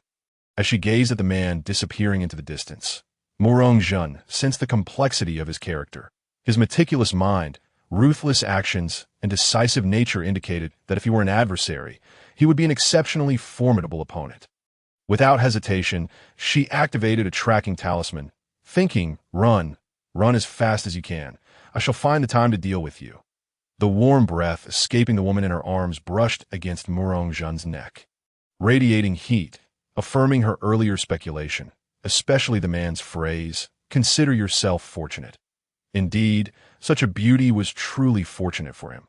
Though the woman retained some awareness, recognizing that the man had saved her, she felt as though she had merely escaped from one perilous situation only to fall into another. If the only way to rid herself of the poison was through such means, she would rather meet her end. That it was not that she was particularly loyal to her husband, but her proud self-esteem would not allow her to be so debased by a stranger. Regardless of his earlier heroism or his undeniable handsomeness, summoning her last vestige of strength, she pushed Murong-jun away, collapsing onto the ground. Observing the determination in her eyes, Murong-jun felt a flicker of admiration. At that moment, Yuliang and Li Xiang approached. Yuliang exclaimed in surprise, "Sister Jinghua, is that you?" The woman addressed as Jinghua lifted her head to look at Yuliang, weakly responding, "Yes, it is I daughter Yu Yuliang." Yuliang confirmed that the person before her was an elder sister from her hometown. Bending down to assist her, "Sister Jinghua, it is indeed me. What has happened? Why are you sitting on the ground? Please rise. What transpired? Are you injured?" Jinghua, panting heavily, resolutely declared, "Yuliang, I am fine. Soon I will allow this man to touch me. This is my final request. I implore you." Yuliang, having experienced much herself, deduced Jinghua's predicament through observation and her words. She had been drugged, and only Murong-jun could save her. Yet, she rejected the notion of salvation. Her words steeped in a desire for death. Yuliang urged, "Sister Jinghua, but you are married now. Where is your husband? We can take you to find him." Yuliang's words stirred a fresh wave of anguish within Jinghua, recalling that the man had been captured by her husband a decade ago. However, her husband had been grievously injured by that man, rendering him incapable of intimacy since. Their son was already 10 years old then, and their bond had deepened over the years. Despite the helplessness, Jinghua had silently accepted her fate, enduring 10 long years that no one knew about, suffering known only to herself. She had no one to confide in, gradually severing ties with all her former friends, only occasionally returning to visit her aging parents. Jinghua stated, "Yuliang, it is futile he is still in Osaka. Far from here. There is no time. This is my fate. And I merely wish to die with dignity and purity. You must grant me this, or even if this man saves me, I shall feel no gratitude." Yuliang found herself in a quandary. On one hand, she wished for Murong Jean to save her. Such a method she could accept, for life was paramount. On the other hand, she understood Jinghua's stubbornness. If she were in Jinghua's position, she would not wish for another man to save her in such a manner. She would prefer death. The situation appeared to reach an impasse until Murong Jean stepped forward, stating, "I can save you without such means. Would you be willing?" Everyone turned to Murong Jean, whose eyes shone with clarity and sincerity. Jinghua, sensing a glimmer of hope, weakly replied, "Very well. I am willing. I hope you keep your word." Murong Jean had already devised a treatment plan in his mind. Uncertain of its effectiveness, he lifted Jinghua and placed her onto the seats of the Alpha, instructing Yuliang and Li Xiang to get in the car. Yuliang took the wheel while Murong Jean drove Jinghua's Honda, guiding Yuliang to follow him. After a short while, they exited the main road and ventured into a dense forest. Murong Jean noted that Jinghua was in dire straits, blood subtly seeping from the corner of his mouth, that he sent Yuliang and Li Xiang to Jinghua's car, ensuring the doors and windows were secure. Drawing the curtains shut, just as he was about to commence treatment, Jinghua, still somewhat disoriented, seemed to sense something and drew a folding fan from her waist, sweeping it towards Murong Jean's head. Her movements were swift. But Murong Jean was quicker. He raised his palm to deflect the fan, shattering it into two under the force of his firm, sharp hand. Murong Jean's piercing gaze fell upon Jinghua, who, as if awakening from a dream, realized her earlier actions and apologized. "I am sorry. I did not realize it was you. I thought you were that assailant." Murong Jean dismissed her apology, stating, "I shall begin treatment now. Between us, there are no distinctions of gender. Only a doctor and a patient. You need not force yourself to act. Simply cooperate with my acupuncture." Jinghua met his clear and confident eyes and nodded in agreement. The treatment commenced as Murong Jean removed any hindrances. His approach involved stimulating specific acupuncture points with silver needles and using massage techniques to promote perspiration, thereby diluting the toxins within her body, stimulating the liver meridian, enhancing liver function, and accelerating the absorption and purification of the toxins. He targeted several points to induce a rapid state of detoxification, employing silver needles for some points while using manual technique for others. Murong Jean's strategy was sound, yet he underestimated the potency of the drug administered by the man who had fled. Unbeknownst to him, that man, having taken medication beforehand, was now seeking a place to enact his plans. Ultimately, Murong Jean successfully detoxified Jinghua, saving her from the brink of demise. Ding! Congratulations, host, for discovering the celestial maiden No. 8, Jinghua, and receiving the reward. Advanced swordsmanship. Advanced swordsmanship, encompassing an understanding and insight into various sword techniques and styles from ancient and modern times across the globe.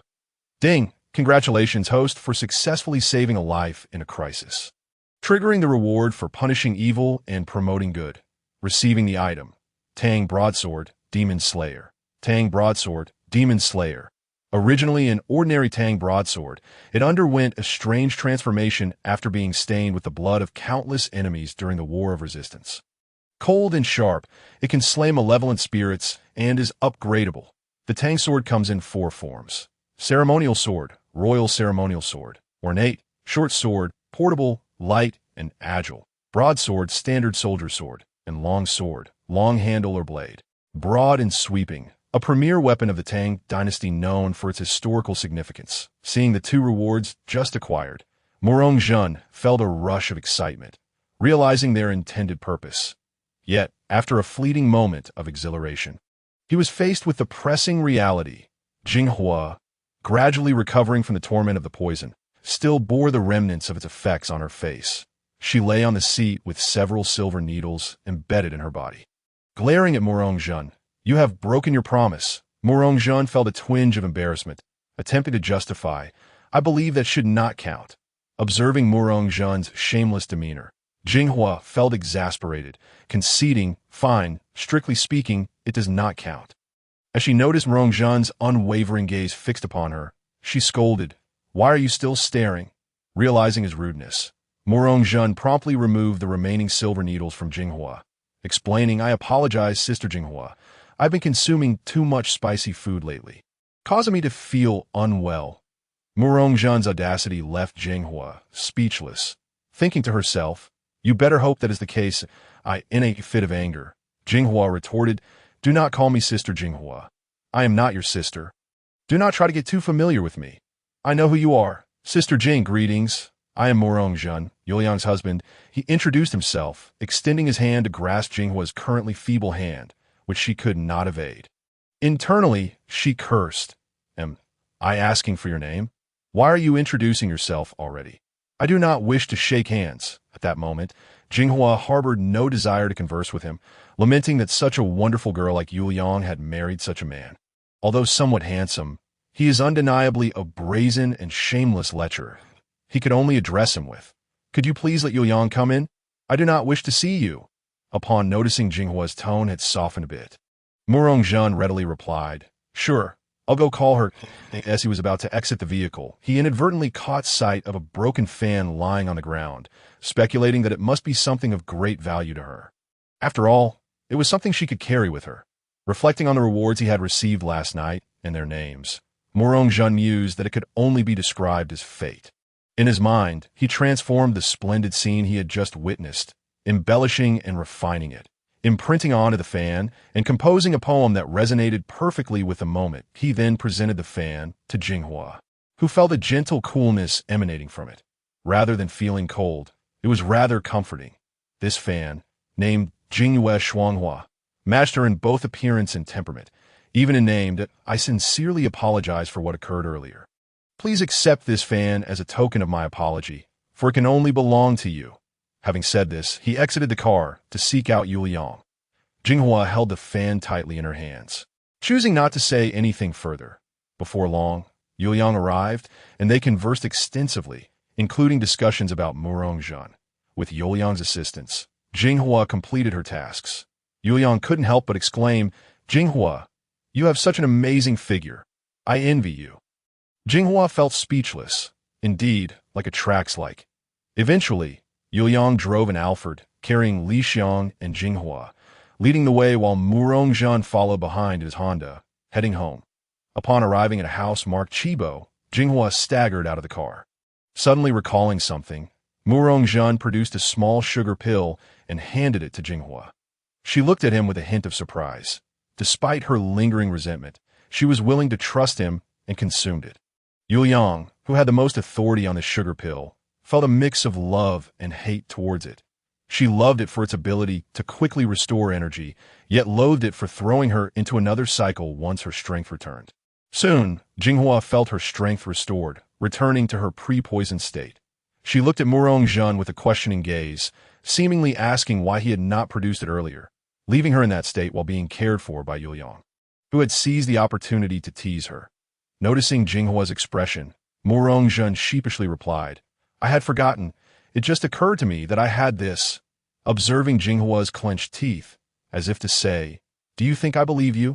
She internally lamented her own emotional turmoil, reflecting that she had not experienced such fluctuations in 10 years. Today, however, she mused, must be due to this rogue's antics. Remembering something, she softened her tone and inquired, "Do you possess some knowledge of traditional Chinese medicine? Is it effective against strokes?" "Yes, but it depends on the specific circumstances to determine if it can be treated. However, as long as there is breath, I can treat it." The confidence in his voice stemmed from the skills awarded by the system. Jinghua's eyes sparkled upon hearing this. She understood he was not speaking aimlessly and earnestly requested, "Could you please treat my father?" Morongjun, upon seeing her pleading gaze, did not hesitate to agree. Without delay, the group entered the Chibo household. Upon seeing her daughter return, Jinghua's mother, Chibo Wendai, promptly approached, exchanging pleasantries before stating, "Jinghua, you have finally returned. Your father seems to be on the verge of giving up." The doctor who visited the house shook his head and left. Jinghua felt a wave of panic, but reassured her mother. "Do not worry, mother. I have brought back a highly skilled doctor, a miraculous traditional Chinese physician from Longhua. We will have him examine father." She gestured towards Murongjun. Wendai looked at the young Murongjun with disbelief. Yet, she knew her daughter's character. She would not jest carelessly, nor would she ever trivialize her most respected father's life, forcing herself to believe her daughter's words were true. Thus, she led everyone to the room of her husband, Chibo Ishion, where an elderly man lay in bed, barely clinging to life. Murongjun approached without hesitation, assessing the situation before taking his pulse while inquiring about the patient condition. A stroke is characterized by a group of diseases caused by impaired cerebral blood circulation, resulting in localized neurological dysfunction. This includes both intracranial and extracranial arterial, venous, and venous sinus diseases, with arterial diseases being the most common. That I will now repair uncle's neurological damage and complement it with medication to address his vascular issues. Upon hearing Murongjun's proposed treatment plan, Jinghua felt reassured. Since he could articulate it, he must be capable of curing it. "Thank you for your help." Murongjun began his work, astonishingly pulling out a series of silver needles, precisely inserting them into various acupuncture points on Chibo Ishion's head, a total of 9 needles. He intended to use the Ling Shu 9 needles on Yuliang's paralyzed father, but found himself applying them on Chibo's father first. The Ling Shu 9 needles are not merely about inserting 9 needles, but also require coordination with Qi to guide the needles, following a specific sequence and method. The onlookers watched Murongjun intently, not daring to utter a sound for fear of disturbing his treatment. Time seemed to slip away unnoticed, and before long, Murongjun was drenched in sweat. Finally, he ceased his actions, removed the silver needles, and administered a Juhua Yilu pill and a stamina-replenishing pill to Chibo Ishion, forcing him to swallow them. That he also consumed a stamina-replenishing pill himself, feeling significantly better. Jinghua had prepared water and a towel, and as soon as he concluded, she stepped forward to wipe the sweat from his forehead. Her expression was earnest, and her touch gentle and delicate, akin to a devoted wife caring for her husband. Leaving Murongjun captivated, momentarily lost in admiration, it was then that Chibo Wendai noticed her husband had awakened. "Old man, you are awake? You finally woke up. You scared me to death. What would I do if you had left?" The long-held tension within her finally relaxed, and her emotions poured forth.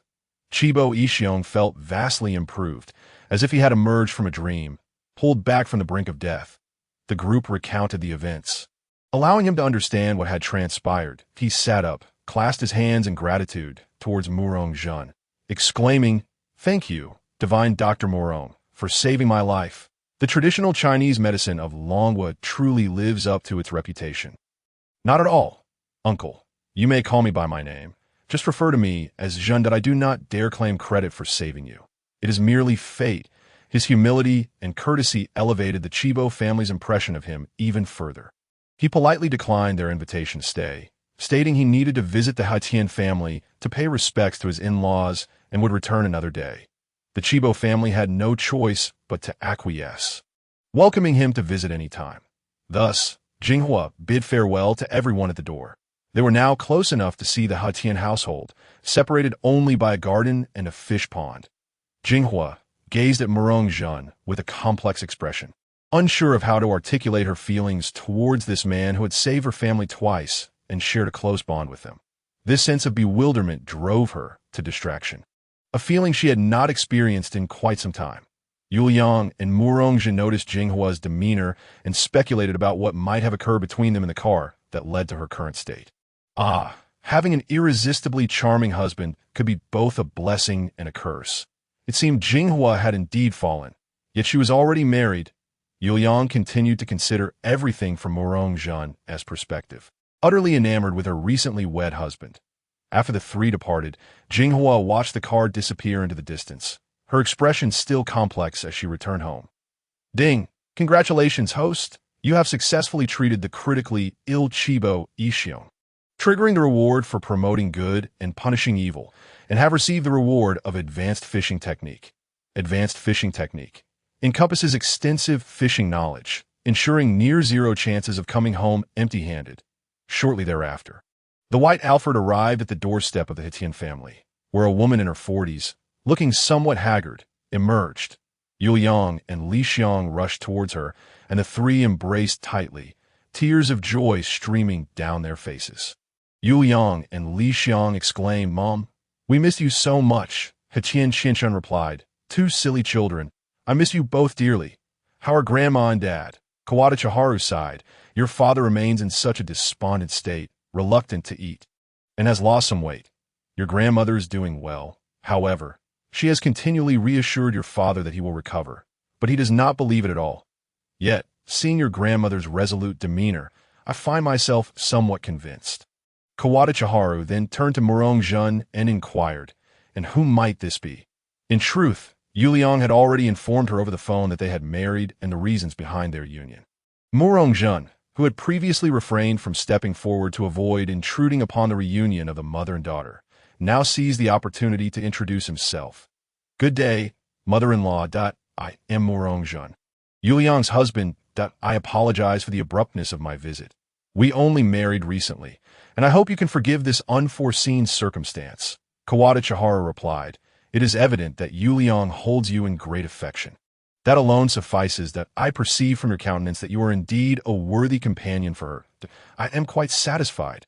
Please come inside. We are all family here, so there is no need for such formality." With that, the four of them joyfully carried the numerous bag from the car into the house. They first visited Yuliang's grandmother, Kawada Sakura, who, at the age of 81, still possessed a head full of silver hair and a robust constitution.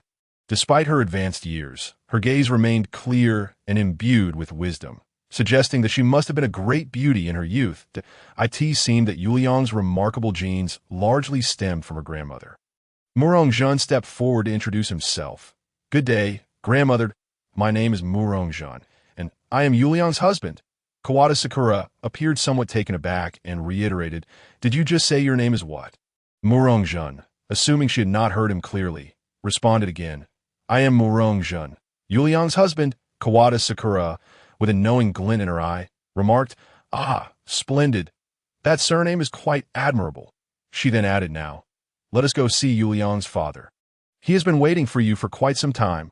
This statement left everyone puzzled, as although they had indeed taken a few hours, it hardly seemed like a prolonged wait. They arrived at Yuliang's father's room, which was somewhat dim due to the drawn curtains and lack of lighting, a reflection of his outlook on life. That Yuliang's father, Kawada Hidetaka, age 49, was an exceptional photographer and a devoted fan of the Hanshin Tigers baseball team. A few years prior, an unfortunate car accident had left him with a spinal injury, resulting in paralysis from the waist down and a complete loss of sensation. After numerous fruitless medical consultations, he had succumbed to despair. Were it not for the meticulous care of his wife, Kawada Chiharu, and the encouragement from his elderly mother, Kawada Sakura, he might have taken his own life at one point. He even urged his wife to divorce him, suggesting she seek a good man and not waste her life on a helpless invalid. Prior to Kawada Hidetaka's accident, Kawada Chiharu had jokingly threatened to divorce her husband, intending to provoke him. She had never genuinely contemplated such a notion. That Yuliang's grandmother understood the nature of her daughter-in-law, hence she had never urged her to consider otherwise, only striving to alleviate her burdens to the best of her ability. Yuliang's grandmother approached the bedside and spoke earnestly. "Hidetaka, have I not always told you that you would recover? The time has come. The one you have been waiting for has arrived." This revelation astonished everyone. Murong Jun realized he might indeed be able to remedy Kawada Hidetaka's condition. Yet how did Yuliang's grandmother know this? Kawada Hidetaka and Kawada Chiharu were astonished to learn that their mother's words were not mere platitudes. Yuliang and Rika were equally bewildered, wondering if perhaps the grandmother and Murong Jun were acquainted. Continuing, Yuliang's grandmother said, "Young man, take a moment to observe. Once you are healed, I will surely clarify the doubts that linger in your hearts." Murong Jun then approached to examine Kawada Hidetaka's injuries. assessing his condition through palpation and pulse diagnosis that he stated, aside from being somewhat emaciated due to irregular eating habits, there are no significant issues. The primary concern is the spinal injury. I shall first realign the bones and then apply the miraculous bone-healing ointment, Hiyu Duanju, for further restoration. Finally, I will employ the Ling Shu 9 needles to repair and activate the damaged nerves, after which there should be a return of sensation in the lower limbs. However, given the extent of the bed rest, the subsequent rehabilitation process will be crucial. The conclusion is that healing is possible, and normalcy can be restored. Hearing Murong Jun's confident assertions ignited a flicker of hope within the family. Yu Liang, overwhelmed with emotion, threw herself into Murong Jun's embrace, tears of joy streaming down her face. Is what you say truly the case? Thank you. Truly thank you, Rika, also in tears, called out to her brother-in-law, wishing to leap into his arms, yet refrained, aware of the many eyes upon her. Kawada Hidetaka and Kawada Chiharu shared expressions of exhilaration, clasping each other's hands, tears of joy glistening in their eyes. Murong Jun understood that swift treatment was essential to ease their minds. He gently patted Yuliang's back and whispered in her ear, "All right, my dear wife, no more tears. If you continue, you won't look beautiful that I promise you. I will heal your father. I shall never go back on my word. Now, think carefully about how you will repay me." Yu Liang shyly detached herself from Murong Jun's embrace, creating some space between them. Murong Jun then commenced the treatment.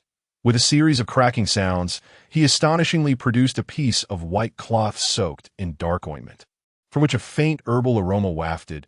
Pleasant and soothing, he applied the ointment to the affected area, and then provided 3 pills, the Jihua Yulu pills and a stamina recovery pill, for them to take. This concludes today's treatment. We shall continue with the subsequent sessions tomorrow. The 3 of them felt a wave of refreshing energy coursing through them. Their weary bodies revitalized. They had complete faith in Murong Jun's words. Kawada Chiharu warmly remarked, "Jun, I cannot thank you enough. You have worked so hard. Please let Yu Liang show you to a room where you can rest. I will prepare dinner and call you when it is ready." Yu Liang chimed in, "Husband, allow me to show you the way." Rika added, "Mom, I'll assist you in the kitchen." Kawada Chiharu teased, "Then I must truly thank you. As long as you don't create more chaos, that would be a great help." With that, everyone dispersed, attending to their respective tasks. Yu Liang's home was modest, comprising only 2 stories, with 4 rooms upstairs and 3 downstairs. Upon entering her room with Yu Liang, which was bright and spacious, they noted the absence of a private bathroom. Specifically, the upstairs had 2 adjoining suites, each with 2 rooms. Yu Liang and Rika occupied one suite, while the other remained unoccupied. Thus both girls shared a communal bathroom. Standing by the window, they gazed out at the nearby rural scenery, basking in a sense of returning to nature. Gradually sensing a shift in the atmosphere, Yu Liang said, "Jun, is it all right if we delay for a bit?" Murong Jun replied, "You cannot imagine how difficult it was for me today while detoxifying Sister Jinghua."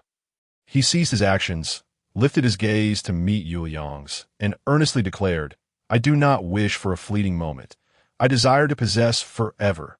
Yu Liang, not one to be easily rattled, heard Murong Jun's solemn declaration of wanting to possess someone else and did not react with anger, but rather responded, "But Sister Jinghua is married." Murong Jun stated assertively, "That does not concern me. I am determined to pursue Jinghua, and no one shall stand in my way. Mark my words." Then softening his tone, he added, "However, I will not engage in actions that contravene morality or the law." Ding! Congratulations to the host for receiving the reward of the Jihua Yulu pills. Excellent. I was running low, and now I have a replenishment. The system is quite considerate. Meanwhile, in the kitchen, Kawada Chiharu and Rika were preparing the meal and chatting. "Mom, I heard you had a boyfriend before. How is that going?" Reflecting on that boyfriend now filled Rika with unease. "Let's not speak of him. We broke up. He was a scoundrel. If it weren't for my senior Ajahn, I could have been in peril." Rika chose to downplay the situation with a casual remark. "Well, her mother began but left the sentence unfinished, the implication clear. Rika understood her mother's inquiry. "Rest assured, I am fine. He did not take advantage of me in the least." With her mother's concern alleviated, she continued, What kind of person do you wish to find in the future? Would you like me to introduce you to the sons of my friends?"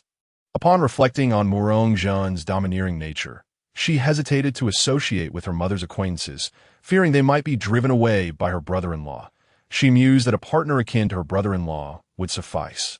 "Mother, you need not worry about me. I have only just ended a relationship and am not in haste to find another boyfriend. Besides, I am still young and quite beautiful. Surely, I will not go unnoticed. Rest assured, mother." Yet, how could a mother refrain from concern? Your sister has found a wonderful partner, and her joy is evident. It's clear that your brother-in-law treats her well, and he is indeed a benefactor to our family. Only when you two find a good man like your brother-in-law will I be able to truly relax, Xiang cautiously remarked. Men like my brother-in-law are rare. Where could one ever find so many? If you had two such sons-in-law, wouldn't you be overjoyed? Mother, what if I were to develop feelings for Senior Heiji? Startled, her mother responded hastily, "Li Xiang, your sister has always indulged you, cared for you, and loved you. You must not do anything to harm her feelings. There are plenty of men. If one doesn't suit, you can always seek another. But you only have one sister.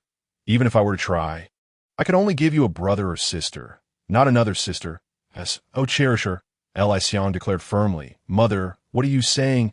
I would never harm my sister, even if it meant sacrificing my own happiness.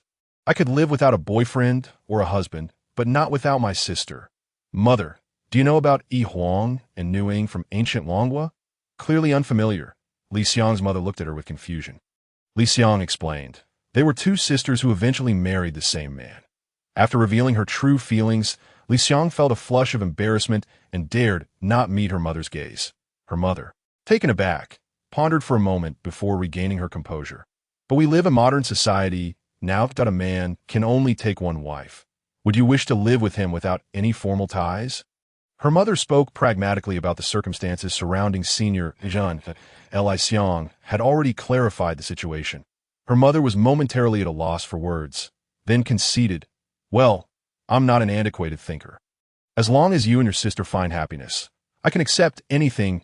We can live our lives privately, without the need for other scrutiny or opinions. If your sister agrees, I have no objections," seeing that she had persuaded her mother. Li Xiang felt a surge of triumph and hugged her mother tightly, planting a kiss on her cheek. "Thank you, mother. As for my sister, I shall wait a while longer. She is so blissful now. I wouldn't want to disturb her happiness. I'll wait. Until when? I cannot say. I just want to wait a bit longer. I fear that if I speak my mind, it might hurt her. Is your sister truly that significant to you?" A voice echoed, and Li Xiang initially thought it was her mother. "Of course. I might part ways with Senior Heiji, but I can never be without my sister." Li Xiang spoke with unwavering conviction. "Well then, I shall agree." Only then did Li Xiang lift her head to see her sister, who had just come down the stairs. "Sister." In an instant, Li Xiang's emotions overflowed, and she embraced her sister tightly. Witnessing the deep bond between the sisters, their mother joined the embrace, reminiscent of the moment they first reunited that day. In truth, he had another girlfriend named Fei Ingli, whom I had arranged for him to meet through a matchmaking setup. I laid everything bare. Both Li Xiang and her mother gasped in astonishment.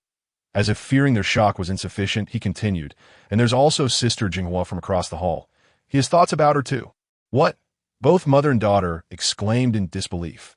That boy, can he handle it?" The mother posed her question with a tone of incredulity, for she had her own experiences to draw from. "Mother, you cannot view him through the lens of an ordinary person." Her mother was taken aback once more. Exclaiming too, she stared incredulously at her usually demure eldest daughter. Realizing she had misspoken, he suddenly blushed and fell silent. The atmosphere turned awkward until a whiff of something burning wafted through the air, jolting the trio back to reality. They had been so engrossed in conversation that their meal had burned. They all found the situation amusing, and the warm ambience among the three women returned. Regardless, the greatest wish of their mother was for the two sisters to love each other and live in peace. All other matters were of no concern to her, and she unconditionally supported their choices. Her mother's final words set the tone for their earlier discussion and concluded their conversation. With a seamless collaboration among them, dinner was finally ready. Since they had not had lunch, they decided to dine earlier. While finishing the last touches, he turned to Li Xiang and said, Li Xiang, go wake Jun. You should knock on the door. He hasn't. Before he could finish, Li Xiang had already darted out, although it was still daytime. To allow Jun to rest properly, he drew the curtains closed, resulting in low visibility in the room. Li Xiang tiptoed inside, seemingly cautious not to wake Jun. Yet, in her eagerness to rouse him, she forgot that she was meant to wake him. Upon seeing the pitch-black room, she approached the window, pulled up the curtains, and turned around to witness a shocking sight. Jun lay in bed, unclothed, with a chiseled face and defined abs, covered only by a light summer blanket. Driven by some force or impulse, she slowly sat on the edge of the bed, reaching out to touch his firm muscles. Sensing Jun stir slightly, Li Xiang suddenly realized what was happening. Her face flushed crimson. She wanted to stand up and flee the scene, but she was caught by a pair of strong hands. And she heard Jun's voice beside her. What? Planning to run away? It won't be that easy. Feeling a pang of guilt, Li Xiang stammered, what do you want? Before she could finish her sentence. Words failed her as she became lost in his overwhelming presence.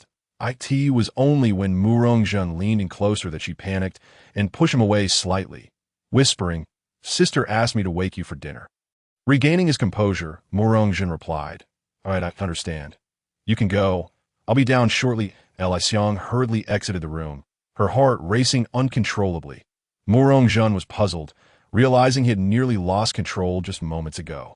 What was happening?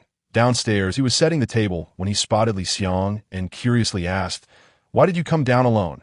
Just as he finished speaking, Jun descended the stairs, catching sight of Li Xiang and smiling, causing her cheeks to redden further.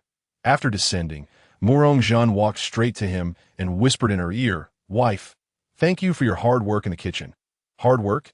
I merely assisted. It was all Mother who was busy.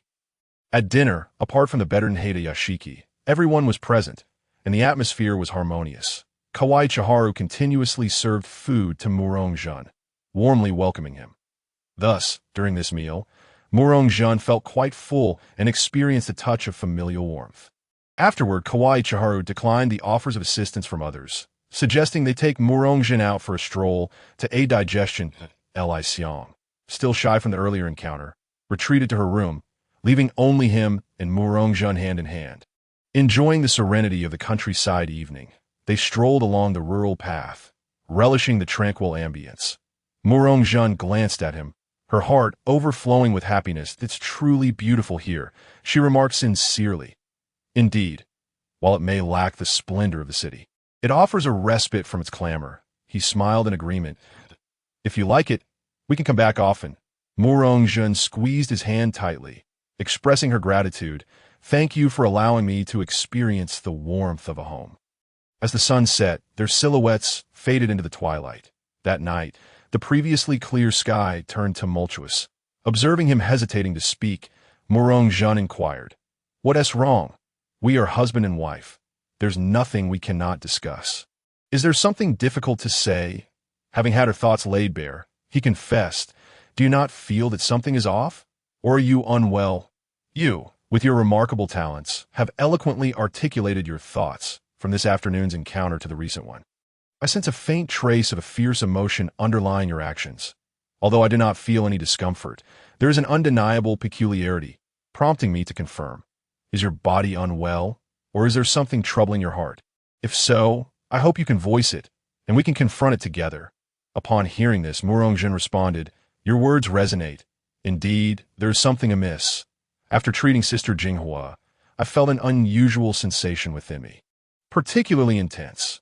However, after this afternoon's incident, it has improved significantly. When Li Xiang came to wake me, I nearly lost control and bullied her, but fortunately, I stopped myself in time to, I suspected something was off with Li Xiang after she came downstairs. It appears you were the source of the mischief. The conversation shifted, so, do you have a solution to this predicament? Should we consider visiting the hospital? Not wishing to burden Yuliang with worry, Jun replied. Fear not. Remember, I am a doctor myself. Should any issues arise, I will inform you at once. Yuliang could only nod, bashfully admitting, In truth, I am fine. The moonlight cascaded like water across the window, Morong-jun gently caressed Yuliang's face. Her eyes filled with tenderness. "Rest easy, my dear.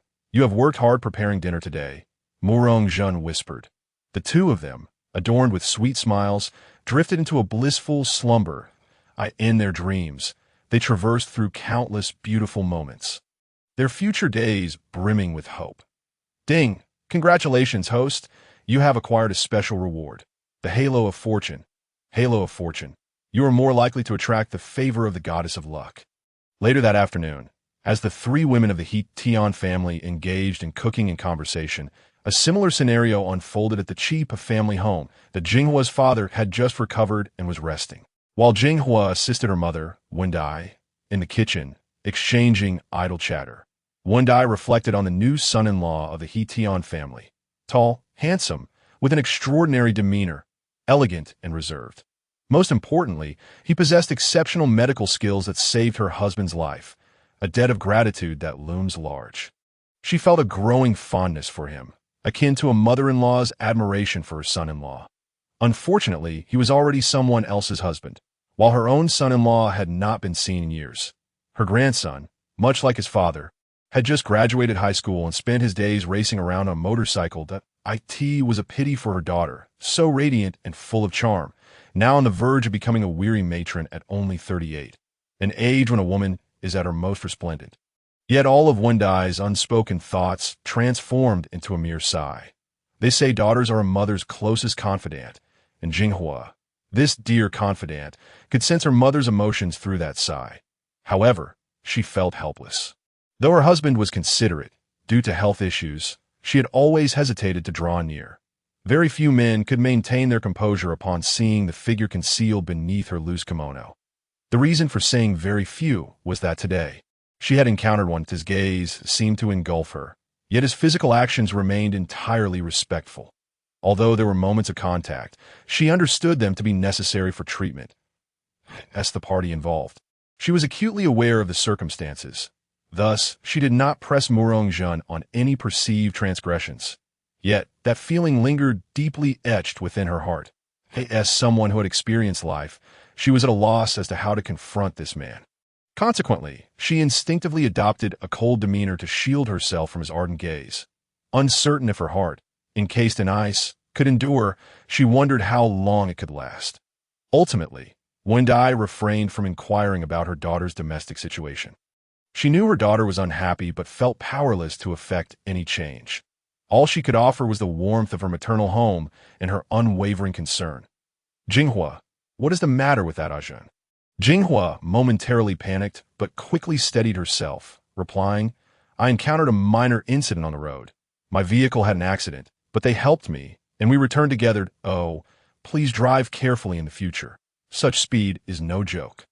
I only rushed upon receiving your message about your father's condition.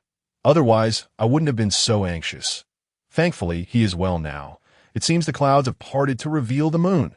Jinghua believed the road incident would be laid to rest, unaware that her mother was far more astute.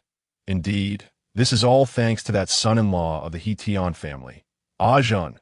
But how does a young man possess such remarkable medical skills? The pills he provided to your father were like miraculous elixirs, yielding immediate results. How did you come to trust him with your father's treatment? Wendai's gaze seemed capable of penetrating Jinghua's innermost thoughts.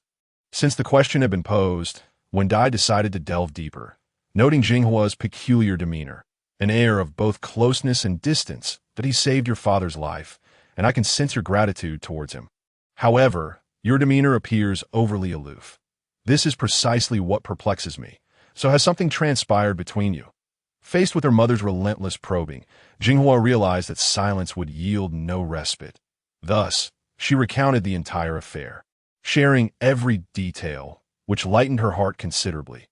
"Well, I must say, upon seeing you, I noticed an enchanting glow about you.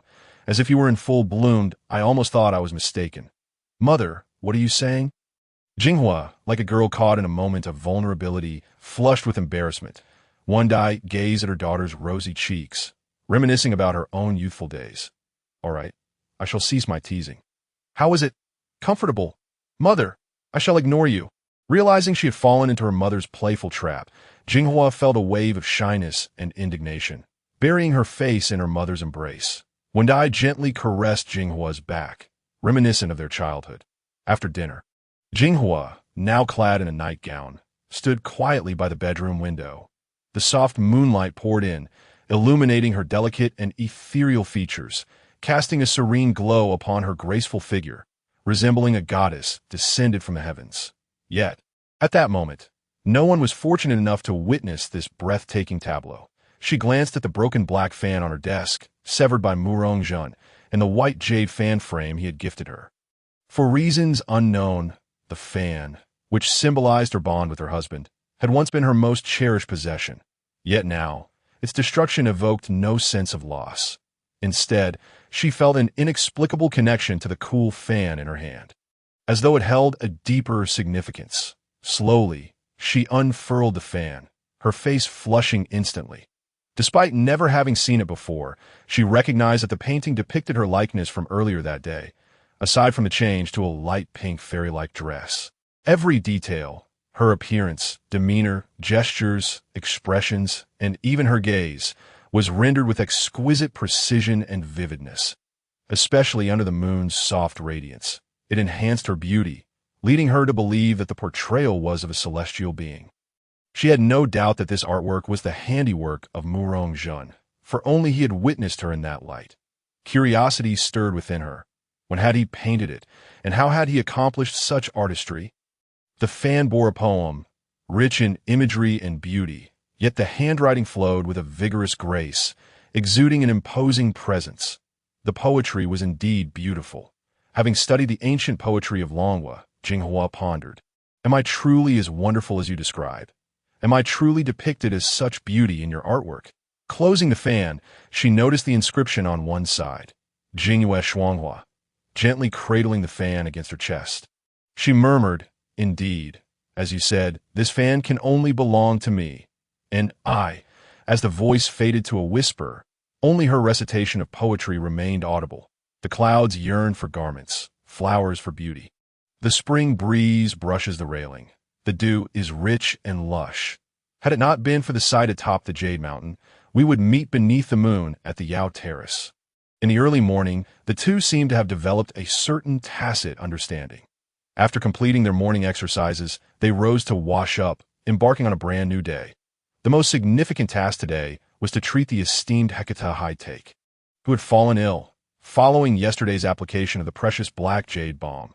Hekata Haitake's damaged lumbar vertebrae had, in fact, been restored. He could distinctly feel a newfound lightness in his being, and his anticipation for Murong Jun's subsequent treatment grew ever stronger. After breakfast, the healing commenced in earnest. Murong Jun sat upright, his demeanor grave, his gaze resolute, and his movements fluid as if flowing like water, embodying the grace of a master. Once the acupuncture was completed, Murong Jun transitioned to employing a unique massage technique, stimulating the acupoints and muscles in Hekata Haitake's lower back and legs. Gradually, Hekata Haitake began to sense the existence of his lower body, a sensation he had not experienced in years. The feeling of regaining what was lost overwhelmed him with joy, bringing him to tears. Though he could not yet move, the return of sensation begged the question: how far was he from walking again? Observing his son-in-law, drenched in sweat, Hekata Haitake felt assured that his daughter had found a worthy companion for life. As the treatment concluded, everyone present acknowledged Hekata Haitake's evident progress, understanding that success was now merely a matter of time. However, this was a collective assumption. The specifics awaited Murong Jun's confirmation. "Your father's condition has essentially stabilized. I can tell by his expression that he has regained sensation. This is the first step.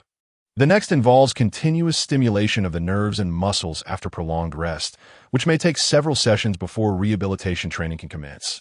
But let us take our time.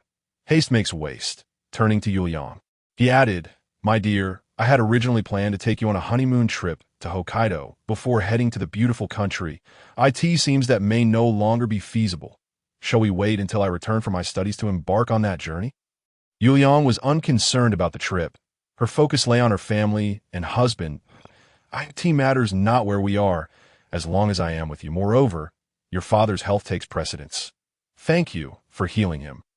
Ding! Congratulations, host! Through a series of methods, you have cured the bedridden Hecata Hightake, fulfilling the long-held desire of the Celestial Fairy number 6. Mission accomplished. Reward granted. The dimensions of your portable space have doubled. Portable space. 20m times 20m times 20m. Murong Jun couldn't help but exclaim, "This is astonishing. The size has increased a full 7-fold. With this new capacity, I could fit a car or even a large BD. It seems it's time for another grand procurement of items for the space." After a brief respite, Murong Jun set off with a few gifts, intending to visit the Chibo family and check on the condition of Jinghua's father, Chibo Kazuo. The Chibo family welcomed Murong Jun's visit warmly, Jinghua included. Although her expression remained somewhat aloof, it was characteristic of her demeanor. If she were to suddenly beam with joy, it would indeed raise eyebrows. The Chibo family graciously accepted Murong Jun's gifts: 2 boxes of tea, 2 sets of cosmetics, 2 exquisite pearl necklaces, some supplement for the elderly, 2 designer handbags, and several outfits, which clearly appear to be for Jinghua, whose measurements Murong Jun was acutely aware of, having just taken them the previous day. After settling in, Murong Jun produced 3 9-flower jade dew pills for the 3 of them. They swallowed them without hesitation, unaware of their true value. Having consumed the pill before, Chibo Kazuo recognized the sensation of relaxation it brought. While Winda Jinghua and her mother experienced it for the first time, the weariness and discomfort they had felt dissipated entirely, highlighting the rarity of such a treasure. One could not simply purchase it with wealth alone. Their gratitude towards Murong Jun was palpable, with Chibo Kazuo and his wife gazing at him as if he were a striking son-in-law. Noticing the fervent looks in her parents' eyes, Jinghua could easily guess their thoughts. She gently reminded them to temper their enthusiasm, prompting them to rein in their curiosity and begin probing into Murong Jun's background and recent circumstances. Perhaps it was due to his status as an orphan that Murong Jun was particularly drawn to women with an elder sisterly aura. Chibo Kazuo and his wife mused, "What a golden son-in-law he would make, though alas, he belongs to another family. Our daughter is already married. Yet, it is not entirely impossible, especially given the way he gazed at Jinghua." One could hardly deny the unmistakable affection in his eyes. As noon approached, the Chibo family warmly invited Murong Jun to stay for lunch, which he graciously accepted. The Hecata family, well aware of Murong Jun's likely plans to dine with the Chibo family, refrained from extending an invitation. Winda Chibo stood, saying, "Continue your conversation. I shall head to the kitchen to prepare the meal." Seizing the opportunity, Jinghua quickly followed suit, exclaiming, "Mother, let me assist you. We can work more efficiently together." Murong Jun watched her retreating figure intently, as if he yearned to follow. Chibo Kazuo, noticing Murong Jun's eager gaze, couldn't help but feel exasperated. This lad is exceptional in many ways, but his blatant interest is quite inappropriate. "You are the son-in-law of the Hecata family." After all, he sighed. Shaking his head, in a teasing manner, he suggested, "Why not join us in the kitchen?" Jun, Jinghua, who had not strayed far, overheard the jest. Murong Jun, however, took it to heart, replying earnestly, "Very well. Then I shall trouble you, uncle, to sit for a while. The 3 of us will surely accomplish more." Chibo Kazuo and Jinghua exchanged incredulous glances, nearly stumbling in disbelief. Yet resigned to the whims of fate, Murong Jun dashed in the direction Jinghua had taken, calling out, "Sister Jinghua, wait for me. I'll help." In the kitchen, Jinghua turned to him, exasperated. "You could be chatting with my father in the living room. What are you doing here? I isn't the kitchen a place for men. Besides, what could you possibly help with? If you're not busy, I do appreciate your thank for staying out of the way." Murong Jun confidently retorted, "What's wrong with the kitchen? Wherever you are, I will be too. I'm determined to assist you, and who says I'm only a hindrance? I am a Michelin-starred chef." You know, if his previous demeanor had been somewhat restrained, his recent proclamation made his intentions clear. He was well aware of Jinghua's situation, yet he was willing to pursue her ardently, observing Murong Jun's fervent determination.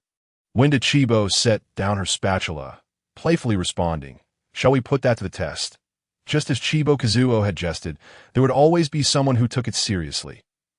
Jun, brimming with confidence, declared, "All right, then, Sister Jinghua. Assist me." Chibo was momentarily taken aback, thinking I was just joking. When would we ever eat if you're the one cooking? And can we even eat whatever you prepare? Realizing Jun's intentions, she relented, allowing them their moment of solitude. With a knowing smile, Chibo stated, "The kitchen is yours. I shall go keep your father company." Left alone with Jun, Jinghua sighed, donning an apron that if you truly wish to help. Just wash the vegetables. Jun, feeling underestimated, resolved, "Fine. If you view me as an ordinary person, then I shall reveal my true self." He retrieved a small knife from the rack and picked up a fresh base that Chibo Kazuo had caught that morning from the pond. With deftness, he dispatched the fish, scaled it, gutted it, removed the gills, and executed intricate cuts with a flourish. Plating it beautifully, he then sliced scallions, ginger, and carrots, quickly preparing a bowl of seasoning to mix and drizzle over the fish before placing it in the steamer. Jinghua watched in awe, her mouth agape. Had she not witnessed it herself, she would have never believed it.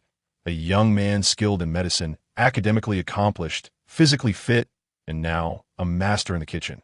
However, you are still capable of cooking, taking care of everything. What then is left for us women to do? Are we merely to be beautiful as flowers? That does seem rather delightful. Sister Jinghua, wake up, wash some eggplants, potatoes, and bell peppers. Jun's words roused Jinghua, who willingly embraced the role of helper.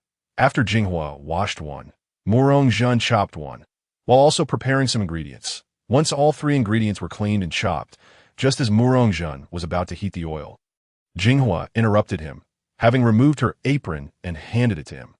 Jun, with hands occupied, raised them in a gesture of helplessness, prompting Jinghua to assist him in tying the apron around his waist. Looking up at Jun, who towered over her, she instructed, "Lower your head." Jun complied, bending his head to meet Jinghua's gaze, and in that instant, time seemed to freeze, the air thick with unspoken tension as their eyes locked. The distance between them almost imperceptible. Just as Jinghua felt herself on the verge of surrendering to the moment, her identity jolted her back to reality, and she quickly turned away to finish tying the apron. She then placed a plate beside the stove. Jun commenced his culinary display, heating the oil, adding vegetables, stir-frying, tossing the pan, seasoning, and so forth. Finally, he poured the dish into the plate Jinghua had prepared and presented it to her, saying, "Sister Jinghua, do take a taste and see if it suits your palate." Jinghua took a bite, and though she had yet to comment, her expression betrayed her delight, yet she feigned indifference, stating, "It's acceptable, I suppose." "Barely edible," Jun, exasperated, thought to himself. "Ah, Jinghua, your only stubborn trait resides in your tongue. Just wait until I seize the opportunity. I shall remedy this flaw of yours. Sister Jinghua, what flavors do you prefer?" Something spicy? Perhaps. Very well. Just watch." He then immersed himself in the preparation of the next dish, while Jinghua busied herself beside him, their synergy growing ever more harmonious, as if they had been collaborating for years. To Jun's surprise, Jinghua even took the initiative to wipe his brow, her gentle demeanor utterly authentic, leading him to increase his originally planned 6 dishes and 1 soup to 10 dishes and 1 soup. After Jinghua served the final dish, Jun was already tidying up the kitchen. Once Jinghua had dished out the rice, Jun had completed his cleaning, leaving everything spotless and organized. Jinghua returned to find this and, astonished, asked, "Do you perhaps have a touch of obsessive-compulsive disorder?" Jun gave her a non-committal look. Seeing Jun in his apron, Jinghua stepped forward to help without needing to be asked. Jun lowered his head, and unlike the previous occasion, as the apron was removed, he leaned in and kissed Jinghua's enticing red lips. However, he did not overstep, merely brushing against them softly, before Jinghua could fully comprehend the moment. He darted away, leaving her stunned in place. Jun washed his hands and took a seat at the table, where the Chibo couple gazed at him with astonishment, as if attempting to absorb every detail of him. Although they had yet to eat, the couple, captivated by the vibrant colors and enticing aromas of the dishes laid before them, alongside the exquisite knife skills displayed, were already convinced of the meal's delectable nature. The spread included dishes such as sanxian, spicy chicken cubes, sweet and sour ribs, stir-fried beef, water-boiled pork, cold 3 shreds, cold lotus slices, stir-fried asparagus and yam, blanched greens, steamed base, and seaweed egg drop soup. 10 dishes in total. Just as the three were curious about Jinghua's delay, she finally appeared, having changed into a different outfit. Jinghua felt her previous attire had absorbed too many kitchen odors, so she decided to switch. Looking at the clothes sent by Murong Jun, she inexplicably chose one to wear, surprised to find it fitting quite well. Jinghua had exchanged her kimono for a form-fitting black knitted dress that accentuated her alluring curves.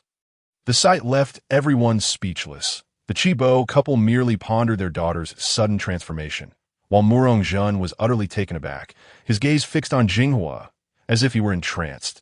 Jinghua, feeling shy under his unwavering stare, thought, "Dear brother, do restrain yourself." She began to regret her choice of attire. Chibo Ishion let out a soft hum, pulling Murong Jun back to reality.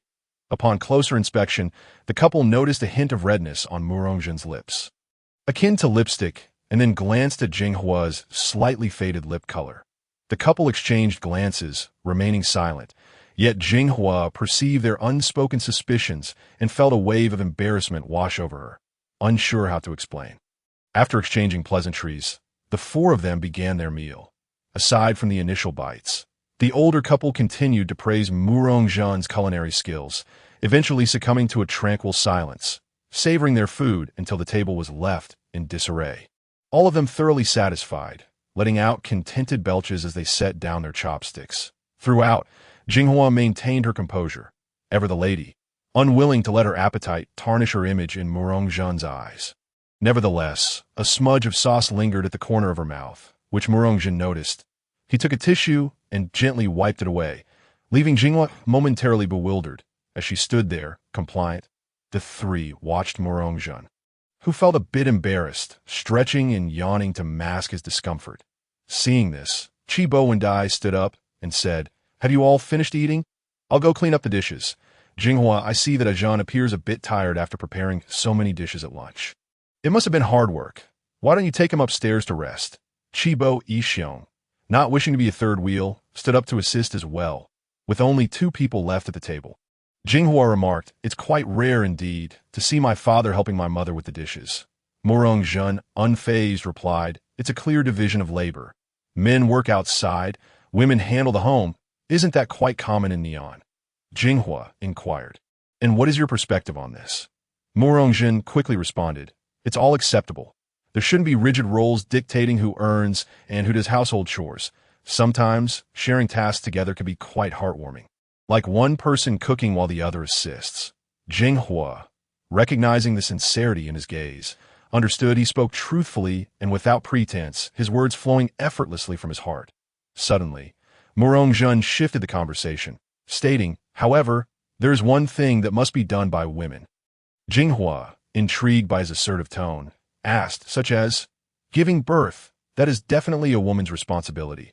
I can only assist in the preliminary stages." This answer left Jinghua somewhat speechless. "Oh, you need to say that. Can you even bear a child with your lack of reproductive organs?"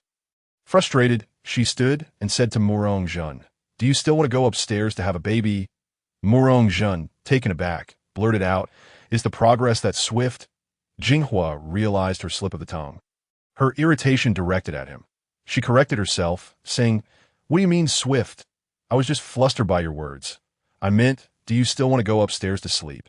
Murong Jun stood up alongside her, noticing her rising ire, and quickly replied, Yes, but wasn't that the same thing you just said?"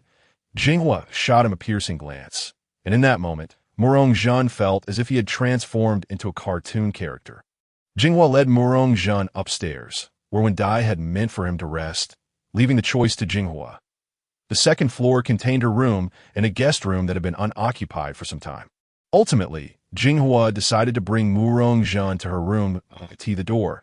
She hesitated for a moment before finally opening it. What unfolded before them was a world themed in pink, revealing the hidden princess within the seemingly cold Jinghua. As Murong Jun surveyed her room, she felt a wave of shyness and attempted to explain, "This room was decorated while I was in school, and I just never found the time to change it." It's beautiful and quite fitting for you now. Even as one matures, which woman does not harbor a princess within? Just as I do, within me resides a devoted little prince, dedicated to his beloved princess. Jinghua's gaze faltered under his intense scrutiny, fearful of losing herself in it. Murong Jun remarked, given that, your outfit seems somewhat mismatched with this room. Now, close your eyes. Jinghua obediently complied, and when Murong Jun instructed her to open them, she beheld a pink princess dress, perfectly complementing her room. The look in Murong Jun's eyes rendered her unable to refuse, and she accepted the dress, retreating to the bathroom to change. After a brief moment, a vision of a pink princess seemingly emerged from the pages of a fairy tale, graced the scene with her exquisite beauty, accentuated further by her alluring figure. Murong Jun, momentarily taken aback, retrieved a pair of crystal shoes, crouched down gracefully, and delicately adorned Jinghua's feet, his movements tender and gentle, as if handling a precious work of art. Rising to his feet, he executed a gentlemanly gesture of invitation, observing Jinghua extend her hand towards him. He deftly began to navigate his phone with the other hand, initiating a soft melody. Thus, the two engaged in a dance, and, as the music drew to a close, the atmosphere naturally culminated in a kiss, though merely a fleeting peck. A delicate acknowledgement. Unbeknownst to them, they soon drifted into slumber. All seemed well before sleep, yet upon awakening, Murong Jun found his hand resting in an inappropriate place, promptly met with a sharp slap from Jinghua, a gesture of reprimand. In the upper floor, Murong Jun and Jinghua engaged in conversation for quite a while, taking a moment to rest that Jinghua's mother, when Dai, had visited a few times under the pretense of delivering fruits. Hearing the strains of dance music emanating from within, she refrained from entering. Eventually, silence enveloped the room, and she chose not to disturb them, preferring to remain hands-off regarding her daughter's affairs, wishing only for her happiness. To avoid misunderstandings, Jinghua opted to change back into her previous attire before descending the stairs. By this time, dinner had arrived, and with guests in their home, it was only fitting for the host to prepare a meal. The dinner, crafted by Jinghua's mother, may not have rivaled the culinary prowess of Murong Jun, yet it was certainly commendable. As the four dined and conversed, they eventually savored the tea brought by Murong Jun, and the entire ambience was suffused with warmth and joy, fostering a sense of familial closeness among them. Noticing the time, Murong Jun rose to take his leave. The Chibo couple graciously invited him to return, allowing Jinghua to escort him to the door to tea the entrance. It was only when Jinghua began to struggle to breathe that Murong Jun reluctantly departed. Upon her return, the flush on Jinghua's cheeks had yet to dissipate, while the Chibo couple pretended not to notice, choosing not to meddle in the affairs of youth. Upon returning to the Hitian household, the others were aware of his whereabouts and intentions. Yet they tacitly accepted this matter, opting for silence. Only Yuliang, after everything, inquired about the status and developments between Murong Jun and Jinghua, to which Murong Jun responded candidly, in the ensuing days, aside from aiding Yuliang's father in regaining his health, Murong Jun immersed himself in the authentic rural lifestyle, engaging in fishing, shrimp catching, cycling, and camping with everyone. It seemed that Murong Jun's integration into country life had resulted in Yuliang receiving relevant rewards, such as a comprehensive collection of vegetable and fruit seeds, super nutrient solutions, premium bait, high-quality feed, and a compendium of livestock and poultry offspring, along with advanced agricultural skills. Almost daily, Murong Jun frequented the Chibo residence, where the family no longer regarded him as a guest. The Hitian and Chibo families, under Murong Jun's care and treatment, gradually regained their health. Particularly, Yuliang's father and Tian Xioshu could now walk like normal individuals, although they were still a bit unsteady in running or jumping. They had reached a point of self-sufficiency. When Murong Jun shared his aspirations of cultivating vegetables, both families offered their unwavering support, readily entrusting all their land to him. Murong Jun then devised a simple plan: one plot for fruit trees, another for rice, yet another for wheat, a section for raising chickens, ducks, and geese, and additional plots for cattle, sheep, and pigs, with the remainder dedicated to a variety of vegetables. He also adopted a dog named Wang Kai and another called Wang Zai. The system's output was of exceptional quality, ensuring that these seeds were minimally affected by external conditions, and a drop of nutrient solution could swiftly induce rooting, budding, flowering, and fruiting. The poultry and livestock thrived visibly after consuming the premium feed, with hens laying eggs and cows producing milk as expected. The two families had not needed to purchase vegetables for quite some time, as their land was abundant with fresh and delicious produce. The two families, already on good terms, had seen their interactions wane due to Tian Xiushu's incident and Bo Yixiong's illness. However, under Murongzhen's unifying presence, their bond grew even closer. The dynamics between Murongzhen and the three women continued to flourish. Amidst this joyful family reunion, a suggestion arose to visit a nearby attraction known as Shuai's Guanxian, reputed for its spiritual efficacy, complemented by natural hot springs at the mountain's base. Enthusiastically, everyone agreed to this excursion. With all members from both families in attendance, Murongzhen drove with Yuliang, Lixiang, Jinghua, and grandmother He Tianing, while Bo Yixiong drove with Bo Wendai, Tian Xiushu, and Tian Qianchun. Early in the morning, they set off, and the destination was indeed close, reaching it in under an hour. Upon arrival at the hot spring hotel, they noticed the surprisingly low number of guests checking in. Nonetheless, this worked to their advantage, promising a more enjoyable experience. After the check-in process, two more groups arrived successively. Among them were two casually dressed women. Xingzi, this is the hot spring hotel my traveler recommended. Ikaho Onza, ITS said that here you can enjoy the golden springs with its tea-brown hue and the silver springs that is crystal clear, alongside the nostalgic charm of Ikaho stone steps. The mountain is also home to the revered Shuai's Guanxian, established over 1,300 years ago, belonging to the Tiantai sect of Chinese Buddhism, known as Wuda Mountain, primarily worshipping the 11-headed, thousand-handed Guanyin. Shuai's Guanxian is believed to bless those who seek to eliminate 7 calamities and bring forth 7 fortunes, a center of faith for locals and once a prayer temple for the Tokugawa family. Mi Xiang, I didn't realize you were so knowledgeable. It seems you've done your homework. You caught me. I heard that the thousand-handed Guanyin here is particularly effective for wishes regarding love and children. Additionally, the winding paths from the hot spring hotel to the temple on the mountain are convoluted, resembling a spider's web. Hence, it's dubbed Spiderweb Forest. There are 16 entrances and 4 exits, leading many, especially couples, to choose different paths, wishing to meet along the way and ideally exit through the same exit, thus affirming their bond, which led to its renaming as Fate Forest. What's interesting is that the forest holds many pre-prepared verses, with each person allowed to find only one, which they can then take to the temple as high monk for interpretation. After paying homage to Shuai's Guanxian, one can also savor the supposedly delectable Shuai's udon. It is said that the skill of hand-pulling udon was passed down by the mountain's founding monk, Hue Guanxin, leading locals to use high-quality flour from the region along with the renowned spring water to prepare udon for worshippers. A culinary tradition that has endured for over 400 years. Then let us hurry and check in. I can't wait to head up the mountain. As they walked and chatted, their eagerness propelled them toward the hot spring hotel. No sooner had they arrived than a luxurious Rolls-Royce pulled up at the entrance, from which a student-clad young woman emerged and a man resembling a butler respectfully addressed her. Miss, we are nearby. Please feel free to contact us should you need anything. Have a wonderful time. With that, the vehicle departed. Daogang Hongya cheerfully entered the hotel.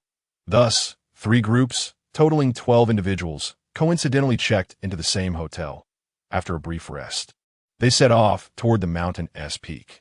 Having heard tales of Fate Forest, they approached with a mix of anticipation and trepidation, while the He Tian and Chi Bo couples maintained a casual demeanor. Having traversed half a lifetime and with their children grown, their primary aim was relaxation, and Murongzhen shared this indifferent outlook, being a staunch atheist, believing that while fate might be preordained, human determination could triumph over destiny.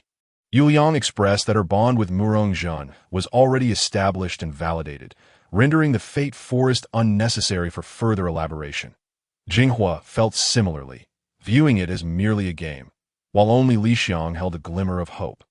Yearning for an encounter with Murongzhen, the 3 groups set out in succession, Yet they did not cross paths, and coincidentally, aside from Morongzhen and He Tianying, each took a different entrance, as everyone was concerned about their grandmother walking alone. Thus, Morongzhen volunteered to accompany her, despite her insistence that she could manage on her own. The mountain air was refreshingly crisp, and taking a deep breath invigorated him, leaving him feeling utterly rejuvenated. The mountain is not particularly lofty, yet its expanse is considerable, rendering the steps and paths rather gentle. Morongzhen, observing the spirited and seemingly nonchalant He Tianying, who appears to be well-versed in all matters, inquired with curiosity, "Grandmother, what did you mean when you said you had waited for me for a long time? Did you know I would inevitably come?"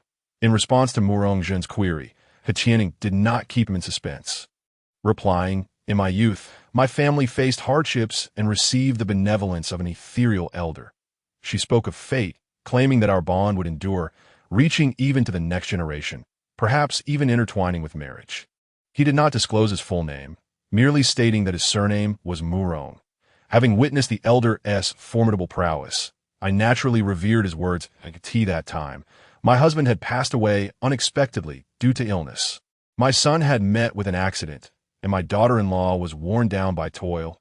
Truly, it was the most challenging period for our family. However, both Yuliang and Lixiang had reached the age of marriage, with Yuliang blossoming into a beauty akin to a celestial being. Thus, I knew that the day I longed for was not far off. Finally, just days ago, you arrived, alleviating all our ailments and tribulations.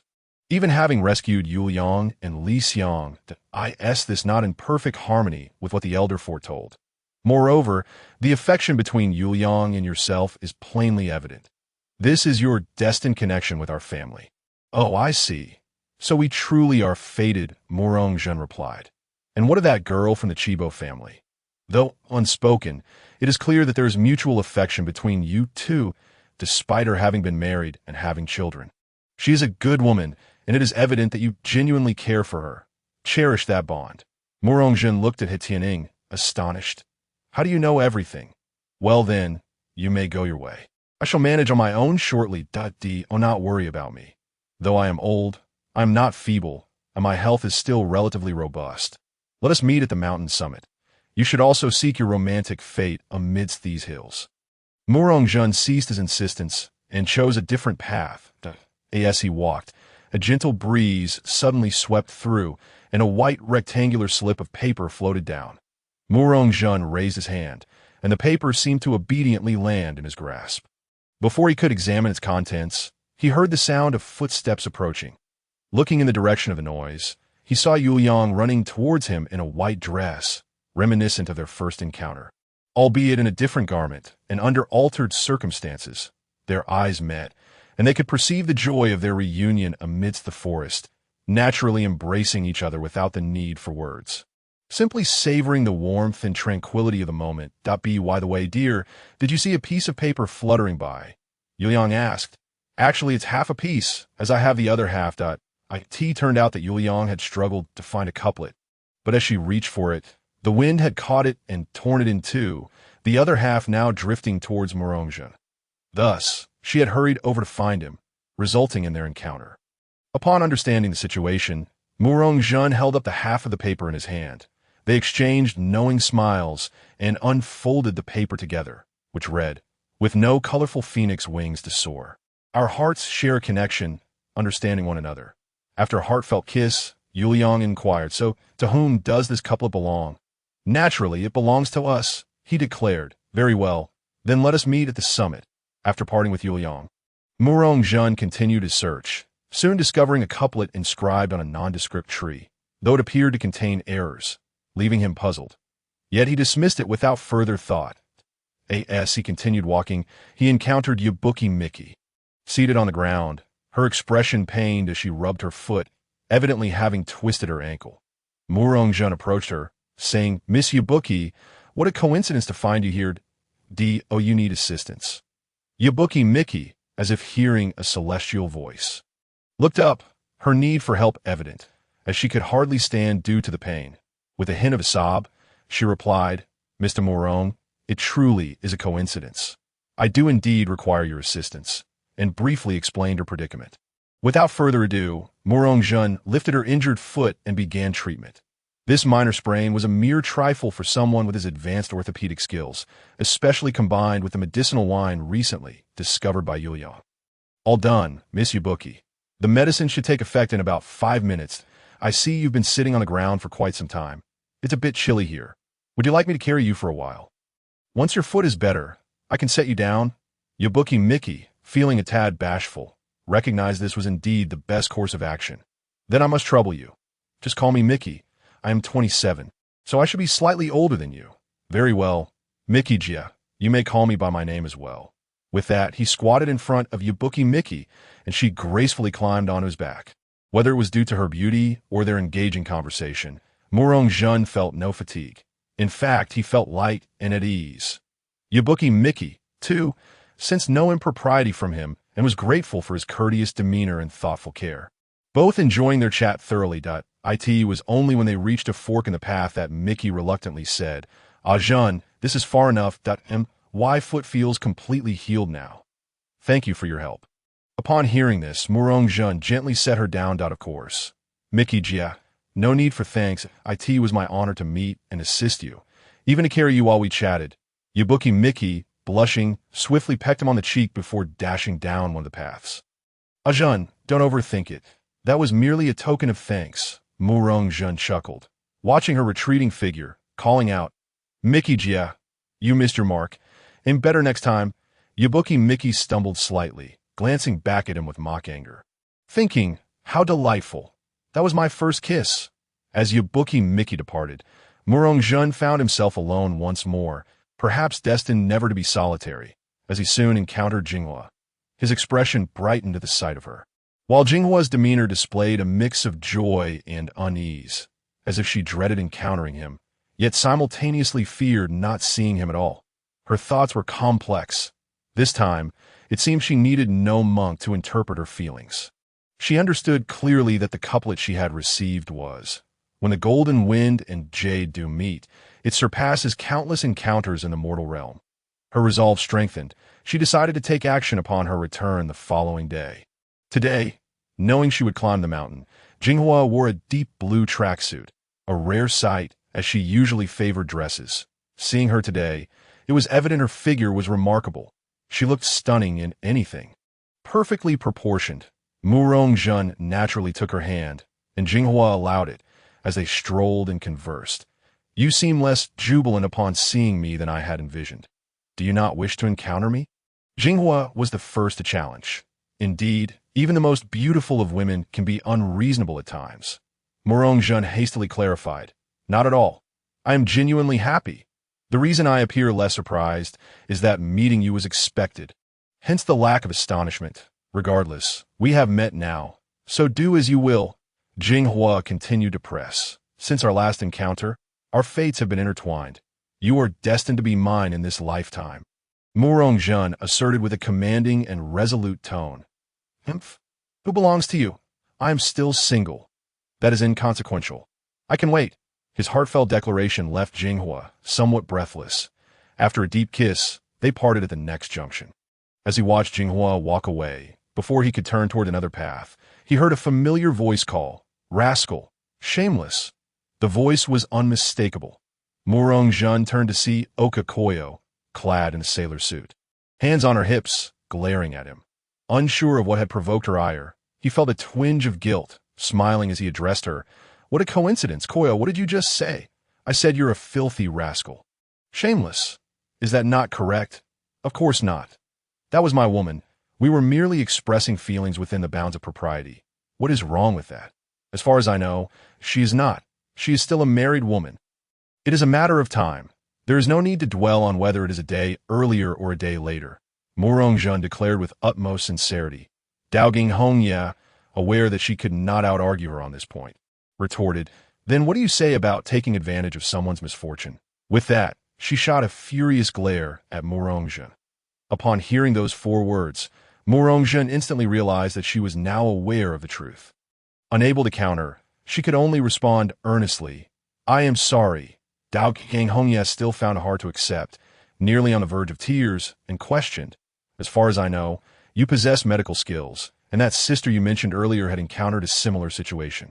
Yet you did nothing for me. Why did you have to treat me this way?" With her heart full of grievances, she could no longer contain her emotions, bursting into tears like rain-soaked pear blossoms. Observing the vulnerable and helpless Daogeng Hongye, Murong-jun embraced her gently, hoping to calm her emotions, whispering in her ear, "Whether you believe it or not, at that moment, I did not possess any medical skills. I could only save you in that manner." Daogeng Hongye sensed that Murong-jun was not lying. Yet how could such exquisite medical skills be acquired in such a short time? She found herself in a dilemma, but chose not to dwell on it any longer, as the event had already transpired. "Then why did you not speak up and instead choose to run away? I did not know how to address you, and I had no intention of fleeing. I thought I could find a way to make it up to you once school started." "School? Are you not going to study abroad in the beautiful country for a year? That was only decided recently. Then how is it you have time to get married, find a girlfriend, and start a business, yet no time to seek me out? Finding a girlfriend is a matter of fate. My marriage was initially for the purpose of studying abroad. But my feelings are genuine at AS for starting a business. That is simply my ambition for development. Regarding seeking you out, I truly did not know how to face you. So what do you intend to do?" "I don't know. Perhaps you should decide." "What do you think I should do?" I have not thought it through yet. How about this? You agree to 3 conditions, and I will temporarily choose to forgive you. Though not completely. All right, I agree, but with the stipulation that it must not contravene the principles of chivalry. That is, it must not violate moral standards. Why does that sound so familiar? This matter seemed to reach a temporary conclusion. Gradually ceasing her tears, Daogeng Hongye said, "I am tired from walking." Murong-jun understood the underlying message and replied, "Very well, I shall carry you." However, Hongye was not yet satisfied, insisting, "No, I want to be higher." Murong-jun, feeling somewhat speechless but also aware of her own fault, acquiesced to her request, allowing her to ride on her shoulders. Daogeng Hong gazed into the distance, exclaiming with delight, "Indeed, standing tall allows one to see far. Xiaojinzi, let us set off." "Very well, your highness." With that, they dashed forward. Subsequently, Murong-jun encountered Daogong Anzi and Heiji Lixiang at the summit of Guanyin Mountain by the flowerbed shaded by trees at exit 1. 5 beautiful yet uniquely styled women sat together. They introduced themselves to one another. Murong Yuliang, Chibo Jinghua, Yabuki Mika, Daogong Anzi, and Daogeng Hongye. For why Jinghua used her original surname, it was because she had already made a decision in her heart and was about to act on it. The group chatted casually, seemingly waiting for something. Not long after, Murong-jun arrived late, carrying Heiji Lixiang on her back. The reason for this was that the mischievous Lixiang had nearly tumbled down the mountain. But fortunately, Murong-jun had managed to save her just in time. Otherwise, the consequences would have been dire. Thankfully, she only twisted her ankle, which Murong-jun had already treated, and with the aid of the Longhu Ditong medicinal wine, she had fully recovered. Lixiang's reluctance to descend was to punish Murong-jun for her earlier behavior, which Murong-jun readily accepted. Upon seeing Murong-jun approach, the others gathered around, as the one they had been waiting for had finally arrived. Thus, they reintroduced themselves, marking this chance encounter as a stroke of fate, perhaps leading to lasting friendships or even sisterhood. Everyone was fortunate to receive a prophetic message, and after paying homage to Guanyin, they proceeded to consult the master for further insights. This time, the 5 individuals from the Hetien and Chibo families had completed their consultations and were preparing to descend the mountain to rest. Observing the young people enjoying themselves, they encouraged them to have fun, assuring them that their elders would not interfere to protect personal privacy. Everyone entered one by one, where the master presented himself with an air of profound compassion. The first was Murong-jun, whose prophetic message read, "On the 36 bridges, under the bright moonlight, where does the jade figure teach one to play the flute?" When the master began to interpret it, Murong-jun interjected, questioning, "Shouldn't it be 24 bridges under the moonlight?" The master explained, "The 24 bridges are merely what the poem states. As for why it is 36 in your case, it reflects your appearance, a typical sign of an abundance of romantic interests. Thus, this number pertains to the quantity of your fated companions. You are quite fortunate." Murong-jun was taken aback, realizing that it coincidentally matched the number of the 36 heavenly maidens. Could it be that fate truly had its own design? After expressing her gratitude to the master, she prepared to leave, but the master added, "You possess profound blessings. However, you will encounter certain crises. Yet naturally, there will be noble individuals to assist you, turning peril into safety. Remember, do good deeds without questioning the future. Seek only to act in accordance with your conscience." Murongjun did not dwell on the master's ominous warning about crises as she departed. The next was Jinghua, whose prophetic message was, "When the golden wind and jade do meet, it surpasses countless encounters in the mortal realm." The master inquired, "Are you here to seek a child?" Jinghua, somewhat astonished, replied, "Why would I not be seeking a romantic partner?" The master responded, "Because your destined partner has already appeared. Why seek further?"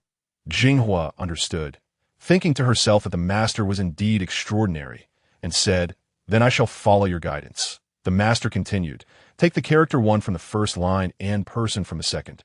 If seeking a child, it will come to fruition. Additionally, take the character gold to indicate a girl. And finally, incorporate no into the name, enhancing its auspiciousness." Jinghua was taken aback, realizing the master implied she would have a daughter, though hesitant. A glimmer of anticipation flickered within her. After thanking the master, she exited the room, and the next was Yuliang. Her prophetic message read, "If love endures, what need is there for daily proximity?" The master, without waiting for Yuliang's inquiry, began to interpret. "Your message can reveal both romantic destiny and the prospect of children. The romance is already present. However, a brief separation awaits, yet the bond will remain strong and enduring. As for children, the numbers in your message signify that." Regarding the impending 1-year separation from Murongjun, Yuliang felt a momentary pang of sadness, but accepted it with composure, for she had prepared herself for this eventuality. What concerned her was the matter of children. As she had previously promised to have 3, it seemed she had yet to fulfill that goal. Next was Daogong Anzi, whose message read, "In harmony with heaven and man." The master explained, "This signifies the highest pursuit of a practitioner. However, since you seek a romantic connection, interpret it literally. It signifies that you are destined to unite with your fated counterpart." Daogang Hongyem murmured, "Isn't that just like the time on the airplane? Could it truly be him? But what the fiancé I encountered in my childhood? How perplexing." The final individual was Haitian Li Xiang, whose message read, "As the leaves fall in autumn, the flowers bloom in February." The master remarked, "Your destined partner is the one who has saved you 3 times. After these 3 instances, everything will fall into place." Li Xiang recalled several recent events, from being held hostage by a knife-wielding assailant on her way home, to being cornered by thugs at the Yamada residence, and finally, to nearly falling off the mountain. All 3 instances have been saved by Jun. Indeed, it is he. The certainty that this individual is the one in my heart brings forth a gentle sweetness within. The master continued, "However, after you attain your desired outcome, a trial awaits you. Though it poses no mortal danger, it shall bring some hardship."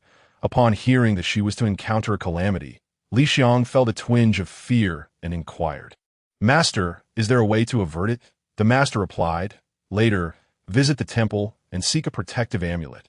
Wear it closely and do not part from it." Li Xiang responded, "Understood. Thank you, master." Everyone had their queries resolved by the master, enjoyed a meal of vegetarian delicacies, and strolled about, fully utilizing the photographic prowess of Murongjun, capturing numerous beautiful pictures before descending the mountain in high spirits, while the day passed with little thought of fatigue.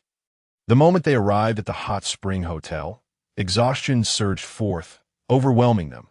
Within the temple, a young monk curiously asked the master, who had just deciphered their queries, "Master, were the words you spoke to those patrons today truly genuine?" The master replied, "I am but a monk, not a deity. How could I possibly possess such knowledge? I merely boast." The young monk pressed on, "Yet they all appear to believe your words to be true." The master explained, "I speak in ambiguous terms, allowing them to draw their own conclusions. If they feel I have spoken accurately, it validates my words. If not, it suggests that such events have yet to unfold, thus fostering their anticipation. This is the art of psychological suggestion. Your master holds a doctorate in psychology. Heed my lessons well, for one day you shall inherit my teachings." "Yes, master." upon returning to their hotel for rest. Murong-jun, of course, did not remain idle, earning himself advanced grilling techniques as a reward. Indeed, quite splendid. Once I return home, I can organize a bonfire gathering, with both families gathered around the fire, enjoying grilled delicacies and sipping on drinks. What a delightful affair that would be.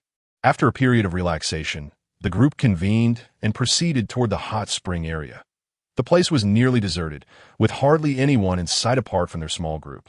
Murong-jun gazed at their varied garments in a kaleidoscope of colors and styles. Momentarily dazzled. Initially, the others were taken aback by Murong-jun's unabashed gaze, but gradually they became desensitized, for his audacity was boundless. He wore his boldness as a badge of honor, while indulging in the hot springs. They were all mesmerized by Murong-jun's exquisite massage techniques, which alleviated the day's fatigue and minor ailments. Consequently, their fondness for him soared. Among them, his admiration for Jinghua was particularly pronounced, almost to the point of obsession. Yet, Jinghua skillfully evaded his advances, leaving him in a state of helplessness. As the time to soak in the springs waned. Just as the group was pondering what to do next, a staff member approached to announce that a small bonfire gathering would be held in the square that evening, inviting everyone to participate. Their eyes brightened at this prospect, and they readily agreed. Subsequently, they returned to their respective rooms to prepare. Murong-jun, however, engaged the staff member in conversation, requesting assistance with certain arrangements, with the influence of monetary persuasion. Any reasonable request from a guest would be graciously fulfilled, and thus the staff complied willingly with Murong-jun's requirements. That evening, in the courtyard, the bonfire gathering commenced.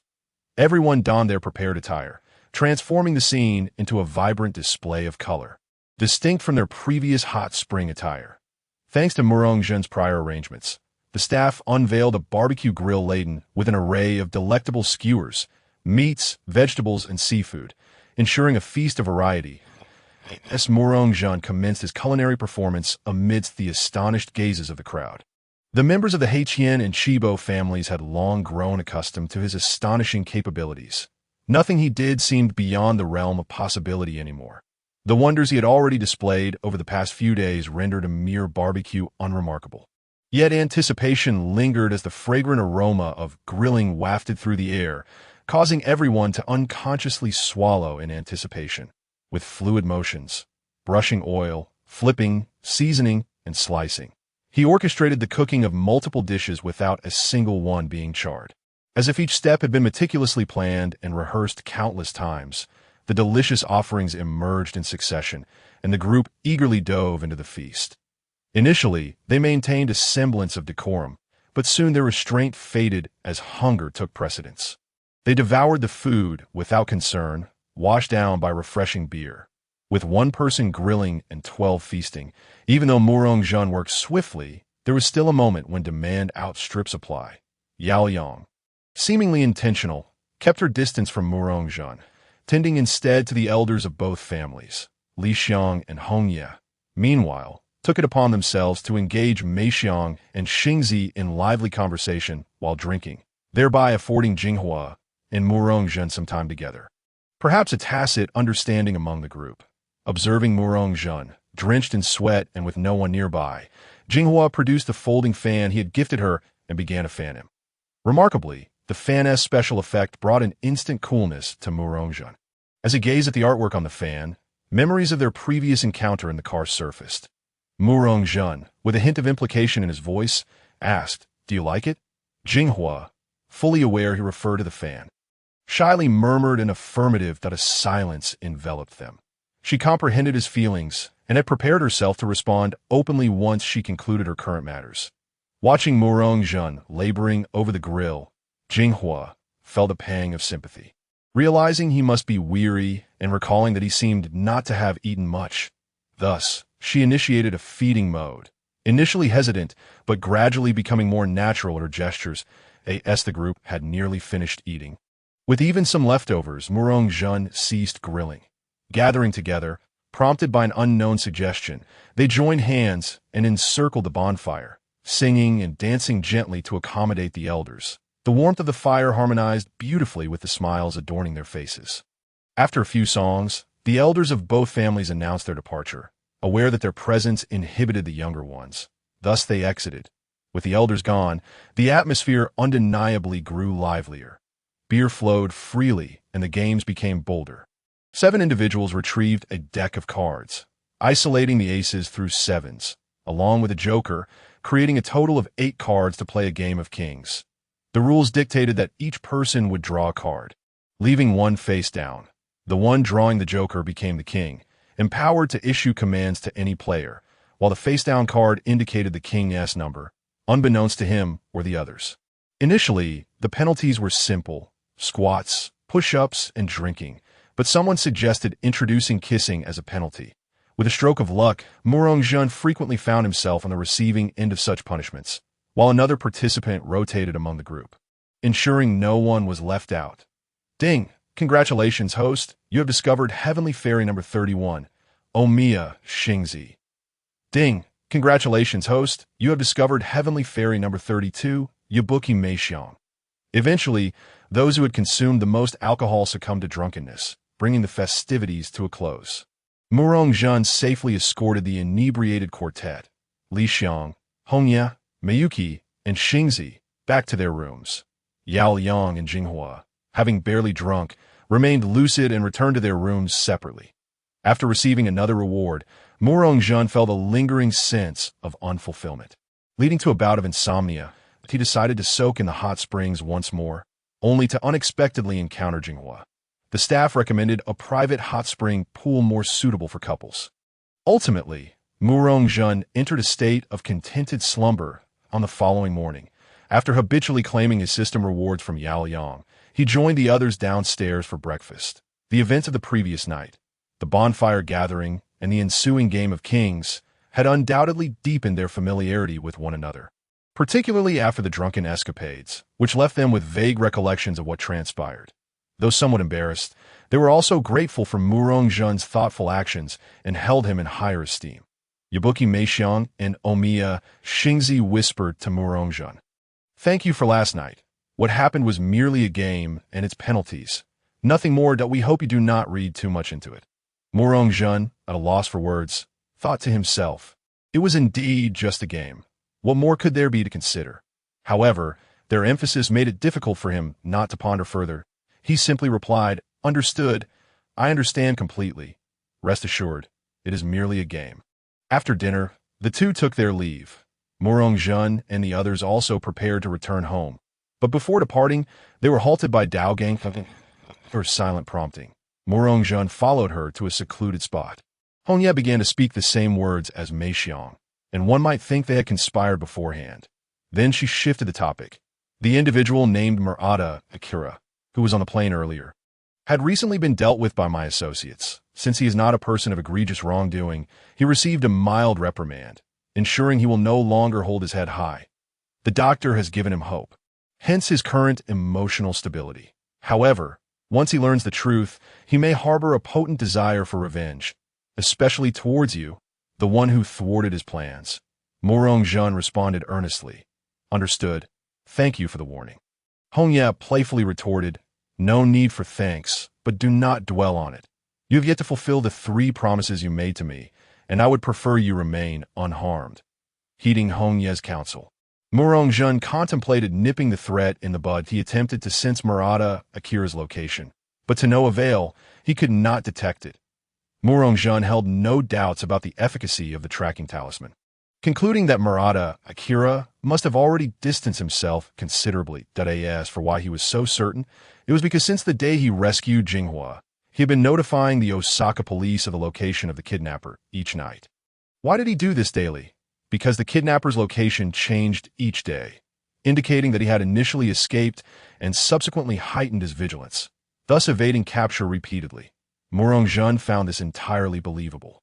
From their brief encounter, it was evident that the individual was no mere task. He was capable and composed, likely possessing some counter-surveillance skills. For Jinghua's safety, he must eliminate this hidden time bomb swiftly. Following the original plan, their enjoyable journey concluded, and everyone returned home in high spirits.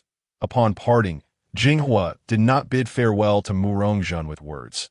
Instead, she bestowed upon him a complex gaze filled with reproach, anger, resentment, shyness, and a hint of affection. After returning to her home in Gunma Prefecture, Jinghua, following a brief rest, resolutely drove toward Osaka Prefecture. No sooner had she left than Murongjun arrived at her residence. Learning from her parents that she had just departed for Osaka, with no indication of when she would return, Murongjun pondered whether this was related to the events at the private hot spring the previous night. However, he refrained from dwelling on that and instead recalled their initial encounter, fearing another assault from that man. After all, that man was currently located in Osaka, possibly plotting something in the shadows. What happened once could surely happen again. Thus, Murongjun resolved not to rely on the Osaka police this time, but to take matters into his own hands and eliminate the lurking threat surrounding Jinghua. Regardless of the outcome, he wished to shield her from harm. After inquiring about Jinghua's address in Osaka from the Chiba couple, he took his leave. Upon returning home and briefly explaining the situation to Yuliang, she said, "Darling, please be careful," before driving off in pursuit on her way back. As Jinghua's car approached the place where she had been attacked and subsequently rescued by Murongjun, she could not help but think of him, his cleverness in saving her, his somewhat embarrassing method of detoxifying her, cooking for her at her home, their dancing, the fishing, cycling adventures, gardening, their encounters on the mountains, and the events at the private hot spring that IT played in her mind like a movie.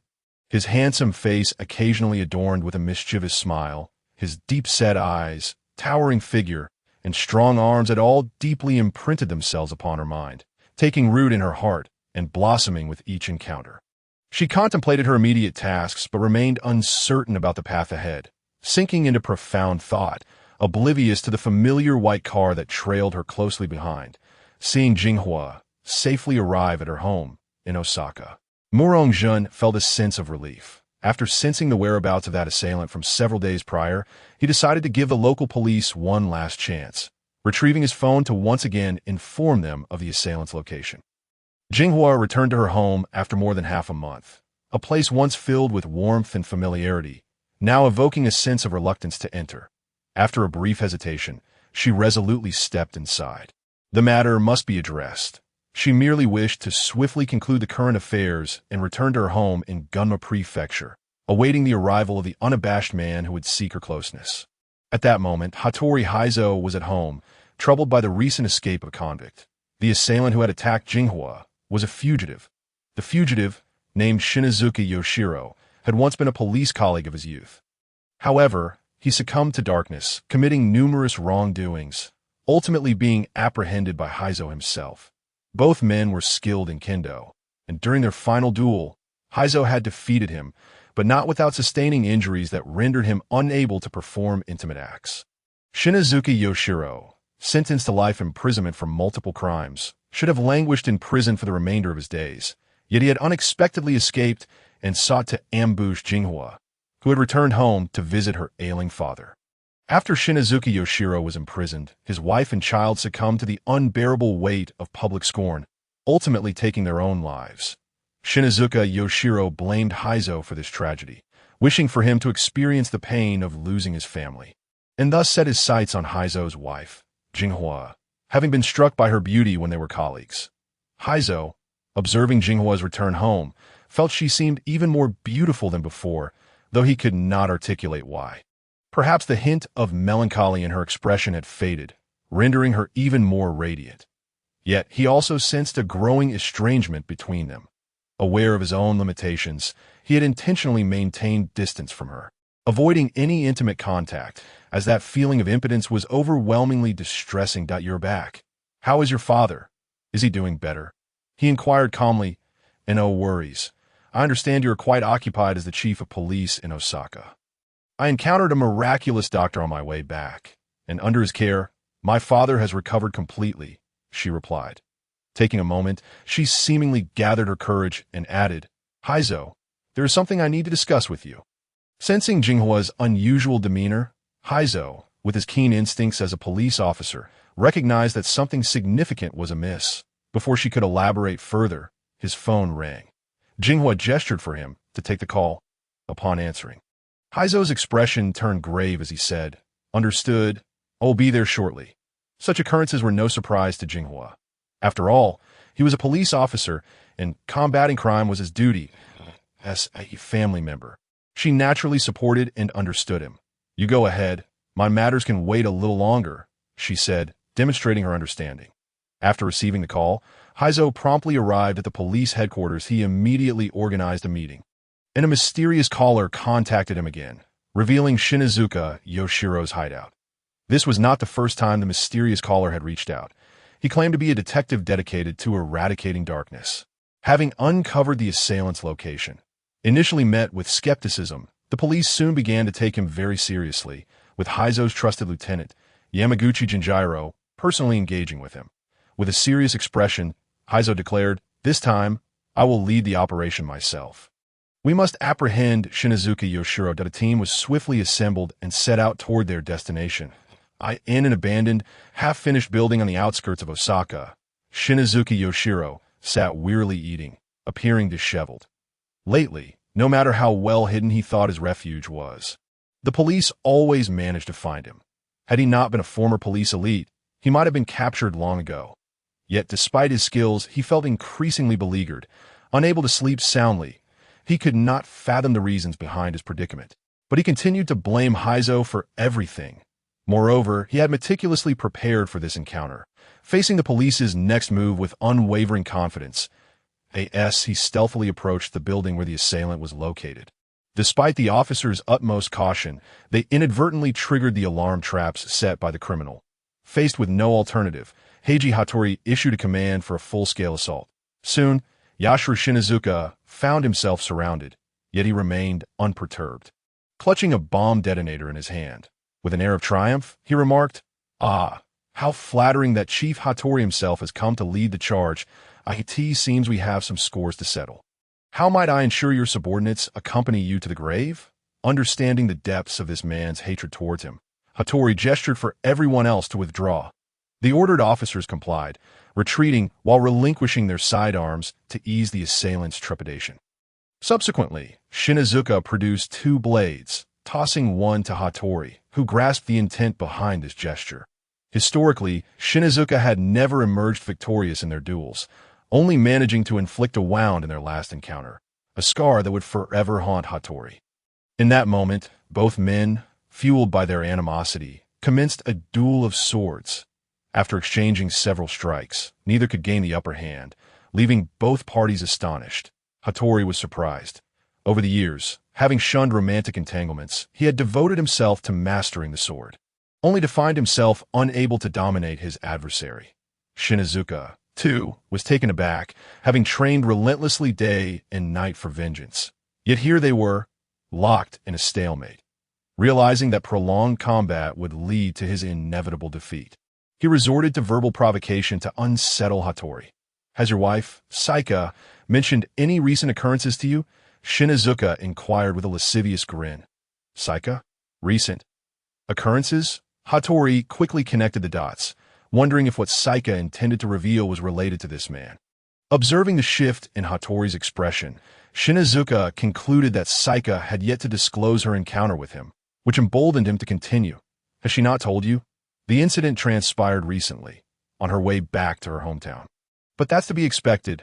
Which woman would willingly inform her husband when another man has wronged her? Especially when her husband is a man incapable of compassion. Wouldn't you agree, Chief Hattori?" Hattori, incensed by Shizuka's words, felt his blood boil, and gradually, fury clouded his judgment. Confronted by the instigator before him, his attacks grew ferocious, as if he sought to obliterate him. Sensing the effectiveness of his taunts, Shizuka intensified the provocation, exclaiming, "Ah, are you angry? The more furious you become, the more delighted I am. Your wife may be a tad older, yet her allure remains undiminished, perhaps even more so than in her youth. Truly exquisite. That voice. That figure. Nothing ever transpired between us, yet I speak as if it were true. Though it was indeed the case that Saika possessed such charm, her affections were not directed towards him." "Ah, I shall kill you!" Hattori shouted in rage. The more enraged he became, the more forceful his strikes, yet he lost the finesse of his technique, gradually revealing vulnerabilities. Come on, what would it matter if you did kill me? You shall remain an incomplete man, endowed with a beautiful wife whom you cannot enjoy. You have no idea how she was at that moment. Even now, the thought stirs a thrill in high-stakes duels. Victory often hinges on a fleeting instant. Ultimately, through the provocation of words, Shizuka triumphed over the enraged Hattori. From a distance, observing the unfolding confrontation, Jinchuru Toyama saw the opportunity and moved in with his men. At that moment, however, Shizuka took Hattori hostage, causing the others to hesitate. They could only watch as Shizuka made his escape. Before fleeing to safety, Shizuka leaned close to Hattori's ear and whispered, out of pity, "I shall speak the truth. What I just said was a fabrication. That man was not me. I was on the verge of success with my plan when a detestable man intervened.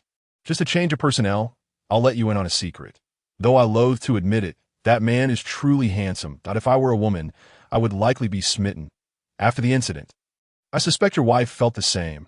Ha ha, farewell. I look forward to our next meeting. Do not disappoint me next time." Ultimately, Hattori, nursing several knife wounds, was transported to the hospital. Upon receiving the news, Saika rushed to his side. Gazing at Hattori lying on a hospital bed, she inquired and learned that his injuries were not severe, yet his spirit appeared notably diminished, a sight she had only witnessed once before, when he had been injured in a more intimate manner. Uncertain of what had transpired, she found herself unable to voice her thoughts on divorce. Hattori, now conscious, observed Saika's hesitance, and, piecing together Shizuka's taunts, he began to suspect her intentions, with a touch of understanding. He asked, "Are you here to discuss divorce?" Saika was taken aback. How could he know? After all, he had broached the subject once before, only to be firmly rebuffed. This decision had only recently crystallized in her mind, and she had not shared it with anyone.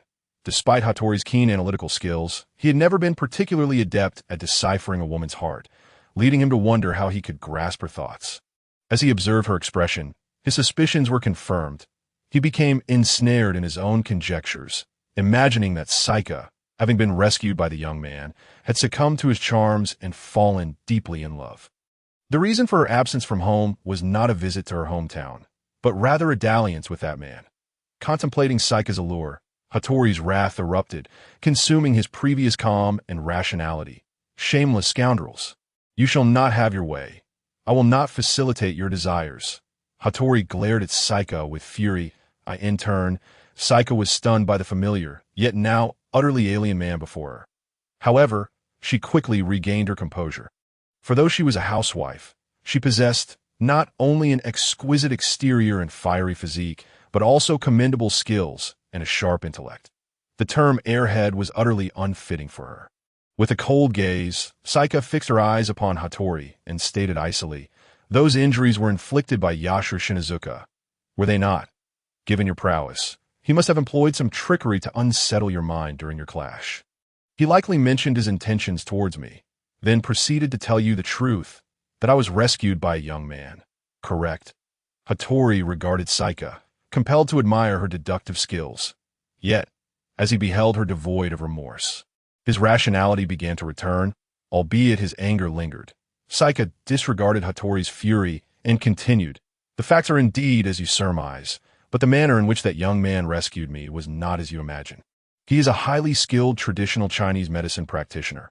Although his medical expertise belies his years, upon learning that I would prefer death over his proposed methods, he assured me he would not employ such means and ultimately detoxified me through acupuncture.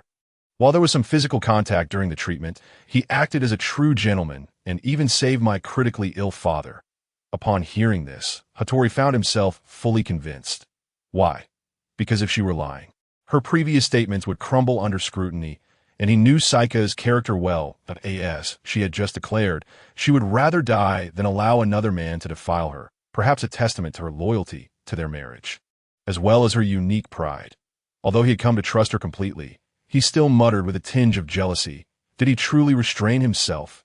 Saika recalled Murong Jun's demeanor at that time. He had indeed struggled to maintain control, teetering on the brink of losing his reason, even going so far as to take certain measures for the final treatment. Yet, he had succeeded in restraining himself. Despite being on the verge of giving in, he had gritted his teeth and endured. This was one of the qualities that drew her to him. Saika, feeling exasperated, retorted, "If you must assign such a label to yourself, there is little I can do about it. However, this divorce is final. I am not here to negotiate with you. I am here to inform you." With that, Saika produced 2 copies of the divorce agreement and a pen from her bag, extending them to Hattori. Upon seeing the bold letters spelling divorce agreement, Hattori finally regained the calm and wisdom he had once possessed. He realized that his words had profoundly wounded the woman before him. Yet it was too late to turn back. He gazed upon Jinghua, who had endured a decade of solitary widowhood. A profound sense of guilt welled up within Haibu Pingzong. Reflecting on the myriad moments shared between them throughout the years, he eventually exhaled a sigh of relief. Seemingly resolved to let go, he accepted the pen and the divorce agreement that Jinghua extended to him, bypassing a thorough examination and instead directly locating the signature line. With a mixture of reluctance and resignation, as well as a tinge of heartache and eventual acceptance, he inscribed his name, Jinghua, to affixed her signature, creating 2 identical copies for each of them. The subsequent matters could be entrusted to their lawyer. "Are you not going to glance at the contents?" Jinghua inquired. Haibu Pingzong replied with certainty, "You will only claim what you rightfully deserve. Anything beyond that, even if offered, you would reject. What you seek is merely a liberated identity, and now you possess it. I hope you find happiness in the future." Pingzi had matured into a man, and there was no need for her to worry about him. Although a sense of reluctance lingered, she was still eager to learn about the young man. Jinghua did not refuse. After all, they had shared many years together and had a son. Jinghua began to recount to Haibu Pingzong the story of her acquaintance with Murongjun, narrating it without embellishment, simply unfolding her tale. As she spoke, she became enveloped in the sweetness of their relationship, an involuntary smile of happiness blooming upon her face. Observing this version of Jinghua, Haibu Pingzong realized that he had utterly lost. Unbeknownst to both, Murongjun, who had just arrived outside the hospital room, witnessed the bliss radiating from Jinghua's countenance. His mind was momentarily blank. The scene he observed was one of tender conversation between a wife and her veteran husband. He had assumed their marital bond was irreparably severed, yet it appeared otherwise. Despite his genuine affection for Jinghua, Murongjun could not bring himself to disrupt another's family, that a gentleman may cherish a lady. But it must be through honorable means, since they could not be together. He chose to facilitate her happiness. He retrieved 2 pills, placed them in a bag, and tied it to the doorknob. Casting one last glance at Jinghua's visage, he reluctantly departed. Sensing something amiss, Jinghua approached the door, finding no one in sight, yet discovering a bag on the doorknob. Upon opening it, she recognized the 2 familiar pills, one a Jiu Hua Yulu pill, and the other a stamina recovery pill, both excellent for healing injuries. A sudden realization dawned upon her. She had felt as though a pair of eyes had been watching her, devoid of malice. Was it he? Had he been silently protecting her all along? Little did she know, Murongjun had developed some misunderstandings. Jinghua took the 2 life-saving pills and administered them to Haibu Pingzong. He exhibited no suspicion, carefully attuning himself to the changes within his body, recognizing the miraculous effects of the 2 pills. The wounds inflicted upon him had healed considerably, and his strength had returned, leading him to admire the man's medical skills while simultaneously respecting his open-mindedness. However, he lamented that had it not been for his organic injuries, he would have sought Murongjun for treatment. With a sense of acceptance, he remarked to Jinghua, "I truly am not his equal. I wish you happiness." Murongjun, feeling somewhat dejected, exited the hospital, the emotional setback dulling his usual sharp intellect. He did not contemplate that if she harbored no feelings for him, she would not have willingly entered the private hot spring with him, nor would she have allowed him such liberties. Thus, considering her nature, how could she possibly harbor affections for 2 men simultaneously? Taking note of Shizuka Irao's location, he set off towards his destination. Anyone who had caused Jinghua harm must perish. Eliminating this hidden threat would serve as his final farewell to her. Meanwhile, Shizuka Irao, reveling in his escape from the police and his defeat of Haibu Pingzong, remained blissfully unaware that death was quietly approaching. He was met with a sinister smile and a pair of icy eyes, enveloped by darkness, exuding a palpable aura of malevolence, colder than any member of the organization he had encountered during his escape. Murong-jun, now cloaked in an ominous aura, unleashed his fury upon Shizuka Irao. After reporting the location to the police, he turned away, as though he had never been there at all. Ding! Congratulations, host. You have slain a criminal, triggering the retribution of evil, and have received the reward of Daidara's explosive clay crafting technique. Ding! Congratulations, host. You have punished a criminal through violent means, triggering the use of evil to combat evil, and have received the reward of Daidara's bomb-making control technique. Instant art. In that moment, Murong-jun's mind was flooded with knowledge beyond his comprehension, such as the crafting and control of explosives, yet it felt distinct from his prior understanding. Truly remarkable. Simultaneously, he felt a burgeoning curiosity about who this Daidara was. The Osaka police received another mysterious call, arriving at the location only to find Shizuka Irao's lifeless body. Aside from their surprise, they were also taken aback by the brutality of the act. What kind of enmity could provoke such violence? They promptly reported the situation to Haibu Pingzong. Upon hearing the news, Haibu Pingzong was equally stunned, yet a sense of vengeance coursed through him. After contemplating, he issued orders for the case to be closed, but insisted on a thorough investigation at the prison. After ending the call, he briefed Jinghua on the situation, although it was against protocol. Jinghua was considered one of the involved parties. The mention of a mysterious phone call and a murder immediately led Jinghua to think of Murong-jun, for he alone possessed the capability. As for motives, could it be a measure of protection for her, as well as revenge against the assailant? Jinghua chose to remain silent, yet Haibu Pingzong asserted that the matter was concluded. The identity of the murderer was inconsequential. What truly mattered was that the threat posed by the escaped criminal had been eradicated, thus preserving societal order and stability. Within a hideout of the dark organization, Vodka seethed angrily at Jin. Big brother, the criminal we just rescued from prison has been killed. We don't yet know who is responsible, but the police have closed the case without further investigation. However, they are conducting a meticulous examination at the prison, and our members may be exposed. This scoundrel is truly despicable. He insisted on avenging himself before serving the organization. And now look, his grudge remains unavenged, and he has been killed, implicating our undercover operatives. Jin, however, remained calm and collected. That merely indicates that his capabilities were unworthy of our organization. Furthermore, these are tumultuous times.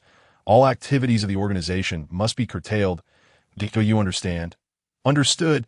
Big brother, Vodka replied respectfully after leaving the hospital. Jinghua began to attend to the divorce proceedings, delegating the tasks entirely to a lawyer while she returned home to pack her belongings. Meanwhile, Murong-jun was already en route back, as he passed a fork leading to a shrine. An idea suddenly struck him. He parked the car at the roadside, exited, and collected some dirt from the ground. Following a unique method that formed in his mind, he crafted the dirt into white explosive clay, skillfully shaping it into adorable white birds. In no time, he fashioned over 20 flying birds. In the night, these 20 white birds silently soared towards the shrine, while Murong-jun could distinctly perceive their positions and the scene surrounding them. Upon reaching a locked room in a more concealed area, he guided one bird to hover near the door lock, and, with a whisper of drink, the bird exploded, blasting the door open. The remaining birds then flew inside. Gazing upon the rows of spirit tablets, in a fit of rage, Murong-jun commanded the remaining birds to charge forward, shouting drink. All the birds detonated, obliterating the entire room. From a distance, Murong-jun heard the explosion and witnessed the distant flames. A surge of nationalistic fervor swelling within him.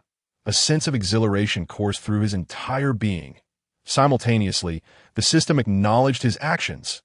Ding! Congratulations, host. You have triggered the use of evil to combat evil, receiving the skill Reward Malice Perception.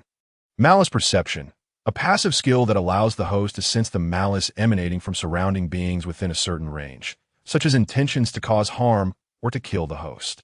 Normal emotions like jealousy and envy do not fall within the scope of malice. Ding! Congratulations, host. You have triggered the retribution of evil, receiving the reward Desert Eagle. Endless Edition. Desert Eagle. Endless Edition. A pistol. Modified by the system, possessing greater power than ever before, with specially crafted bullets that require no reloading, leaving no trace of gunpowder residue after firing. Murong-jean continued towards his home in Guma Prefecture. He reflected on the experience of eliminating the criminal. Had he truly done that? It felt as though he had lost control during that moment, and he now sensed a surge of heat coursing through his body. Instinctively raising his head, this transformation intensified his urge to accelerate, and he sped towards home. Noticing the changes within himself, Murong-jean began to inquire about the system. Ling Ling, do you know the reason behind my recent transformations? Upon reporting to my master, the current changes you're experiencing are primarily due to the increasingly developed super system, which upon reaching full maturity automatically purifies the body. The previously overwhelming desires sense danger, thus erupting in a final resistance, entirely igniting your passions. While you were once able to exert control through sheer willpower, today you have just undergone emotional turmoil and the ecstasy of vanquishing evil, resulting in significant emotional fluctuations. Consequently, the suppressed desires have surged forth in totality, necessitating release. Only the gentle, nurturing power contained within the new Tian fairy can mediate this turmoil. It is anticipated that full recovery will only be achieved after the 3rd or 9th iteration. Murong-jean found himself at a loss for words. The sensation of being beyond his own control was utterly dreadful. Yet he had no choice but to hasten forward as I transition upon returning home. It was already deep into the night. Knowing that Murong-jean would return tonight, Yuliang had yet to rest. Observing the frantic Murong-jean, Yuliang felt a wave of helplessness. Afterward, Murong-jean confided in Yuliang regarding his physical condition. As they were husband and wife, such matters could not be concealed. Thus, he disclosed his current predicament and the method of treatment with some reservation.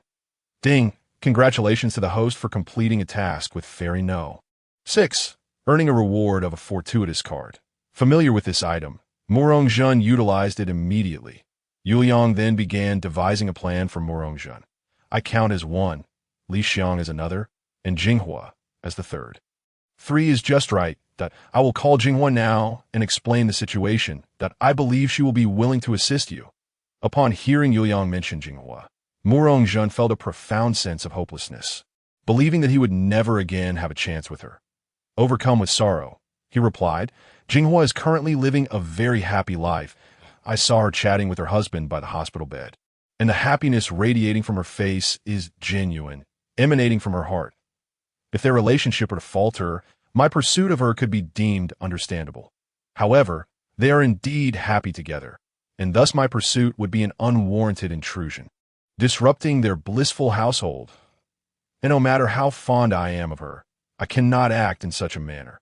Reflecting on the moments shared with Jinghua over the past few days, his emotions once again spiraled out of control, and the suppressed feelings within him erupted anew. Ding! Detecting an anomaly in the host's condition, to prevent the host from being overwhelmed by desire, initiating forced unconsciousness in the final second before losing consciousness. Murong-jean handed a full bottle of vitality restoration elixir to Yuliang, as past experiences indicated that such a substance was indispensable. Watching Murong-jean succumb to unconsciousness, Yuliang felt a surge of panic. However, she recognized that she needed to remain composed. Reflecting on Murong-jean's recent words about Jinghua, had he not said it himself, she would not have believed it. Even now, she did not possess complete certainty. As a witness to the moments shared between Jinghua and Murong-jean, she understood that words could deceive, but the glances exchanged could not that a proud person like Jinghua would never engage in duplicity. Sighing, she resolved to wait until they had the chance to meet again. For now, she needed to focus on the present. After a brief moment of contemplation, Yuliang knocked on the door of her sister Li Xiang's room. Li Xiang had already been awakened by the noise from next door.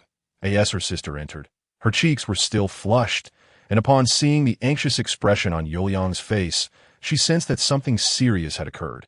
Sister, what is wrong? Why do you look so worried? Without further hesitation, Yuliang spoke plainly. Li Xiang, Ajing's health has encountered some issues. It seems he's been poisoned. That if you could save him, would you be willing to do so?" Upon hearing her sister's words, Li Xiang grasped the gravity of the situation. Without a moment's hesitation, she replied resolutely, "I am willing." Li Xiang did not contemplate the consequences, having been saved by Murong Jun 3 times. She would willingly traverse mountains and seas for him. Naturally, her sister would not allow her to do so unconditionally. If Yuliang could do it herself, she would have already taken action. What was it that Yuliang possessed that she did not? After a moment's reflection, the clever Li Xiang seemed to find the answer, her cheeks tinged with red, but her resolve unwavering. Only after Yuliang whispered a few words in her ear did Li Xiang ultimately confirm her thoughts. Taking the small vial of medicine handed to her by Yuliang, she entered her sister's room, and as the sounds gradually ceased, Yuliang returned to her own room. Although Murong Jun remained unconscious, it seemed not merely a state of unconsciousness. His awareness of the outside world appeared intact, exhibiting instinctive reactions to external stimuli. Yet he was unable to move or speak, that if one were unaware of his unconscious state, he might easily be mistaken for someone pretending to sleep. Yuliang could not bear to see Murong Jun in such a condition, uncertain of what to do. Based on his actions and words prior to his fainting spell, she continued to assist him in detoxification. Despite not knowing if her efforts would bear fruit, she felt compelled to act. Meanwhile, at the Fujibudo residence, Fujibudo Jinghua had already sought out a lawyer in the afternoon, clutching the divorce agreement, and successfully completed the divorce proceedings. At this moment, she held the divorce certificate in her hands, her efficiency commendable. Having regained her single status, she was no longer obligated to evade Murong Jun's fervent affections, reflecting upon the place she had inhabited for nearly 20 years. Filled with happiness, joy, heartache, and helplessness, she felt a swell of emotions. Packing her belongings, she disposed of items imbued with memories, bidding farewell to her past life. Living a simple life henceforth, she would need only to hire a cleaning service for regular upkeep and a cook for meals. Such expenses were negligible for the Fujibudo family. As for Fujibudo Heiji, he had grown up and been accepted into university, possessing an independent spirit that required little of her concern. She only hoped he would remain safe while investigating cases outside. After organizing her belongings, although not a laborious task, she broke a light sweat. Before retiring for the night, she visited the family's hot spring for a final farewell to this beloved place. The steamy atmosphere transported Jinghua's consciousness back to the previous night, as if the experiences of that evening were woven into her very being, leaving her unable to discern reality from illusion. She felt her affections for Murong Jun intensifying, uncertain of where their future might lead.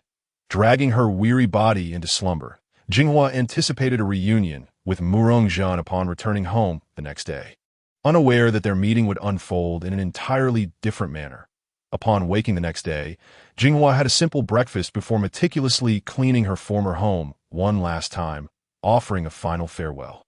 She then prepared lunch to take to the hospital for Fujibudo Heiji, treating it as a farewell meal given their years together. Departing from the Fujibudo residence around 2 in the afternoon, she changed out of her usual dark, loose kimono into a vibrant, figure-hugging dress that aligned with Murong Jun's aesthetic preferences. Simultaneously, at the Koeda household, with the help of family members, Yuliang and Li Xiang placed the unconscious Murong Jun into the back seat of an Alpha.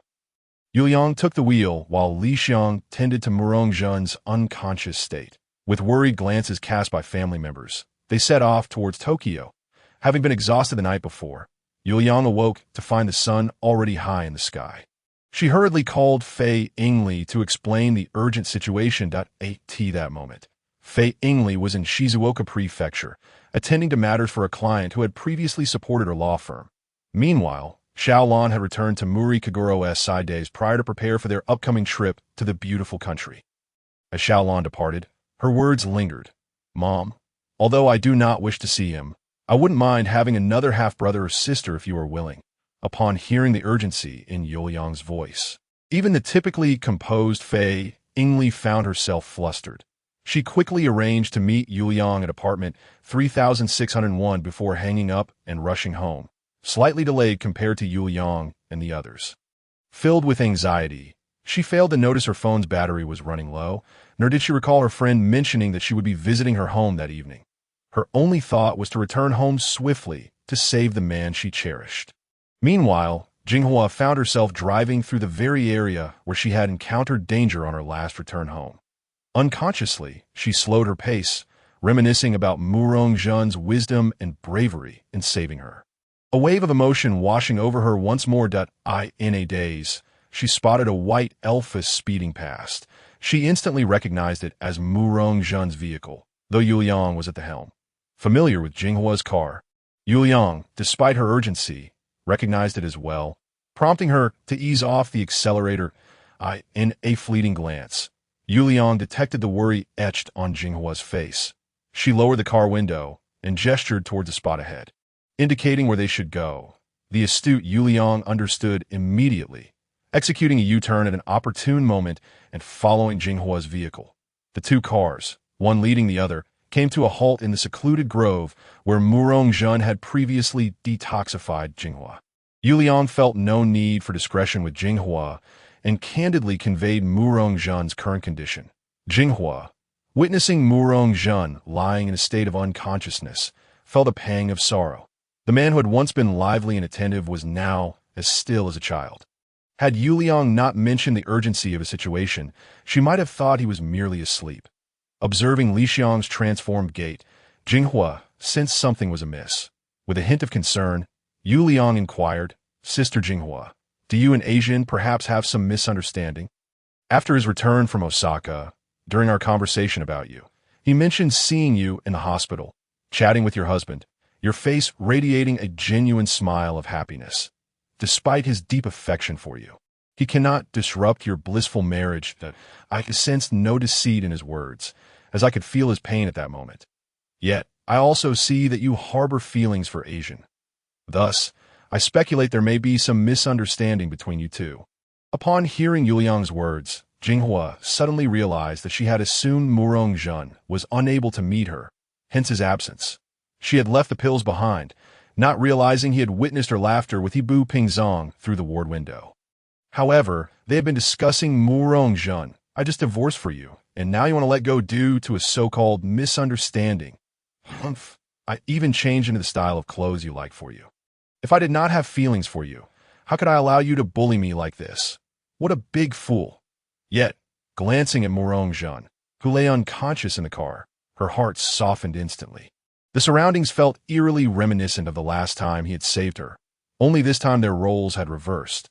Perhaps it was the cycle of fate. Jinghua refrained from elaborating further to Yuliang, simply stating that her marriage had long been in tatters, and this return was to finalize the divorce. She emphasized that her separation had nothing to do with Murong-jun.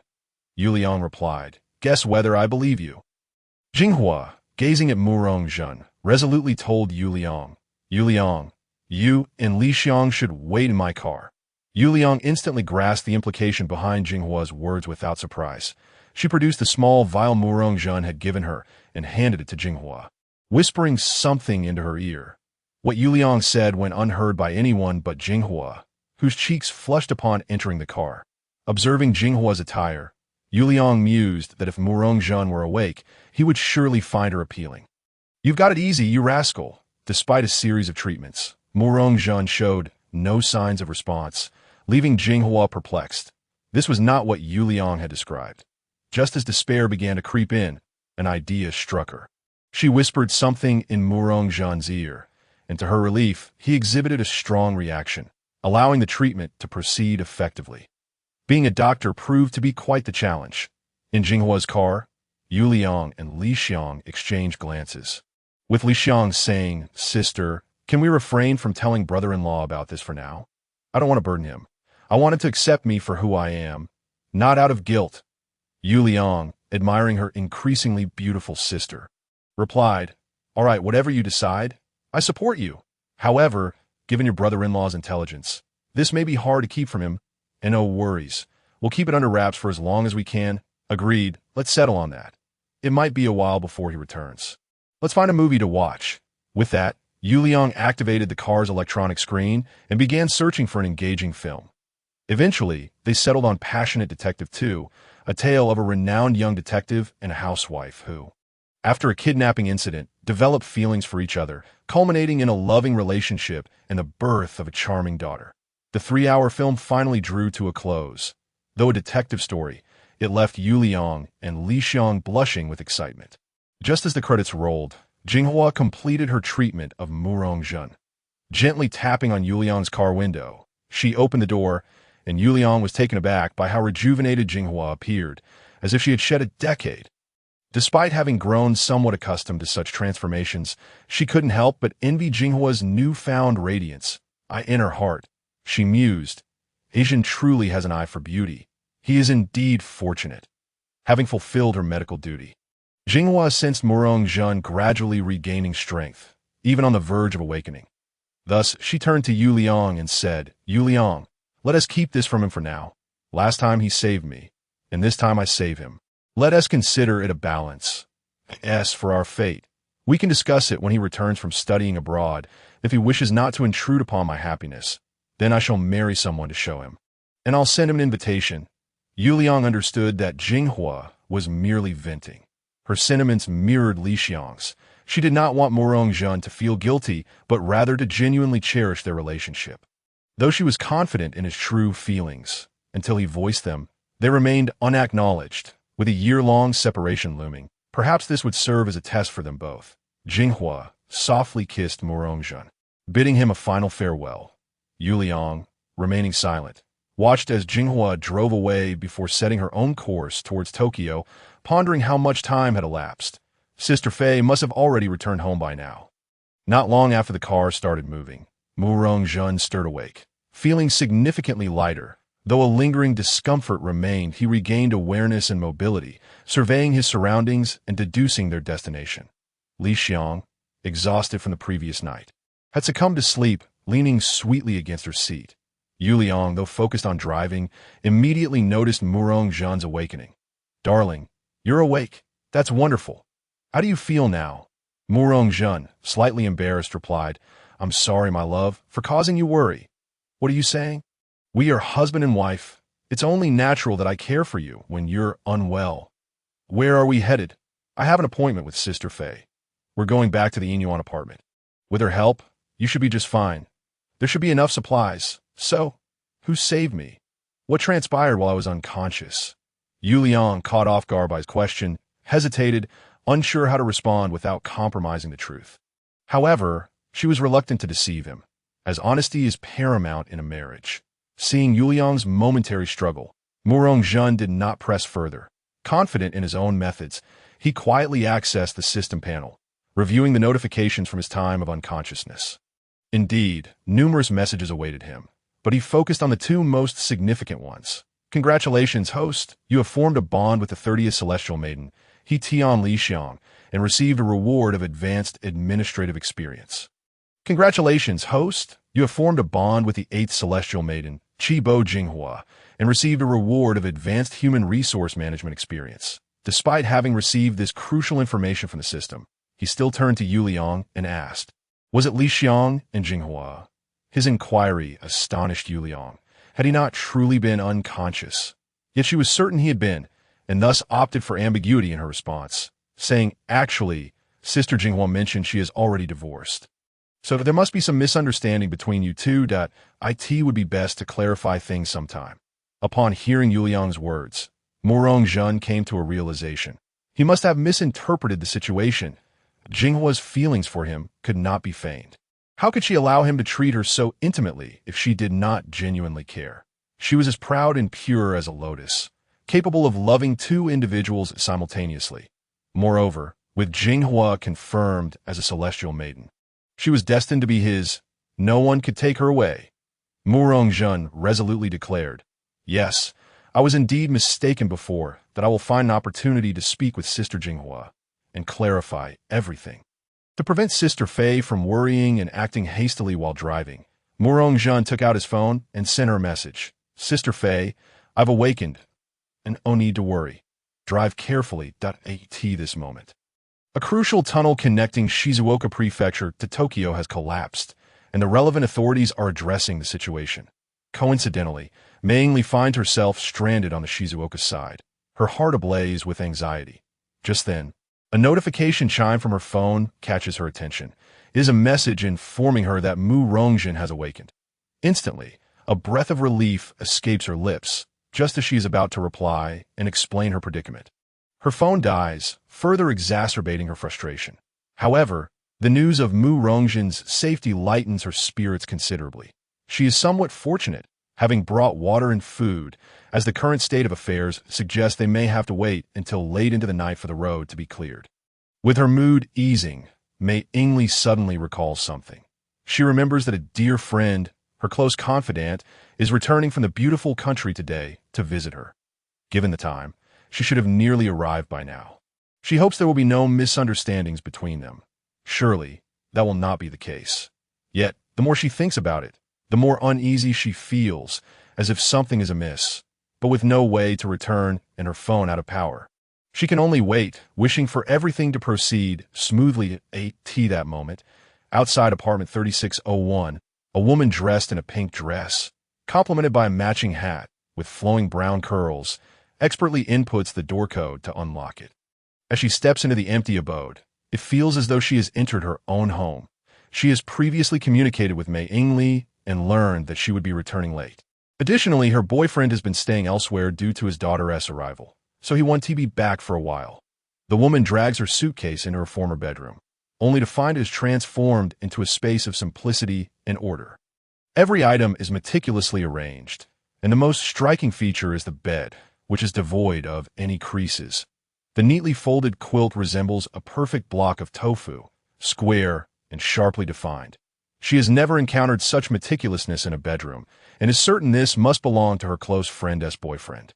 Curiosity piques within her about the kind of person who could capture the affections of someone as proud as Mei Yingli. They share everything as confidants, and Mei Yingli has even recounted intimate moments with her boyfriend, including a rather bold incident in the bathroom that was almost live-streamed that a faint, comforting fragrance lingers in the room. It is not floral or perfumed, and she cannot quite place it, but it is undeniably soothing. The woman shakes her head, retrieves a change of clothes, and steps into the bathroom to wash away the dust of her journey, by the time Yuliang and the others return to the apartment. It is already nighttime.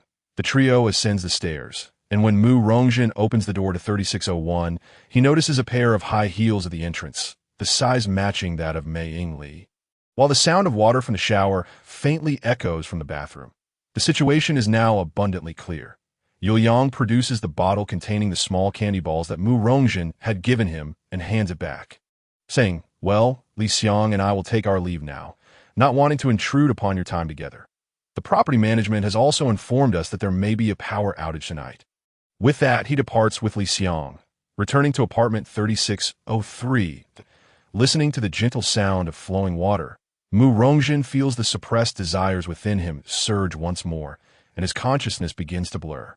He stumbles towards the source of the sound. Mei Yingli arrives back home at 2, and the power has already been restored.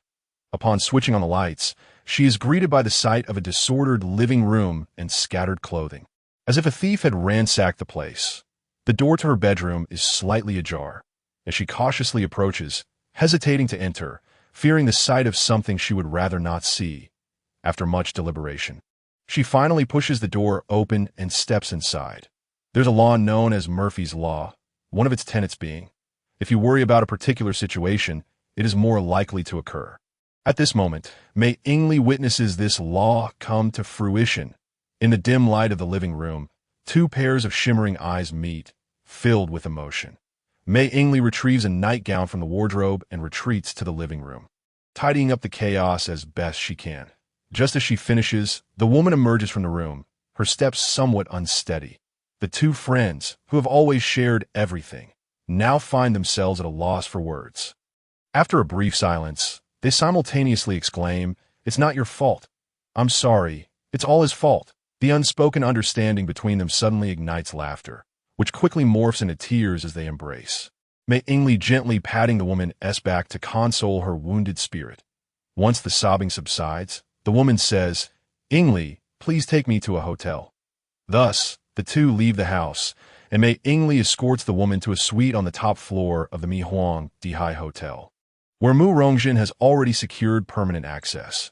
After registering at the front desk, they proceed to the upper-level room. Upon entering, the woman rushes to the bathroom and does not emerge for quite some time.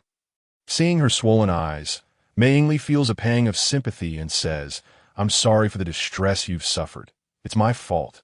The woman remains silent but implores, "Ingli, I need some time alone. Don't worry. I won't do anything foolish. Please go back," as if I were never here. Mei Ingli, feeling somewhat helpless, unsure of how to respond, knows her friend is honest and thus decides to leave. "Take care of yourself. I will come and check on you tomorrow." Upon returning home, Mei Ingli finds Mu Rongjin still deep in slumber. Unbeknownst to him, the toxins within him have been entirely purged, and his superhuman physique has reached its peak, undergoing final optimization. Mei Ingli begins to clean up the traces left behind, leaving no detail overlooked, aware of Mu Rongjin's keen observational skills. She hopes he remains oblivious. After tidying the room and herself, she lies down in bed, pretending as if nothing has transpired. In the morning, Mu Rongjin awakens early, smiling at the sight of Mei Ingli beside him. After checking his body, he realizes that the previous ailments have been completely resolved, and he feels an abundance of energy coursing through him, his physical state seemingly elevated to new heights. Perhaps this is what is meant by fortune arising from misfortune. After reviewing the system notification from the previous night, Mu Rongjin finds himself momentarily stunned. "Ding! Congratulations, host! You have discovered the celestial being number 3 and have received the reward. Advanced film acting skills. Advanced film acting skills. The ability to perfectly embody various roles. Whether comedic or tragic, lead or supporting, the actor can immerse themselves fully into the character, allowing the audience to experience profound empathy. Through nuanced emotional expression and authentic performance, the character's feelings and inner world are vividly portrayed. Evoking resonance. This skill also includes precise mastery of dialogue and clever use of body language, rendering the entire performance more vibrant and natural, leaving a lasting impression. Ding! Congratulations, host! A bond has formed with celestial being No. 3, and you have received the reward. Super Disguise and Alteration Technique. Super Disguise and Alteration Technique. An advanced version of high-level disguise techniques. Its power lies in the ability to transform one's appearance in an incredibly short time frame, allowing one to instantly resemble another person. Furthermore, this skill boasts heightened realism and stability, adeptly navigating various complex environments and situations. Additionally, the user possesses enhanced recognition capabilities for others' disguises, enabling them to easily see through opponents' facades, thus better protecting themselves and gaining the upper hand in confrontations. In summary, the super disguise and alteration technique is an invaluable skill, especially for those who must frequently change identities or face perilous circumstances. Ding! Congratulations, host! You have completed a task with Celestial Being number 3 and received the reward. Indestructible Bond Ring. Indestructible Bond Ring. A ring exclusive to Celestial Being number 3. Ding! Congratulations, host! You have completed a task with Celestial Being No. 3 and received the reward. Customized Jaguar E-Type. Customized Jaguar E-Type. Capable of tailoring the driver's seat position, vehicle color, and license plate number according to different usage locations that are a product of the system. It is of exceptional quality, significantly enhanced performance, and equipped with bulletproof features. Ding! Congratulations, host! You have completed a task with Celestial Being number 3 and received the reward. Beautiful Country Driver's License. Ding! Congratulations, host! You have completed a task with Celestial Being No. 3. Upon completing a task, the reward is a compendium of advanced nutritional recipes. This compendium serves as a comprehensive guide to nutritional cuisine for diverse demographics, whether catering to the special needs of the elderly, aiding the recovery of patients, enhancing the beauty of women, supporting expectant mothers, or nourishing growing children. Delectable dishes suitable for all can be found herein. Each recipe has been meticulously curated and designed to fulfill various nutritional requirements, ensuring that all may dine healthily and deliciously. This collection is not merely a cookbook. It is a heartfelt gift of care for the health of one's family, allowing everyone to relish the joy and satisfaction that culinary delights bring. Come forth and explore this vibrant world of nutrition. Ding! Congratulations, host! You have completed a task with the third celestial maiden, and as a reward, you receive the Youth Elixir. Youth Elixir, a vial containing 10 pills. This miraculous potion possesses the ability to slow the aging process, allowing the user's visage to remain in its most beautiful state for an extended period. Anyone who consumes this pill will perceive the passage of time as a gentle drift. Preserving the vibrancy of youth.it is akin to a guardian of time, safeguarding one's youth and beauty, ensuring that an individual retains their youthful radiance and allure. For those who yearn to cling to their youth and pursue everlasting beauty, the Youth Elixir is undoubtedly a coveted treasure.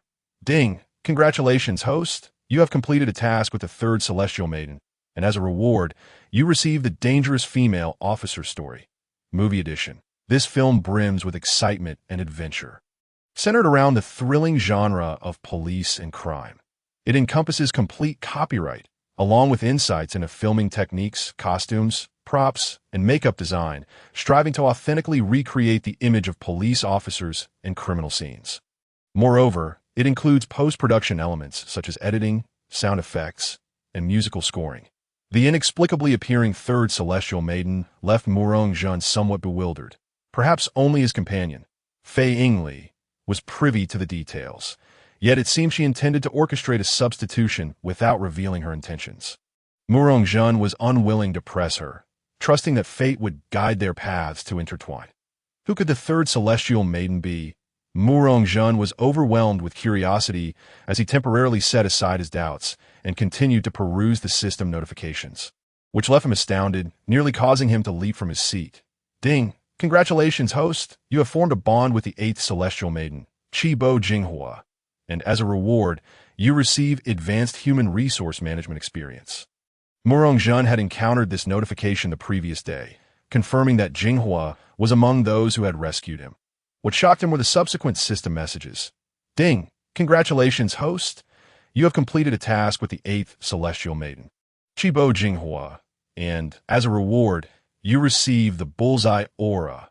Bullseye Aura, an enhancement for shooting sports, boasting an accuracy rate of 99.9999, unconstrained by any existing scientific principles that IT can be toggled on or off, with it being enabled by default. Ding! Congratulations, host! You have completed a task with the 8th celestial maiden, Chibo Jinghua, and as a reward, you receive the Ring of Unbreakable Affection. Level 8, the Ring of Unbreakable Affection. Level 8 is an exclusive ring for the 8th celestial maiden. Ding! Congratulations, host! You have completed a task with the 8th celestial maiden, Chibo Jinghua, and as a reward, you receive the Renown Blade. Chidori. Renown Blade. Chidori, one of the top 10 famed blades, was wielded by the renowned General Tachibana Dosetsu during the Warring States period of Japan. It is said that Dosetsu once used this sword to cleave through lightning, earning it the moniker Thunder Cutter, and he was thus regarded as an incarnation of the Thunder God. Bullseye, enabled by default?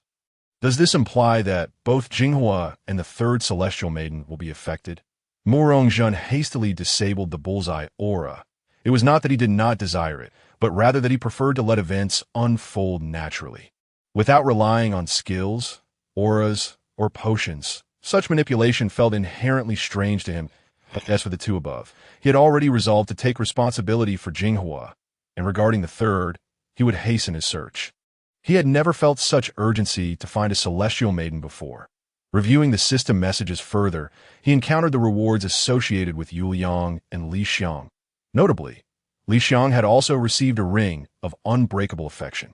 Observing the long-unseen Fei Yingli beside him, he thought, since he wished to orchestrate a substitution, I shall cooperate fully. Ding! Congratulations, host! You have completed a task with the second celestial maiden, Fei Yingli, and, as a reward, you receive 1 billion yen. Ding! Congratulations, host! You have completed a task with the second celestial maiden, Fei Yingli, and, as a reward, you receive 20 billion yen. Ding! Congratulations, host! You have completed a task with the second celestial maiden, Fei Yingli, and as a reward, you receive 5 billion yen. It seems that fortune has smiled upon him. Next door, Akiko Omiya, from room 3602, sporting dark circles under her eyes, murmured, "It appears my good days are coming to an end." At noon, Murong-jun summoned Yuliang and Li Xiang to join him for lunch. The two, upon seeing Murong-jun's current state, realized he had fully recovered and appeared even more charming than before. After the meal, Fei Yingli mentioned a visit to a friend. No one inquired further. Yuliang expressed a desire to visit the company, feeling a bit embarrassed since she had been under Fei Yingli's watchful eye lately. Li Xiang intended to go to the company as well, wishing to familiarize herself with the environment, while Murong-jun was set to depart for the beautiful country next week. Thus, there were matters to attend to, with Jinghua's situation being paramount. Consequently, everyone dispersed to attend to their respective tasks. Murong-jun then ventured to supermarkets, malls, and 4S dealerships, embarking on a shopping spree before driving to Gunma Prefecture with his advanced driving skills. He soon arrived at Jinghua's residence. Upon hearing the sound of the car, Jinghua, who was on the second floor, spotted Murong-jun through her window. She quickly descended the stairs, informing her parents that she would not be home and then hiding behind a screen in the reception room. This act of concealment, while somewhat counterproductive, nonetheless signified her stance that Mr. and Mrs. Chi-bo welcomed Murong-jun into the reception room. Having not seen him for just 2 days, they sensed that his charm had intensified, reminiscent of when he returned with their daughter. The couple could not help but wonder what experiences had transpired between the two, as such a remarkable transformation was not to be overlooked. Upon entering, Murong-jun discerned Jinghua as presence, understanding that she was avoiding him out of uncertainty, so he did not confront her directly. Murong-jun straightforwardly expressed his intentions. Like a magician, he produced various items: a bank card, premium supplements, gold and silver jewelry, a car key, 9 flower jade dew pills, stamina recovery elixirs, and more.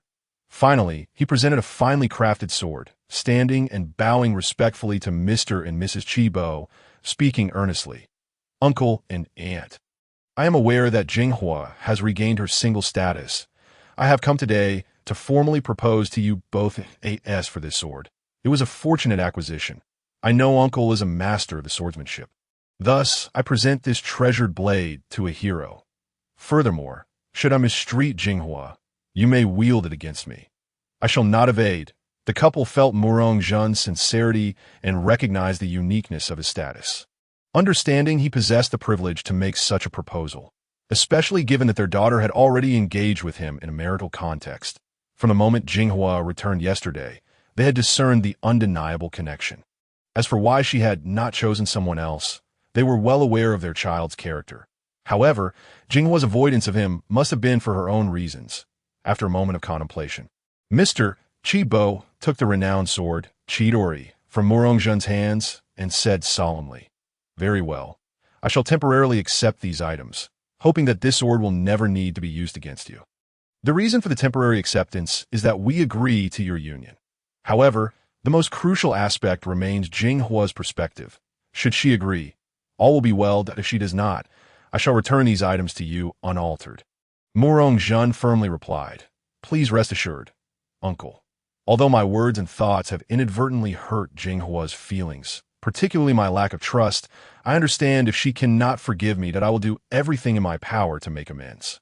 Yet, my feelings for Jinghua have never wavered. I am confident I can bring her happiness," he continued. "Next week, I shall depart for the beautiful country to pursue my studies, likely for a year. Though I may return sooner if circumstances allow it, of course. I will return to visit you both upon my return. May I visit Jinghua's room before I leave?" The couple remained silent for a moment, but seeing that Jinghua had no objections, they did not refuse. After all, he had entered before. Once upstairs, Jinghua stepped out from behind the screen, her eyes slightly moist. As Murong-jun entered Jinghua's bedroom, he surveyed the surroundings. The room remained unchanged, just as it had been during his last visit. Then he began to retrieve items from the space: clothing, shoes, hats, accessories, jewelry, watches, luggage, and so forth. Everything imaginable, inside and out, top to bottom. Jinghua's size was best known to Murong-jun, for he had measured her personally. Ultimately, he produced a set of Palamer car keys and a precious pill, the recently acquired beauty elixir. After lying on the bed to sense Jinghua's warmth, he exited the room. Upon returning to the parlor, Jinghua emerged from behind the screen, sitting upright and savoring her tea. Murongjun excitedly exclaimed, "Sister Jinghua." Then he stared at her in awe. He understood that after her transformation, the celestial being of mending the heavens would exhibit enhancements in both beauty and figure. Yet, even knowing this, he was still captivated by the enhanced Jinghua, especially since she was wearing a fitted dress today rather than her usual loose kimono, which showcased all her virtues splendidly. Feeling somewhat shy under his gaze, Jinghua huffed and said, "What is this? After just 2 days apart, you no longer recognize me." Murongjun, embarrassed, scratched his head. He had initially intended to take his leave. But upon seeing Jinghua, he resolved to stay, determined not to leave this time, planning to inform his family later. Jinghua observed the somewhat endearing Murongjun and felt her earlier annoyance dissipate. After all, she had already committed her life to him. She just didn't know how to navigate their situation. With his impending study abroad for a year, she thought it might be a good opportunity to reassess their relationship and test the strength of their feelings for each other, hoping to ease his concerns during his time away. Yet upon seeing him, she found it hard to maintain her cold demeanor. Continuing, Jinghua said, "Stay for dinner tonight. You can't leave on an empty stomach. Our chief of family knows how to treat guests." Murongjun, delighted by her invitation, readily agreed and said, "How about I cook?" Consider it my apology to Sister Jinghua. Without waiting for her reply, he dashed to the kitchen with familiarity. Mr. and Mrs. Chi-Pa exchanged glances at Jinghua. She, feeling somewhat uneasy, asked, "Mom and Dad, why are you looking at me?" Her father remained silent, while her mother remarked, "Aren't you going to help him?" To which Jinghua replied, "Not a chance. Let him do it himself." Her mother pretended to rise, saying, "If you won't, I shall go lend a hand, Mom." Jinghua protested in a somewhat playful tone, and under the watchful eyes of her parents, she went to the kitchen to assist Murongjun. His face lit up with joy upon her arrival. After a brief moment of awkwardness, they fell back into their harmonious rhythm, filling the kitchen with laughter and cheered on the other side of the divide. Atop the Imperial Hotel, the woman who had checked into the suite the previous night was particularly pleased with the exclusive service. She reflected on the advantages of wealth and recalled the events of the previous night. Momentarily at a loss, soon after, Fei Yingli came to visit her, directly inquiring, "Yuki, how are you feeling? Any discomfort?" It turned out this woman was Kudo Yuki, previously known as Fujimine Yuki, whom Murongjun had learned about from Lixian. Unbeknownst to him, last night's woman was the very one he had been curious about. Each time after, consuming that little candy made me feel much better. "I have no discomfort now," she replied. "That's good. Although I sense he might suspect that the person last night was not me. He doesn't know who exactly it was. As long as you don't reveal it, he should remain oblivious." "Of course, how could I ever disclose such things?" Yuki said. "Would you like me to share some information about him?" "His name is..." "Don't. I have no desire to know who he is or anything about him. I wish to never encounter him again." "All right. I won't mention anything about him." "Yuki, have you considered suing him?" "Ah." Yuki was momentarily taken aback. Indeed, she had never entertained that thought. Reflecting inwardly, she questioned why she hadn't considered it before. The answer was that she genuinely hadn't thought of it, though she wasn't certain why. Yuki refrained from answering directly and instead countered, "Why would you care if I sued him?" Seeing her reluctance to address the subject directly, Fei Yingli understood her stance and opted not to pursue it further. "What are your plans regarding Yuzua? Do you intend to be honest with him? If you choose not to speak, he won't know." Yuki pondered for a moment before responding, "Divorce, we haven't shared a marital life for a long time. Initially, I had some expectations, but seeing him return home drunk after socializing, reeking of perfume and bearing lipstick stains, or discovering a woman's worn underwear in his pocket, my heart has long since died. From that moment, I used his snoring as an excuse to sleep separately. And I have not given him the chance to touch me since that we are merely a facade of a couple now, akin to close friends or even family, but certainly not lovers. I had intended to let it be, enjoying a life of leisure, but now that this has happened, I must propose a divorce. However, perhaps it was my subjective bias that led to this predicament." After a brief hesitation, Yuki sighed. "Actually, I had the opportunity to refuse last night."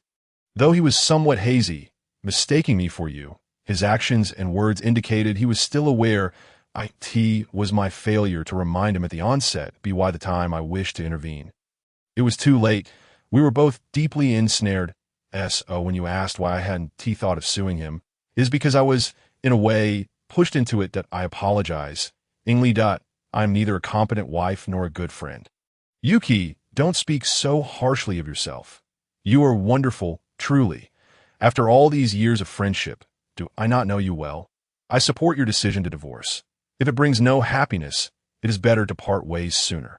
You are still so young, a true beauty, and after last night, you're even more radiant than before. So much so that I find myself a bit enchanted. Yuki recognized that Fei Ingli was attempting to console her. Yet she also understood that her words held truth. After last night, she felt remarkably rejuvenated, almost as if she had shed years, appearing even more beautiful than she had a decade ago. With Fei Ingli's encouragement, Yuki gradually returned to her lively persona. The two, having not met in a long while, began to chat animatedly, as if there were endless topics to discuss. During their conversation, Fei Ingli occasionally mentioned Morongjun, and Yuki slowly began to learn more about him, though she still did not know his name. Eventually, Fei Ingli took Yuki to the shopping mall downstairs. Upon hearing that Fei Ingli was using that man's card, Yuki indulged in a spree of retail therapy, momentarily forgetting her troubles. Meanwhile, both Morongjun and Fei Ingli were preoccupied with their respective tasks until they found a moment to message each other, saying, "Darling, I want to be coming home tonight." With Jinghua as assistance, Morongjun swiftly prepared a feast. After tidying up the kitchenware, he could no longer resist embracing Jinghua from behind, presenting her with her ring and earnestly stating, "Sister Jinghua, I am truly sorry for doubting you. I should have recognized your feelings for me, that it was a moment of folly on my part. Will you forgive me and marry me?" Jinghua remained silent as tears cascaded down her cheeks, soaking her garment. Yet, she slowly extended her left hand, conveying her feelings. Morongjun, understanding, hurriedly slipped the ring onto her ring finger, only to find Jinghua weeping even more intensely. Feeling flustered, he turned her around and anxiously asked, "Sister Jinghua, what's wrong? Did I upset you?" After weeping for a while, Jinghua finally calmed herself and, with a hint of grievance, replied, "Who proposes in the kitchen? The absurdity is that I actually accepted," realizing the haste of his proposal. Morongjun reassured her, I was careless. Shall I find another place to propose properly?" Seeing his flustered state, Jinghua couldn't help but laugh through her tears, playfully tapping his head with her finger, saying, "Silly, can you propose twice?" Morongjun gently wiped the tears from her face and prepared to set the table for dinner, while Jinghua mentioned she would change into another outfit. This scene seemed reminiscent of a prior moment. After putting on the ring, they both sensed an unspoken closeness between their hearts. You have a fondness for children." Morongjun spoke with a hint of implication, expressing his evolution from skepticism to unwavering belief in the system's capabilities. "Do you prefer boys or girls?" Jinghua did not provide a direct answer. Instead, she posed a subsequent question, subtly revealing her stance. If it were him, she would undoubtedly welcome it, for it would be the fruit of their love. "I like both. If it's a boy, we shall protect you together. If it's a girl, I will safeguard both of you." Such a cliché sentiment, yet it encapsulated the truest essence of her heart. Jinghua tightened her embrace, choosing silence, for her lack of refusal signified consent. Morongjun reassured her, "It's all right. We have ample time ahead. I will return periodically. Who knows, perhaps it has already begun." Meeting Jinghua's gaze, Morongjun declared resolutely, "Let us go and register our marriage tomorrow. Since we have decided to be together, we must provide each other with a sense of security, rather than lingering in an undefined state." If sensing the sincerity of Morongjun's resolve, which seemed impervious to her dissent, she nodded in agreement. Tentatively, she inquired, "Isn't it a bit early?" "Early? I feel it's rather late. With such a wonderful partner, why delay bringing her home? Should we not celebrate the occasion?" Jinghua beamed with a smile, choosing not to elaborate further. That moment, time had already passed.